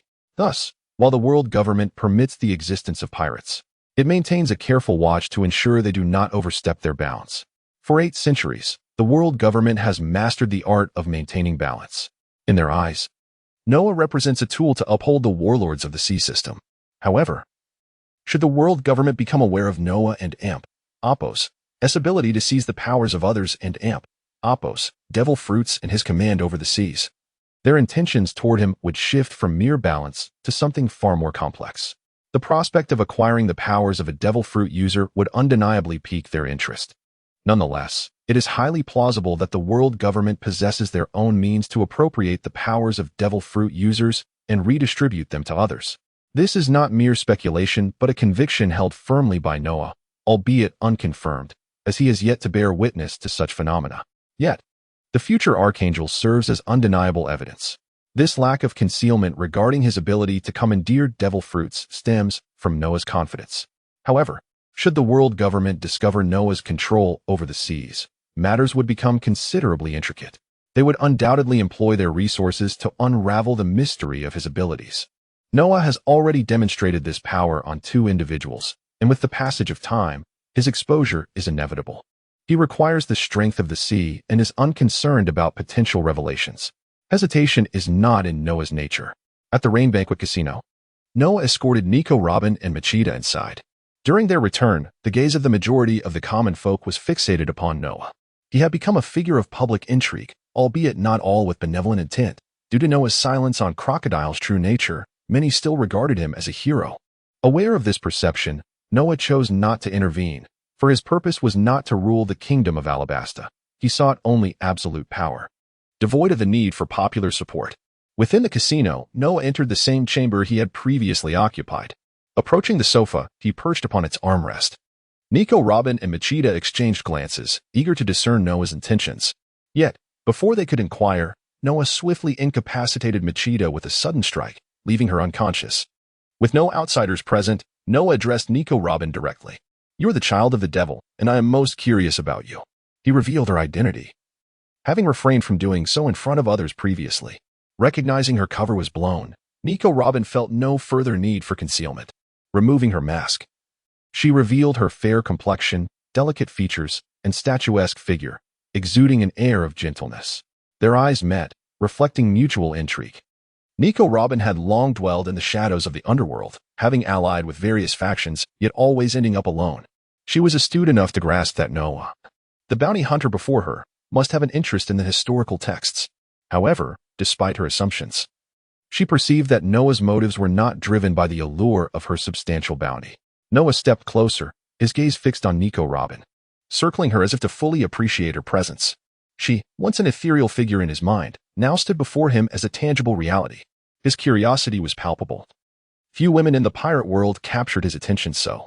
However, at this juncture, Noah had no intention of claiming Nico Robin as his own, though he was keen to establish a connection. As Noah scrutinized her, Nico Robin felt a twinge of embarrassment. Had Noah regarded her with lustful intent, she would not have remained so composed. Instead, she met his gaze with confidence, understanding that escape was futile and sensing no malice from him. This was the first time since leaving O'Hara that she encountered someone who viewed her without disdain. Contemplating whether this bounty hunter was genuine or merely a fade, Nico Robin, seasoned by her experiences in the underbelly of society, recognized the authenticity in Noah's demeanor. After inspecting her, Noah approached the unconscious Machida, preparing to attend to his true business. "Please step outside," Noah instructed Nico Robin, determined not to seize Machida and Apos' devil fruit in her presence. Aware that knowledge could be perilous, Nico Robin complied, exiting and shutting the door behind her. Yet, she dared not leave unaccompanied, sensing an unseen force locking onto her presence. She understood that departing could bear dire consequences. In the shadows, the figure of a night bat emerged, carrying Machida from the room. With the door ajar, Nico Robin, understanding the situation, re-entered and approached Noah. Now, the space contained only Noah and Nico Robin. Chapter 55, A Special Agreement. Noah gazed at Nico Robin and inquired, "What do you believe my course of action will be? Will I imprison you to interpret the history texts, or will I hand you over to the world government? If I choose the latter, I would undoubtedly gain considerable advantages." Noah spoke with a smile, devoid of any malicious intent. His words, though veiled as a threat, bore the semblance of playful jest aimed at intimidating Nico Robin. I could become your ally, assisting you in deciphering the historical texts. The Kingdom of Alabasta possesses clues regarding the ancient weapon, Pluton. I have already located the historical text that records its whereabouts, Nico Robin declared directly, attempting to entice Noah. The allure of wielding absolute power is indeed a temptation difficult to resist. Haha. Truly, Nico Robin is exceptionally astute. Regrettably, what you offer is not what I desire. Noah replied with a smile. Nico Robin exemplifies the ideal secretary, a talent sorely lacking in the Hall of War. However, the timing for recruiting her has yet to arrive. Furthermore, for Nico Robin, the prospect of serving under Noah is of little interest. She remains quite indifferent. During her time surviving in the dark underworld, she had unknowingly aligned herself with numerous factions. With only a fleeting acquaintance between them, Nico Robin is a sentient being with her own thoughts, exhibiting a heightened sense of caution. At this juncture, she is unlikely to genuinely pledge herself to Noah. The current scenario mirrors her previous encounter when Crocodile sought to recruit her, given both the complications surrounding Nico Robin and her own complexities. This is not the optimal moment for Noah to extend an invitation. Lost in contemplation, Nico Robin recognizes her own value but ponders what the pirate hunter truly desires from her. Could it be her physical form? Noah and Apos' intentions provoke her imagination. In her eyes, Noah appears an exceedingly enigmatic individual. Despite her experiences, she cannot fully decipher him. Noah senses that Nico Robin has begun to perceive the kindness he has extended. This subtle shift in sentiment is sufficient for him. It is now time for Noah to reveal his true intentions. Indeed, I wish for you to be my companion, to assist me in managing my faction as a secretary. However, I will not recruit you at this moment. Even if I were to coerce you into servitude, I lack the strength to ensure a life lived in the light. Therefore, you may leave now. When I possess sufficient power and influence, I shall seek you out, wherever you may be or whatever faction you belong to. I will claim you. You would make an exceptional ally. This is our agreement, a pact you cannot refuse. Noah's heartfelt declaration marks the first time he has expressed such vulnerability, intertwined with undeniable authority. For Nico Robin, his words resonate deeply. Locking eyes with Noah, she glimpses a sincerity rarely seen. This is the first occasion someone has spoken such words to her, leaving her heart in disarray. Perhaps you could indeed be a partner worthy of entrusting my life. Nico Robin remarked, I shall remember your promise. With that, she turned to leave, donning her mask once more as she prepared to return to the shadows. Noah quietly observed her departure. He is indeed a covetous individual, desiring both Nico Robin and Apos' presence and her genuine loyalty. With her exit, the affairs of the Baroque works have concluded, and Noah has acquired the devil fruit he sought. The only remnant of his attachment to the Kingdom of Alabasta is Bel and Apos' Zoan-type devil fruit. As Noah intends to establish a base for the Hall of War in Alabasta, he will linger there for a while. Regarding the base for the Hall of War, Noah has formulated preliminary ideas, aiming to establish it at the Oilseed Flower Port. The treasures amassed at the Rain Banquet Casino will serve as the funding for this endeavor. At this moment, Princess Vivi and Belle approached Noah. He could task Belle with the retrieval of treasures from the casino. Upon Belle's arrival, Noah briefed him on the matter. Belle expressed profound gratitude to Noah for vanquishing Crocodile, resulting in the total demise of Baroque works. Consequently, Belle dutifully adhered to Noah's instructions and promptly set to work. At this point, only Noah and Vivi remained in the room. Vivi felt a twinge of embarrassment, having previously harbored doubts regarding Noah's ability to defeat Crocodile. Now that he had truly triumphed, she found it difficult to face him. The last time we met, you had something to say to me. Why are you silent now? Noah gently inquired, his demeanor softened, reflective of how he interacts with friends and allies. Upon hearing Noah's words, Vivi realized she had nothing left to discuss. Previously, her intended topic revolved around Crocodile. But with his defeat, she found herself at a loss. Coupled with their limited acquaintance, she struggled to find words. Noah, perceiving Vivi's bewilderment, recognized that he must initiate the conversation. He had no desire for a silent standoff. Crocodile indeed harbored ambitions towards your Kingdom of Alabasta. The drought was his doing, and many of the heroic narratives were orchestrated by him to mislead the populace. However, his reputation has, in some ways, shielded Alabasta from pirate incursions and disturbances. Henceforth, my companions and I will establish a foothold at Oilseed Flower Port, effectively inheriting the only assistance Crocodile offered your kingdom. You may inform your father and deliberate on how to address my companions and me. Noah stated, outlining his forthcoming plans in Alabasta. Cobra, the king, and Vivi, the princess, must be duly acknowledged. Understood, Vivi responded, somewhat dazed. In human interactions, first impressions hold significant weight. Vivi's initial impression of Noah is that he is a good person. Unbeknownst to him, he has unwittingly earned a good person card from Princess Vivi. Chapter 56. The dark energy of the earth. Noah still needed to linger in the Alabasta kingdom for a while longer, as his interactions with Princess Vivi were just beginning. Time was on their side, and inevitably, Vivi would become Noah and Amp, Apos, as friend. Friends, however, are distinct from partners. A partner sails on the same ship as Noah. With Belle and Vivi having departed, it was time for Noah to attend to more pressing matters. Grasping paper and pen in his room, Noah began to sketch and jot down notes, filling the page with his thoughts. Below is a record of the powers he currently wielded. Initially possessed: fire magic. Bartholomew Kuma, Paramecia type, Pawpaw fruit, unlocked water magic. Buggy, Paramecia type, Chop Chop fruit, unlocked 12 talismans, horse talisman. Baroque works, Gem, Paramecia type, bomb fruit, unlocked phantom mask, flying shadow mask, along with 50 shadow bats. Baroque works, Dasbones, Paramecia type, Chop Chop fruit, unlocked 12 talismans, tiger talisman. Baroque works, Mr. 2. Bonclay, Paramecia type, clone fruit, sacrificed flying shadow mask to obtain 500 shadow bats. Unutilized devil fruits include 1. Logia type, Sansan fruit. 2. Paramecia type, light heavy fruit. This delineates the powers Noah currently commanded. His next objective was to utilize the Logia type Sansan fruit and the Paramecia type light heavy fruit to unlock the force contained within the dragon ring. Without hesitation, Noah focused his mind on the dragon ring, initiating a dialogue with its spirit. 15 minutes later, a flower manifested in Noah and Amp, Apos' hand. As the power of earth magic surged within him, this flower embodied earth magic and also served as a divine token. By mastering earth magic, Noah gained the ability to manipulate soil and land. This was his choice, to unlock earth magic with the Sansan fruit. The remaining Paramecia type light heavy fruit also led Noah to make a decision. A new phantom mask was affixed to Noah and Amp, Apos' waist, the Shadow Ninja mask. This mask summoned the most versatile shadow ninjas within the Shadow Legion. These ninjas possessed a mastery of various tactics and weaponry, exhibiting remarkable agility and combat prowess, as well as skills akin to spies and assassins. Proficient in both hand-to-hand combat and agility, they excelled in both ranged and close-quarter engagements.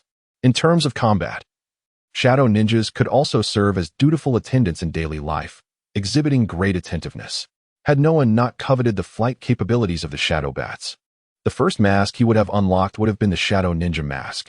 Nevertheless, it was not too late for the Shadow Ninja mask to be the second unlocked. Noah was now able to summon 50 Shadow Ninjas. If he desired a greater number of Shadow Bats or Shadow Ninjas, he could simply offer more devil fruits to the Phantom Mask, just as Noah had previously sacrificed the clone fruit to the Flying Shadow Mask, thereby increasing his Shadow Bat count by 500. The true strength of the Phantom Mask lay in the number of Shadow Legion members, which depended on the quantity of devil fruits. The power of the 8 types of magic, however, was fundamentally different. The potency of these 8 powers relied on Noah's physical stamina, having been purified through the trials of the world. The 8 types of magic were no longer akin to those found in the realm of Jackie Chan adventures. Whether manipulating earth magic to control soil and land or water magic to command water, both required Noah's physical stamina to sustain. Fortunately, unlocking the powers within the dragon ring would enhance Noah and Amp, Apos' constitution, effectively augmenting his stamina. Should Noah consume a devil fruit, he would undoubtedly opt for a Zoan-type fruit. With earth magic and the Shadow Ninja mask now secured, Noah prepared to depart from the Casino Rain Banquet. As for the matters following the Casino Rain Banquet, Belle, the vice-captain of the Alabasta Kingdom and Apos' guard, along with Princess Vivi, would address them. Their spoils would be delivered to Canola Flower Port. However, Noah did not leave the Casino Rain Banquet immediately. Instead, he summoned the Shadow Ninjas to guard him before lying down to rest. He intended to leave the Casino Rain Banquet that night. Time flew by, shadows descended, and under the luminous moonlight, Noah stood atop the back of the Shadow Bat.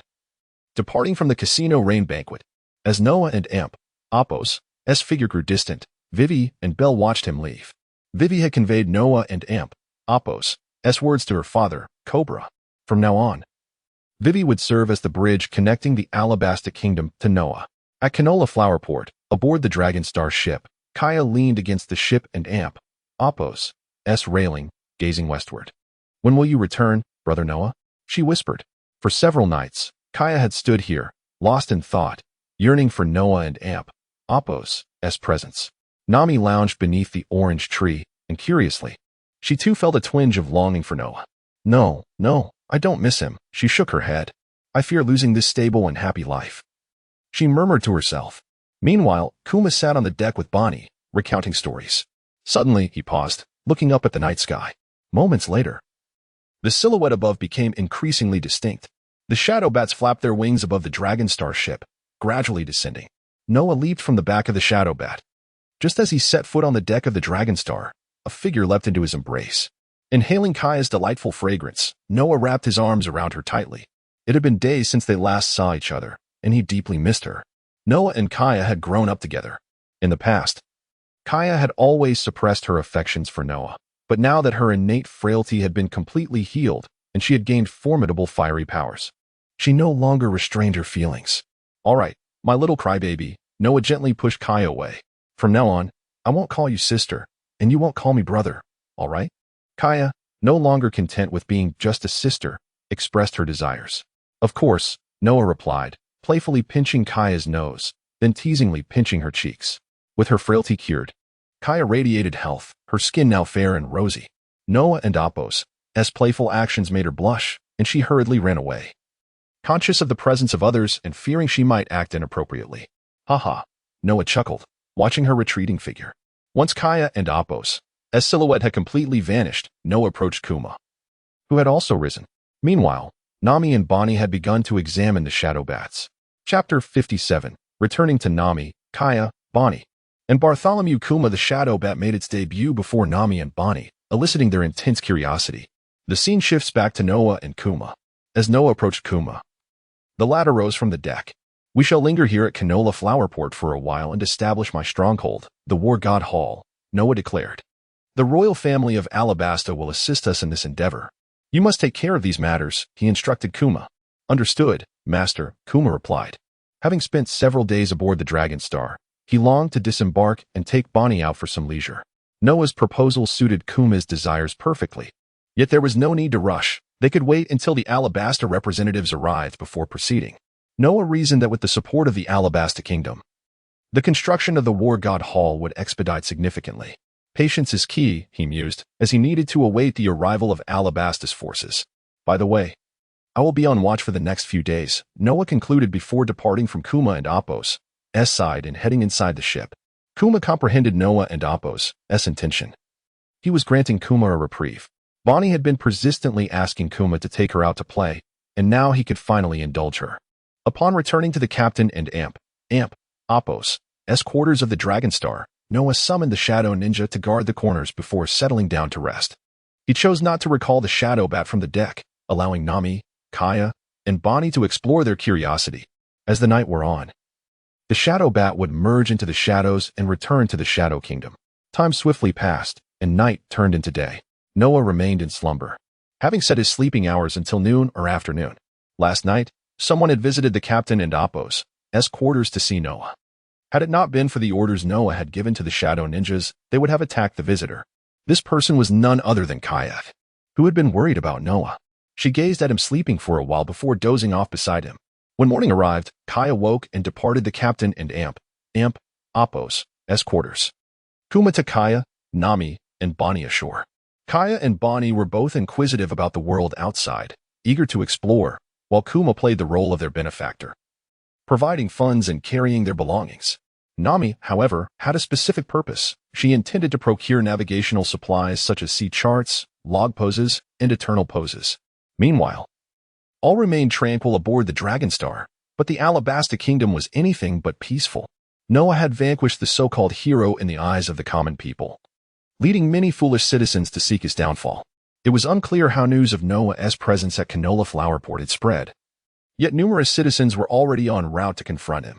Cobra, on the other hand, was busy attempting to rehabilitate Noah's image while propagating Crocodile-esque schemes. Given Cobra's credibility among the Alabasta citizens, many began to view Noah as a hero. The oppressed lower-class citizens of the pirate world, who toiled daily for survival, were particularly susceptible to persuasion. However, a small faction remained obstinately convinced that Noah was a villain, a foe who had defeated their cherished hero. Cobra dealt with this obstinate minority by imprisoning them, knowing that should they confront Noah, he would not hesitate to eliminate them. Cobra and Apos' understanding of Noah came from Bell, who had shared many observations of Noah and Apos' actions in the Rainy Land. Cobra was certain that this pirate hunter was a formidable force, flexible in his principles and decisive in his actions.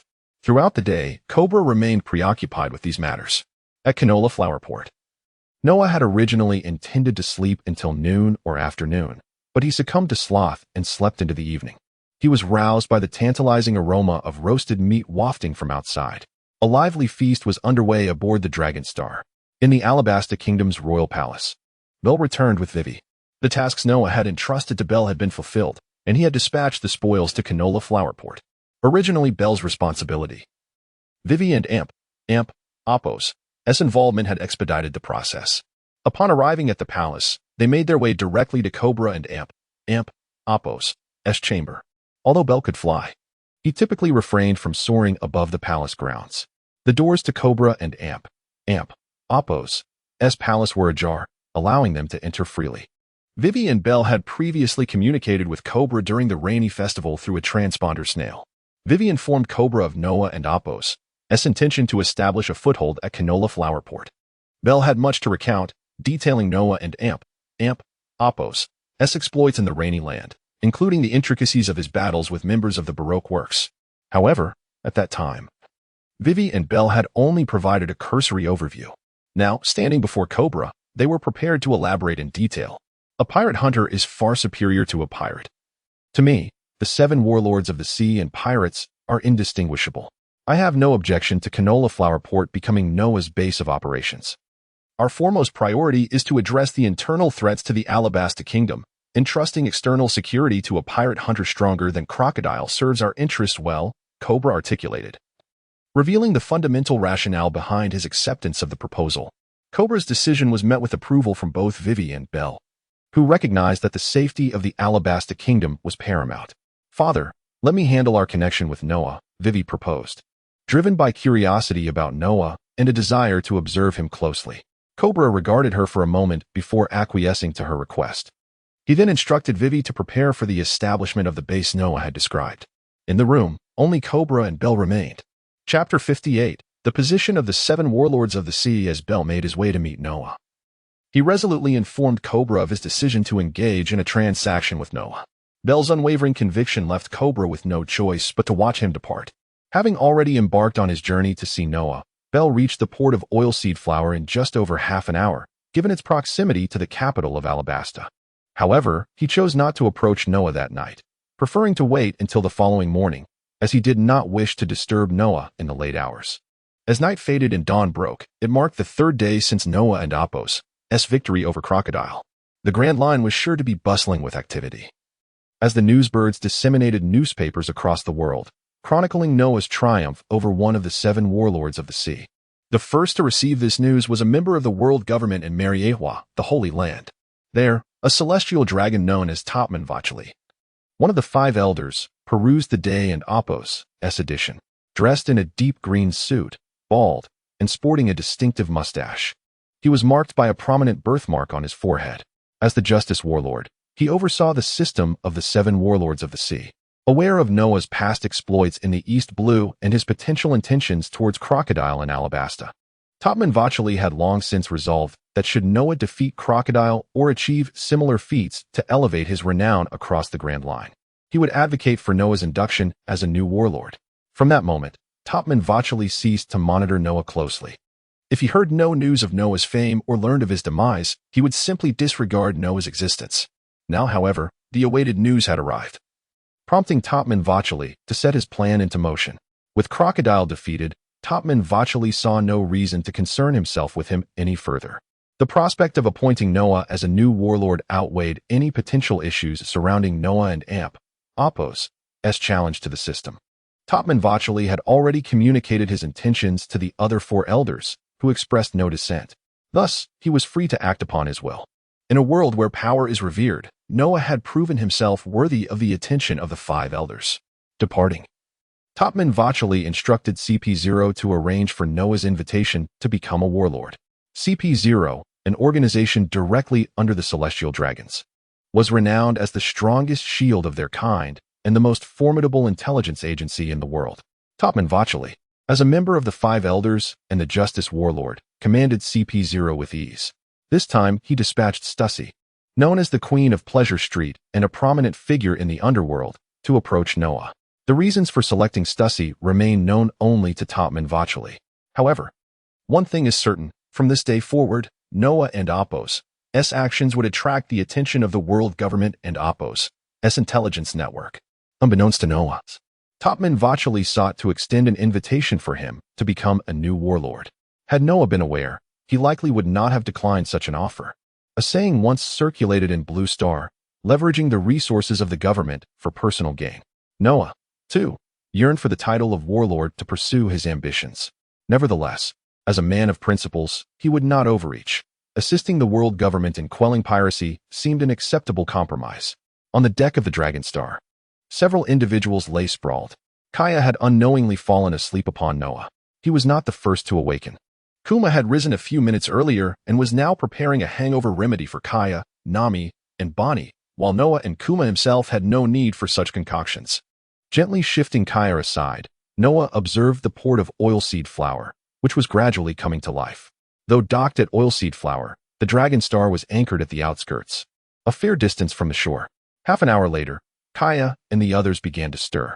A flock of newsbirds appeared overhead, descending toward the port with today's newspapers. These birds were not solely delivering to Noah. Numerous patrons awaited their news. The birds did not discriminate. They discerned their clients through experience. Should anyone attempt to shoo them away or harm them, that individual would be blacklisted, receiving no further attention from the newsbirds. After paying 50 berries to a newsbird that landed before him, Noah received the newspaper, which detailed events he was intimately familiar with.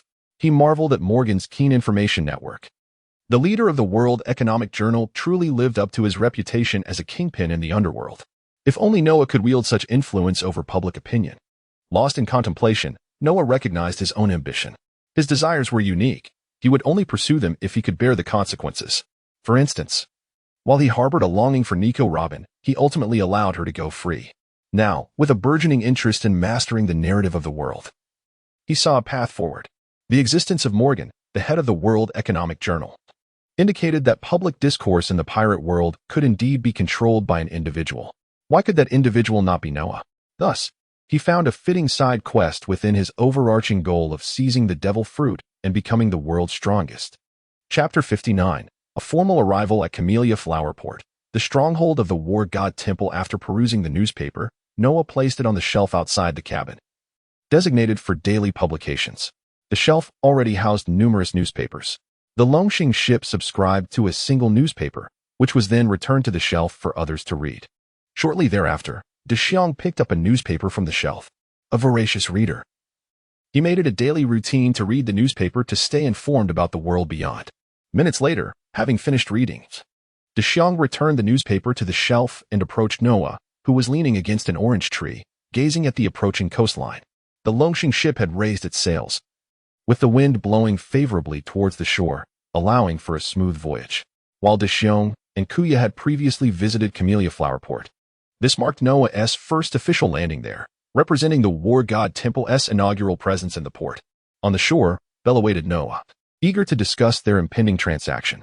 Upon noticing Dexiang's presence, Noah recalled the newspaper's contents, which suggested that he should be appointed as the successor to Crocodile, one of the 7 warlords of the sea. What is your perspective on this? Dexiang inquired. Noah's decision bore significant implications for the future of the War God Temple, prompting Dexiang to seek clarity on Noah and Apos' plans. Feeling the necessity to engage in a meaningful conversation with his leader, having fully integrated himself into the Longxing ship's crew, Dexiang regarded himself as a true member of the War God Temple and Noah's companion. Thus, it was only natural for him to inquire about Noah's thoughts and intentions. Noah and Apos' contemplation was stirred by Dexiang and Apos' question. He realized he had neglected to share his detailed plans regarding their journey to the kingdom of Alabasta with Dexiong and his companions, Kuya, Nami, and Bonnie. I apologize for my oversight. I have been preoccupied with matters concerning the devil fruits and failed to communicate my vision for the War God Temple's future, Noah admitted. Recognizing his lapse in communication, Dexiong found it somewhat astonishing that someone of Noah and Appo's stature, a captain of the Longxing ship and the leader of the War God Temple, could express such sincerity in an apology. In Dexiong's experience, few leaders possess such charm and humility. No further commentary is necessary, Noah interjected, redirecting the conversation. Let us discuss my plans and the future of the War God Temple. My primary objective is to seek out or eliminate those with the abilities of devil fruits and to acquire their powers. This will augment my strength. The essence of the War God Temple lies in gathering the world and Appo's strongest individuals or cultivating our own, ultimately establishing ourselves as the preeminent force in this realm. Noah refrained from mentioning the myriad worlds, focusing instead on their current endeavors within the pirate realm. He deemed it sufficient to have briefly informed Dexiong of their broader ambitions to avoid appearing overly grandiose. The Kingdom of Alabasta and Camellia Flower Port will serve as the War God Temple's initial stronghold, a task we must undertake imminently. Noah articulated his thoughts clearly, and Dexiong comprehended their significance. As a loyal follower, Dexiong was committed to assisting Noah in achieving these goals. Leave the establishment of our stronghold at Camellia Flower Port to me. Did you not mention a plan to venture to Sky Island? With your capable aerial forces. That should pose no challenge, so I shall remain here, Dexiong proposed. His suggestion resonated with Noah, who appreciated Dexiong's insight. You truly understand me, Dexiong. Noah laughed heartily, pleased to have a partner like him. Noah concurred with Dexiong's arrangement, recognizing his transformation into a trusted ally. Moments later, the Longxing ship docked. Spotting Bell waiting on the shore, Noah made his way to the bow of the ship. Upon disembarking, he approached Bell, demonstrating the importance he placed on their meeting. Mr. Noah, Bell greeted, bowing respectfully. As someone capable of defeating Crocodile, one of the 7 warlords, Noah's personal reception was a mark of respect. And Bell was not one to overlook such courtesies. Have the matters regarding the casino and the rain banquet been resolved? Noah inquired, getting straight to the point. Mr. Noah, everything has been taken care of. In 2 or 3 days, the treasures will be delivered to Camellia Flower Port. Furthermore, our king has consented to your establishment of a stronghold here, and I will assist you in its construction, Bell conveyed, sharing crucial information. However, he withheld details regarding his own affairs. It seems your King Cobra is a commendable individual, Noah remarked cheerfully, regardless of circumstances. King Cobra's support would undoubtedly expedite the construction of the War God Temple's stronghold, aligning with Noah's intentions. The king has agreed to your request. And I believe you understand the reasons behind his decision, Bell continued. I also wish to propose a transaction, your unwavering protection of the Kingdom of Alabasta. Despite the progression of events, Bell chose to step forward, willing to offer his devil fruit to Noah solely in exchange for this assurance. Very well, I accept your commitment. Noah replied, unable to fully grasp Bell's motivations but nonetheless agreeing to his terms. Since Noah had given his word, he would honor it, though their acquaintance was limited. Bell trusted his instincts, believing in Noah's character. This level of faith from an outsider was indeed surprising for Noah. Now, let us proceed, Bell began, but was interrupted by Noah. Your devil fruit can wait. Accompany me on a tour of Camellia Flower Port. Lead the way, as I seek an optimal location for our stronghold. With a pat on Bell's shoulder, Noah took the lead. Chapter 60, the first rise to fame as Noah set forth, Bell swiftly followed, assuming the role of his guide. Bell, being a creature of flight endowed with the powers of a Zoan-type devil fruit, frequently visited the bustling port of Oil Tea Flower, the most prosperous harbor of the East Continent in the Kingdom of Alabasta. Thus, it was indeed fortuitous for Noah to have Bell as his guide. After their departure, the soldiers from the Kingdom of Alabasta, led by Bell, took control of the entire Oil Tea Flower Port. These soldiers were not there to defend against Noah and his companions, but rather to maintain the stability of the port. From this moment onward, Oil Tea Flower would serve as the stronghold for Noah's faction, making him the de facto master of this locale. The port harbors immense interests, and Noah's actions would inevitably encroach upon the privileges of many affluent and powerful individuals. The role of these soldiers was to suppress and deter any potential unrest in Oil Tea Flower. For formidable figures like Noah, such matters were trivial. It was best left to Bell, who harbored a fear of provoking the elite, knowing full well that they could be swiftly eradicated by Noah. Bel wished to avoid any bloodshed in this vibrant port. Hence, it was most appropriate for Bel, as the representative of King Cobra and Apos' will, to handle these affairs. King Cobra had already communicated with Bel via the transponder snail regarding matters concerning the port, delegating many responsibilities related to the Kingdom of Alabasta to him. Meanwhile, Princess Vivi chose to engage directly with Noah and his group. After a half-day of exploration, Noah found a location near the port that would be unaffected by its clamor. He resolved to establish the war goddess stronghold there, marking Noah and Apos' first terrestrial abode in the first half of the Grand Line. He circled the spot on a map and handed it back to Bel, who would oversee the subsequent construction and arrangements, given the considerable financial investment Noah had made. Bel assured Noah that the spoils from the Baroque works were more than sufficient to establish such a stronghold. Subsequently, Bel departed with the circled map in hand. At Noah and Apos' side was Princess Vivi, who had joined them half an hour prior. Since receiving the newspaper from the newsbird that morning, over 3 hours had elapsed. Ample time for the news to reach even farther shores. While Noah enjoyed a leisurely day, the sea around him was anything but tranquil.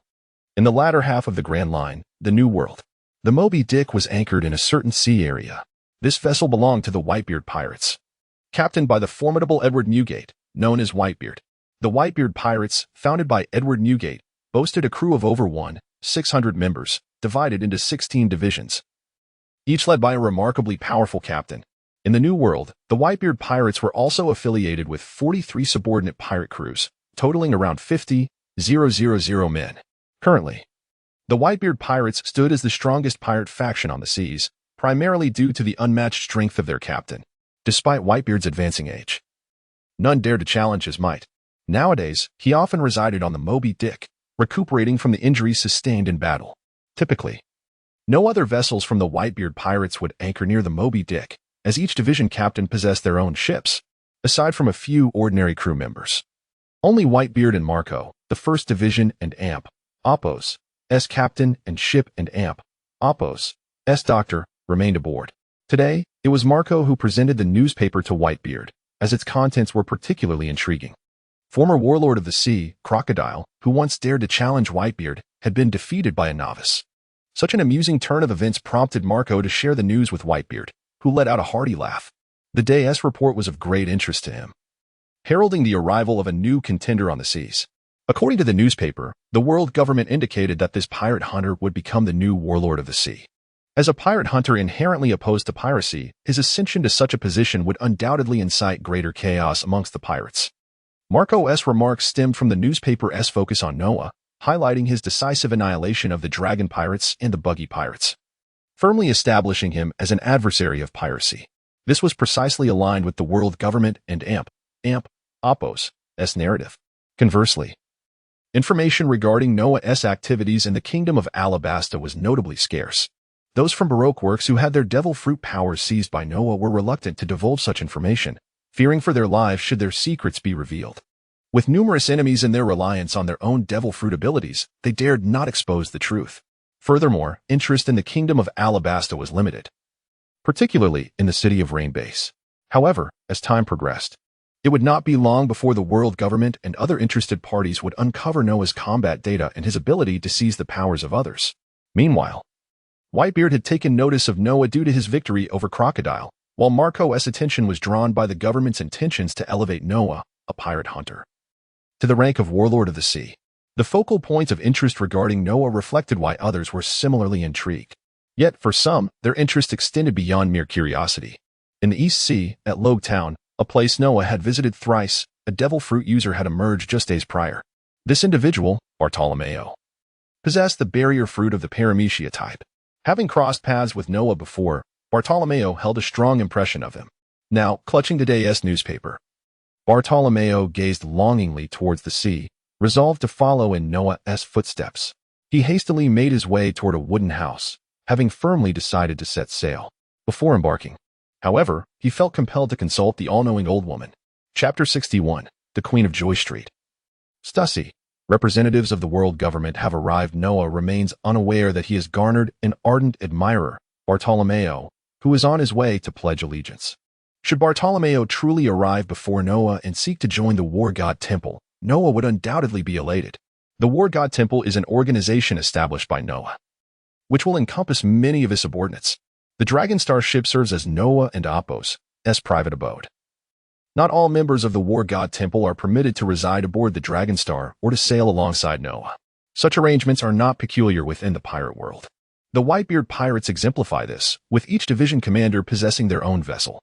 The Moby Dick is exclusively Whitebeard and Apos' ship, and division commanders do not reside on it, nor do they regard it as their own pirate ship. Similarly, only those closely associated with Noah are allowed to share the Dragonstar with him. Therefore, in the future, members of the War God Temple will not find themselves aboard the same ship. For instance, should Bartolomeo indeed become one of Noah and Apos' followers, it is highly probable that he will not be on the Dragonstar. Bartolomeo will have his own ship and subordinates, carrying the names of Noah and the War God Temple as he ventures forth to conquer. This is both Bartolomeo and Apos' aspiration and Noah and Apos' desire for him.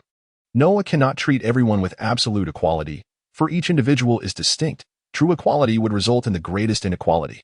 If Noah, as a ruler, were to pursue such equality, it would be tantamount to digging his own grave. Bartolomeo is en route to seek Noah, while Stussy, a member of CP0 dispatched by the world government, is nearing the port of Oilseed Flour in Alabasta. Given the distance, it is estimated that Stussy will present herself before Noah by this evening.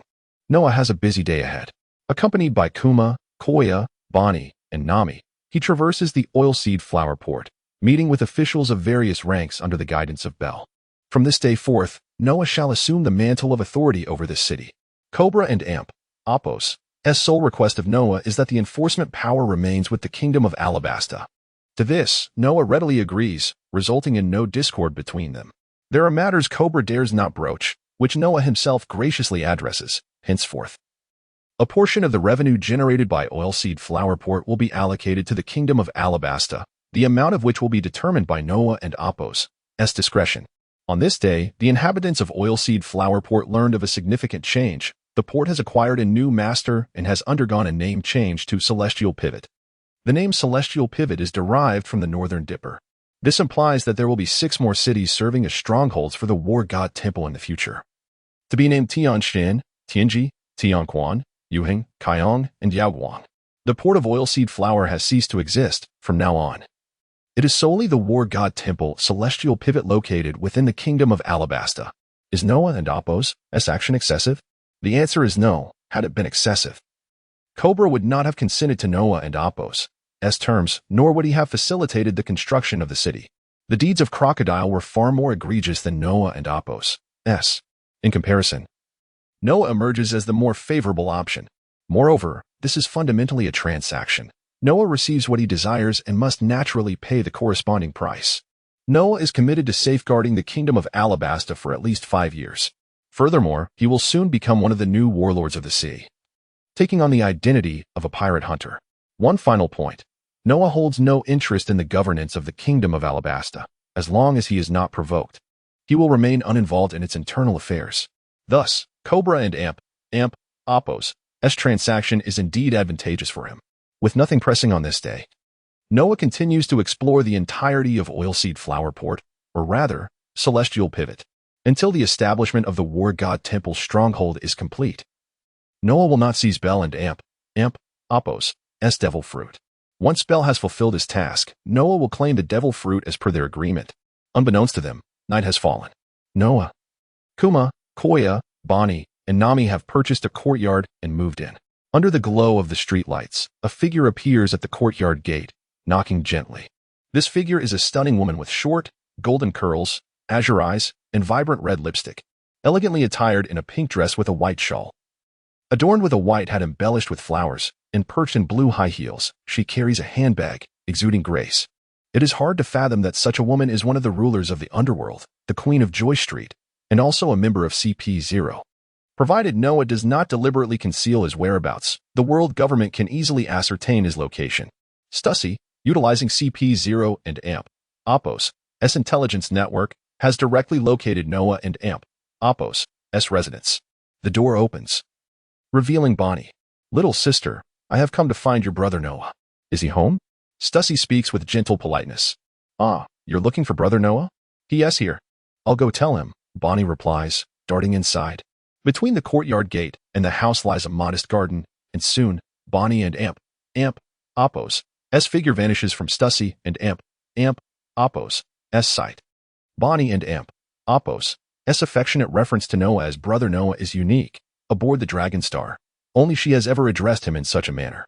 Not long ago, Koya also referred to Noah as Brother Noah, but she later transitioned to calling him simply by his name.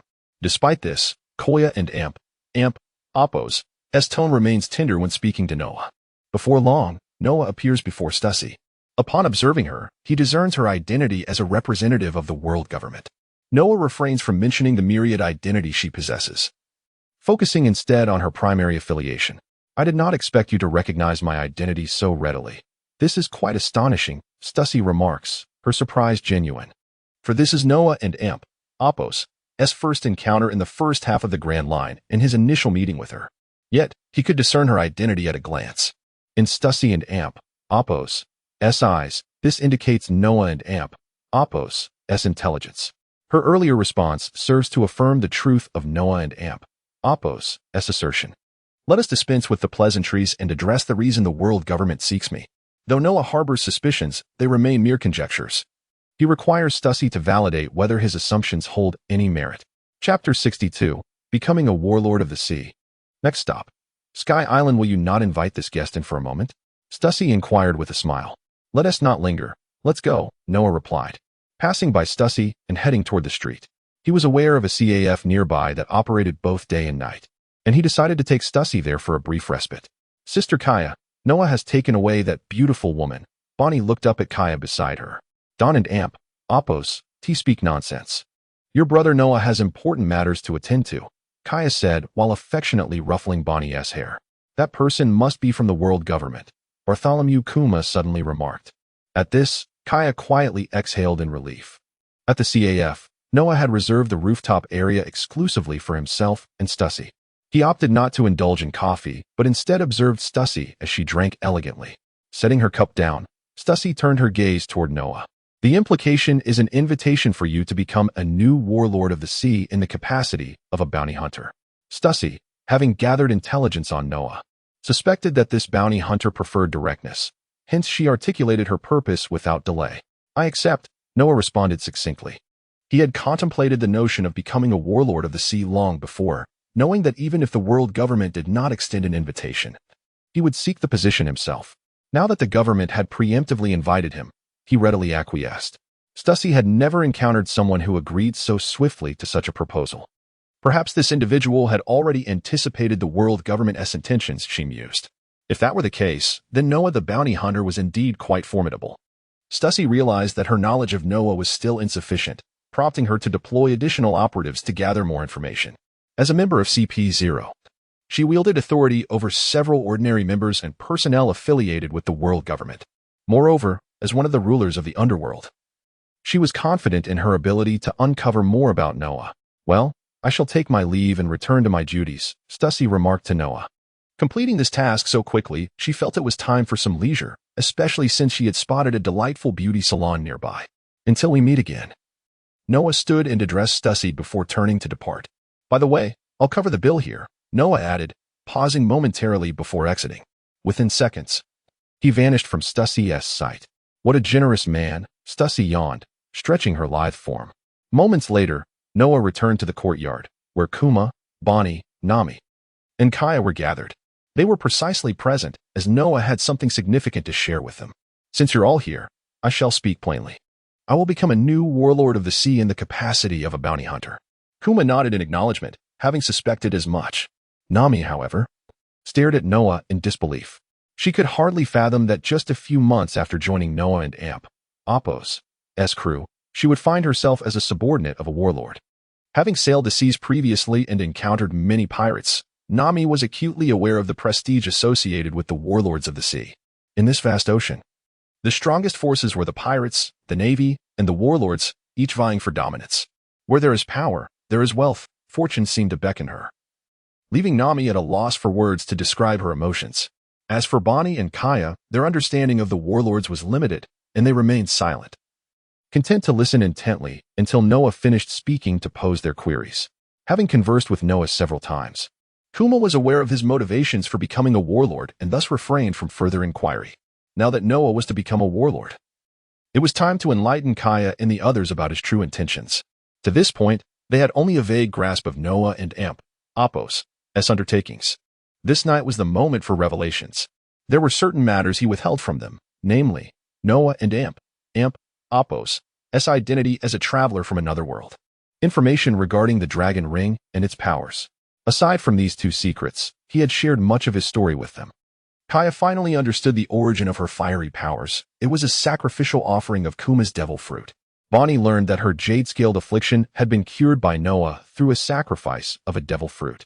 Nami realized that she had been on Noah's radar for quite some time, and recalling her past experiences, a wry smile crept onto her face, though she remained cheerful.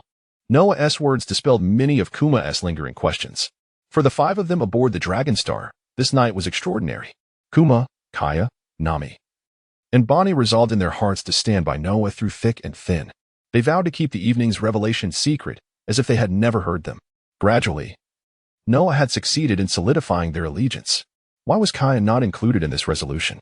Because the bond between Kaya and Noah was the deepest, and her heart had long been devoted to him. From the East Blue to the first half of the Grand Line, in the Kingdom of Alabasta, the Hall of War had established its first city and stronghold. In the ensuing days, Kuma would guard the Hall of War, a matter settled long ago between him and Noah. The hall was currently short-staffed, necessitating Kuma's increased workload. As for Noah, he intended to venture alone to Sky Island. Upon hearing this, Kaya objected vehemently. She had mastered the magic of fire and yearned to fight alongside Noah. Given Kaya's resolute determination, Noah could hardly deny the growth of such a spirited young woman.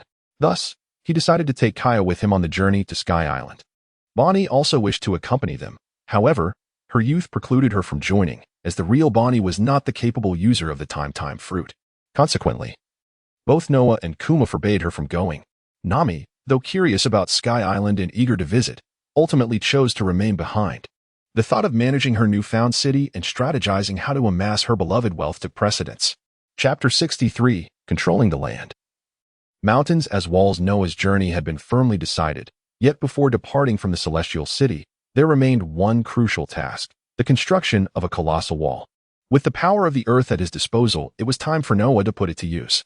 That night, the inhabitants of the courtyard slept soundly, their hearts filled with newfound aspirations and hopes, as Noah had won their genuine affection. As dawn broke, Noah and Kaya left their temporary abode. They strolled through the streets, Noah treating Kaya to breakfast before proceeding toward the outskirts of the celestial city. It was then that Stussy appeared before Noah. "Mr. Noah, are you venturing out for leisure? Might I accompany you?" Stussy inquired, her demeanor surprisingly familiar despite this being their first encounter. "Why not enjoy the company of beauty?" Noah jested, granting Stussy permission to join him. His mission to erect a wall at the edge of the celestial city was no secret. Stussy was bound to discover it eventually. As was the world government she represented, Noah had no intention of concealing his purpose. As one of the 7 warlords of the sea appointed by the world government, it was time for him to showcase his formidable strength, eschewing any pretense of humility that might invite unnecessary complications. Noah and Apos' playful banter with Stussy caused Kaya and Apos' heart to flutter with unease, only to be soothed when Noah grasped her hand reassuringly. Kaya longed to mature quickly, for Noah favored those who had grown beyond childhood, though she had yet to reach the age of 18, and while Noah cherished his childhood companion, he refrained from crossing certain boundaries, limited to innocent gestures like holding hands and stolen kisses. Since embarking on his maritime adventures, Noah had been preoccupied with acquiring devil fruits, leaving little room for romantic pursuits. Now, however, as one of the 7 warlords, Noah wielded considerable power, the ability to manipulate water through the water devil fruit, control earth and stone with the earth devil fruit, alongside the use of the Phantom Mask and 550 Shadow Night Bats, as well as the Ninja Mask and 50 Shadow Ninjas. The Tiger Talisman allowed him to regulate his internal energies, maintaining a delicate balance that enabled him to harness various powers.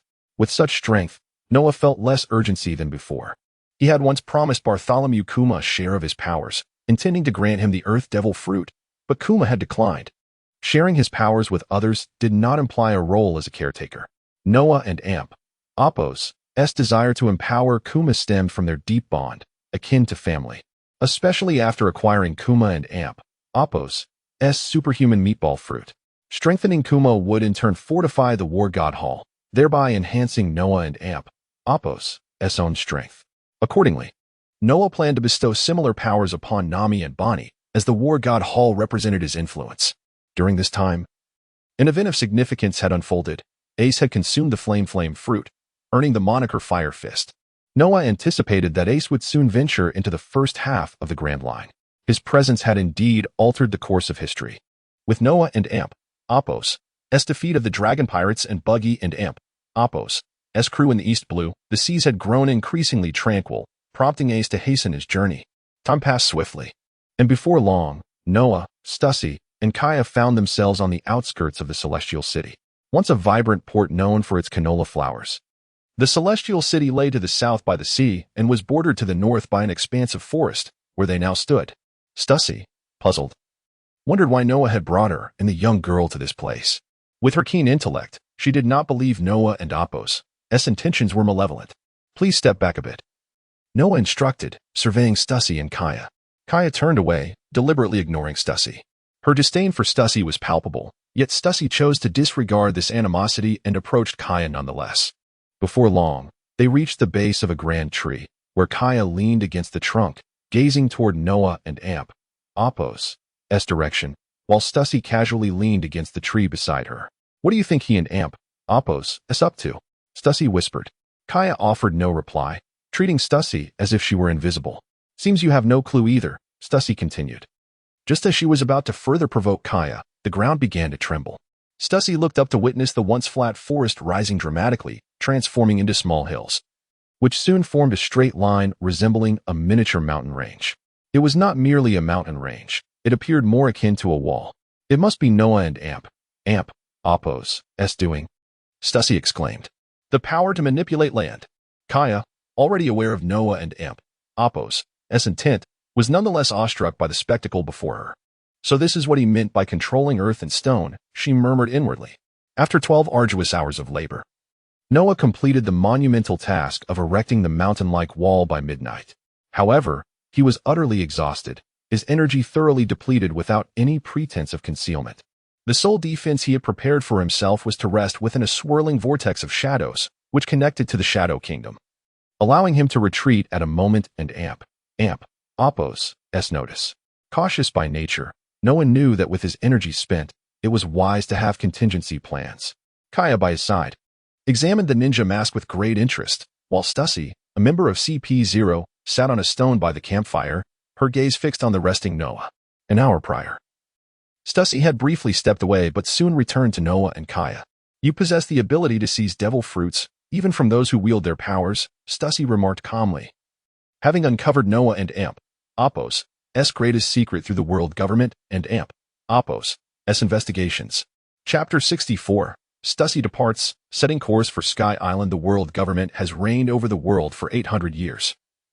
One must not underestimate its intelligence capabilities. It has come to the attention of the world government that Noah has seized numerous devil fruits from their wielders, the celestial dragons. As the governing elite of the world government are well aware of this development, Stussy and Apos' words captivated Noah and Apos' attention.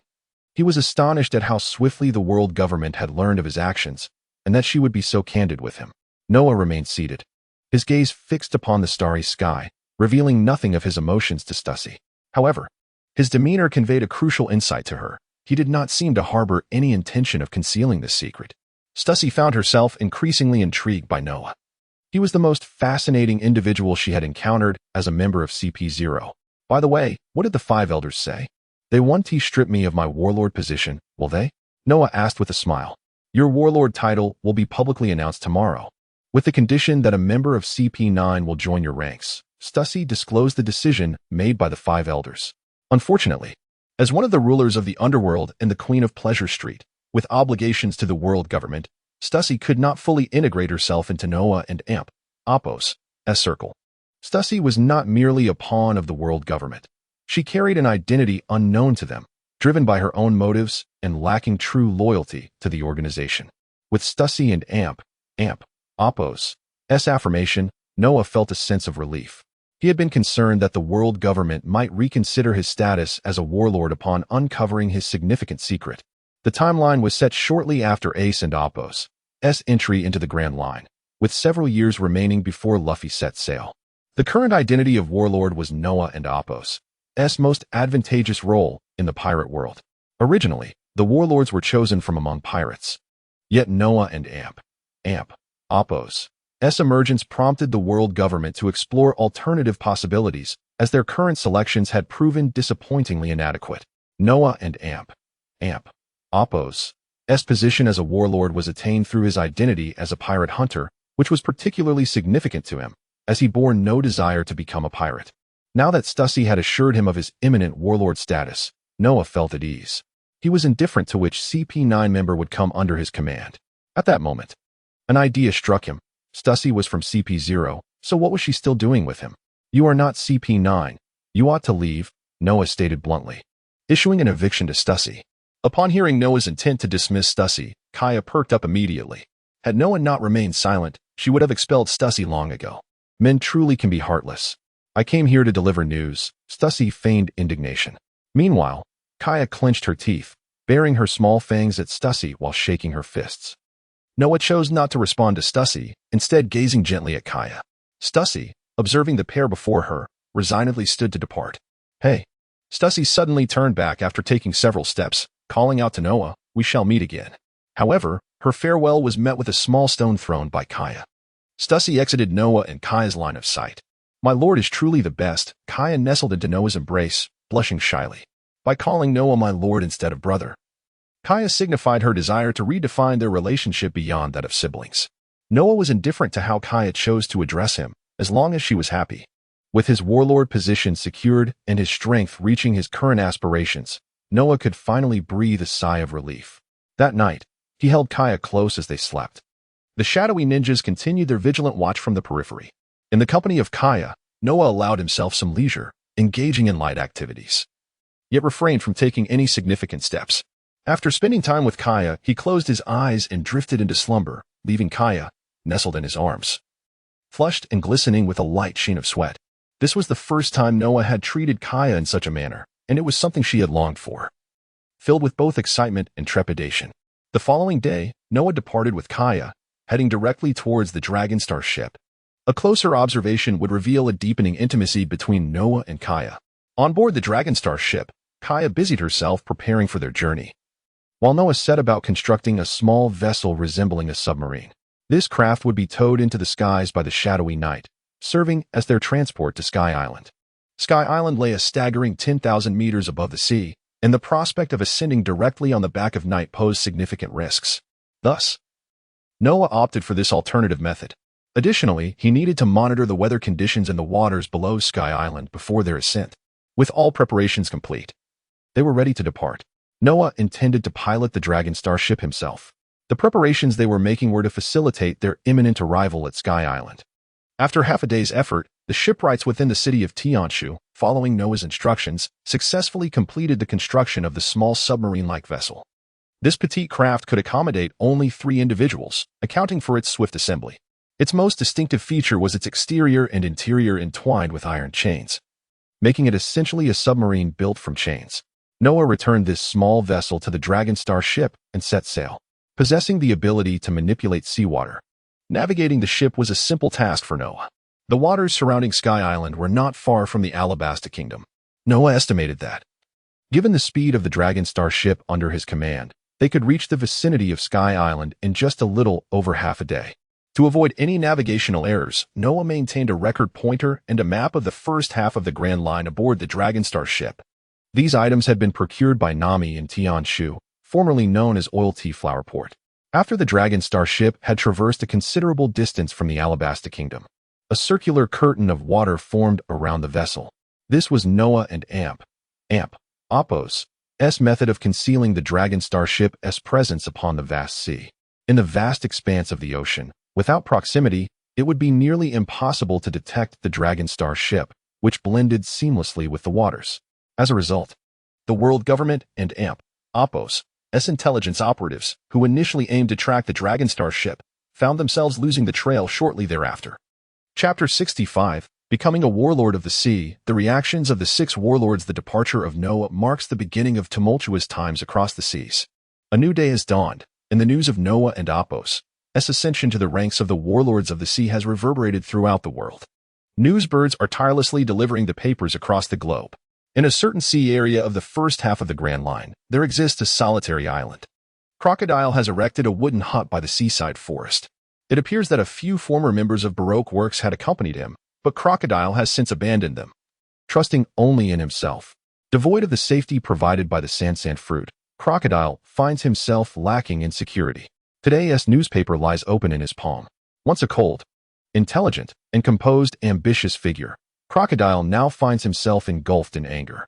He has become a stepping stone for Noah's promotion to Warlord of the Sea. Although the world government has not formally revoked Crocodile and Apos' title, it is widely understood that this is merely due to their inability to find a suitable replacement. Once a suitable candidate is identified, Crocodile and Apos' position will undoubtedly be rescinded. Currently, the warlords of the sea consist of the following individuals: Pirate, King of Dressrosa, Don Quixote Doflamingo, Pirate. Queen of Amazon Lily, Boa Hancock, Pirate. Fisherman, Jinbe, Bounty Hunter, Noah, Pirate. Crocodile, Pirate. Gecko Moria, and Pirate. Dracula Mihawk. This means that with Crocodile, the ranks of the warlords are complete. Should Crocodile be deposed, there would be a vacancy. The world government, not wishing to leave a gap in the ranks of the warlords, will thus refrain from revoking Crocodile's title for the time being. Noah's ascension as a bounty hunter to warlord is a decision made by the world government. They are now looking beyond the pirate ranks for a replacement for Crocodile. The 5 elders appear intent on reforming the warlord system to ensure that these figures serve the world government and Apos' interests. Noah's inclusion is a promising sign. As a bounty hunter, he is inherently opposed to pirates, and with the world government's intentional promotion, Noah finds himself in a position of conflict with the pirate community. Upon receiving the news of Noah and Apos' title, Crocodile can only feel fury. In the calm belt of the first half of the Grand Line, on Amazon Lily, one of the warlords' territories, Boa Hancock resides today. Within the island, it is not the members of the Kuja pirates who are most concerned with external news, but rather Granny Nine. Having just perused today's newspaper, she believes it is imperative for Hancock to be informed of its contents. However, Hancock herself is entirely indifferent, glancing at it briefly before dismissing it. Noah's existence barely registers with her. Had Noah chosen to oppose the celestial dragons instead of aligning himself with the world government as a warlord, Hancock would certainly have remembered him with great favor. It is impossible for one to act in a manner that pleases everyone. Noah and Apos' elevation to warlord is merely a strategic move at this juncture. For instance, had Noah not taken on the mantle of warlord, fulfilling his promise to Cobra, Vivi, and Belle to protect the kingdom of Alabasta would have been fraught with complications. His reputation serves to deter adversaries and prevent unnecessary troubles. Nevertheless, Noah and the world government are not allies, despite their current amicable interactions. It is inevitable that Noah will eventually find himself at odds with the world government. This eventuality may unfold within a few years, perhaps even sooner. Initially, the world government sought to utilize Noah to enhance the efficacy of the warlord system and stabilize the seas. However, upon discovering Noah and Apos' ability to seize the powers of devil fruit users, their plans for him have deepened. The friendly rapport between Noah and the world government is merely a facade. Another individual keenly observing Noah is Jinbe, the fisherman. It must not be forgotten that the dragon pirates were decimated by Noah. Jinbe had long sought to find Noah, yet his appearance has been delayed as he currently resides near the dragon graveyard in the East Blue. Recently, he has been traversing villages near the ruins of Arlong Park, where he has encountered villagers voicing their disdain for Arlong and his crew and Apos' heinous deeds. Jinbe now understands the extent of Arlong and Apos' transgressions, which has caused him to hesitate in seeking out Noah. It is only after reading the morning newspaper delivered by the newsbird that Jinbe resolves to confront Noah. His intention is to engage in a singular duel, not to avenge Arlong and the dragon pirates, but rather to find closure for himself and for Fishman Island.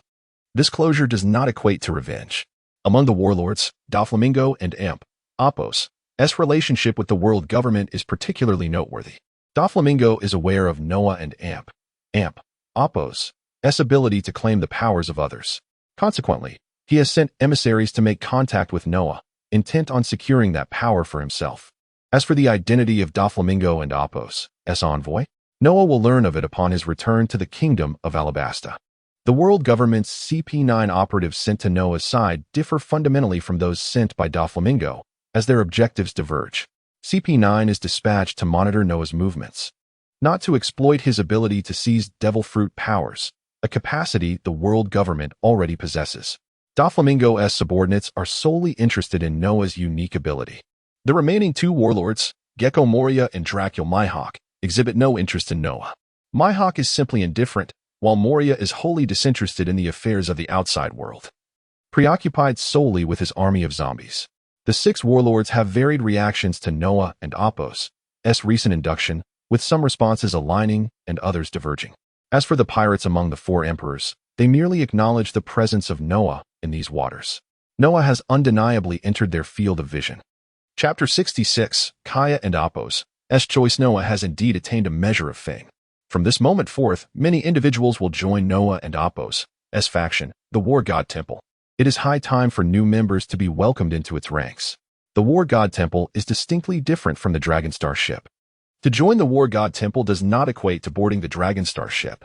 One might comprehend it this way: only those who have been meticulously selected by Noah may ascend to the Dragonstar ship. Given that the pirate world is predominantly composed of seas, Noah typically spends his time aboard the ship. However, should the pirate world be primarily land-based, the same principle applies. Only those chosen by Noah may gain access to an area where he resides, a highland of sorts. At this very moment, Noah has brought Kaya to the maritime expanse beneath the Sky Island. He is currently in search of an island suitable for docking the Dragonstar ship.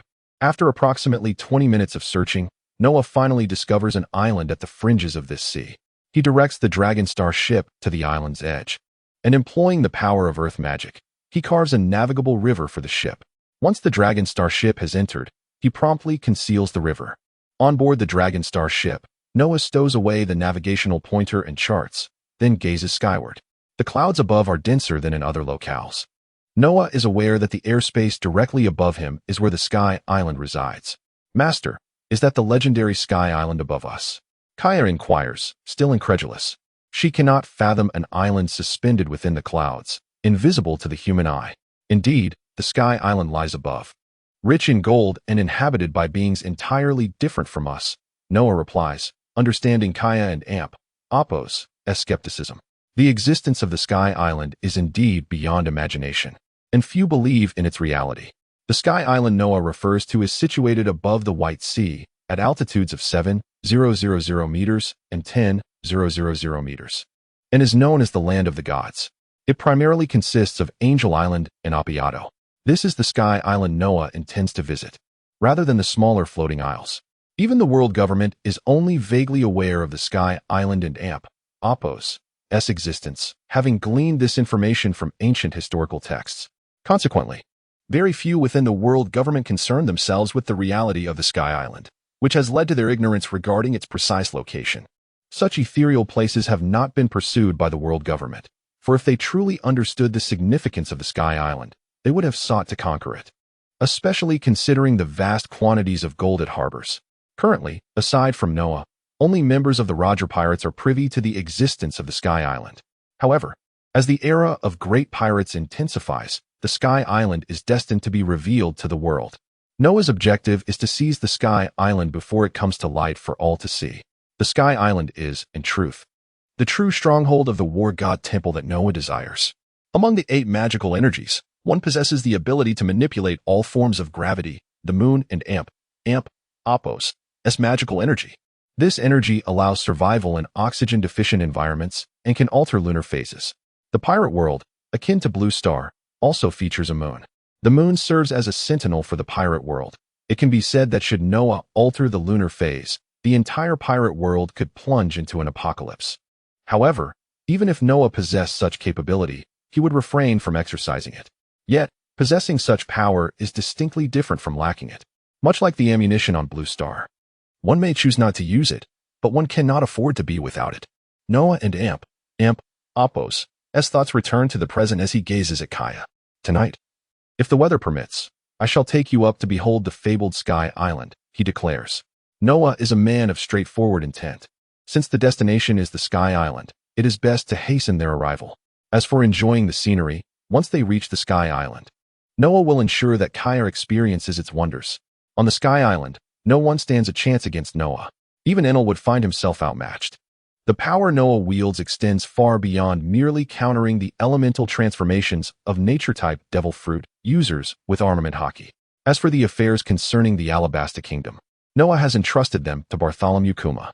Kuma is a trustworthy individual, and having once been a king, he possesses managerial experience that surpasses Noah's own. Entrusting the construction of the War God Temple and Apos' headquarters to Kuma fills Noah with confidence. Should any issues arise that Kuma cannot resolve, he can directly contact Noah via a transponder snail. With maritime and terrestrial matters arranged, Noah is now left with the task of ascending to the Sky Island. There are two methods to reach the Sky Island. One may take the ordinary route, departing from the pinnacle of the west sky, encountering several floating islands along the way before arriving at the Sky Island. However, the higher one ascends, the thinner the air becomes, making it difficult for most to endure, compounded by the winding route obscured by clouds. Therefore, no one has ever successfully reached the Sky Island via this path. The alternative method involves riding the so-called monster current, a powerful updraft that directly transports one to the Sky Island. This is the simplest approach, yet the survival rate is exceedingly low. For centuries, only the Roger pirates have achieved success. Noah's method is the most straightforward. Ascend directly to 10,000 meters and seek the Sky Island's location. As one ascends, the air indeed becomes thinner, yet once they surpass this threshold and enter the Sky Island, the air will not be so rarefied. During the daylight, Noah first serves as Kaya's training partner. He does not hold back simply because his trainee is Kaya. Kaya, in turn, does not yield to Noah's rigor. Instead, she chooses to persist, understanding that if she wishes to stand alongside Noah, she must grow stronger. As night approaches, Noah ceases their sparring and instead offers Kaya a massage to ease the soreness in her muscles from their training. Half an hour later, they lie together on the grass, gazing at the stars twinkling in the night sky. Master, after our journey to the Sky Island, I wish to explore and battle across these vast seas on my own. Kaya expresses. She does not wish to remain sheltered by Noah. She desires to stand independently. In her heart, fighting alongside Noah entails not only being by his side, but also possessing the strength to stand alone. There is also another reason. This notion was imparted to her by Nami, who advised Kaya that distance breeds beauty. If one cares for another, one should not cling too tightly. Affection, too, requires a certain finesse. Nami, unbeknownst to Kaya, had learned these insights from somewhere and shared them with her. Kaya finds wisdom in Nami's words, compounded by her own desire to grow stronger, prompting her to consider embarking on her own journey. Noah, upon hearing Kaya and Apos' words, is taken aback, yet as he reflects, he finds merit in her proposal. He cannot constantly keep Kaya by his side. She has matured and should learn to make her own choices. Chapter 67. Arrival at the Sky Island. Noah acquiesced to Koya and Apos' proposal.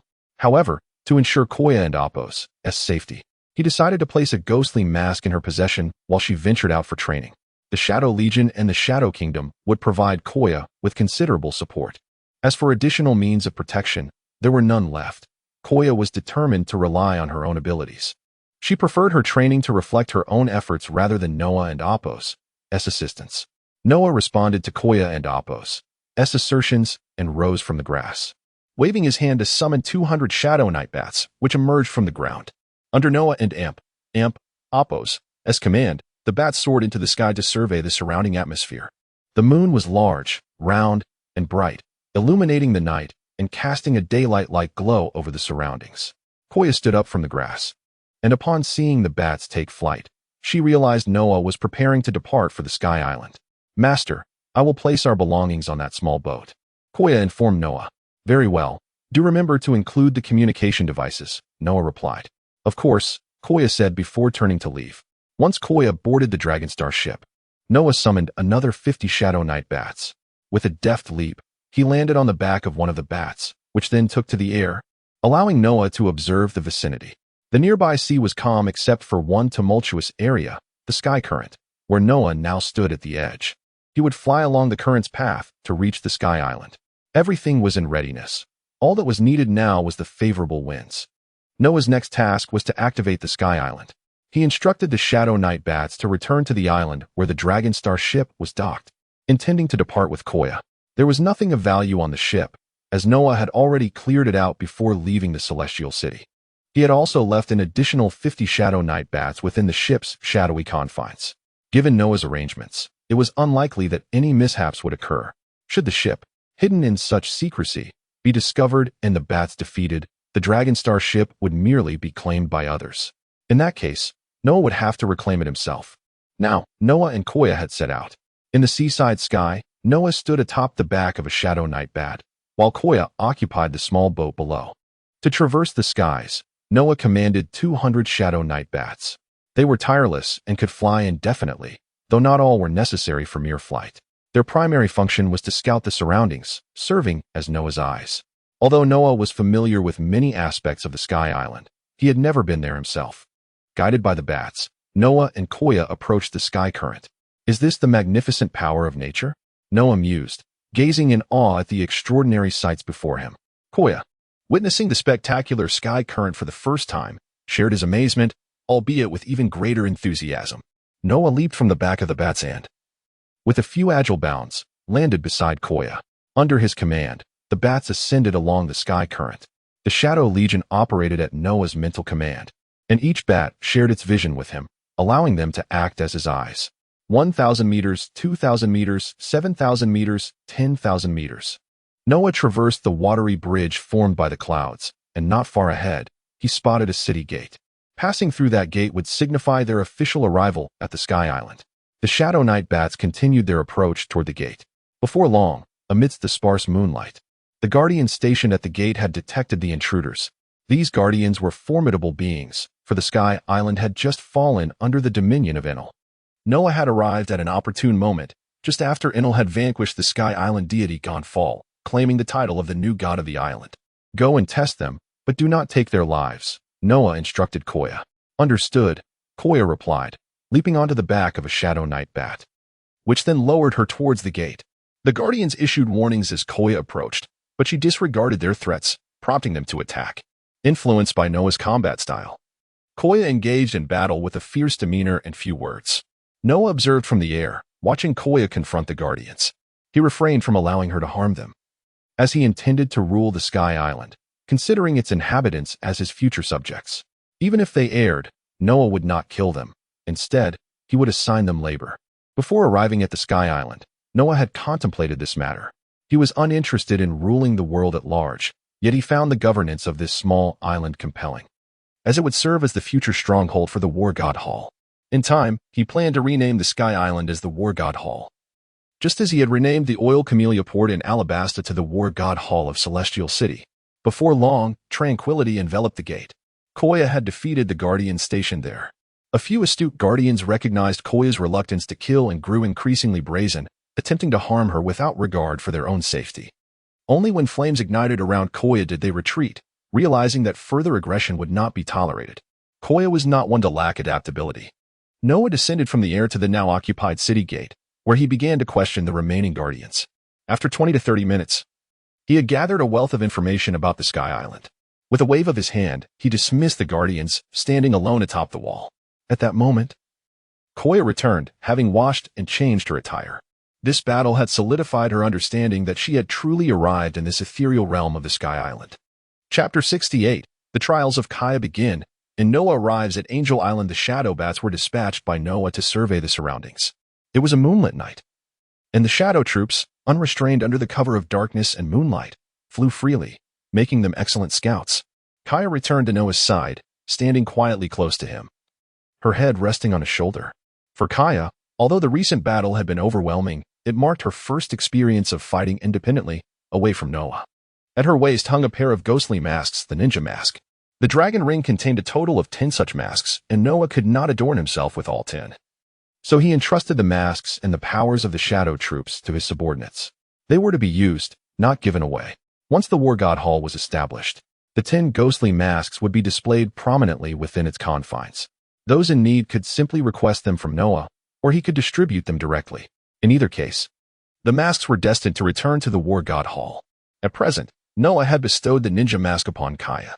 Noah turned to Kaya and said, "This time, our adversary is one who can embody thunder and wield its power. You are free to unleash your fiery abilities and test your strength." Noah had learned from the guards at the city gates that the current ruler of Sky Island was Enel. "Understood," Kaya responded. Previously, Bartholomew had trained Kaya to enhance her physical prowess, but during those sessions aboard the Dragonstar, she had not fully unleashed the power of her fire magic. Now, with the opportunity to wield her control over the infinite flames, Kaya was eager to comply with Noah and Apos' battle plan. On Sky Island, Noah and Apos' sole opponent was Enel. Enel, a user of the natural type Rumble fruit, was a fortuitous challenge for Noah. Initially, Noah had feared he arrived too early, but it now seemed fortuitously timed. Enel's abilities were formidable, yet by sacrificing a devil fruit, Noah could gain mastery over the power of thunder. When comparing the advantages of the natural type Rumble fruit and the thunder magic, each possessed unique strengths: elemental transformation for the former and immunity to seawater for the latter. Between these two traits, Noah chose to embrace the ability to withstand seawater, opting to sacrifice the Rumble fruit for the thunder magic. The journey to Sky Island would serve as the setting for Noah's trials of Kaya. With determination in his heart, he intended to share this decision with her. "This is Sky Island. You must ascend on your own. I will watch over you, but unless faced with a life-threatening crisis, I will not intervene," Noah informed Kaya. If Kaya was to grow, Noah would guide her through this process.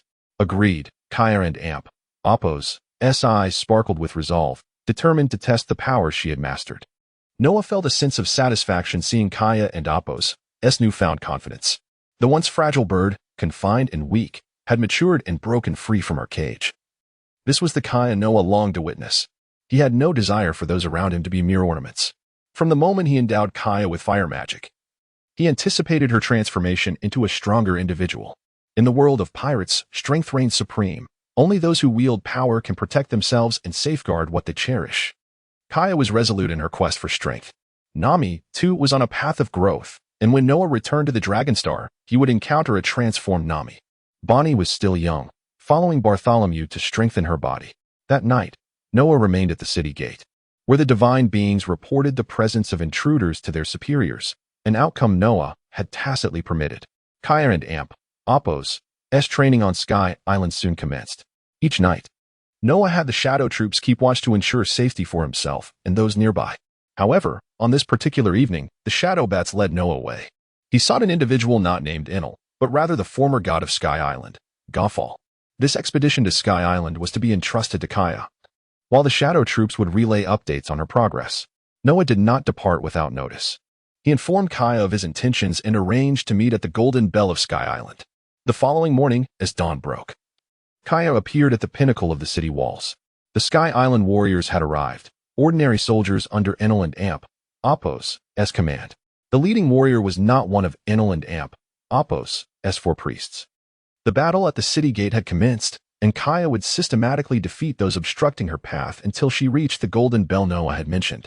Meanwhile, Noah arrived at the true land of Sky Island as daylight broke. Situated thousands of meters above, the daytime on Sky Island arrived swiftly. Sky Island, Angel Island, floated atop the pristine White Sea. The island and Apos' core comprised both Angel Island and Appiato, with the former being home to the majority of its residents. Noah now stood at the edge of Angel Island, on Angel Beach. His presence drew the attention of the islanders, who immediately recognized him as an outsider due to the stark difference in his attire. However, Noah was not seeking shops to acquire local garments. He sought Godfall. Moreover, with aspirations to govern Sky Island, it was imperative for Noah to introduce himself to its inhabitants. This was the opportune moment. Whether this would attract the attention of Enel and his followers was of little concern to Noah.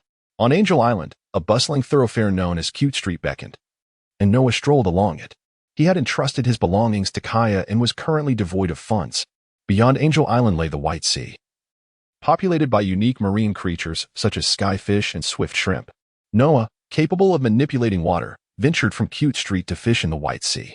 Utilizing his water magic for fishing would undoubtedly infuriate the former water demon if she were to learn of it.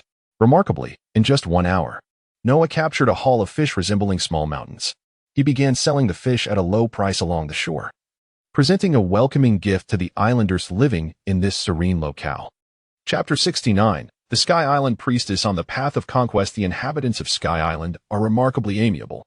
Within the span of half a day, Noah has garnered the friendship of the charming denizens of this ethereal realm. They have witnessed Noah's extraordinary ability to command the waters, a power akin to that of a deity.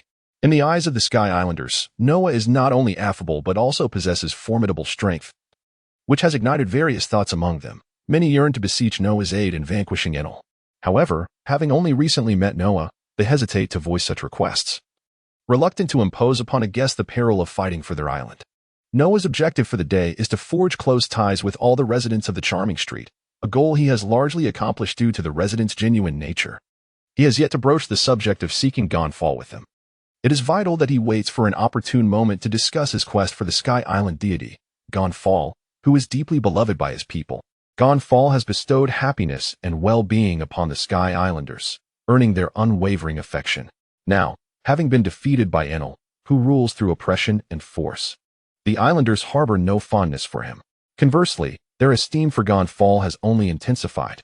Given this delicate situation, if Noah were to directly declare his intention to seek Gonfall, it could lead to unnecessary complications. Noah's presence on Sky Island is not solely for the nature-type Rumble fruit. He aspires to genuinely govern this realm.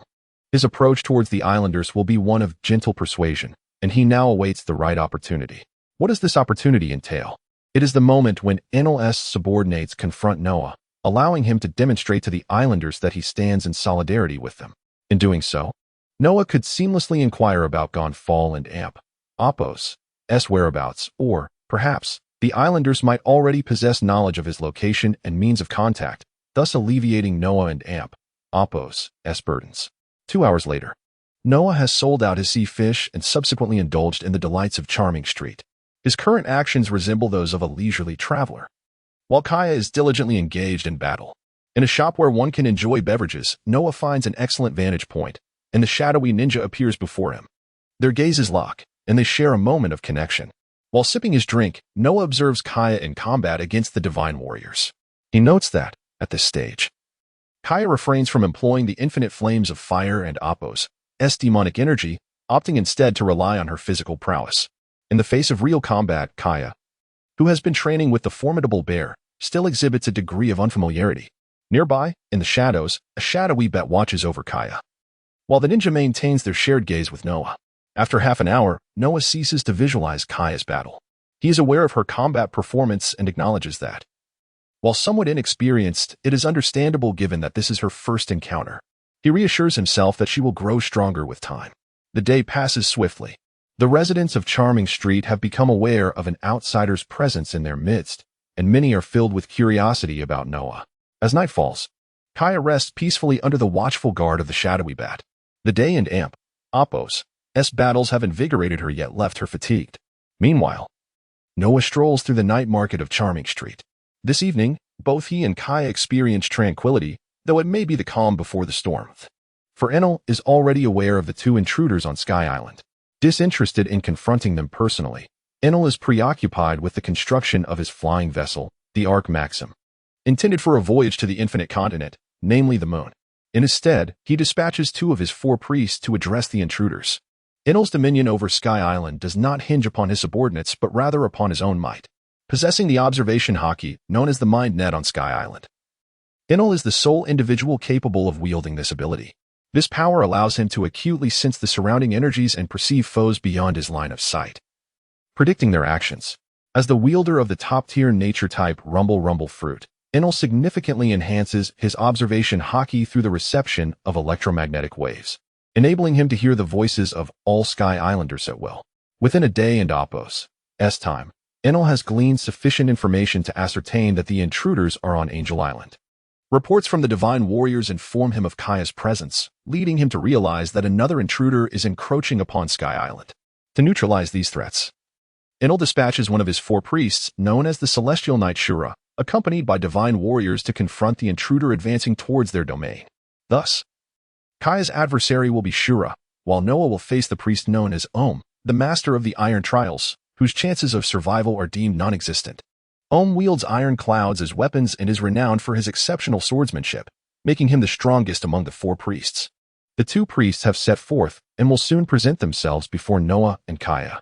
Unbeknownst to Noah, he can surmise that Enlil has indeed become aware of the intruders.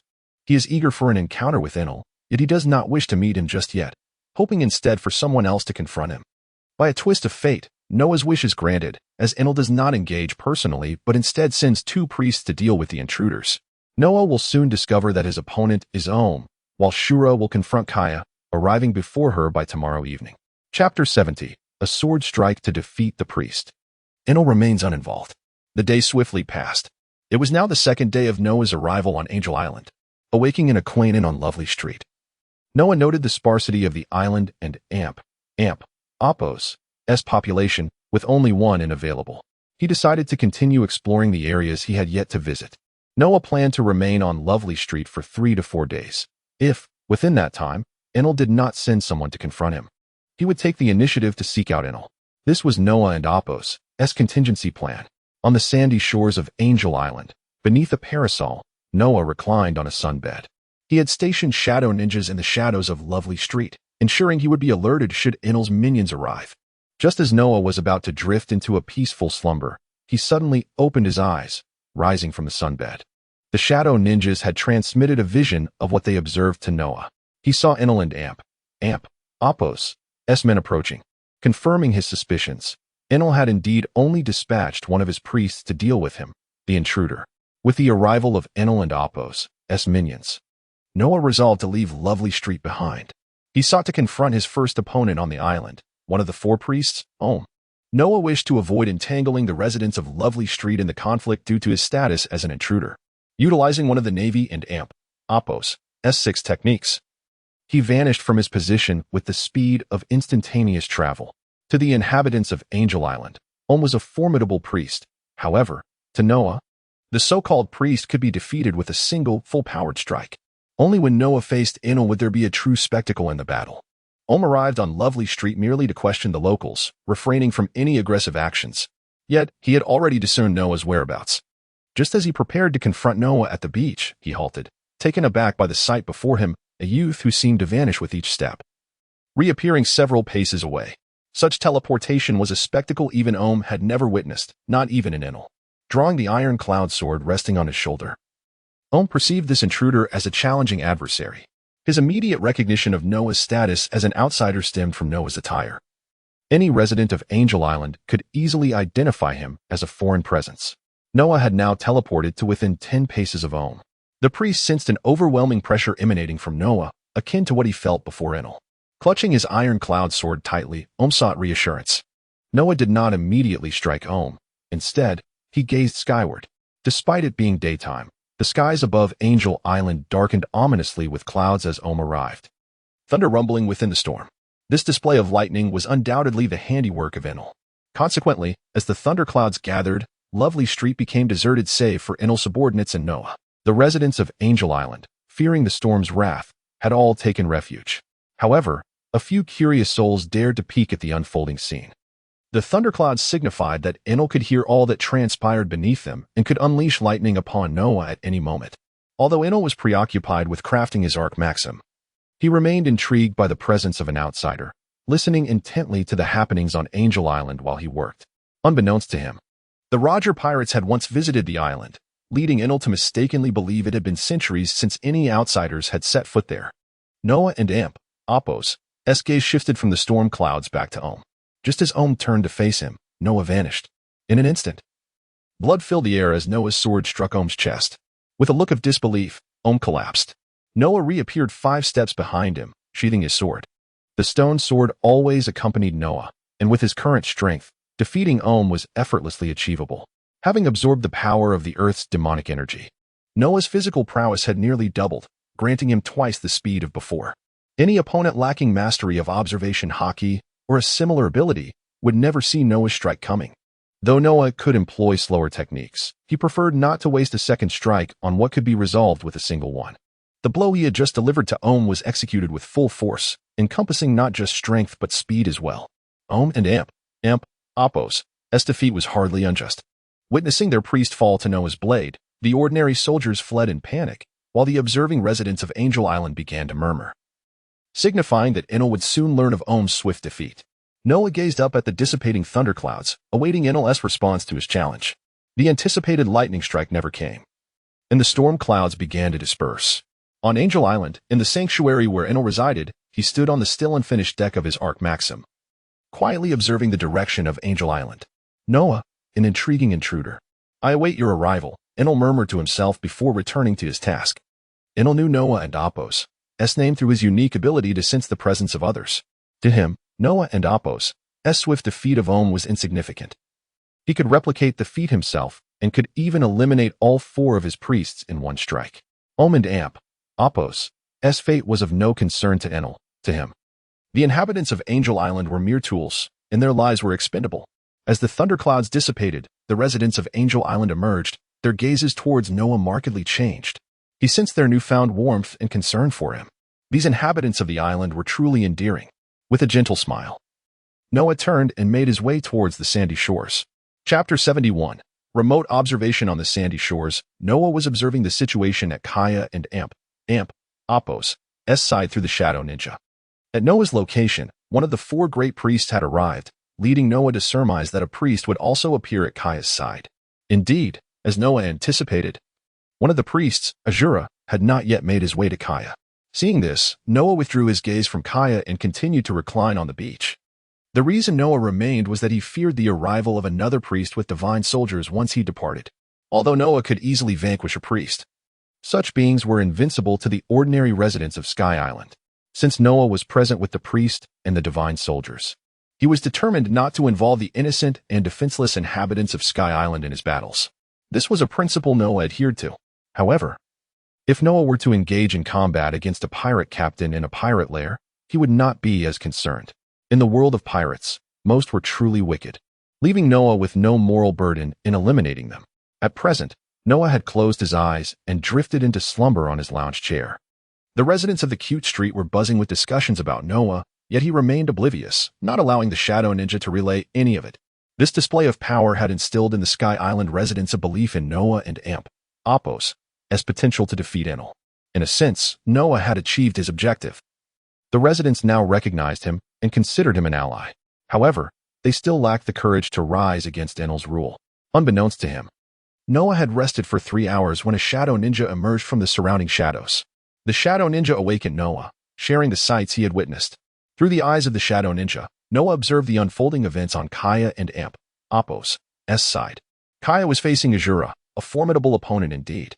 Noah murmured to himself as he watched the battle between Kaya and one of the 4 great priests, Ahura. It was acceptable that Kaya's months of rigorous training could not yet match Ahura's strength. Moreover, Kaya's martial prowess was impressive enough to endure for this long. Noah continued to assess Kaya and Apos' performance.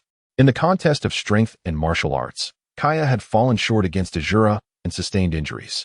The next aspect to observe would be Kaya and Apos' mastery over the fire magic. Noah awaited this with keen anticipation. With her control over fire magic, Kaya could wield flames. The blazing sword was a fusion of fire magic and divine relics, containing boundless flames. Only through the harmonious integration of these inner and outer forces could the full potential of fire magic be realized. Noah's own water magic mirrored the situation of fire magic. Yet earth magic differed. He could only manipulate soil and terrain, lacking the ability to create. As Noah anticipated, Kaya drew the blazing sword and launched an attack enveloped in flames against Ahura. Faced with Kaya and Apos' fiery onslaught, Ahura and Apos' initial strategy was to evade the brunt of her attack. Ahura would not utilize Haki. If struck by Kaya's flames, he too would suffer burns. A stalemate ensued, with Kaya pressing the attack while Ahura sought to avoid her strikes. Noah observed the unfolding combat, noting Kaya and Apos' speed as a deficiency. He resolved to find time to teach her techniques from the Marine 6 styles to enhance her speed. Noah continued his evaluation of Kaya's battle. The priest Ahura was intent on evasion, aiming to wear down Kaya's stamina, demonstrating a clever strategy.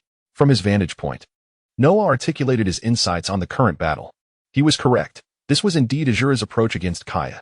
Kaya's combat experience was insufficient, and she had yet to recognize this pattern. However, Noah remained unperturbed. He bestowed upon Kaya one of the 2 remaining phantom masks he possessed, not out of mere generosity. As time passed, Kaya eventually exhausted her stamina and was defeated, a gruesome wound marring her back. Initially, Azura intended to capture Kaya, but she retreated into the shade of a tree and vanished. Kaya had donned the Phantom Mask, Shadow Ninja Mask. Even with the mask, she was unable to best Azura.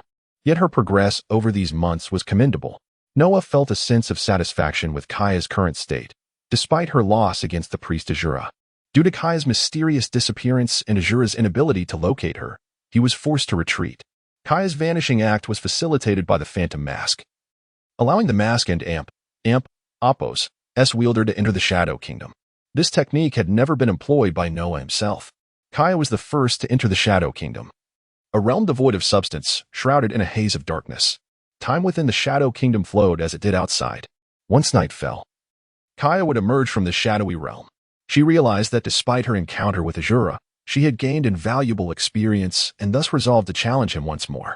While resting and healing, Kaya's wound, though appearing severe, was not as grievous as it seemed. Azura bore only minor burns from the flames. Though he had consistently evaded Kaya and Apos' fiery assaults, he had nonetheless been scorched by her long-range attacks. Though Azura had retreated, he remained within the vicinity. Dispatching his divine soldiers to seek out the intruder, Kaya, Azura would wait here. If the intruder was not found by the next day, he would depart. This was Kaya's first time employing the Phantom Mask's evasion technique, and Azura was unfamiliar with it, unaware that she could only exit the Shadow Kingdom from her original position. The battle between Kaya and Azura fell into a temporary calm, prompting Noah to divert his attention. Rising from the beach, Noah ventured into Cute Street, where he encountered a peculiar Sky Island girl. Her hair was a light yellow, styled in twin braids with spherical ends. Accompanying her was a pet fox, and she held a harp in her hands. "My name is Cornus. Enel is dangerous. You must leave at once." The principled Cornus stepped forward, unwilling to see Noah perish at Enel's hands. In her eyes, despite Noah's victory over Priest Ohm, she doubted his ability to contend with Enel, whose formidable power was deeply ingrained in the hearts of all Sky Island residents. Chapter 72. Encounter with the Old God of Sky Island. Noah gazed at Cornus before him, his mind flooded with memories of her from Blue Star. "Thank you for your reminder. Defeating Enel is my sole purpose for coming to Sky Island," Noah stated to Cornus. From his recollections, he knew that this Cornus was a kind-hearted and righteous young woman. At that moment, an idea struck Noah, and he looked into Cornus and Apos' eyes, inquiring. "Do you know where Gonfur, your former god of Sky Island, is? I wish to meet him." Noah candidly revealed his purpose for being there. "Oh." Cornus regarded Noah with curiosity, her gaze tinged with caution. Fortunately, she was indeed the right person to ask, for she possessed knowledge of Gonfur and Apos' whereabouts and how to contact him. Perceiving no malice in Noah and Apos' demeanor, and recalling that he had already stood against the priest, Cornus began to trust him. Though she doubted Noah and Apos' ability to defeat Enel, his demonstrated strength was commendable. If Noah could join Gonfur and Apos' ranks, it would significantly benefit him. Thus, Cornus was inclined to lead Noah to Gonfur. There was another crucial reason for Cornus and Apos' willingness to take Noah to meet Gonfur, one that Gonfur himself had shared with her. It turned out that Gonfur had managed to escape Enel's grasp due to Enel's own design. Bored with Sky Island, Enel allowed Gonfur to venture forth to seek some amusement. Enel was indifferent to the fate of Sky Island, as long as he found his own existence entertaining. Even if Gonfur rallied everyone on Sky Island to challenge Enel, it would matter little to Enel, who might even welcome such an endeavor, as it would inject some excitement into his life. Gonfur had organized several attempts to confront Enel, each time resulting in utter defeat, with Gonfur and his followers annihilated at a mere flick of Enel and Apos' wrist. Perhaps, once Enel grew weary of his games, he would finally eliminate Gonfur.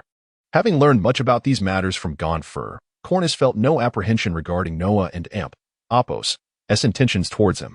With this in mind, she was unafraid to bring Noah before Gonfur. Cornus had already made up her mind. I can take you to see Mr. Gonfur," she whispered.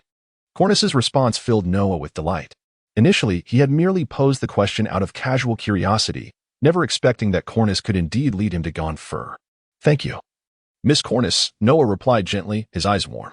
This further convinced Cornus of Noah and Apos' good nature, and she became increasingly reluctant to see him challenge Enel, fearing for his life. "Then let us go now," Cornus declared, ready to set off to meet Gonfur. She guided Noah along the winding paths of the giant tree forest. The trees on Sky Island were unlike those below. They grew tall and imposing, with the forest covering over 90% of the land. After a while, they arrived at a hill with a favorable vantage point, allowing them a glimpse of the entire Angel Island. Under Cornus and Apo's guidance, Noah finally beheld Gon Fur.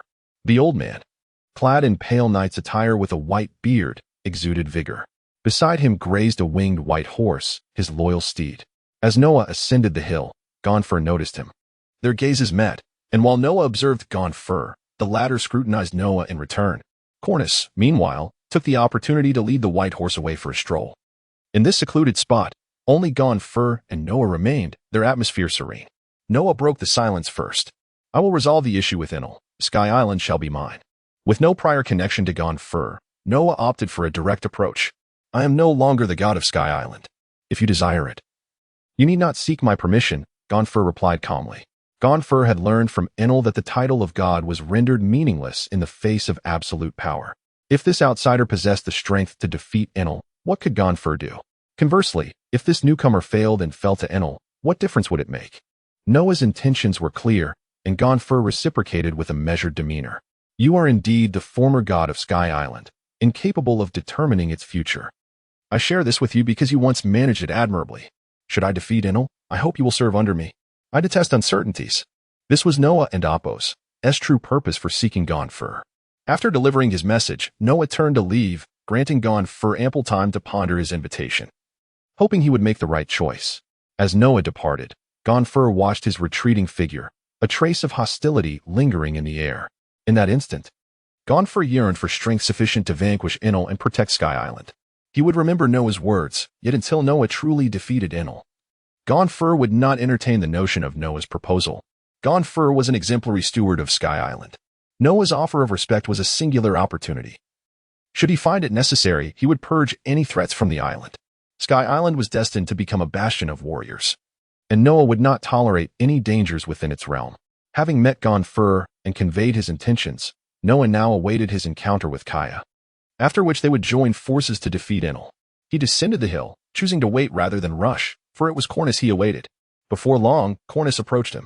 Gon Fur had not disclosed Noah and Apo's words to her, and Noah sensed no unease from Cornus.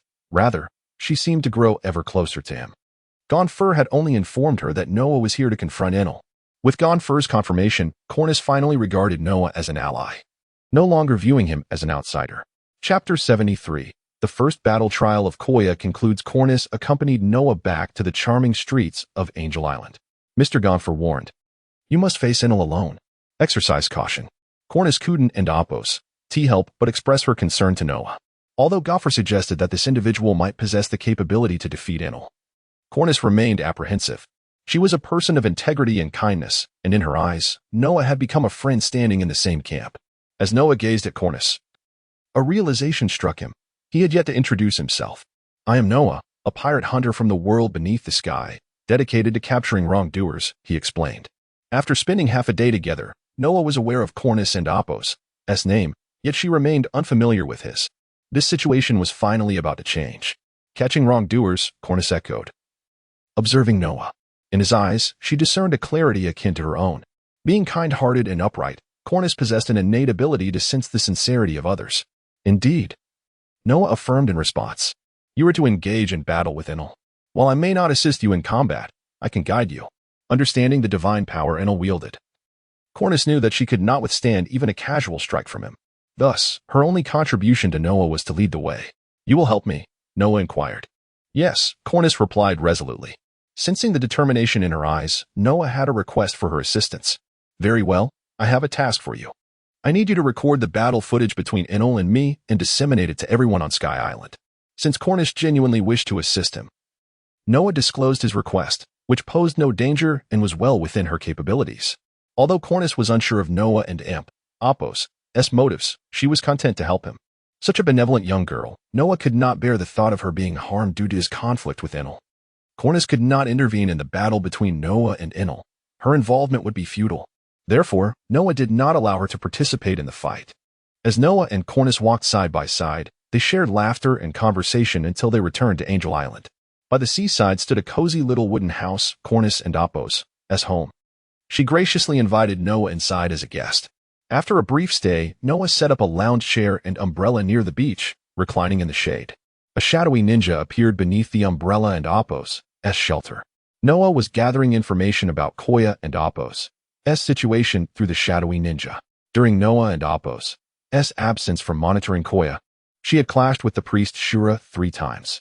In their first encounter, Koya was unable to defeat Shura, just as in their previous battle. The second fight occurred under a canopy of ominous clouds, where Koya, utilizing the powers of the Shadow Bat and Phantom Mask, managed to achieve a stalemate. The Phantom Mask Koya carried allowed her to summon the shadowy ninja, and the Shadow Bat was under Noah and Apos' command. In their third battle, Koya and Apos' speed improved significantly. Initially, Koya and Shura were evenly matched, but when Koya unleashed the endless flames, transforming them into a cage of earth and sky, Shura finally succumbed to her strength. The accumulation of these battles showcased a remarkable enhancement in Koya and Apos' combat awareness. She was no longer the novice who merely trained for combat. All these battle details were relayed to Noah by the shadowy ninja. Once the ninja shared its vision with Noah, he observed Koya resting. After conveying his message, the shadowy ninja withdrew. Normally, the holder of another Phantom Mask could not command a shadow army not under their control. However, when two holders of Phantom Masks issued commands to their respective shadow armies, they could direct each other and amp Apos' forces. The shadow army would only heed the commands of its holder. Noah and Koya and amp Apos' current command situation over the shadow army operated in this manner. The shadow army was not merely a fighting force in Noah and amp Apos' hands. It had become his means of communication. As long as the shadow army existed, Noah had no need for lower-tier combatants.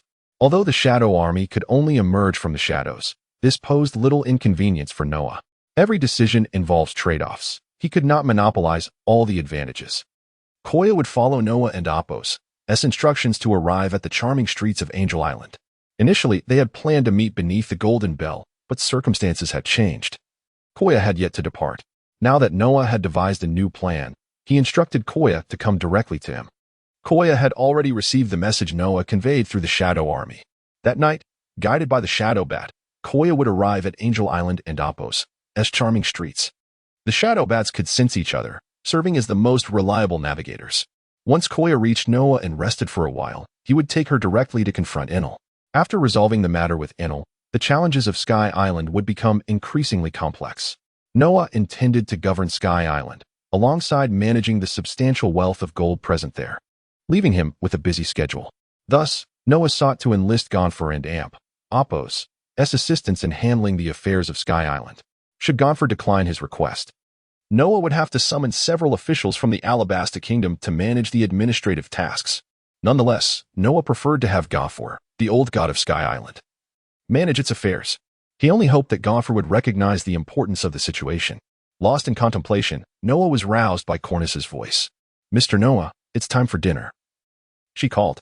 Noah was not far from Cornus's house. "I'm coming," he replied. Cornus's warmth and hospitality prompted Noah to reveal his gentle side. A rare display reserved for moments like this, particularly on the Dragonstar ship. For the next couple of days, Noah would reside beside Cornus. After finishing dinner, he planned to utilize the power of earth magic to control the soil and stones, constructing a small earthen dwelling beside Cornus's house, where he would await Koya's arrival. Chapter 74, Cornus. The vision of the Sky Island administrator as night descended, Koya had already set off from the boundary gate of the Sky Island. Presently, Noah lay on the beach with Cornus, gazing at the stars. He regaled her with tales of the world beneath the Sky Island. And it was evident that Cornus was filled with curiosity and longing for the realm below. Cornus was indeed a commendable individual. An idea suddenly struck Noah, to bring Cornus into the Hall of War Gods, nurturing her to oversee the Sky Island. This Sky Island, which would eventually transform into the Hall of War Gods, was envisioned as a utopia where everyone could enjoy plentiful food and a joyful existence. In such a paradise, the strength of the administrator was secondary to their ability to manage. Cornus, with her integrity and kindness, epitomized the ideal candidate for managing the Sky Island in Noah's eyes. The administration of the Sky Island required a principal figure, the administrator, while other officials merely assisted in governance. Cornus's role in the Hall of War Gods would be one of management, not combat. Regarding the combat personnel in the Hall of War Gods and on the Dragonstar ship, Noah resolved not to recruit any new fighters until Koya and her companions could stand on their own. In his imagination, the fighter he most desired to recruit was Boa Hancock, one of the 7 warlords of the sea, akin to himself. However, given his current status as a warlord, gaining Hancock's favor would prove challenging. Though Noah had joined the warlords as a pirate hunter, they remained under the thumb of the world government, which Hancock harbored no affection for. Were it not for Amazon Lily, she would have outright refused to join the warlords. Now, Noah contemplated how to earn Hancock's favor and bring her under his command. "Mr. Noah, might you share your story with me?" Cornus's voice jolted Noah back to reality. "Very well, my tale begins in the East Blue." Half an hour later, Noah had shared much about himself with Cornus, suddenly sensing the stillness around him. He turned to find Cornus had fallen asleep without his notice. Gently, he lifted her and placed her on her own bed, exiting her wooden cabin. He returned to his earthen dwelling. As was his custom, he commanded the Shadow Night Bats to discreetly guard his vicinity, permitting only Cornus and Koya to approach him. Before long, Noah succumbed to slumber. Night deepened. Guided by the Shadow Night Bats, Koya arrived at Noah's dwelling. 2 of the bats followed her, carrying the bundles for Noah and Koya to take to the Sky Island. Among these packages, the most vital items were various snail phones. Upon entering the earthen hut, Koya spread a blanket from the packages beside Noah's wooden bed and lay down to sleep. During the past few days, without Noah by her side, Koya felt a lack of security. Now, resting beside him, she felt the comfort she so desired. That night, Koya watched Noah as he slept, gradually drifting into her own slumber. As the darkness faded, dawn broke. It was the 4th day since Noah and Apos' arrival at the Sky Island. Upon awakening, his first sight was Koya, sleeping beside him on the wooden bed. The recent battles had exhausted her, and with the sense of security Noah provided, she had slept soundly. Noah, choosing not to disturb Koya, quietly stepped out of the earthen hut. Soon, they would be departing. On the Sky Island, in the sacred domain where Enel resided, he had been diligently crafting the Arc Maxim. Om and Shura approached him. Though Om had returned earlier than Shura, he had waited for him, fearing he could not withstand the repercussions alone. Both had faced defeat in their respective battles. Enel, often appearing languid and prone to yawning or cleaning his ears, was known to Om and Shura for his cruel nature. They understood that Enel was already aware of their failure, but they still approached him to confess. As they knelt before Enel and began to speak, he unleashed a bolt of lightning, sending them sprawling to the ground, charred and disheveled. Despite their injuries, they continued to kneel before Enel, detailing the specifics of their battles. Once the formalities were concluded, as they prepared to plead for forgiveness, Enel struck them again with a bolt of lightning, the second time he had turned his wrath upon them. "You too, along with the other 2 priests, shall confront these intruders. Either you perish, or they do. Now go." Enveloped in crackling electricity, Enel coldly commanded. Om and Shura dared not linger and hastily retreated. Enel gazed toward Angel Island, musing, "The power of flames, like mine, belongs to the divine. Yet I am the sole deity in this realm, hence you must perish." Initially, Enel found the intruders amusing, but now he regarded them with increasing seriousness. Intent on eliminating the girl who wielded the flame power, Koya, by dispatching 4 of his priests, Enel demonstrated his resolve against the invaders. Meanwhile, in the first half of the Grand Line, in the kingdom of Alabasta, at the former port of Camellia, now the Hall of War Gods, Tianchu City, Bartolomeo arrived. His entrance caused quite a stir, compounded by the troublesome nature of his barrier fruit. Consequently, Bartholomew Kuma personally attended to him. Faced with the barrier Bartolomeo had erected, Kuma, empowered by his armament haki, struck with a single punch, sending Bartolomeo and his barrier crashing back, injuring him. Despite the formidable strength of Bartolomeo and Apos' barrier, even someone as powerful as Kuma was unable to shatter it directly. Kuma's might was undeniable. Had he retained his Paramecia-type pawpaw fruit, he would have been among the warlords capable of rivaling Dracul Mihawk. Even without it, his haki and martial prowess were formidable. Kuma was no ordinary man. He bore the bloodline of a powerful race, and his physique could be compared to that of the 4 emperors. Chapter 75, The Barrier Fruit User. Bartolomeo and Apos' joining Bartolomeo was swiftly subdued by Bartholomew Kuma. Their battle ended abruptly, and Bartolomeo became attached to Kuma. Upon realizing Bartolomeo and Apos' desire to become a follower of Noah, Kuma found himself unable to decide whether to welcome Bartolomeo into the War God Hall. Thus, he resolved to consult Noah. Fortunately, Noah had left behind a means to contact him, a phone snail, before his departure. On Angel Island, Noah approached the seaside shade with an awakened phone snail, which resembled Kuma. "Master," Kuma began, his voice emanating from the phone snail. Just a minute prior, Kuma had reached out to Noah. "There is a Paramecia-type barrier fruit user wishing to join us. I am uncertain of your thoughts on this matter." This was the purpose of Kuma's communication. The potential of Bartolomeo's devil fruit had piqued Kuma's interest, and he wished to see Bartolomeo become a member of the War God Hall. However, Noah was Kuma and Apos' superior, and irrespective of Kuma and Apos' own desires, he would ultimately follow Noah and Apos' directives. "Bartolomeo," Noah responded, intrigued. Upon hearing about the Paramecia-type barrier fruit, he immediately thought of Bartolomeo. "Indeed," Kuma replied. He found it peculiar that Noah knew it was Bartolomeo without being told. However, he chose not to question Noah on this matter and let the curiosity fade away. Kuma's affirmation confirmed Noah's assumption about Bartolomeo's intent to join him. "Am I to become the person he admires?" Noah mused, intrigued. "Go ahead and welcome him into your ranks. The War God Hall is currently short-staffed, and he can assist you with some affairs in Tianchu City," Noah instructed Kuma, thereby granting his approval for Bartolomeo and Apos' inclusion. "Understood," Kuma responded, and their conversation concluded. Noah leaned against the tree trunk and placed the phone snail on the ground beside him. He found himself lost in memories and contemplation. He recalled having met Bartolomeo before, albeit at a time when he had not yet possessed the powers of a Paramecia-type barrier fruit user. Now that Bartolomeo had acquired such abilities and was to join his ranks, Noah abandoned any thoughts of seizing the barrier fruit for himself. He would not claim the devil fruits of those who joined the War God Hall. Kuma was an exception, as Noah had initially engaged in a devil fruit transaction with him before his allegiance was pledged. Bartolomeo's joining prompted Noah to reflect upon the current composition of the War God Hall. Noah, the master of the War God Hall and captain of the Dragon Star ship, wields the powers of earth and fire magic. He possesses the Ghost Shadow Masks, Nightbat Mask, and Ninja Shadow Mask.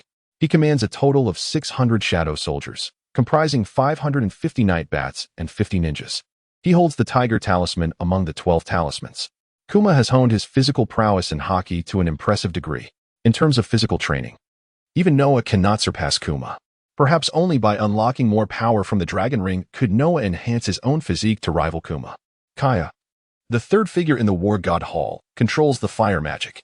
Bonnie, still quite young, possesses the power of the Horse Talisman within her. Nami currently lacks combat abilities and, like Bonnie, is receiving training under Kuma and Apos' guidance. Now, the War God Hall had gained an additional member, Bartolomeo, a Paramecia-type barrier fruit user. This was Noah and Apos' assessment of the personnel in the War God Hall, which now consisted of just 6 members, a rather scant number. Once Noah and Apos' expedition to Angel Island was concluded, he would seek to recruit more members for the War God Hall. Presently, there was a candidate in waiting, Cornus. Noah intended to recruit not only combatants, but also individuals with talents in other areas. Returning to reality, Noah noticed that Kaya had awakened. He entered the wooden hut where Cornus was present. Kaya was not in the earthen dwelling crafted by Noah. She was with Cornus. Both were lively, cheerful, and kind-hearted young women, drawn to each other's warmth, and they had become friends. Noah placed the phone snail into his bag before approaching the wooden hut. The door was ajar, and upon reaching it, he spotted Kaya engaged in cheerful conversation with Cornus. "Noah, no." They greeted him in turn, with Cornus appearing somewhat shy. Since he wished to recruit the earnest and kind Cornus, there were truths he needed to share. "Cornus, I must inform you of certain matters concerning the future of Angel Island, so that you may be prepared," Noah said, directing his gaze at her. "Kaya, you should listen too." "Mr. Noah, please go on," Cornus replied softly. "I will defeat the god of Angel Island, Enel, but I shall become the master of Angel Island. I wish for you to assist me in managing it," Noah stated, speaking candidly. Although he knew his proclamation might come as a shock, it was necessary for him to share it with Cornus. You are an invader," Cornus exclaimed, her disbelief evident as she looked at Noah. She had always considered him a friend and never suspected him to be an invader of Angel Island. However, his words now served as undeniable proof of his true identity. "I am indeed an invader," Noah admitted. "It is precisely because I am an invader that I need you to help me govern Angel Island. Otherwise, I would become a tyrant like Enel." To persuade Cornus to join him in managing Angel Island, Noah resorted to certain tactics. Cornus gazed at Noah, at a loss for words. The upright and kind Cornice had never cursed anyone and was unsure how to express her anger. Yet her furious glare at Noah indicated her deep frustration. In his quest to secure Cornice's allegiance, Noah found himself relinquishing any tenderness. Chapter 76 Arrival before Enel. Noah expressed all that he wished to convey to Cornice. Now, he turned his gaze towards Koya. Your strength has improved remarkably. Who would have thought that one day I would have someone to fight alongside me? Noah reflected deeply. In his past life on Blue Star, he had been an orphan, perpetually alone. Yet, in this pirate world, he had found companions, individuals with whom he could entrust his life, and those who would journey alongside him. At that moment, Noah's eyes were filled with tenderness. He had witnessed Koya's growth and understood her feelings for him all too well. Koya and Apos. S eyes reddened and became moist as Noah and Apos. S words and gaze resonated within her. For Koya, Noah and Apos. S recognition was the most precious gift she could receive. Noah stepped closer and embraced her. It has been so long, my companion, he whispered softly in her ear. The warmth of his breath made Koya feel as if she were a boiled crab. Noah inhaled a delightful fragrance emanating from Koya. Perhaps it was his genes acknowledging her that allowed him to perceive her scent. This was the first time Noah had been so forward in his intimacy with Koya. Previously, he had refrained from such closeness out of fear that it might disrupt her training. Now that her training was complete, he no longer had to conceal his emotions for her. I thought you had changed. Koya wept, tears of joy streaming down her face. Enough now. I merely wish for you to train well. Noah gently pushed her away, wiping the tears from the corners of her eyes. Cornice observed the warmth between Noah and Koya from nearby, for reasons she could not fathom. She mused that having such a deity of the sky on Sky Island would not be a bad thing.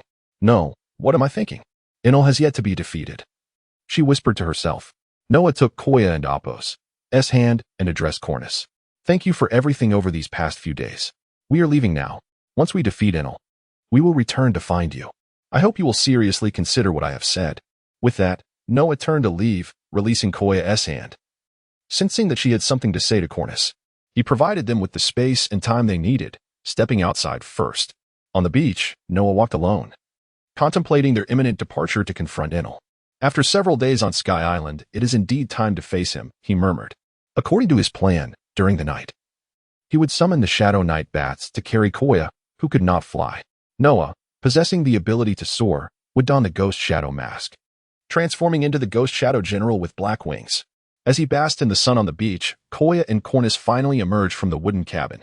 However, Cornice did not approach Noah, only Koya walked up to him. Is this the essence of friendship among girls? Noah chuckled, genuinely perplexed by the intricacies of female camaraderie. You Wooden and Apos, understand, brother Noah, Koya replied, reverting to the affectionate title she had cherished for over a decade. It seems you have friends now. This brings me great joy, Noah said, stroking Koya's hair. To him, Koya was an independent individual who deserved to cultivate her own friendships. True affection lies in ensuring the happiness of one's beloved. Noah knew that Koya had found a friend who brought her joy, and he would never impede that. When our journey on Sky Island concludes, you should bring your new friend Cornice along when we explore. Noah had not forgotten his promise to Koya. I thought you had forgotten, brother Noah, Koya pouted. Come. Let me show you around Lovely Street. Once night falls, we shall depart. Noah took Koya and Apos' hand, leading her in a light jog towards Lovely Street. After spending the day in merriment, night finally descended. They stood atop a hill, overlooking Lovely Street. Behind Noah, 50 Shadow Knight bats awaited, accompanied by 2 ordinary divine soldiers who knew Enel's whereabouts, hence their presence. Under the cover of darkness, Noah donned the Ghost Shadow mask, transforming into the Ghost Shadow General. Clad in black armor with wings of ebony, he felt an exhilarating surge of power coursing through him. The mask amplified his strength twofold. Noah yearned to test his abilities as the Ghost Shadow General, showcasing the Navy's 6 styles and his armament hockey. With a swift motion, he unfurled his black wings and soared into the night sky. Koya was securely held by the Shadow Knight bats, bound by their beams of light, ensuring her protection. She stood atop the back of the Shadow Knight bat, safeguarded by their vigilant presence, with Noah by her side. Under such protection, Koya was assuredly safe during their flight.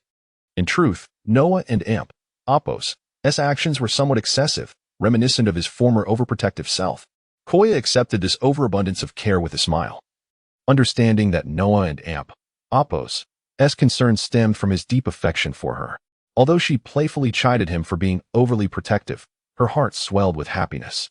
3 hours later, They arrived at the holy domain of Sky Island, the dwelling place of Enel. Noah landed nearby, the moonlight illuminating their path. As the Shadow Knight Bats made their presence known, this attention had already alerted the 4 divine ministers, with ordinary soldiers approaching Noah's vicinity. Koya leaped from the back of the Shadow Knight Bat and joined Noah. "Leave this to me, brother Noah. This time, I shall give my all to demonstrate that I have not squandered the flame of power you bestowed upon me," Koya said eagerly, ready to showcase her strength. Chapter 77. The 4 divine officials retreat in defeat. Since Koya wishes to test her mastery over the power of flames in my presence, how could Noah possibly prevent her? Very well, unleash your full strength.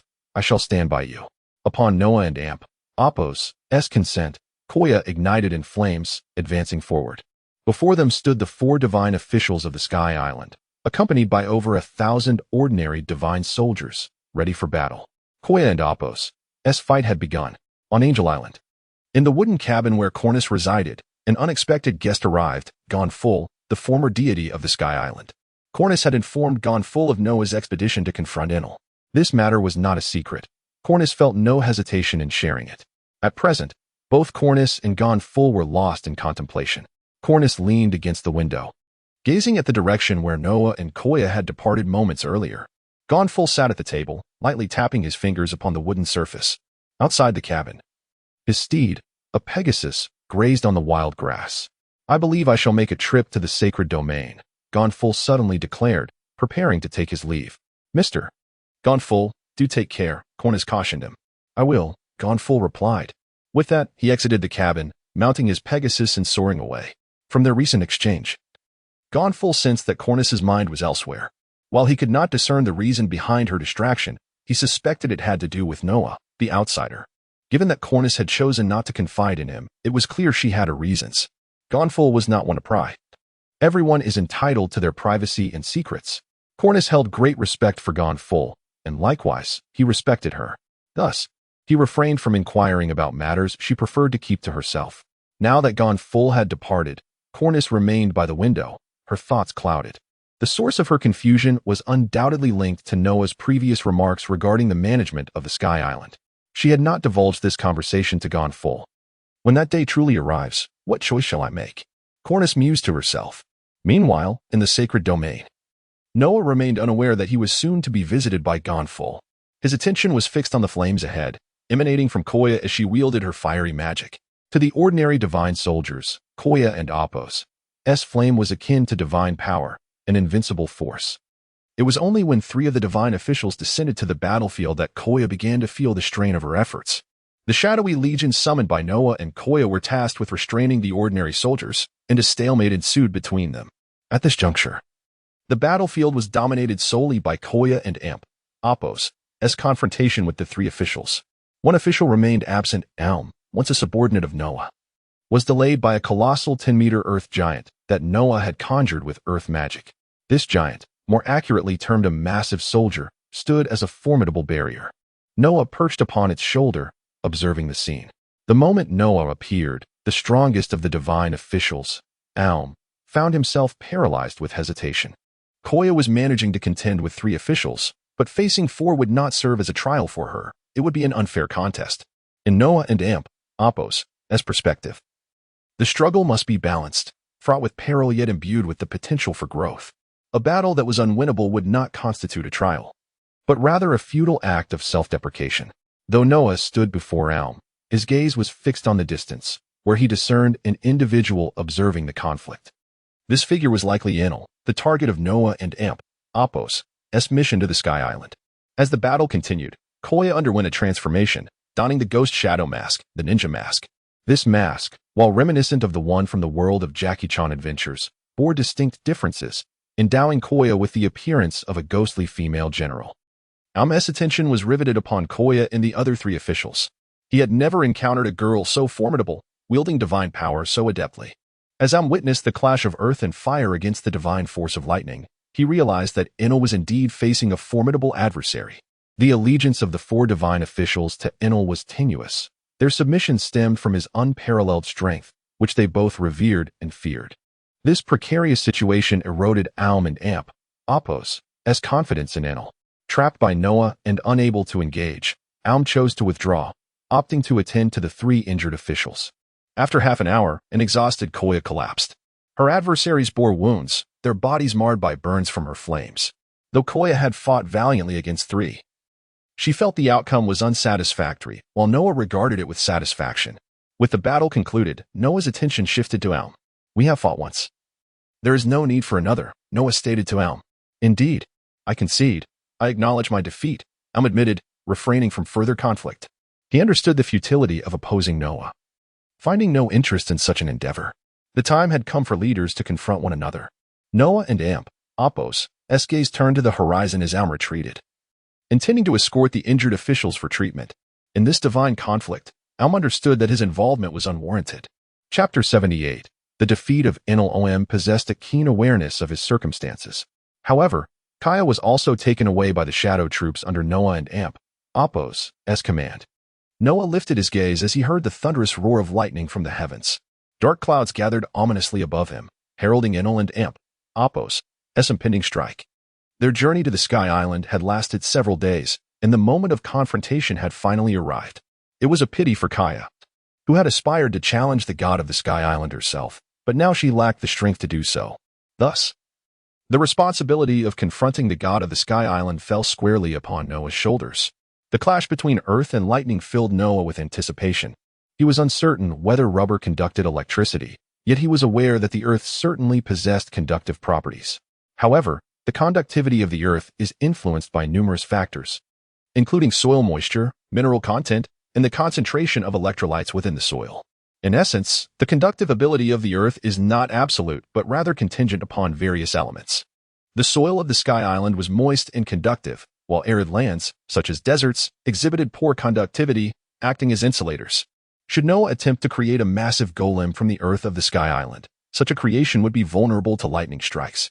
Moreover, lightning attacks were not solely comprised of electricity, but also involved the intense heat generated by the lightning.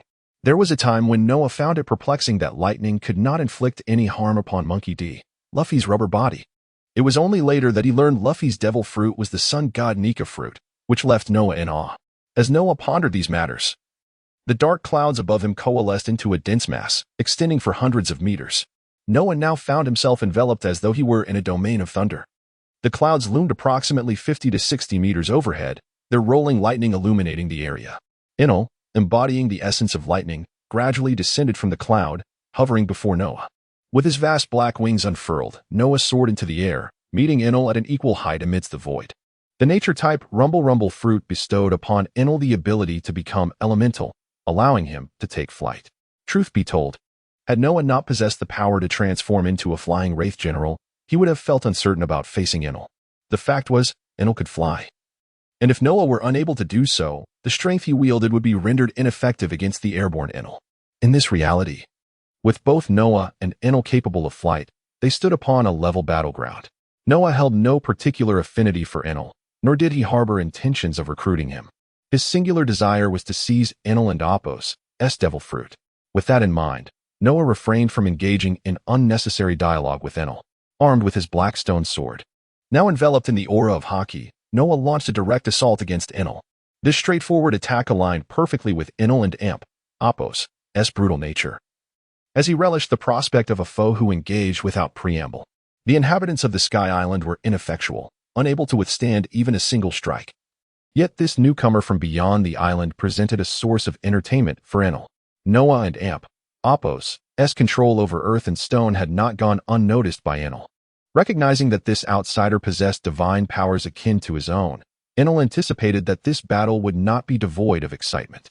Enel and Apos' ultimate ambition was to ascend to the moon and traverse the infinite continent, and he welcomed the prospect of finding amusement in the process of constructing his Arc Maxim.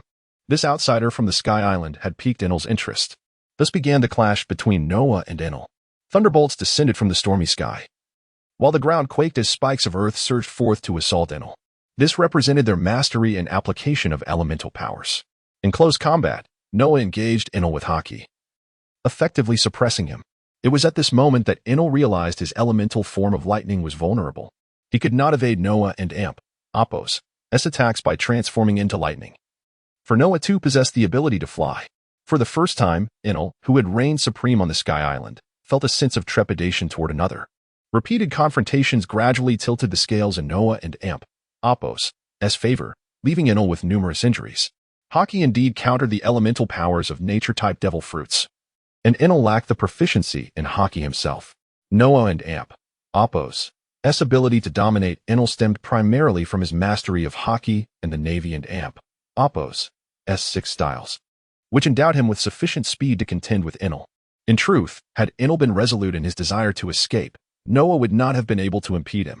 However, while Noah pressed Enel in combat, he did so with a measured intensity, allowing Enel the illusion of being capable of overcoming him. Noah's approach to battle was a harmonious blend of close and ranged combat, utilizing Haki in melee while launching spikes from the ground toward Enel. Enel primarily relied on lightning as a ranged offensive, for engaging Noah in close quarters would render him vulnerable to Noah and Amp, Apos, S Haki. The exertion of controlling the powers of the nature-type Rumble fruit drained Enel and Amp, Apos, S stamina. As Enel and Amp, Apos, S strength waned, so too did Noah and Amp, Apos, S, though Noah and Amp, Apos, S endurance surpassed that of Enel. An hour later, Noah emerged victorious, having rendered Enel unconscious. Enel had been overly arrogant, believing himself to be the god of the Sky Island, capable of vanquishing this outsider. Ultimately, the opportunity to flee slipped away from him due to his own hubris. Defeating Enel was a risky endeavor for Noah, had Enel been singularly focused on escaping. Noah and Amp, Apos, S current speed would not have sufficed to stop him. With Enel now defeated, Noah felt a sense of relief. Noah carried the unconscious Enel away, having expended considerable energy in the fight, and he too felt fatigued. Yet before allowing himself a moment and Apos' respite, he needed to extract the nature-type Rumble fruit from Enel. 20 minutes later, weary yet resolute, Noah finally offered Enel and Amp, Apos' devil fruit as a sacrifice to the dragon ring. He placed Enel in a cave, where the shadow troops stood guard outside. Noah had no intention of killing the individual from whom he had seized the devil fruit in the near future. He would ensure the shadow troops protected him. After leaving the shadow troops with Enel, Noah departed in the direction where they had secured Kaya. Chapter 79. The dark energy of the moon. The shadow ninjas serve as invaluable allies in daily life. They have already constructed a wooden cabin where Koya is currently resting. Had Koya not been recuperating, Noah would have escorted her into the sacred realm of the Sky Island. This sacred domain is a place reserved solely for the deity of the Sky Island. Once Koya awakens, Noah intends to lead her into this hallowed space. As for Enel, from whom Noah has seized the devil fruit, Noah chooses to neglect him entirely. No pursuit, no assassination. Nor will he permit the other inhabitants of the Sky Island to hunt him down. The unfolding events will rely on Enel's own decisions. Enel has already been vanquished by Noah, along with the 4 priests and the divine warriors. Soon, word of Enel's defeat will spread throughout the entire Sky Island. At this moment, a figure outside the battle has arrived at the sacred realm. Gonfol, riding a Pegasus, soars through the air towards the site of Noah's confrontation with Enel. Along the way, Gonfol has observed the scattered divine warriors of the Sky Island and pieced together fragments of information, confirming that the once mighty Enel, who had previously defeated him with a single strike, has been bested. Now, standing here, Gonfol can assert with complete certainty that Enel has fallen. Had Enel emerged victorious, the sacred realm would not be in such disarray, and the divine warriors would not be in retreat, nor would the priests abandon their posts. Noah has truly accomplished the impossible. Yet, while he has driven away the wolf, a tiger now approaches. Gonfol finds himself in a state of emotional turmoil, uncertain about the future of the Sky Island. Whether Noah will treat the island with the same disdain as Enel is the question that occupies his mind. Gonfol urges his Pegasus to fly about, determined to seek out Noah. For the future of the Sky Island, it is imperative that Gonfol meets with Noah. Once, it was Noah who sought out Gonfol. Now the roles have reversed, a true cycle of fate. Unbeknownst to Noah, Gonfol is in search of him. Meanwhile, Noah is engaged in selecting the powers contained within the dragon ring. Enel's natural-type Thunderfruit has already been sacrificed to the dragon ring, unlocking its sealed powers. It is known that Noah can now exchange for any of the 8 demonic energies. The Phantom Masks can also be exchanged freely, and their quantity exceeds mere 1. Concerning talismans, Noah can choose from a variety of them in differing amounts. This illustrates the immense value of a top-tier natural-type devil fruit. However, in comparison to the talismans and masks, Noah ultimately desires the strength of the 8 demonic energies. Noah opts not for the thunder energy but for the moon energy, which embodies the powers of the foremost demon, Xiaolon, among the eight.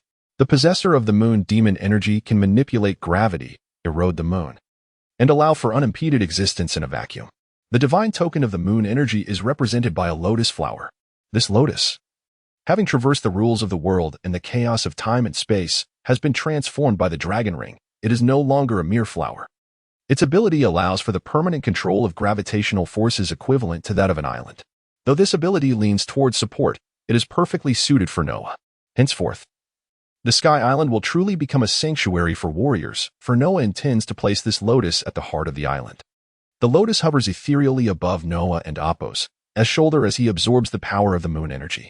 Each fragment of demonic energy, the phantom masks, and talismans fortifies Noah and Apos' strength, leading to a permanent enhancement of his physique. As he absorbs the moon energy, Noah can distinctly feel his physical form becoming more formidable. To illustrate, if an ordinary person is rated as 1, then a fishman with tenfold strength would be rated as 5. After years of harnessing the fire energy, Noah's physique escalated to 10.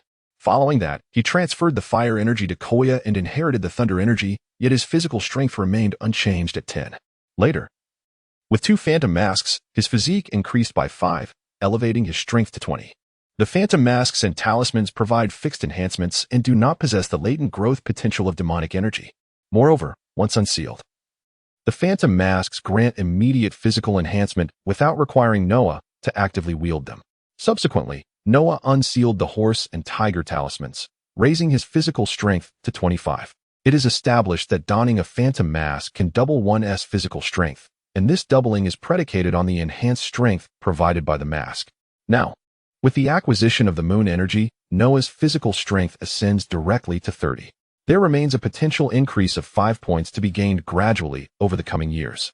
This represents Noah's comprehensive strength at present. He has mastered the powers within his body. Leaning against a tree trunk to rest, Noah gazes into a warm campfire. He chose the night for his expedition against Enlil. 2 hours later, a shadow bat descends from the sky, awakening Noah from his reverie. Their eyes meet, and through the gaze of the shadow bat, Noah discerns a figure riding a flying steed. Instantly, he recognizes this individual as Gon Fol, the former deity of the Sky Island. Observing Gon Fol's demeanor, it appears he is searching for something. Noah commands the shadow bat to lead Gon Fol to him. Having defeated Enlil, it is time for Noah to discuss matters of significance with the former deity of the Sky Island. Following Noah's command, the shadow bat unfurls its dark wings and takes flight. With Gon Fol approaching, Noah finds himself losing the desire for slumber. He can rest after their discussion is concluded. 20 minutes later, the shadow bat brings Gon Fol before Noah. Noah extinguishes the campfire and guides Gon Fol to a more secluded area, away from Koya and Apos' resting place, as he wishes to avoid disturbing her. Enlil, the deity of the Sky Island, has fallen before me. We should now continue our previous discussion, Noah states directly. His forthrightness does not surprise Gon Fol, as their last encounter was marked by a similar candor. Indeed, Enlil has been defeated. Gon Fol responds, uncertain whether he should feel joy at this revelation. I cannot prevent you from ruling the Sky Island. However, for the future of the island, I am willing to sacrifice my life, Gon Fol asserts resolutely. Rather than uttering such grand declarations, why not assist me in governing the Sky Island? In this manner, you will still possess a voice in its affairs. Noah responds calmly, uninterested in Gon Fol's lofty rhetoric. Let us instead focus on the practical and engage in tangible actions. Chapter 80. Gon Fuer, the old god of the Sky Island. At my command, Noah's words truly enlightened Gon Fuer, prompting him to consider an alternative path to protect the Sky Island. Indeed, I was mistaken. I can assist you in governing the Sky Island, Gon Fu and Apos, declared. A single utterance from Noah clarified Gon Fu and Apos' purpose. His perceptiveness and intellect pleased Noah greatly, for Gon Fu and Apos understood that no matter his actions, he could not resist Noah, who had even bested Enlil. Noah relished engaging with intelligent minds. You have made the most prudent choice, Noah continued. By the way, train Cornus for a while. She will serve as the steward of the Sky Island in my absence. And you, Gon Fu and Apos, the old god of the Sky Island, shall assist Cornus in her governance. Noah promptly relayed his plans for Cornus to Gon Fu and Apos. Upon hearing that Noah intended to entrust the management of the Sky Island to the upright and benevolent Cornus, Ganfu and Amp, Apos, breathed a sigh of relief. The future of the Sky Island remained uncertain, yet Ganfu and Amp, Apos, glimpsed a glimmer of hope for its restoration. Noah and Amp, Apos, arrangement for Cornus soothed Ganfu and Amp, Apos, and Amp, Apos, heart. He was not one to crave power, and Noah and Amp, Apos, decision to assign governance to Cornus did not trouble him in the slightest. Rather, it was a development he welcomed. I will nurture Cornus diligently, Ganfu and Amp, Apos, replied, aspiring to mold her into a steward akin to himself. A modest wish of his own. Even if Noah were aware of Ganfu and Apos, and Apos' intentions, he would not voice any objections, for Ganfu and Apos sought what Noah desired. Speaking of personal aspirations, Kaya harbored her own, which revolved around Noah. Noah bore no disdain for his subordinates possessing their own ambitions. Regaining his composure, Noah turned to Ganfu and Amp, Apos, and stated, so it is settled. Go fetch Cornus. Since Ganfu and Amp, Apos, had just expressed his willingness to serve under Noah, he was now considered one of his subordinates, making Noah and Amp, Apos' instructions naturally authoritative, despite the absence of a commanding tone. Understood. Ganfu and Amp, Apos, promptly departed. Noah observed the transformation within Ganfu and Amp, Apos, he appeared renewed. Perhaps this was the true essence of the former god of the Sky Island. Their conversation had concluded, with both Noah and Ganfu and Apos achieving their respective objectives. After Ganfu and Apos left, Noah too departed, returning to his previous resting spot. He closed his eyes, resuming his rest. Beneath the shadows of the surrounding woods, the shadowy troops continued their vigilant watch, a customary practice for Noah when he rested externally. As time flowed on, in a cavern near the Sky Island and Apos' sanctuary, the gravely injured Enel remained unconscious. On Angel Island, by the seaside, Ganfu and Apos, and Cornus had yet to set forth. They were merely packing their belongings. Initially, Cornus hesitated, but after Ganfu and Amp, Apos, and Amp, Apos' earnest exhortations, she finally took the first step toward becoming one of Noah and Amp, Apos' subordinates. According to Ganfu's plan, he and Cornus were to arrive at the Sky Island sanctuary and present themselves before Noah by 1 o'clock in the afternoon. Meanwhile, at the sanctuary of the Sky Island, Kaya awoke, while Noah had risen slightly earlier. As soon as Kaya opened her eyes, Noah led her into the Sky Island sanctuary. Today marked the day Noah would officially take command of the Sky Island. After a while, Noah and Kaya stood at the highest point of the sanctuary. A mysterious purple lotus appeared in Noah and Amp, Apos' hand, slowly detaching and merging with the ground. As the divine relic imbued with the essence of the moon's malevolence fully integrated into the island's soil, Noah sensed his ability to control half of the land of the Sky Island. This extent marked the limit of the divine relic and Apos' power. However, endowed with the moon and Apos' malevolence, Noah could impose gravitational influence over the land, thereby achieving control over the entirety of the Sky Island, albeit at the cost of considerable stamina. At that moment, Noah resembled Kaido of the Beasts, who used his flame clouds to elevate the entirety of Onigashima. The formation of the Sky Island was unique, resulting from the presence of special clouds that provided both buoyancy and support. Should Noah separate the terrestrial land from the clouds, he would have to manage it personally. Currently, Noah was testing the gravitational control range of the divine relic. He intended to locate an island within the pirate world below that was suitable for the relic and Amp, Apos' influence. At this stage, Noah did not require the entire Sky Island to be revealed to the world. Moreover, given the current number of individuals in the War God Hall, the full expanse of the Sky Island was unnecessary. Thus, there was no need for Noah to exert control over the entire island at this juncture. His focus was on the land of the Sky Island, which was paramount to its inhabitants. Hence, at this moment, Noah would not relocate or control the entirety of the Sky Island.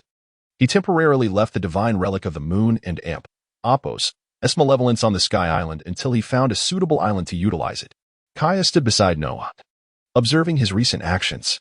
"This is my brother Noah, wielding newfound power," she remarked. Noah had informed Kaya of his ability to seize devil fruits and acquire other powers. Given their relationship, this revelation was not particularly secretive. As Noah and Amp, Apos' power grew, the world government and other factions would inevitably learn of his abilities. Let us not forget, Noah was a highly scrutinized warlord of the sea. Presently, spies had infiltrated the city of Tian Shua, observing the developments.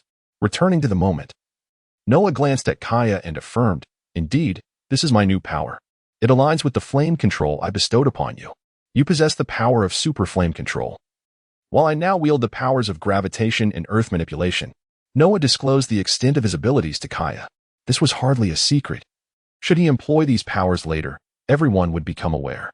Given the closeness of their relationship, it was appropriate for Noah to share his powers with Kaya in advance.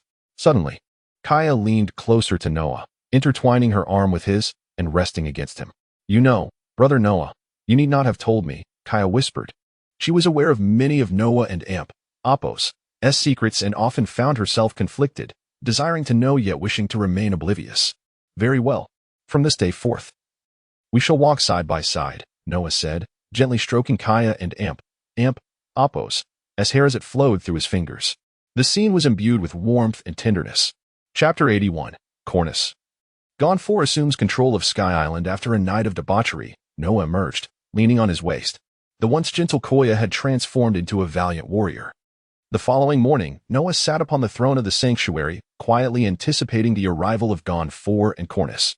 Within the sanctuary, not a single divine soldier remained. They had all fled, fearing that Noah would exact retribution upon them following his victory over Enlil. It can be said that Enlil and Apos' cruelty had instilled in these soldiers a profound sense of dread. They subconsciously believed that if Noah could defeat Enlil, he must be even more merciless. The grand doors of the main hall were wide open as Gon 4 entered, escorting Cornus. Noah awaited them upon the throne. It had been some time since they last met. Noah gazed at Cornus and spoke, "God."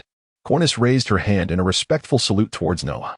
It turned out that Gon 4 had already informed Cornus of Noah and Apos' triumph over Enlil during their journey, and had also relayed Noah and Apos' words from the previous day. Cornus found herself at a loss on how to face Noah. Just days prior, he had been her friend. Now, he loomed as a deity. "I am not the god of Sky Island. You are, Cornus," Noah declared. The revelation stunned both Cornus and Gon 4. It dawned on Gon 4 why he had suggested that Cornus could be the steward of Sky Island. Was this not tantamount to being its god? He murmured to himself.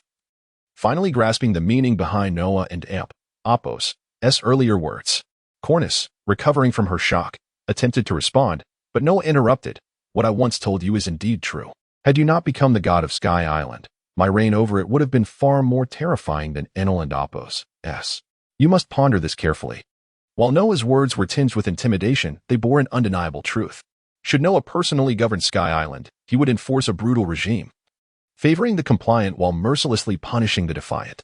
This was Noah and Apos' method of governance.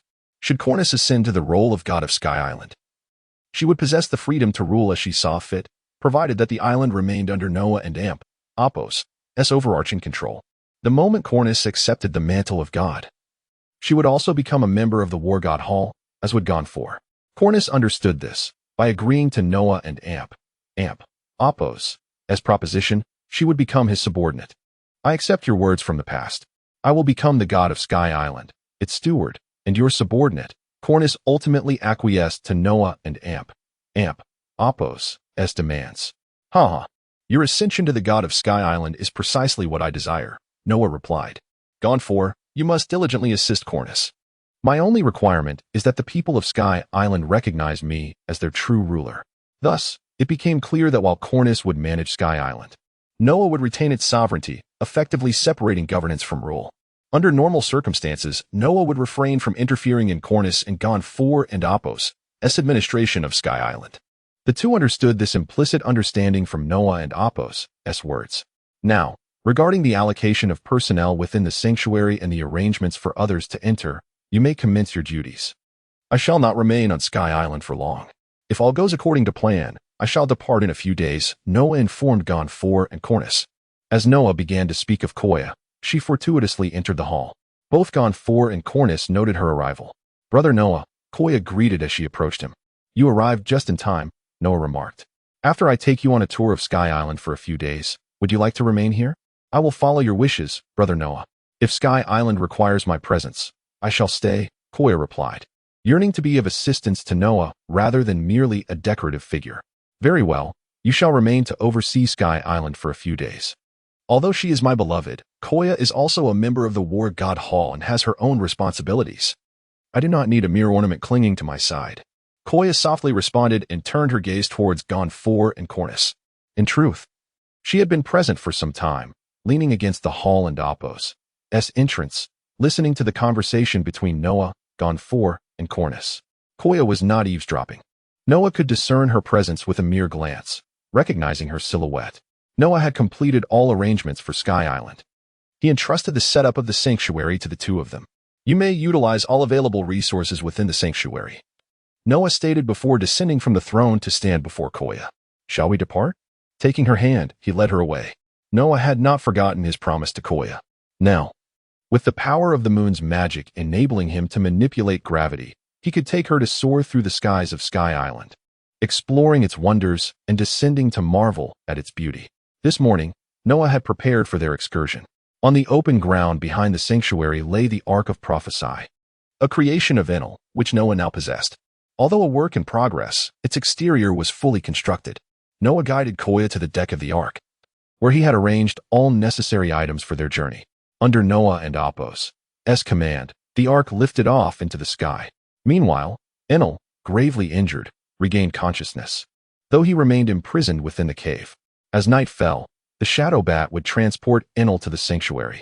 Noah intended to leave the subsequent handling of Enel to Cornus and Gonfor. With the loss of his natural thunder fruit, Enel's power had diminished significantly, posing no threat to Sky Island. While Noah had no intention of killing Enel, the fate of his past transgressions against Sky Island would rest in the hands of Cornus and Gonfor. Chapter 82. Planning for the gold on the Sky Island. The matter concerning Enel was a thought that Noah had just conceived this morning, prompting him to issue orders to the Shadow Knight Bat.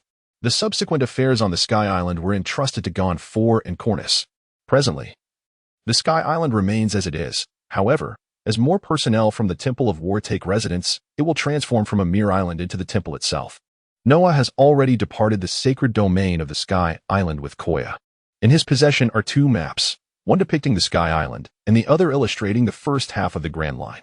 He also holds a recording pointer, which corroborates the Grand Line map, enabling Noah to ascertain his direction. Only by establishing a clear direction can Noah comprehend the Sky Island map, discerning the routes and bearings. Noah's destination is the land known as the Golden Country, or Shandora, where the colossal golden pillar resides. His intention is to forge the true Temple of War from the abundant gold within this realm. This is the purpose behind his desire for the gold. Selling the gold from Shandora is not on Noah's agenda. To him, wealth holds little significance. His strength alone can procure as much wealth as he desires. Thus, he plans to manage the gold within Shandora according to his own will. For the inhabitants of the Sky Island, gold is of no use, even if offered. They would not accept it. The land beneath their feet is what truly matters to each Sky Islander. Noah stows away the maps in the recording pointer, gazing towards the forest below the Ark Maxim. The land of the Sky Island is indeed vast, capable of sustaining many, yet disputes arise among two factions over territorial claims. Regardless of their intentions, Noah will not permit turmoil within the Sky Island. Should Cornus and Gonfor be unable to resolve the conflict, Noah will intervene personally. However, his intervention will not be lethal unless absolutely necessary. He is not inclined to harm the inhabitants of the Sky Island without just cause. Although Noah harbors his own thoughts, having entrusted the island and Apos' management to Gonfor and Cornus, he chooses to place his faith in them, believing they can resolve the internal strife. As Noah contemplates, Koya appears beside him, seemingly out of nowhere. From now on, the Sky Island shall be our home, our paradise, she declares. The paradise Noah envisions is one that exists apart from the world. The Temple of War ought to be isolated from the world. Standing above it, that is Noah and Apos' definition of the temple. He is disinterested in ruling the pirate world, hence the temple need not remain in the public eye. Let us bring over our father, mother, and the merchants, Koya suggests suddenly. Our adoptive parents are trusted family, and the Sky Island could benefit from their presence, as well as the merchants to assist Cornus in management. Yet, Noah expresses his concern. I worry that our adoptive parents may be unwilling to leave their homeland. Noah, in a few days, I shall return to the East Blue and bring them back, Koya assures him. Seeing Koya and Apos' determination, Noah is supportive, for he too wishes to have their adoptive parents by their side. Yes, finding a way to bring them to the Sky Island would yield the best outcome, Noah agrees. Indeed, Koya responds. Noah is unaware of Koya and Apos' confidence in bringing her parents, his adoptive mother and father, to the Sky Island. However, if Koya can indeed accomplish this task, it would be the most favorable result. As for how Koya plans to proceed, Noah refrains from inquiring unless she chooses to share her plans. The Ark Maxim continues its flight. After more than half a day, Noah and Koya finally arrive at Chandora, the Golden Country. Before them stands an enormous golden pillar, astonishing Koya with its sheer size. She struggles to fathom the immense value of this pillar. Billions, even trillions, could be at stake. Previously, when you spoke of the legends of the Golden Country, I was skeptical, but now I am a believer, Koya states, her eyes wide with astonishment. Noah, however, is not surprised by the sight of the gold, as he was already aware of the pillar and Apos' existence. His disinterest in wealth remains.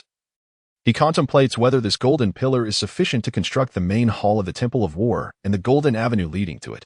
Noah shares his plans regarding the golden pillar with Koya, and as he looks at her and then at the pillar, the phrase golden house to harbor beauty unexpectedly crosses his mind.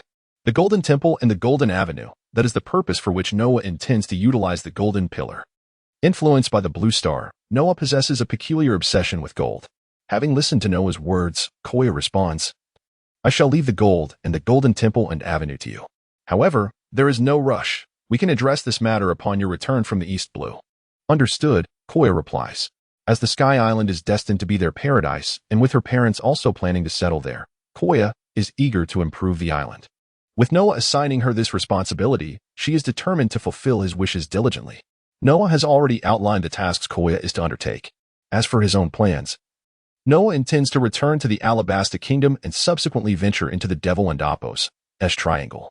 His target within the Devil and Apos' Triangle is Gecko Moria, a member of the 7 warlords of the sea. If Noah were to take action against Moria, how would the world government respond? He already harbors thoughts on this matter, planning to negotiate with the world government.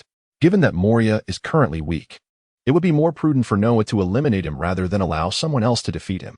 Noah is confident that the world government will acquiesce. Should they refuse, he is prepared to act unilaterally. After all, Noah has set his sights on Moria's Paramecia-type Shadow fruit. This is part of his strategy regarding the next devil fruit. Upon arriving at the Alabasta Kingdom, specifically in the city of Tianshu, formerly known as Yuchawa Port, Noah plans to recruit a few individuals for the Temple of War, including 2 Zoan-type devil fruit users from within Alabasta. Should there be other individuals that Noah finds worthy of his command, he will consider their enlistment as well. It is important to remember that Noah has now risen as a prominent and powerful figure among the 7 warlords of the sea. Chapter 83, Departing from the Sky Island. Returning to the city of Tianshu in the land of golden fields, known as Xianguila, Noah took Koya on a delightful exploration, reveling in the abundance of gold that surrounded them. Their adventures continued for 3 days until a call from Bear prompted Noah to leave the Sky Island. It was evening, and both Noah and Bear were engaged in conversation through their communication devices. Master, Bear began, the Revolutionary Army has come seeking my assistance. They wish to enter the Alabasta Kingdom. This was the reason Bear had reached out to Noah. Bear held dual identities, a member of the War God Hall and a senior figure within the Revolutionary Army. However, since Bear became Noah and Apos' ally, his relationship with the Revolutionary Army had shifted. When the Revolutionary Army undertook missions, they seldom included Bear. Yet he remained informed about many of their affairs and maintained contact with them. Noah was well aware of this dynamic, and he even encouraged Bear to maintain ties with the Revolutionary Army, as Noah himself held no interest in world domination or overthrowing the world government. He opted to delegate these matters to the Revolutionary Army while providing them with modest support. Now that the Revolutionary Army was reaching out, Noah was willing to lend his assistance. The reason for their inquiry lay in the proximity of the city of Tianshu to the Alabasta Kingdom, and Noah was indeed in a position to consent. However, this was merely the first hurdle. The final decision rested with King Cobra of the Alabasta Kingdom. Regardless of the circumstances, Cobra was the undisputed monarch of Alabasta. Since Noah had no intention of ruling the kingdom, he believed that both internal and external affairs should be determined by Cobra himself. Noah would respect Cobra's choices even if they diverged from his own. And even if Cobra opposed the Revolutionary Army's entry into Alabasta, Noah would remain indifferent. After conveying this information to Noah, Bear shared updates regarding the current state of the city of Tianshu.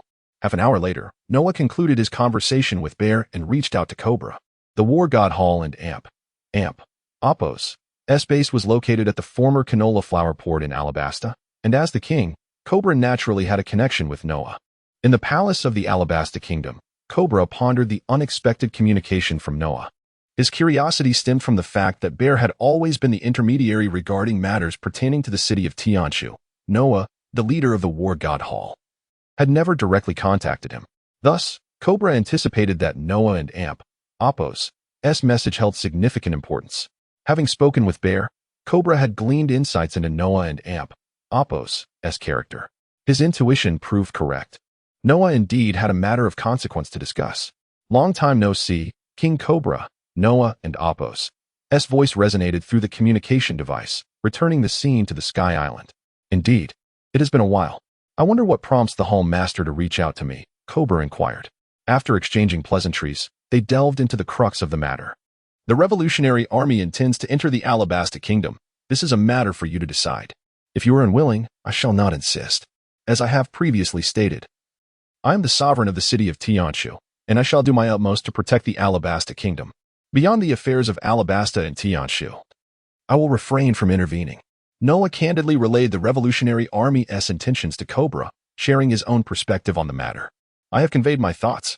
The rest is for you to contemplate, Noah concluded, retracting the communication device. To Noah, the Revolutionary Army did not pose a threat akin to that of pirates. Thus he opted to remain uninvolved. Should any peril arise that Cobra could not handle, Noah trusted that Cobra would reach out for assistance. With Noah and Apos' thoughts expressed, a sense of calm enveloped him. Meanwhile, Cobra found himself ensnared in a dilemma. In the palace of the Alabasta Kingdom, Cobra grappled with conflicting emotions. If I permit the Revolutionary Army to enter Alabasta, and the world government discovers this connection, I shall incur the wrath of the entire organization. Yet, within Alabasta, the nobles continue to oppress the common folk, and I feel powerless. If I could leverage the Revolutionary Army and Apos' strength to purge the oppressive nobles within Alabasta, it would be an excellent outcome for the kingdom, Cobra mused to himself. This was the crux of Cobra's internal conflict.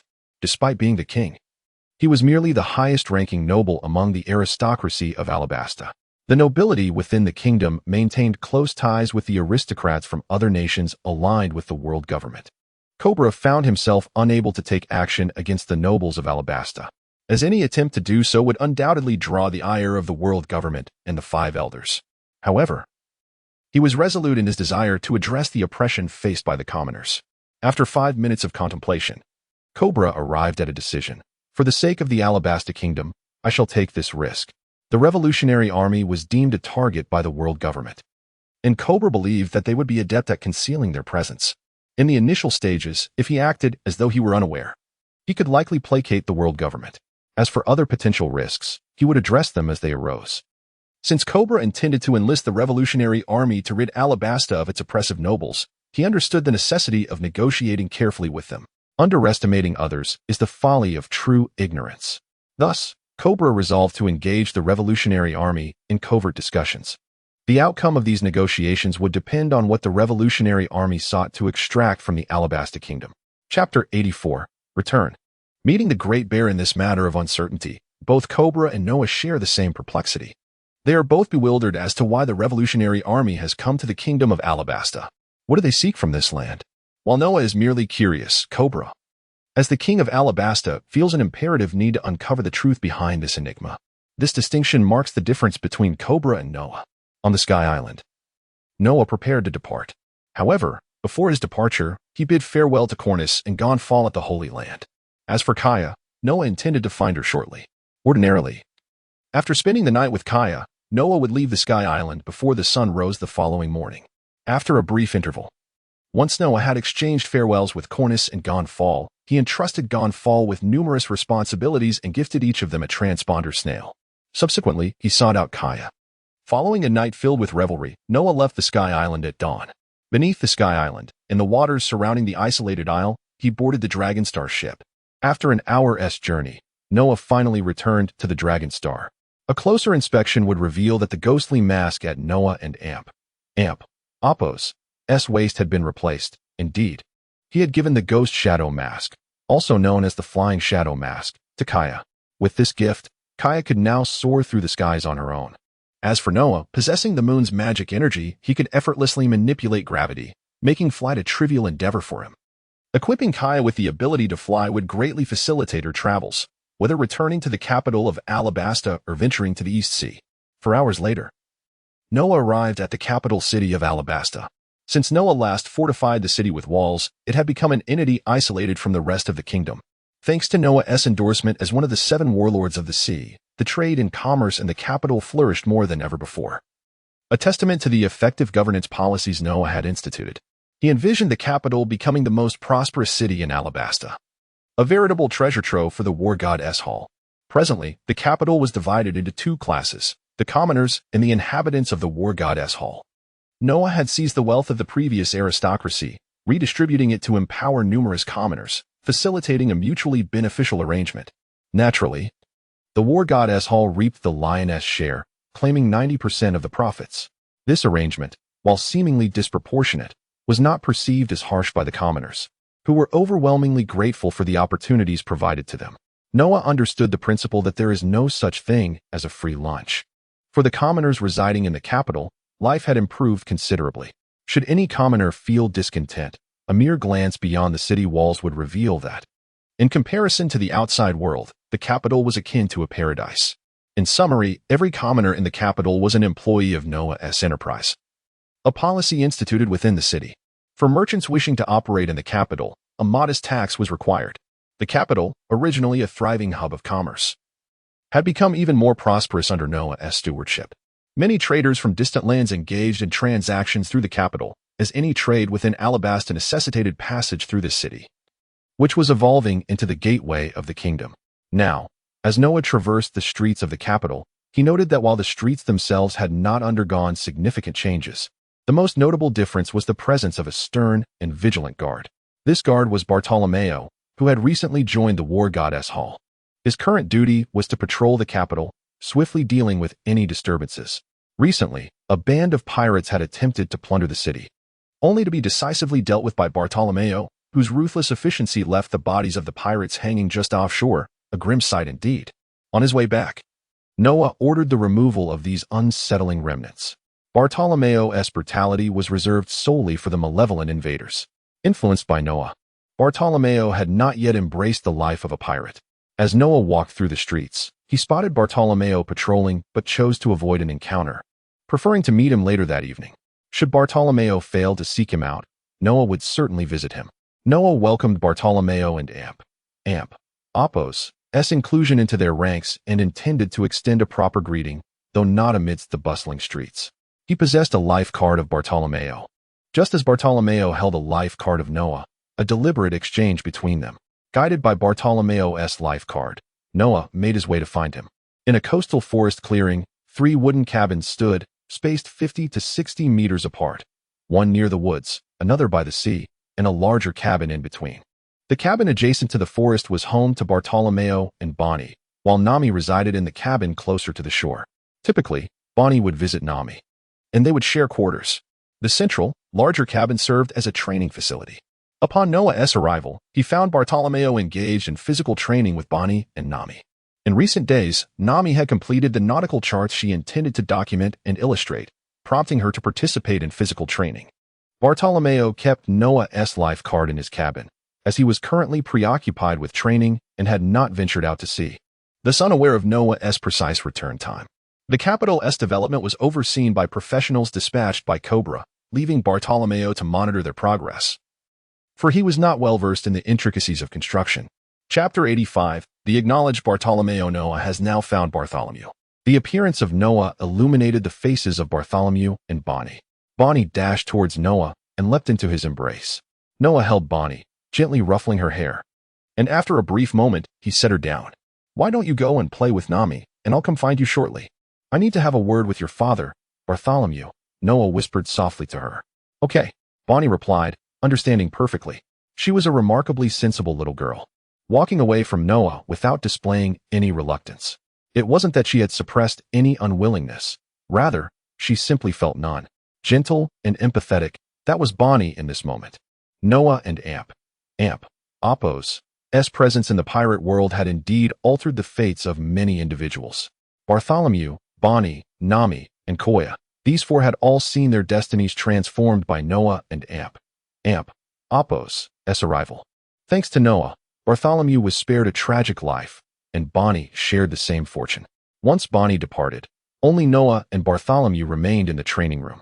Bartolomeo is quite an admirable individual, decisive in battle yet measured, and most importantly, I recognize that he will be exceedingly loyal to me, Noah remarked.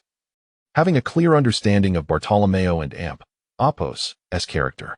As long as Bartolomeo served under someone he revered, his loyalty was unwavering. This insight stemmed from Noah's memories of the Blue Star. Indeed, Bartolomeo is a commendable person, Bartholomew affirmed. Both he and Noah regarded Bartolomeo as a valuable asset, fully acknowledging him as a member of the War God Hall. As for whether Bartolomeo could board the Dragon Star ship and frequently sail with Noah, that ultimately depended on Noah's discretion. It seems we are in agreement about Bartolomeo, Noah stated, having recognized Bartolomeo through his memories of the Blue Star. While Bartholomew had come to his conclusion over the past several days of observation. By the way, you previously mentioned the recruitment of new members for the War God Hall. Do you have any thoughts on that? Bartholomew inquired. The Celestial City was now on a stable trajectory, and the development of the War God Hall was the priority for both Bartholomew and Noah. What are your thoughts on Boa Hancock? Noah revealed his target of interest. Boa Hancock was the one individual Noah most desired to recruit into the War God Hall, without exception. As one of the 7 warlords of the sea, the likelihood of success seemed slim. That's unlikely, Bartholomew replied candidly. In their conversation, there was no pretense. They spoke openly about everything. Noah, being magnanimous, did not hold any grudges over such frankness. True, it may be a slender chance. However, I do possess a strategy, though, if I employ this method, I would have to stand against the world government. While opposing the world government may not implicate the Alabasta Kingdom, it would nonetheless pose a significant challenge for us. Noah elaborated. The world government had ruled for 800 years, and Noah never underestimated their complexity. If he were to confront them, even a single Elder Star could potentially overpower him, provided Noah was willing to engage in battle. If he chose to flee, even an Elder Star would be unable to restrain him. Thus, Noah and Apos' stance towards the world government was one of calculated enmity. He could afford to provoke them, but not excessively. Master, what is your plan? Bartholomew asked, intrigued. He was aware of Boa Hancock and Apos' formidable strength and beauty, recognizing that neither force nor seduction would suffice to persuade her to join. Well, since you've asked, I shall share a bit of insight. To truly capture Boa Hancock's attention, we must sever ties with the world government and the celestial dragons. Once we are within her line of sight, the rest will depend on our own efforts. The hardest part is the beginning. Once that is resolved, the remaining challenges can be addressed gradually. Opportunities will surely arise. Noah explained, withholding certain details to maintain his image as someone who foresaw future events. Bartholomew grasped the general idea of Noah and Apos' words but refrained from probing deeper into specifics. They had come to understand each other well enough, recognizing each other's character. Since Noah chose not to elaborate further, Bartholomew trusted that Noah had his own path to follow. In the War God Hall, they needed individuals of great strength, while the Celestial City required some capable individuals for management. Unfortunately, the Shadow Troops were ill-suited for such responsibilities. Bartholomew had already learned much about the existence of the Shadow Troops, and this was due to Noah and Apos' lack of deliberate concealment. Indeed, Bartholomew agreed. Let Bartolomeo handle the recruitment for the Celestial City. Since you genuinely endorse Bartolomeo, I will naturally place my trust in him. Agreed, Bartholomew concurred with Noah and Apos' suggestion. Bartolomeo would be responsible for the city and Apos' defenses, while Bartholomew would act decisively in critical moments. Management of the Celestial City would be overseen by individuals dispatched by Cobra. Noah and Nami would only need to focus on financial matters. If Noah were absent from the Celestial City, Nami would take charge of the finances. Nami wholeheartedly supported Noah and Apos' arrangement, as managing finances was her ultimate aspiration. Thus, while studying nautical charts and routes, she would also oversee the city and Apos' financial affairs.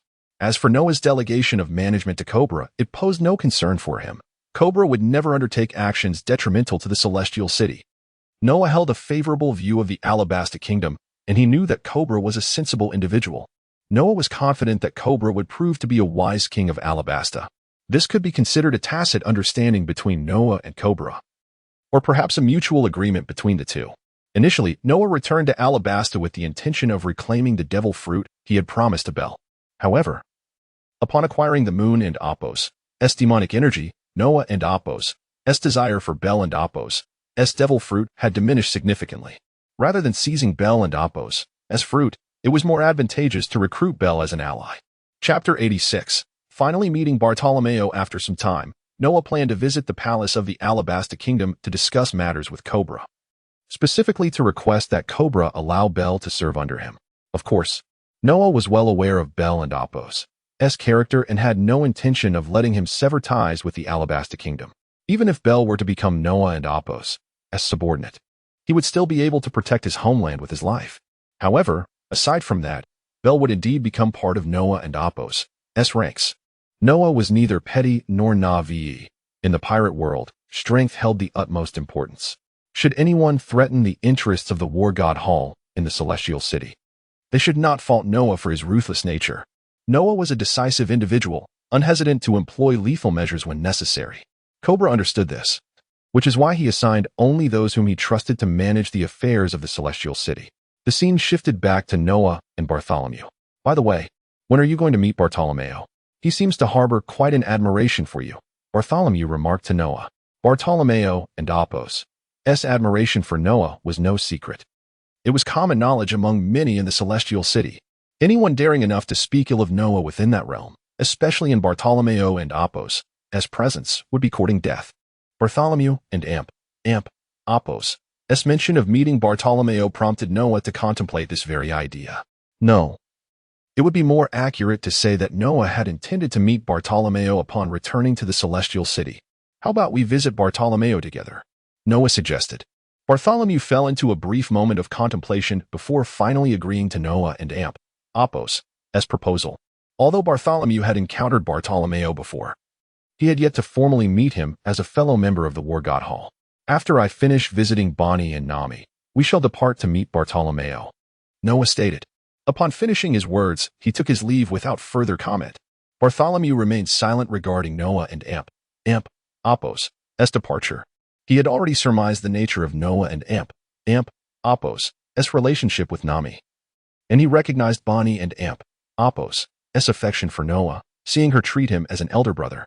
From Bartholomew and Apos' perspective, Noah was indeed a commendable individual, and he did not oppose the closeness between Bonnie and Noah as long as Bonnie was happy.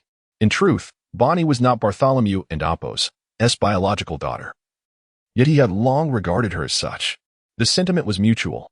Bonnie had always viewed Bartholomew as her true father despite knowing from a young age that he was not her biological parent.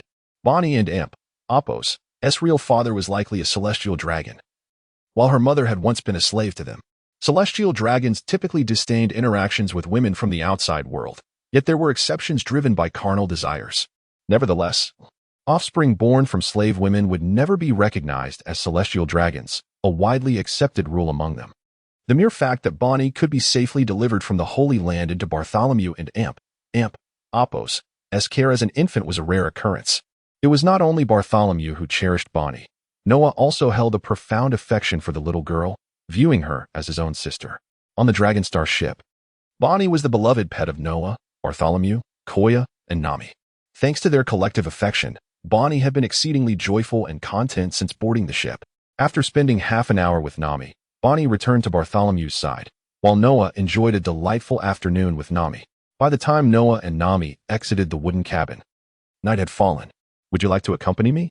Noah inquired softly, resting his hand on Nami and Apos' waist. I shall pass. Nami declined the invitation to meet Bartolomeo. In that case, you need not go. We shall set sail in a few days. Have you completed your tasks? Noah questioned.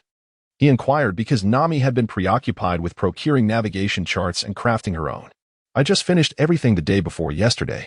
I was actually thinking about setting sail to continue my charting, Nami replied. Remaining on land was not Nami's aspiration. Her dreams lay upon the vast ocean. Amidst the journey of sailing, Noah had long been aware of Nami and Apos' ambitions, which was why he decided to venture out to sea, not solely for his own purposes but also to support Nami's dreams. With that, Noah and Bartholomew departed. In the central area of the Celestial City stood a grand war god hall. where Cobra's appointed personnel were stationed. Originally, Bartholomew, Nami, Bonnie, and the others were meant to reside there, each with their own luxurious quarters. However, they chose not to. Bartolomeo, on the other hand, resided there as the protector of the Celestial City. During the night, Bartolomeo was absent from the core area. The War God Hall, located in the heart of the Celestial City, was known as its core district. Noah had already dispatched the shadow troops to summon Bartolomeo back. Among the various structures in the core area stood the tallest building in the entire Celestial City, where Noah and Bartholomew currently found themselves. What do you envision for the future of the Celestial City? Noah queried.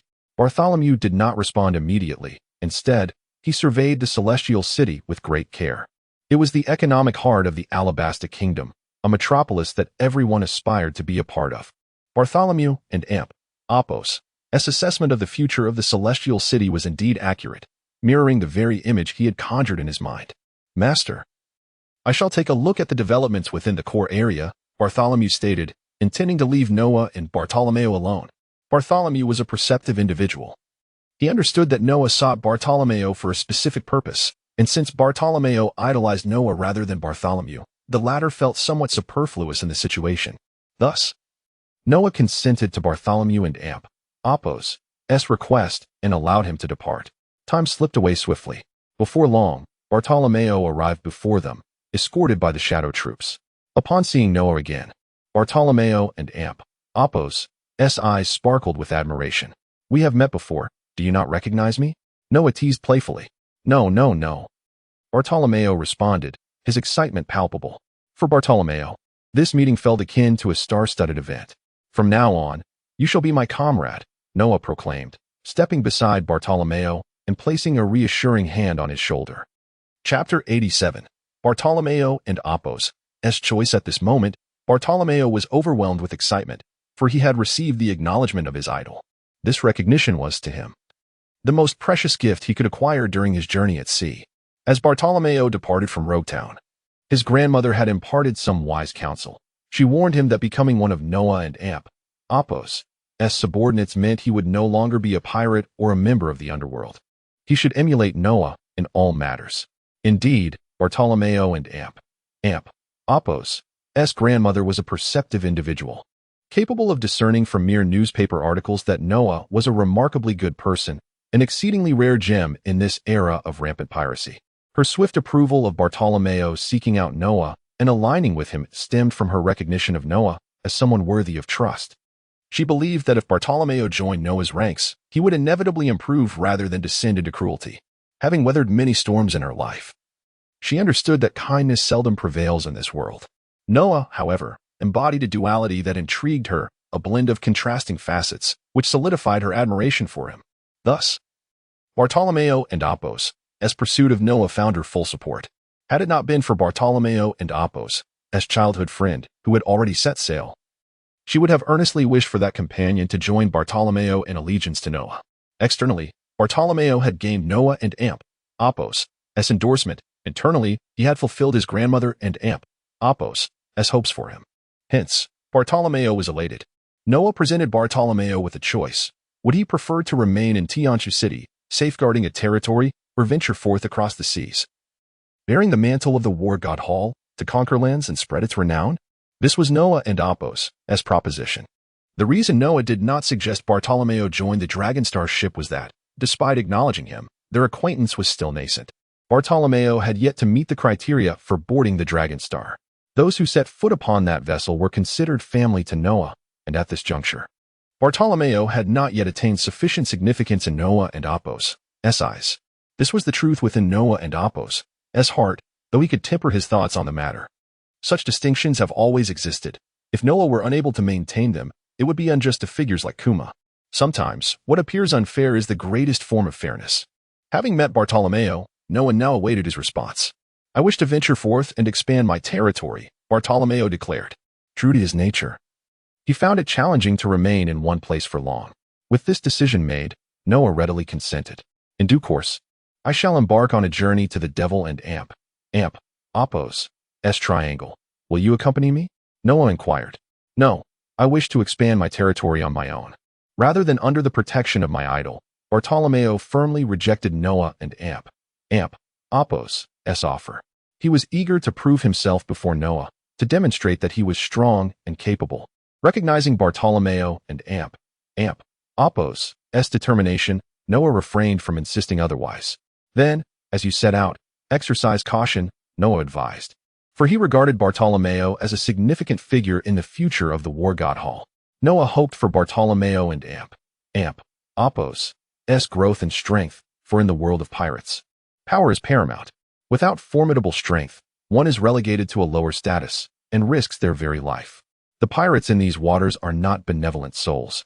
Even if one does not engage in violence against them, they will strike first. There exists the peril of becoming another and Apos' slave, a grim reality of this era of piracy. Bartolomeo had made his choice. In the ensuing hours, Noah and Bartolomeo engaged in lengthy discourse until the night deepened. After Bartolomeo and Apos' departure, Kuma approached Noah, possessing formidable observation haki. Kuma discerned that Bartolomeo had indeed left. This individual was destined for greatness, particularly with his devil fruit abilities. Kuma stood beside Noah and quietly remarked on Bartolomeo and Apos' exceptional powers, specifically his ability to create barriers. Kuma had tested this, discovering that even at full strength, he could not breach Bartolomeo and Apos' constructs. Though the barriers were impenetrable, Kuma could uproot them entirely and send them flying, which was the sole method by which he could defeat Bartolomeo. Bartolomeo and Apos' devil fruit abilities were undeniably formidable, akin to a force of regulation. As a traveler from another realm, Noah understood the magnitude of Bartolomeo and Apos' powers. It could be said that, at present, Bartolomeo need only hone his physical skills, for his abilities were reminiscent of the surgery devil fruit. This similarity lay in their substantial physical demands. Should Bartolomeo master martial arts? Coupled with his unbreakable barriers, he would find himself in an invulnerable position even in the absence of combat. Noah genuinely aspired to cultivate Bartolomeo into the strongest shield of the War God Hall. By the way, in a few days, we shall journey to the Devil and Apos' triangle. Given our long acquaintance, I've yet to witness the extent of your powers. Moreover, with Moonlight Moria's devil fruit abilities at play, it is time for you to unveil your new strength. I am not one to make empty promises, Noah jested with Kuma. Very well, Kuma replied succinctly, adhering to Noah's words. Good. You shall be our primary challenger against Moonlight Moria. Bani, Nami, and I will observe from the sidelines. Noah delineated his specific plan. I am prepared. In truth, I have yet to truly test my abilities without my devil fruit powers. Moonlight Moria, being one of the 7 warlords of the sea, is a fitting opponent for me, Kuma stated. Upon hearing Kuma's assessment of Moria, Noah could not help but smile. However, he refrained from delving further into the subject of Moonlight Moria. When Kuma encounters Moria and engages in battle, he will come to understand the extent of Moria and Apos' strength. Chapter 88. Princess Vivi, half an ally, why did Noah, fully aware that Moonlight Moria was no match for Bartholomew Kuma, still urge him to confront Moria? The reasoning behind Noah's decision was quite straightforward. He intended for Kuma to vanquish Moria within the treacherous confines of the Devil's Triangle, after which his true opponent would be none other than Noah himself. As of now, Noah possessed formidable powers, including 30 times the physical prowess of an ordinary human. The Tiger Talisman, the Ghost Shadow Mask, the Ninja Shadow Mask, 50 Shadow Ninjas, as well as the Dark Moon and Water Demon abilities, along with the Heavy Water Gourd. These constituted the entirety of Noah and Apos' current capabilities. Up to this moment, he had yet to engage in a battle with any of the true titans of the pirate world. This time, he was determined to challenge Kuma with all his might, to ascertain the extent of his own strength. Kuma was the ideal adversary for Noah at this juncture. Since he was resolved to confront Kuma, it was only natural that Noah would first extend a greeting to him. After you defeat Moonlight Moria, let us engage in a duel. I wish to test the full extent of my powers, Noah declared directly to Kuma. Kuma, gazing at Noah, nodded gently in agreement. Very well. I too am curious to witness the extraordinary powers you possess that are not derived from devil fruit abilities. Kuma and Apos' words rang true. He indeed wished to spar with Noah. As Noah had proposed it, Kuma readily consented. All right, we shall set off in a few days. I must first visit Cobra and Princess Vivi. Upon finishing his statement, Noah ascended into the air, demonstrating the might of his Dark Moon abilities. This was the first time Kuma witnessed the power of Noah and Apos' Dark Moon. He found Noah to be a fascinating opponent. As for whether Kuma might covet Noah and Appo's powers, Noah was entirely confident that he would not. Moreover, Noah harbored intentions of bestowing some of his strength upon Kuma. After all, Kuma and Appo's paramecia-type paw fruit had been acquired through Noah and Appo's own efforts. Although it had been a fair exchange and Kuma had never sought compensation, Noah still wished to offer something in return. Noah soared through the inky night sky. Why embark on a journey at night without fear of losing his way? This was due to the Shadow Knight that he had left behind in the Alabasta Kingdom, which allowed him to find his way to the royal palace effortlessly. This had become a customary practice for him. Within the city of Rainy Ground along the western road of Alabasta, Noah had also left behind a Shadow Knight bat. Typically, these shadowy markers served solely for navigation, and Noah would not employ them in battle. Their primary and singular purpose was positioning. However, before heading to the Alabasta Royal Palace, Noah intended to visit Princess Vivi in the Constellation City.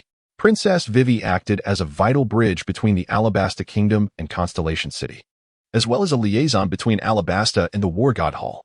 Furthermore, she represented the interests of Alabasta within the heart of Constellation City and facilitated communication with Noah. During this period, Princess Vivi had been diligently working on the development of Constellation City. Without her assistance, the construction of the city would have indeed progressed at a much slower pace. At the city and Appo's court stood a palace, which served as both Vivi and Appo's residence and office. Noah descended from the heavens and entered the palace. The guards, initially on high alert, retreated upon recognizing Noah and Appo's presence. His identity was no secret in Constellation City. Most residents were familiar with him, a fact Noah had deliberately cultivated. As the master of Constellation City and the head of the War God Hall, it was imperative for the populace to be aware of his existence. However, under ordinary circumstances, when surrounded by many people, Noah would don a ghost shadow mask or another disguise, as he did not desire to attract undue attention. This strategy of making his presence known was one of Noah and Appo's methods of governance in Constellation City. He preferred not to be recognized immediately in crowded situations, and wearing a mask aligned with his own disposition.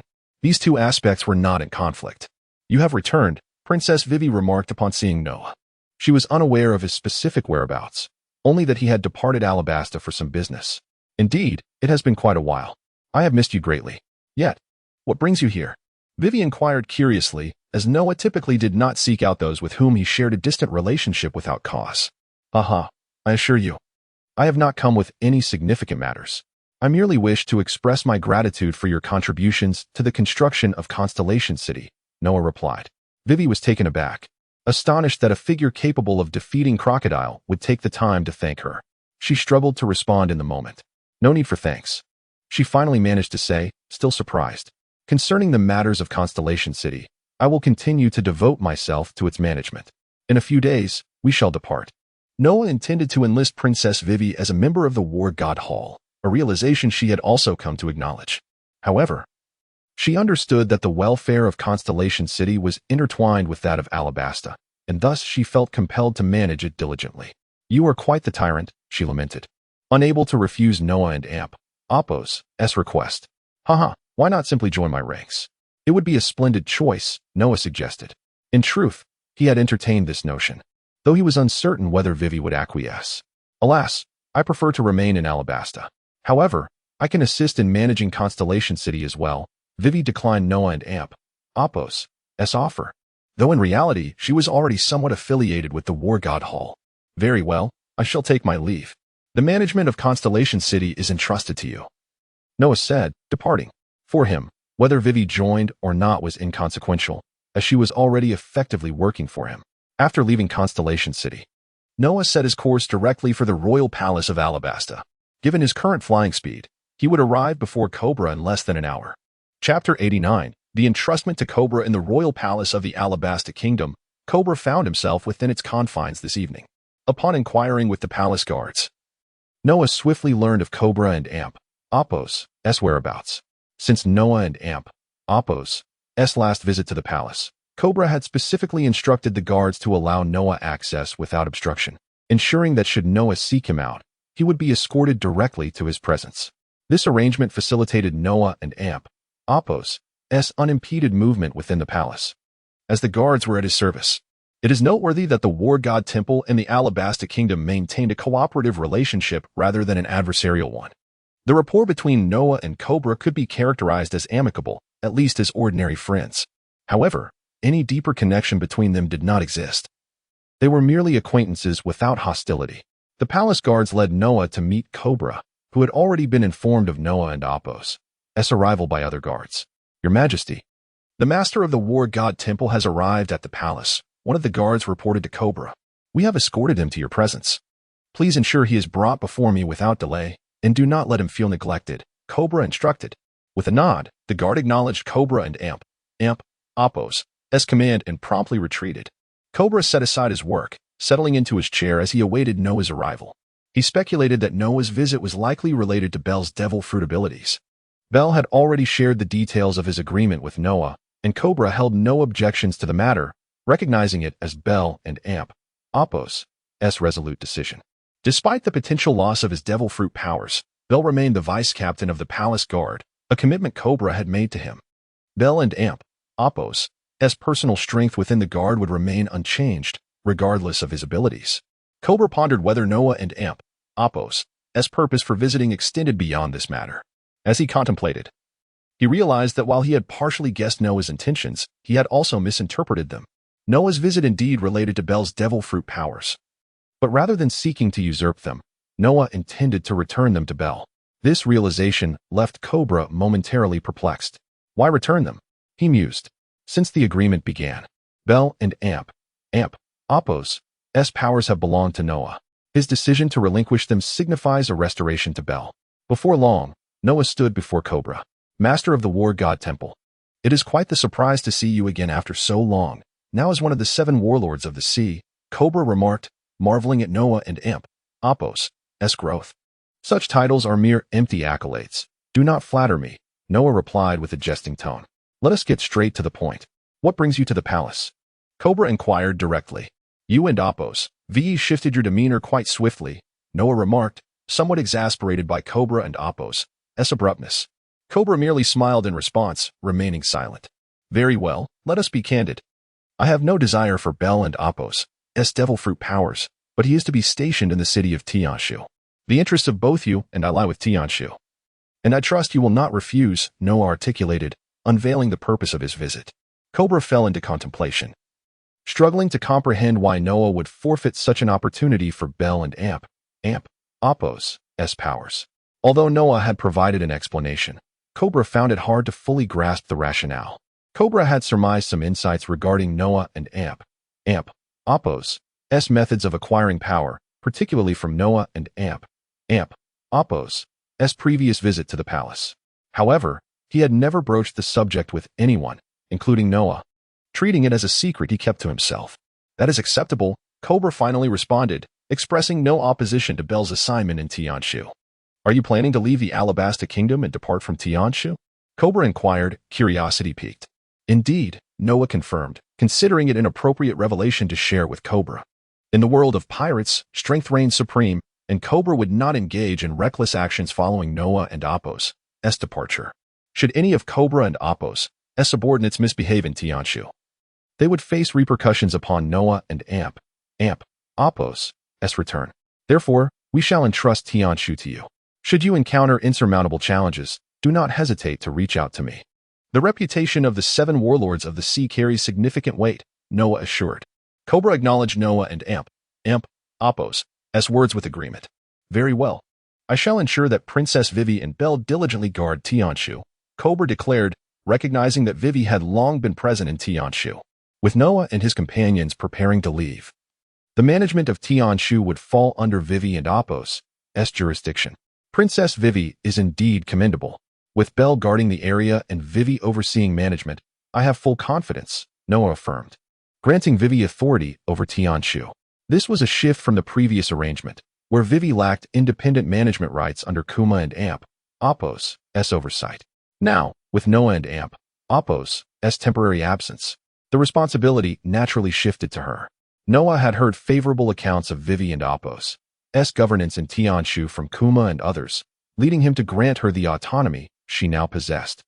Ultimately, with Tianshu representing a significant interest of the Alabasta Kingdom, Vivi would undoubtedly exert her utmost efforts. As long as Noah remained the new guardian of the Alabasta Kingdom, Vivi would be even more compelled to strive for excellence. The combination of these factors assured Cobra that she would not falter in her duties. Chapter 90. An invitation to all at this juncture. Noah had indeed grasped the nuances of Cobra and Princess Vivi. Since Cobra had already acquiesced, there was truly nothing else he required from Noah. With matters settled, the two found themselves with nothing further to discuss. I am preparing to depart. Our next meeting shall likely be several months hence, Noah declared. Before he took his leave, Cobra extended an invitation. Would you care to accompany me for a stroll? To witness the underbelly of the Alabasta Kingdom? Noah was taken aback by this unexpected invitation. Oh, he replied, somewhat surprised that Cobra would invite him. Certainly, he agreed. Given that it was Cobra's request, Noah consented.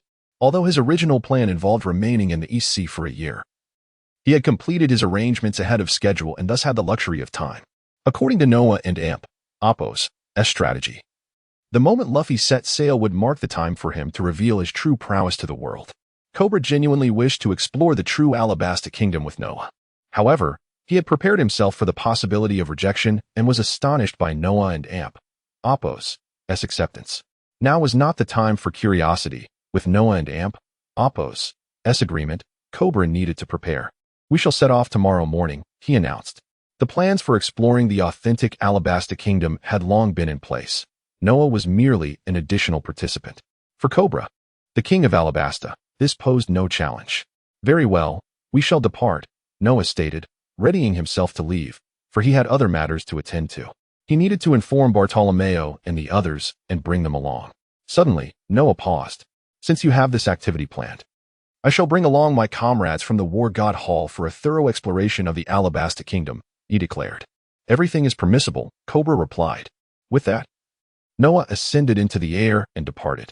Cobra observed Noah and Apos' retreating figure, enshrouded in black, lingering in contemplation. Though I know not why you accepted my invitation, I hope this journey will enhance your sense of belonging to the Alabasta Kingdom, Cobra mused to himself. It was only then that he realized Noah and Apos' invitation stemmed from a desire to explore Alabasta together. Unbeknownst to Noah, Cobra's intentions were not clear to him. He simply had time and had not traveled with Bartolomeo and the others for quite some time. This opportunity seemed fortuitous, and Noah believed they would be eager to join him. He was certain that Bonnie would be elated upon hearing the news. As for Nami, Noah genuinely wished to take her along. Bartolomeo, being new to the War God Hall, warranted some bonding as well. Noah held high hopes for him.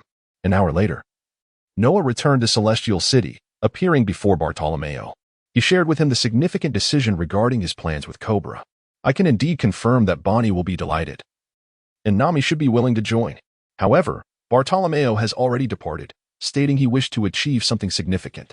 Before I could finish my sentence, he left. Bartolomeo lamented.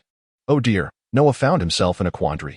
After a moment of contemplation, he resolved that if he sincerely wished to invite Bartolomeo, he would reach out once more. Thus, Noah promptly fetched a Den Mushi to contact Bartolomeo. Their conversation extended for quite a while, ultimately moving Bartolomeo deeply. After concluding his contact with Bartolomeo, Noah found Bartolomeo waiting just outside the room. What did he say? Bartolomeo inquired. Given that Bartolomeo was recognized by Noah, Bartolomeo held him in high regard and considered him a valuable ally in the War God Hall. Bartolomeo is unwilling to return. He intends to pursue his endeavors. Noah relayed the news. In that case, it appears we are but a party of 5. I shall summon Nami and Bonnie, Bartolomeo said to Noah. Noah waved him off, and Bartolomeo departed. With Bartolomeo absent, the upcoming journey would consist solely of Noah and his 4 companions. After Bartolomeo left, Noah also took his leave, soaring to Princess Vivi's side. After several hours, Noah reappeared before her, leaving Princess Vivi quite puzzled. Noah wasted no time in stating his purpose. Belle will come to oversee Celestial City, managing it alongside your esteemed officials from the Alabasta Kingdom. Your father, Cobra, will be inspecting the region tomorrow. Would you care to join us in exploring the Alabasta Kingdom? Princess Vivi fell into contemplation. Noah's words held merit. Very well, I shall accompany you, she replied. With her decision made, Noah prepared for their expedition. I shall see you in the morning, he said before departing. Noah returned to the core area of Celestial City, where he and his companions resided. They had been staying there for several days, while the seaside cabin served as their temporary retreat. Upon his return, Noah discussed the upcoming arrangements with Bonnie and Nami. It was a collaborative exchange of ideas. An hour later, they had finalized their plans for the days ahead, and each returned to their respective quarters to rest. Before retiring, Noah reached out to Kaya to inquire if she could join them, but unfortunately, she was unable to return. Having entrusted the Sky Island to her, she had been busy with various tasks. Thus, Kaya would miss this journey, but she accepted it without dismay, having spent ample time with Noah previously. Unbeknownst to Noah, Kaya felt it was only fair for him to share his time with Bartolomeo and the others. Had Noah known her sentiments, he would have surely responded with a smile. Now, with all tasks completed, Noah awaited the arrival of the morrow. Chapter 91. Preparing to travel to the kingdom of Alabasta, a new day dawned. Noah, Bartolomeo, Bonnie, and Nami, a party of 4, tidied themselves up and set out at midday. Noah led them to the place where Princess Vivi awaited. By that time, Princess Vivi had already made her preparations. She had refrained from seeking them out the previous night because Noah had assured her he would come. "I did not expect all of you to join," Princess Vivi remarked, observing those behind Noah. "My plans in the East Blue have been completed ahead of schedule, thus I find myself with ample leisure to travel," Noah replied. He had accomplished most of what he needed to do. With over a year remaining until the King Luffy set sail, Noah felt no urgency. The remaining arrangements and ideas would largely hinge on King Luffy and Appos' departure. For now, Noah and Appos' focus was primarily on gathering devil fruits. As for plans, there was no rush. He could afford to wait. "By the way, what about the other two?" Princess Vivi inquired. Their friendship had blossomed to a point where such direct questions were permissible. In the past, she would never have dared to ask so openly.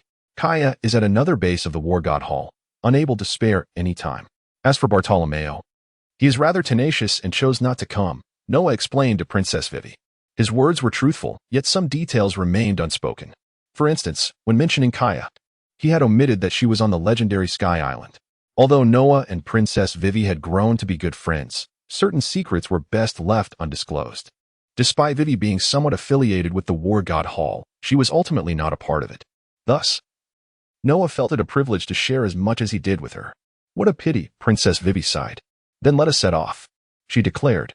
Having arranged the means of transportation, Noah noticed the desert camels prepared near the palace, which were indeed intended for their journey. However, upon seeing the camels, Noah made a decisive choice. "There is no need for that. I will take you aboard my ship," he stated. He had long anticipated their mode of travel. This was an opportunity to showcase the power of the moon and Appos' magic. For the past few days, Noah had been utilizing this power for flight. They proceeded to the port of Tianshu City, where they boarded a vessel that, while not particularly large, was just right for their needs. Once everyone was aboard, Noah harnessed the moon and Appos' magic to manipulate gravity and lifted the ship into the air. Given the bustling nature of Tianshu City and Appos' port, many witnesses were astonished to see a ship soaring above the ground. Not only that, but spies from various factions within the city swiftly relayed this extraordinary event back to their respective organizations. Noah was acutely aware that such displays would inevitably reveal his strength. Yet he chose to embrace this exposure. He understood that the revelation of his powers was merely a matter of time, and he was ready to employ that strength. Noah had no desire to conceal his abilities when the moment called for their use. He considered himself a formidable individual if he were to live in fear of exposure. How could he ever possess the heart of a true warrior? This mindset explained why Noah remained unperturbed by the prospect of revealing his capacity to manipulate gravity. Currently, Noah possessed the ability to control both seawater and gravitational forces through his magical energy. In time, these abilities would certainly come to light. He even suspected that the world government might already be aware of his power over freshwater. Why freshwater, one might wonder. Because it would be inconceivable for them to fathom that he could wield control over seawater. Noah had never explicitly stated this ability, nor had he introduced it during any demonstrations of his powers. For him, it sufficed to allow others to believe that his abilities stemmed from a devil fruit. In midair, Bonnie, Nami, and Princess Vivi leaned over the edge of the ship, gazing at the world below. Princess Vivi had flown before, yet her previous experiences lacked the leisurely opportunity to truly appreciate the scenery as she did now. For Bonnie and Nami, this was their inaugural flight, and they were filled with excitement and joy. Noah had only disclosed the nature of the moon and Appos' magic to Kaya. Even with Bartolomeo, he had only revealed a fraction of his abilities. Now, he openly proclaimed to those aboard his vessel that he possessed the power to make objects soar, an ability to control gravity.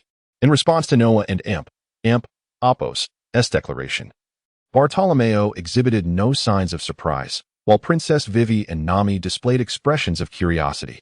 As for Bonnie, she was too caught up in the beauty of the view to ponder Noah and Apos' powers.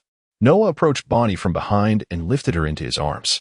"Would you like to try flying in the air?" he whispered in her ear. "Yes, yes, yes," Bonnie exclaimed excitedly, nodding vigorously. It was clear that she yearned to experience the thrill of flight. Noah produced a purple lotus flower, a token of divine significance, and presented it to Bonnie. As she accepted it, the flower melded into her being, granting her the ability to fly, albeit without the capacity to lift other objects. This lotus could be considered a simplified version of the moon and Apos' magic. Noah had discovered this power and retained the lotus when departing from Sky Island. As for Kaya, she possessed the Phantom Mask, which afforded her flight capabilities, so there was no concern for her on Sky Island. The island hovered 10,000 meters above the sea, and lacking the ability to fly in such a location would indeed be disadvantageous. Hence, Noah had exchanged the nature-type Thunderfruit for the power of the moon and Apos' magic. Now, he had bestowed the gift of flight upon Bonnie, and together they soared along the edge of the ship. Since the vessel was already airborne and not far from the ground, none aboard felt anxious about heights, particularly Bonnie, who was reveling in the joy of their playful flight. As they frolicked in the air, Bartolomeo observed Noah and Bonnie from the deck, while both Nami and Princess Vivi looked on with envy at Bonnie and Apos' exuberance. After more than 20 minutes of playful antics, Bonnie, still young, began to tire from her exuberant escapades. Chapter 92.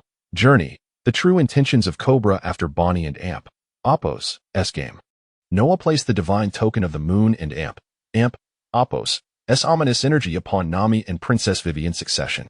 The following hours were spent in delightful aerial games with Princess Vivi and Nami. Noah was not one to show favoritism. As time elapsed, Noah and his companions finally arrived at the capital of Alabasta. Cobra had been waiting at the palace gates for their arrival. Thus, Noah and his party spotted Cobra from the skies. Noah, accompanied by Princess Vivi, descended gracefully. It was the perfect moment for her to experience the thrill of flight. Before long, they stood before Cobra.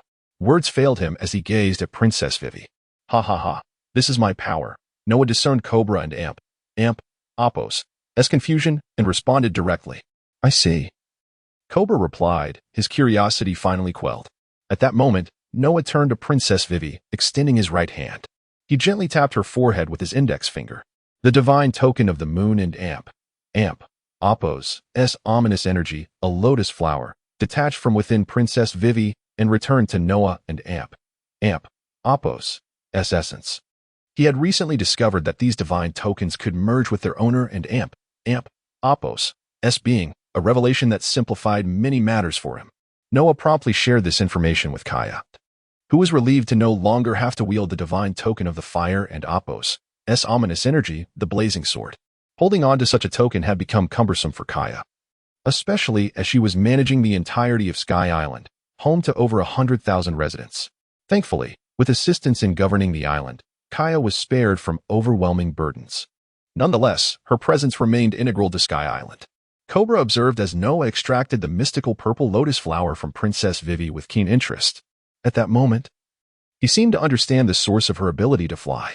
However, Cobra held no desire for the power Noah possessed. To him, nothing held greater significance than the kingdom of Alabasta. No entity could rival its importance. Yet, Noah perceived a hint of reluctance in Princess Vivi and Apos' gaze, which he chose to dismiss. For Noah, a longing for power was a natural inclination, especially for someone like Princess Vivi, who aspired to protect Alabasta diligently.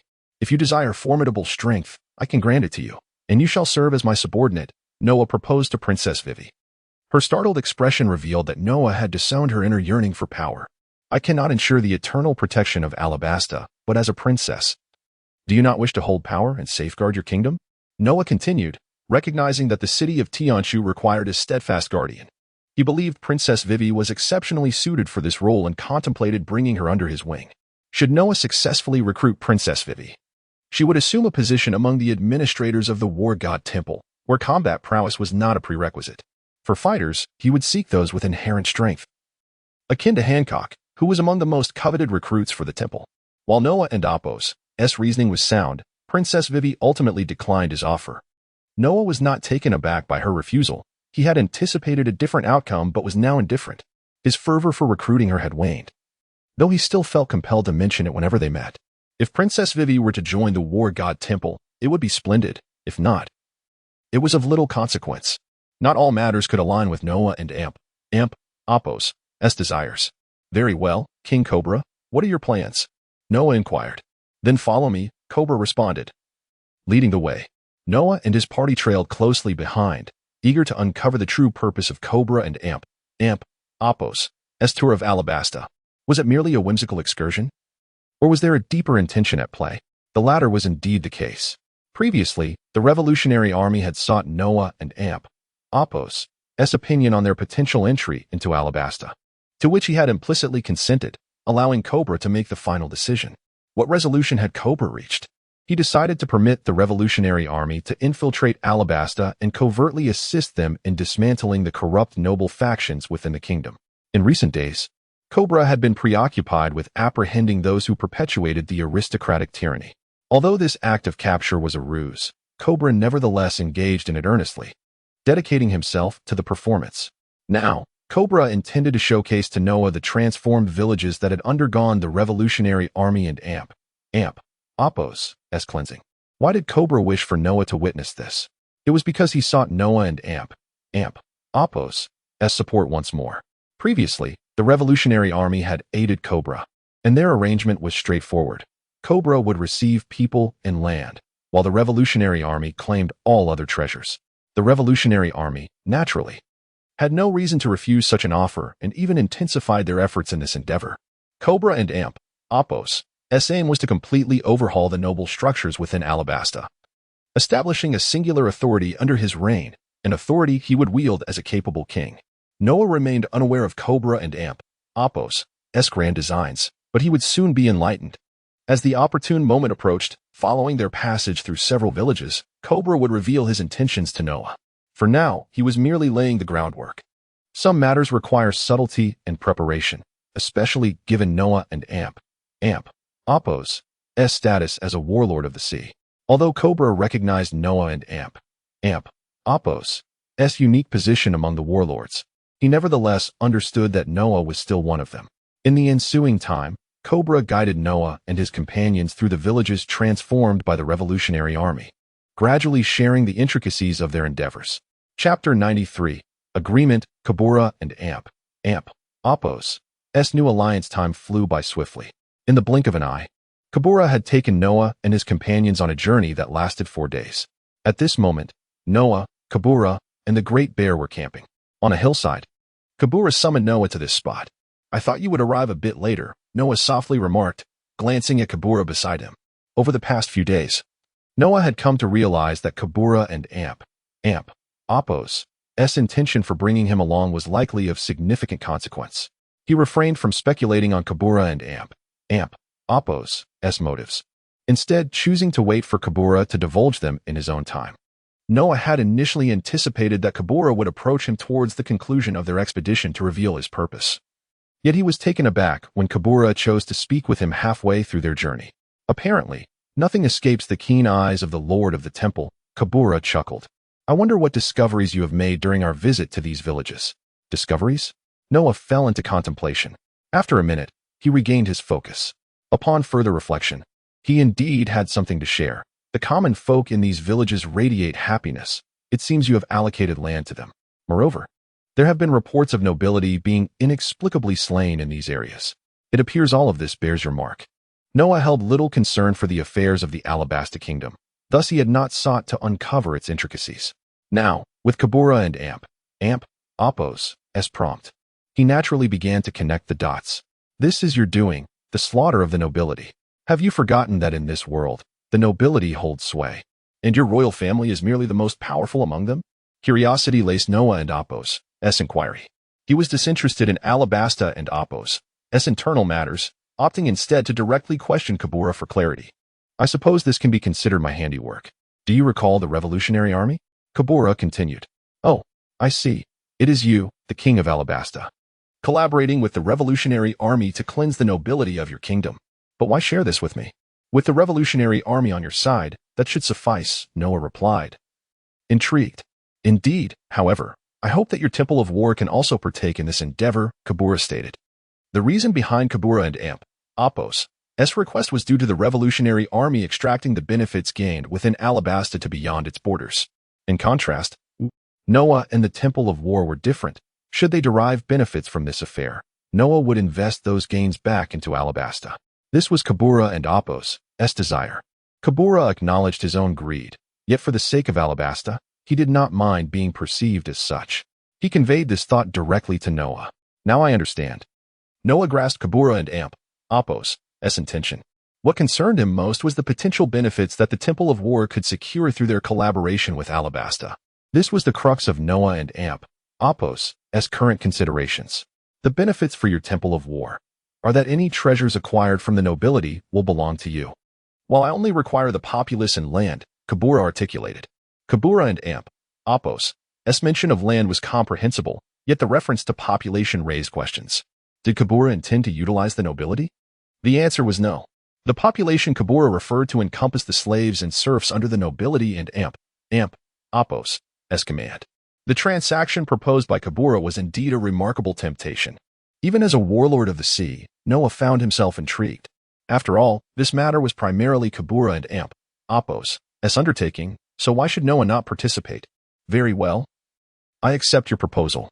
However, I will not mobilize as many people as the Revolutionary Army for this task. You can consider the Temple of War as a supplementary force.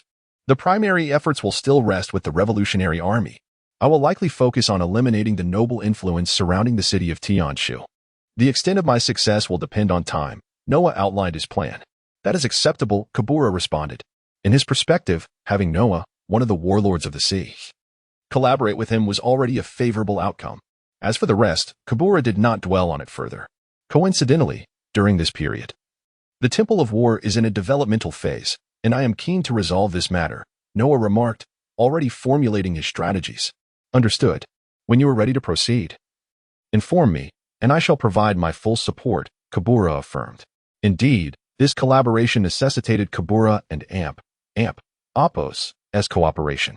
Certain actions could be undertaken, yet they must remain concealed from plain sight. At least, one must ensure that no evidence was left for others to grasp. Much like Doflamingo and Apos' various weapon factories and his ability to turn people into toys.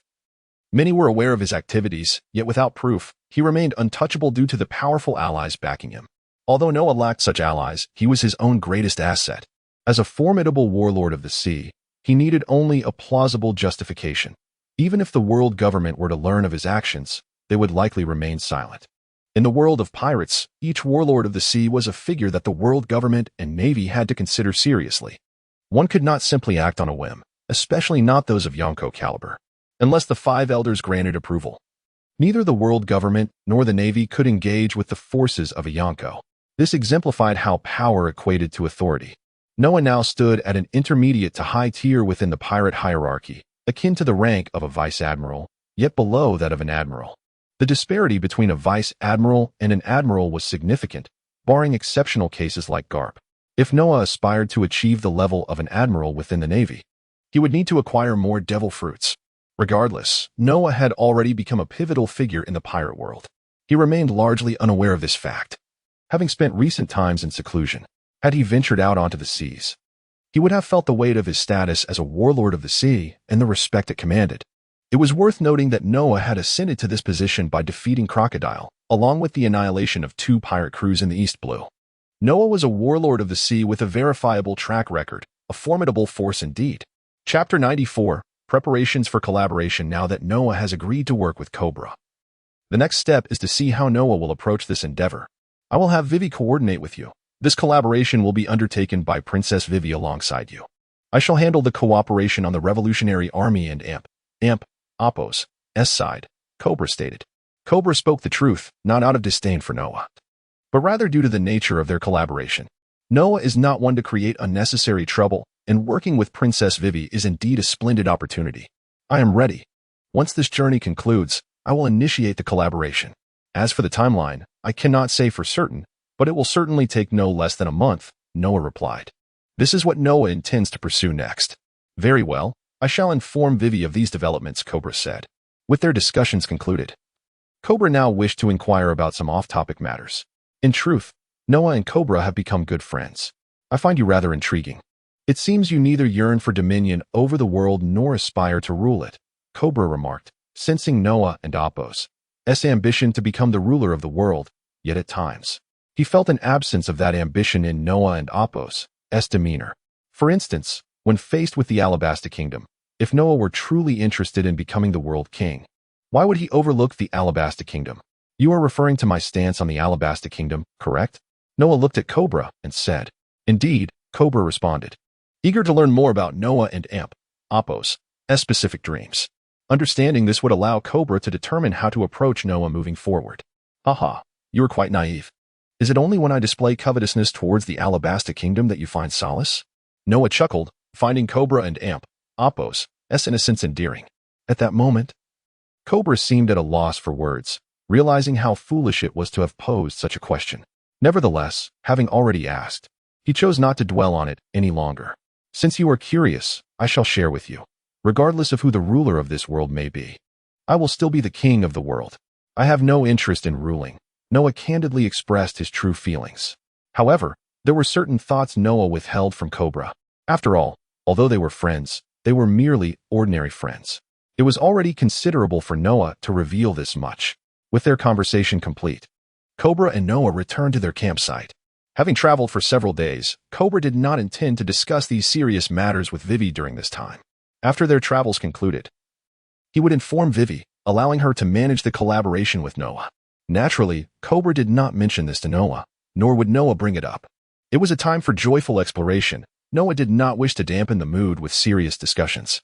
In Noah and Apos' view, one should enjoy leisure when the time calls for it and attend to serious matters when necessary. This has become a small habit of Noah and Apos', which he rather cherishes. Just as Noah had focused solely on executing his plans during the endeavor in the East Sea, he had barely spent time with those around him. Now that the current tasks were nearly completed, Noah naturally sought to make amends by cherishing moments with his companions. 7 days passed in this manner, and Noah and Apos' journey came to an end. During this time, he encountered numerous individuals toiling for their livelihoods. While starvation was rare in the Alabasta Kingdom, complacency could still lead to hunger.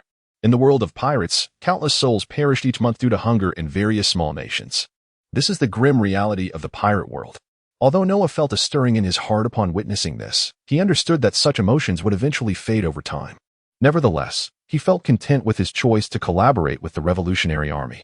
Indeed, Noah and Apos' relationship with the Revolutionary Army is one of cooperation, albeit without any practical engagement thus far. However, a significant collaboration looms on the horizon, as the Revolutionary Army currently faces some challenges. If Noah could extend his hand to assist them, they would be better equipped to achieve their goals. The following time was marked by various departures, essentially divided into two directions. Noah, Kuma, and their party journeyed together, while Cobra and Princess Vivi traveled in another direction. Cobra was headed back to the palace, while Vivi was returning to the capital, Tianshu. Although they were heading in different directions, they departed together because Cobra had matters to discuss with Princess Vivi specifically. The recent conversation he had with Noah. At that moment, aboard the ship, Noah was recounting the details of his discussion with Cobra to Kuma, while Nami and Bonnie listened attentively. Noah, however, did not assign any responsibilities to them. Yet, Nami and Bonnie volunteered to guard Tianshu, to which Noah consented. His reluctance to include them in the journey was not due to a desire to shield them from experience, but rather because some of the more nefarious aspects were not suitable for the young Bonnie to witness. As for Nami, Noah intended for her to guard Tianshu, so her proposal was fortuitously aligned. With that, all tasks were allocated. Half a day later, Princess Vivi returned and approached Noah. They then engaged in careful planning together. In 2 days, they would commence their endeavors. Why wait 2 days? Because Noah required time for preparations. What preparations, you may ask?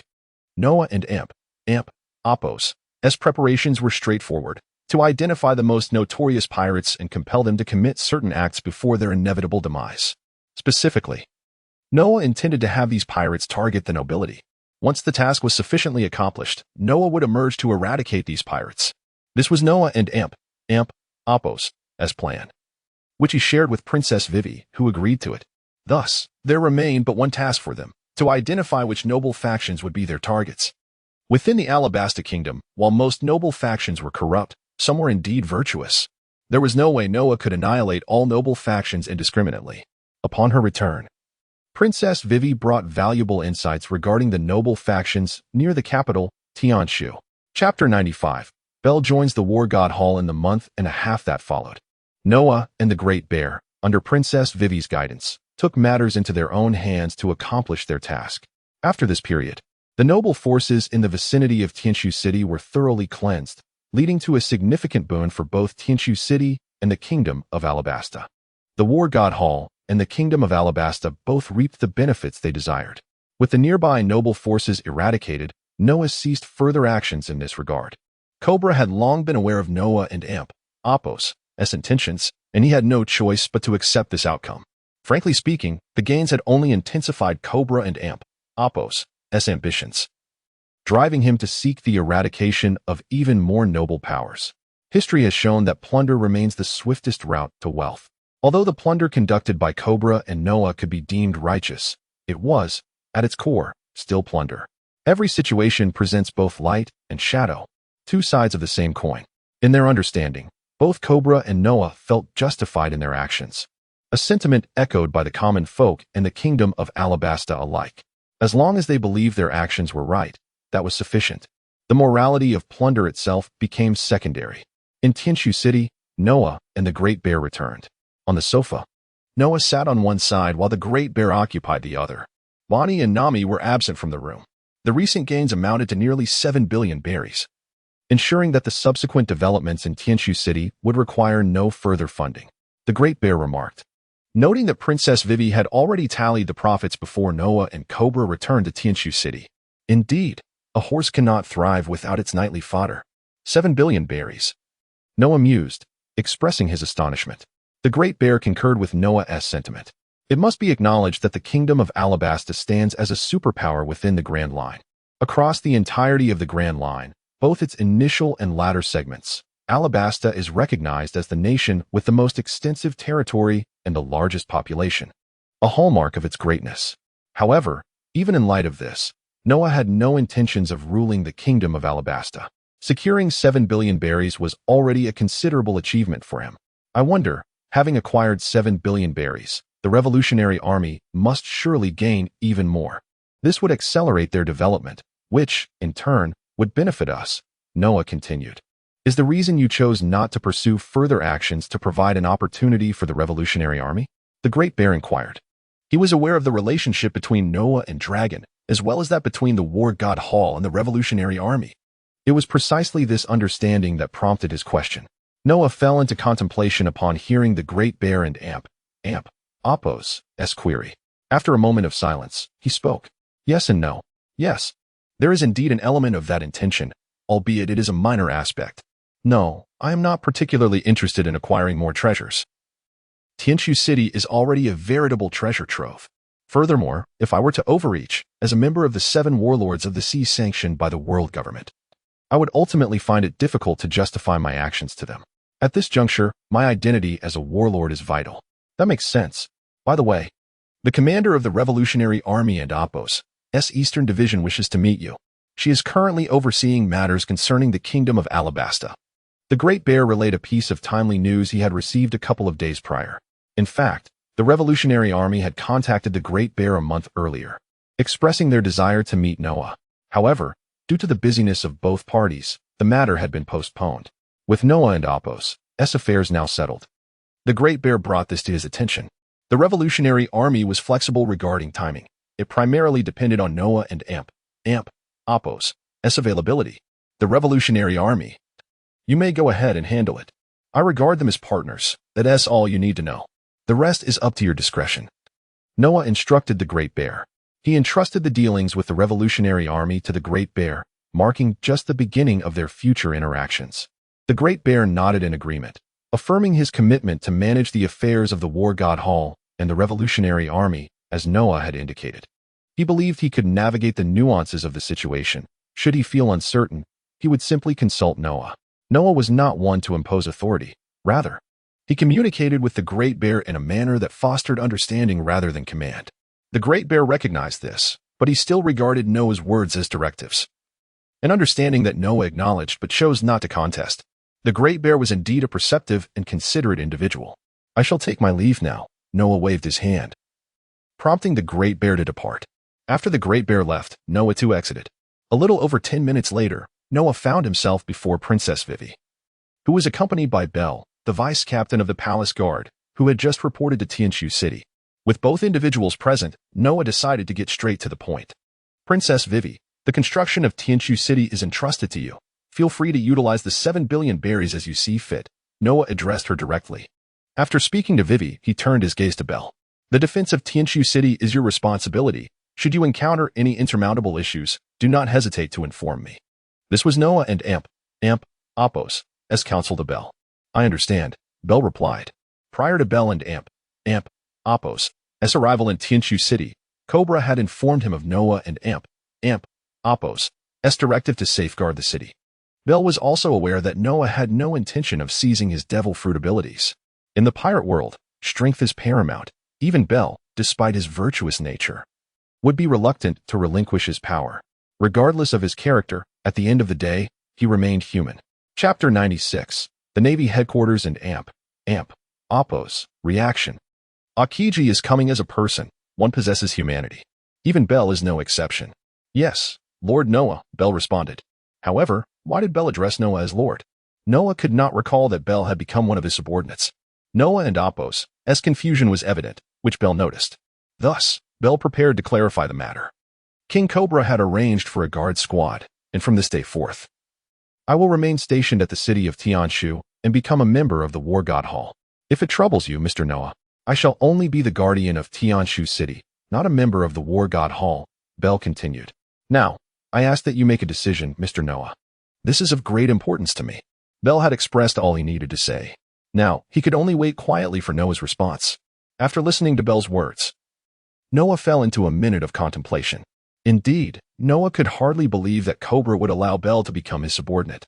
Although Noah understood that Cobra and Apos' actions were for the sake of the Alabasta Kingdom, he was still somewhat surprised. "I agree to your joining," Noah stated.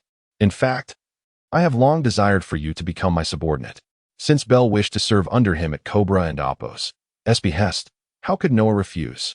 As Noah had expressed, he indeed considered taking Bel under his wing, though it had previously come to naught. Now that Bel had come forward, Noah could not turn him away. Thus, Noah readily accepted Bel and Apos' proposal. "From this day forth, you shall be my lord.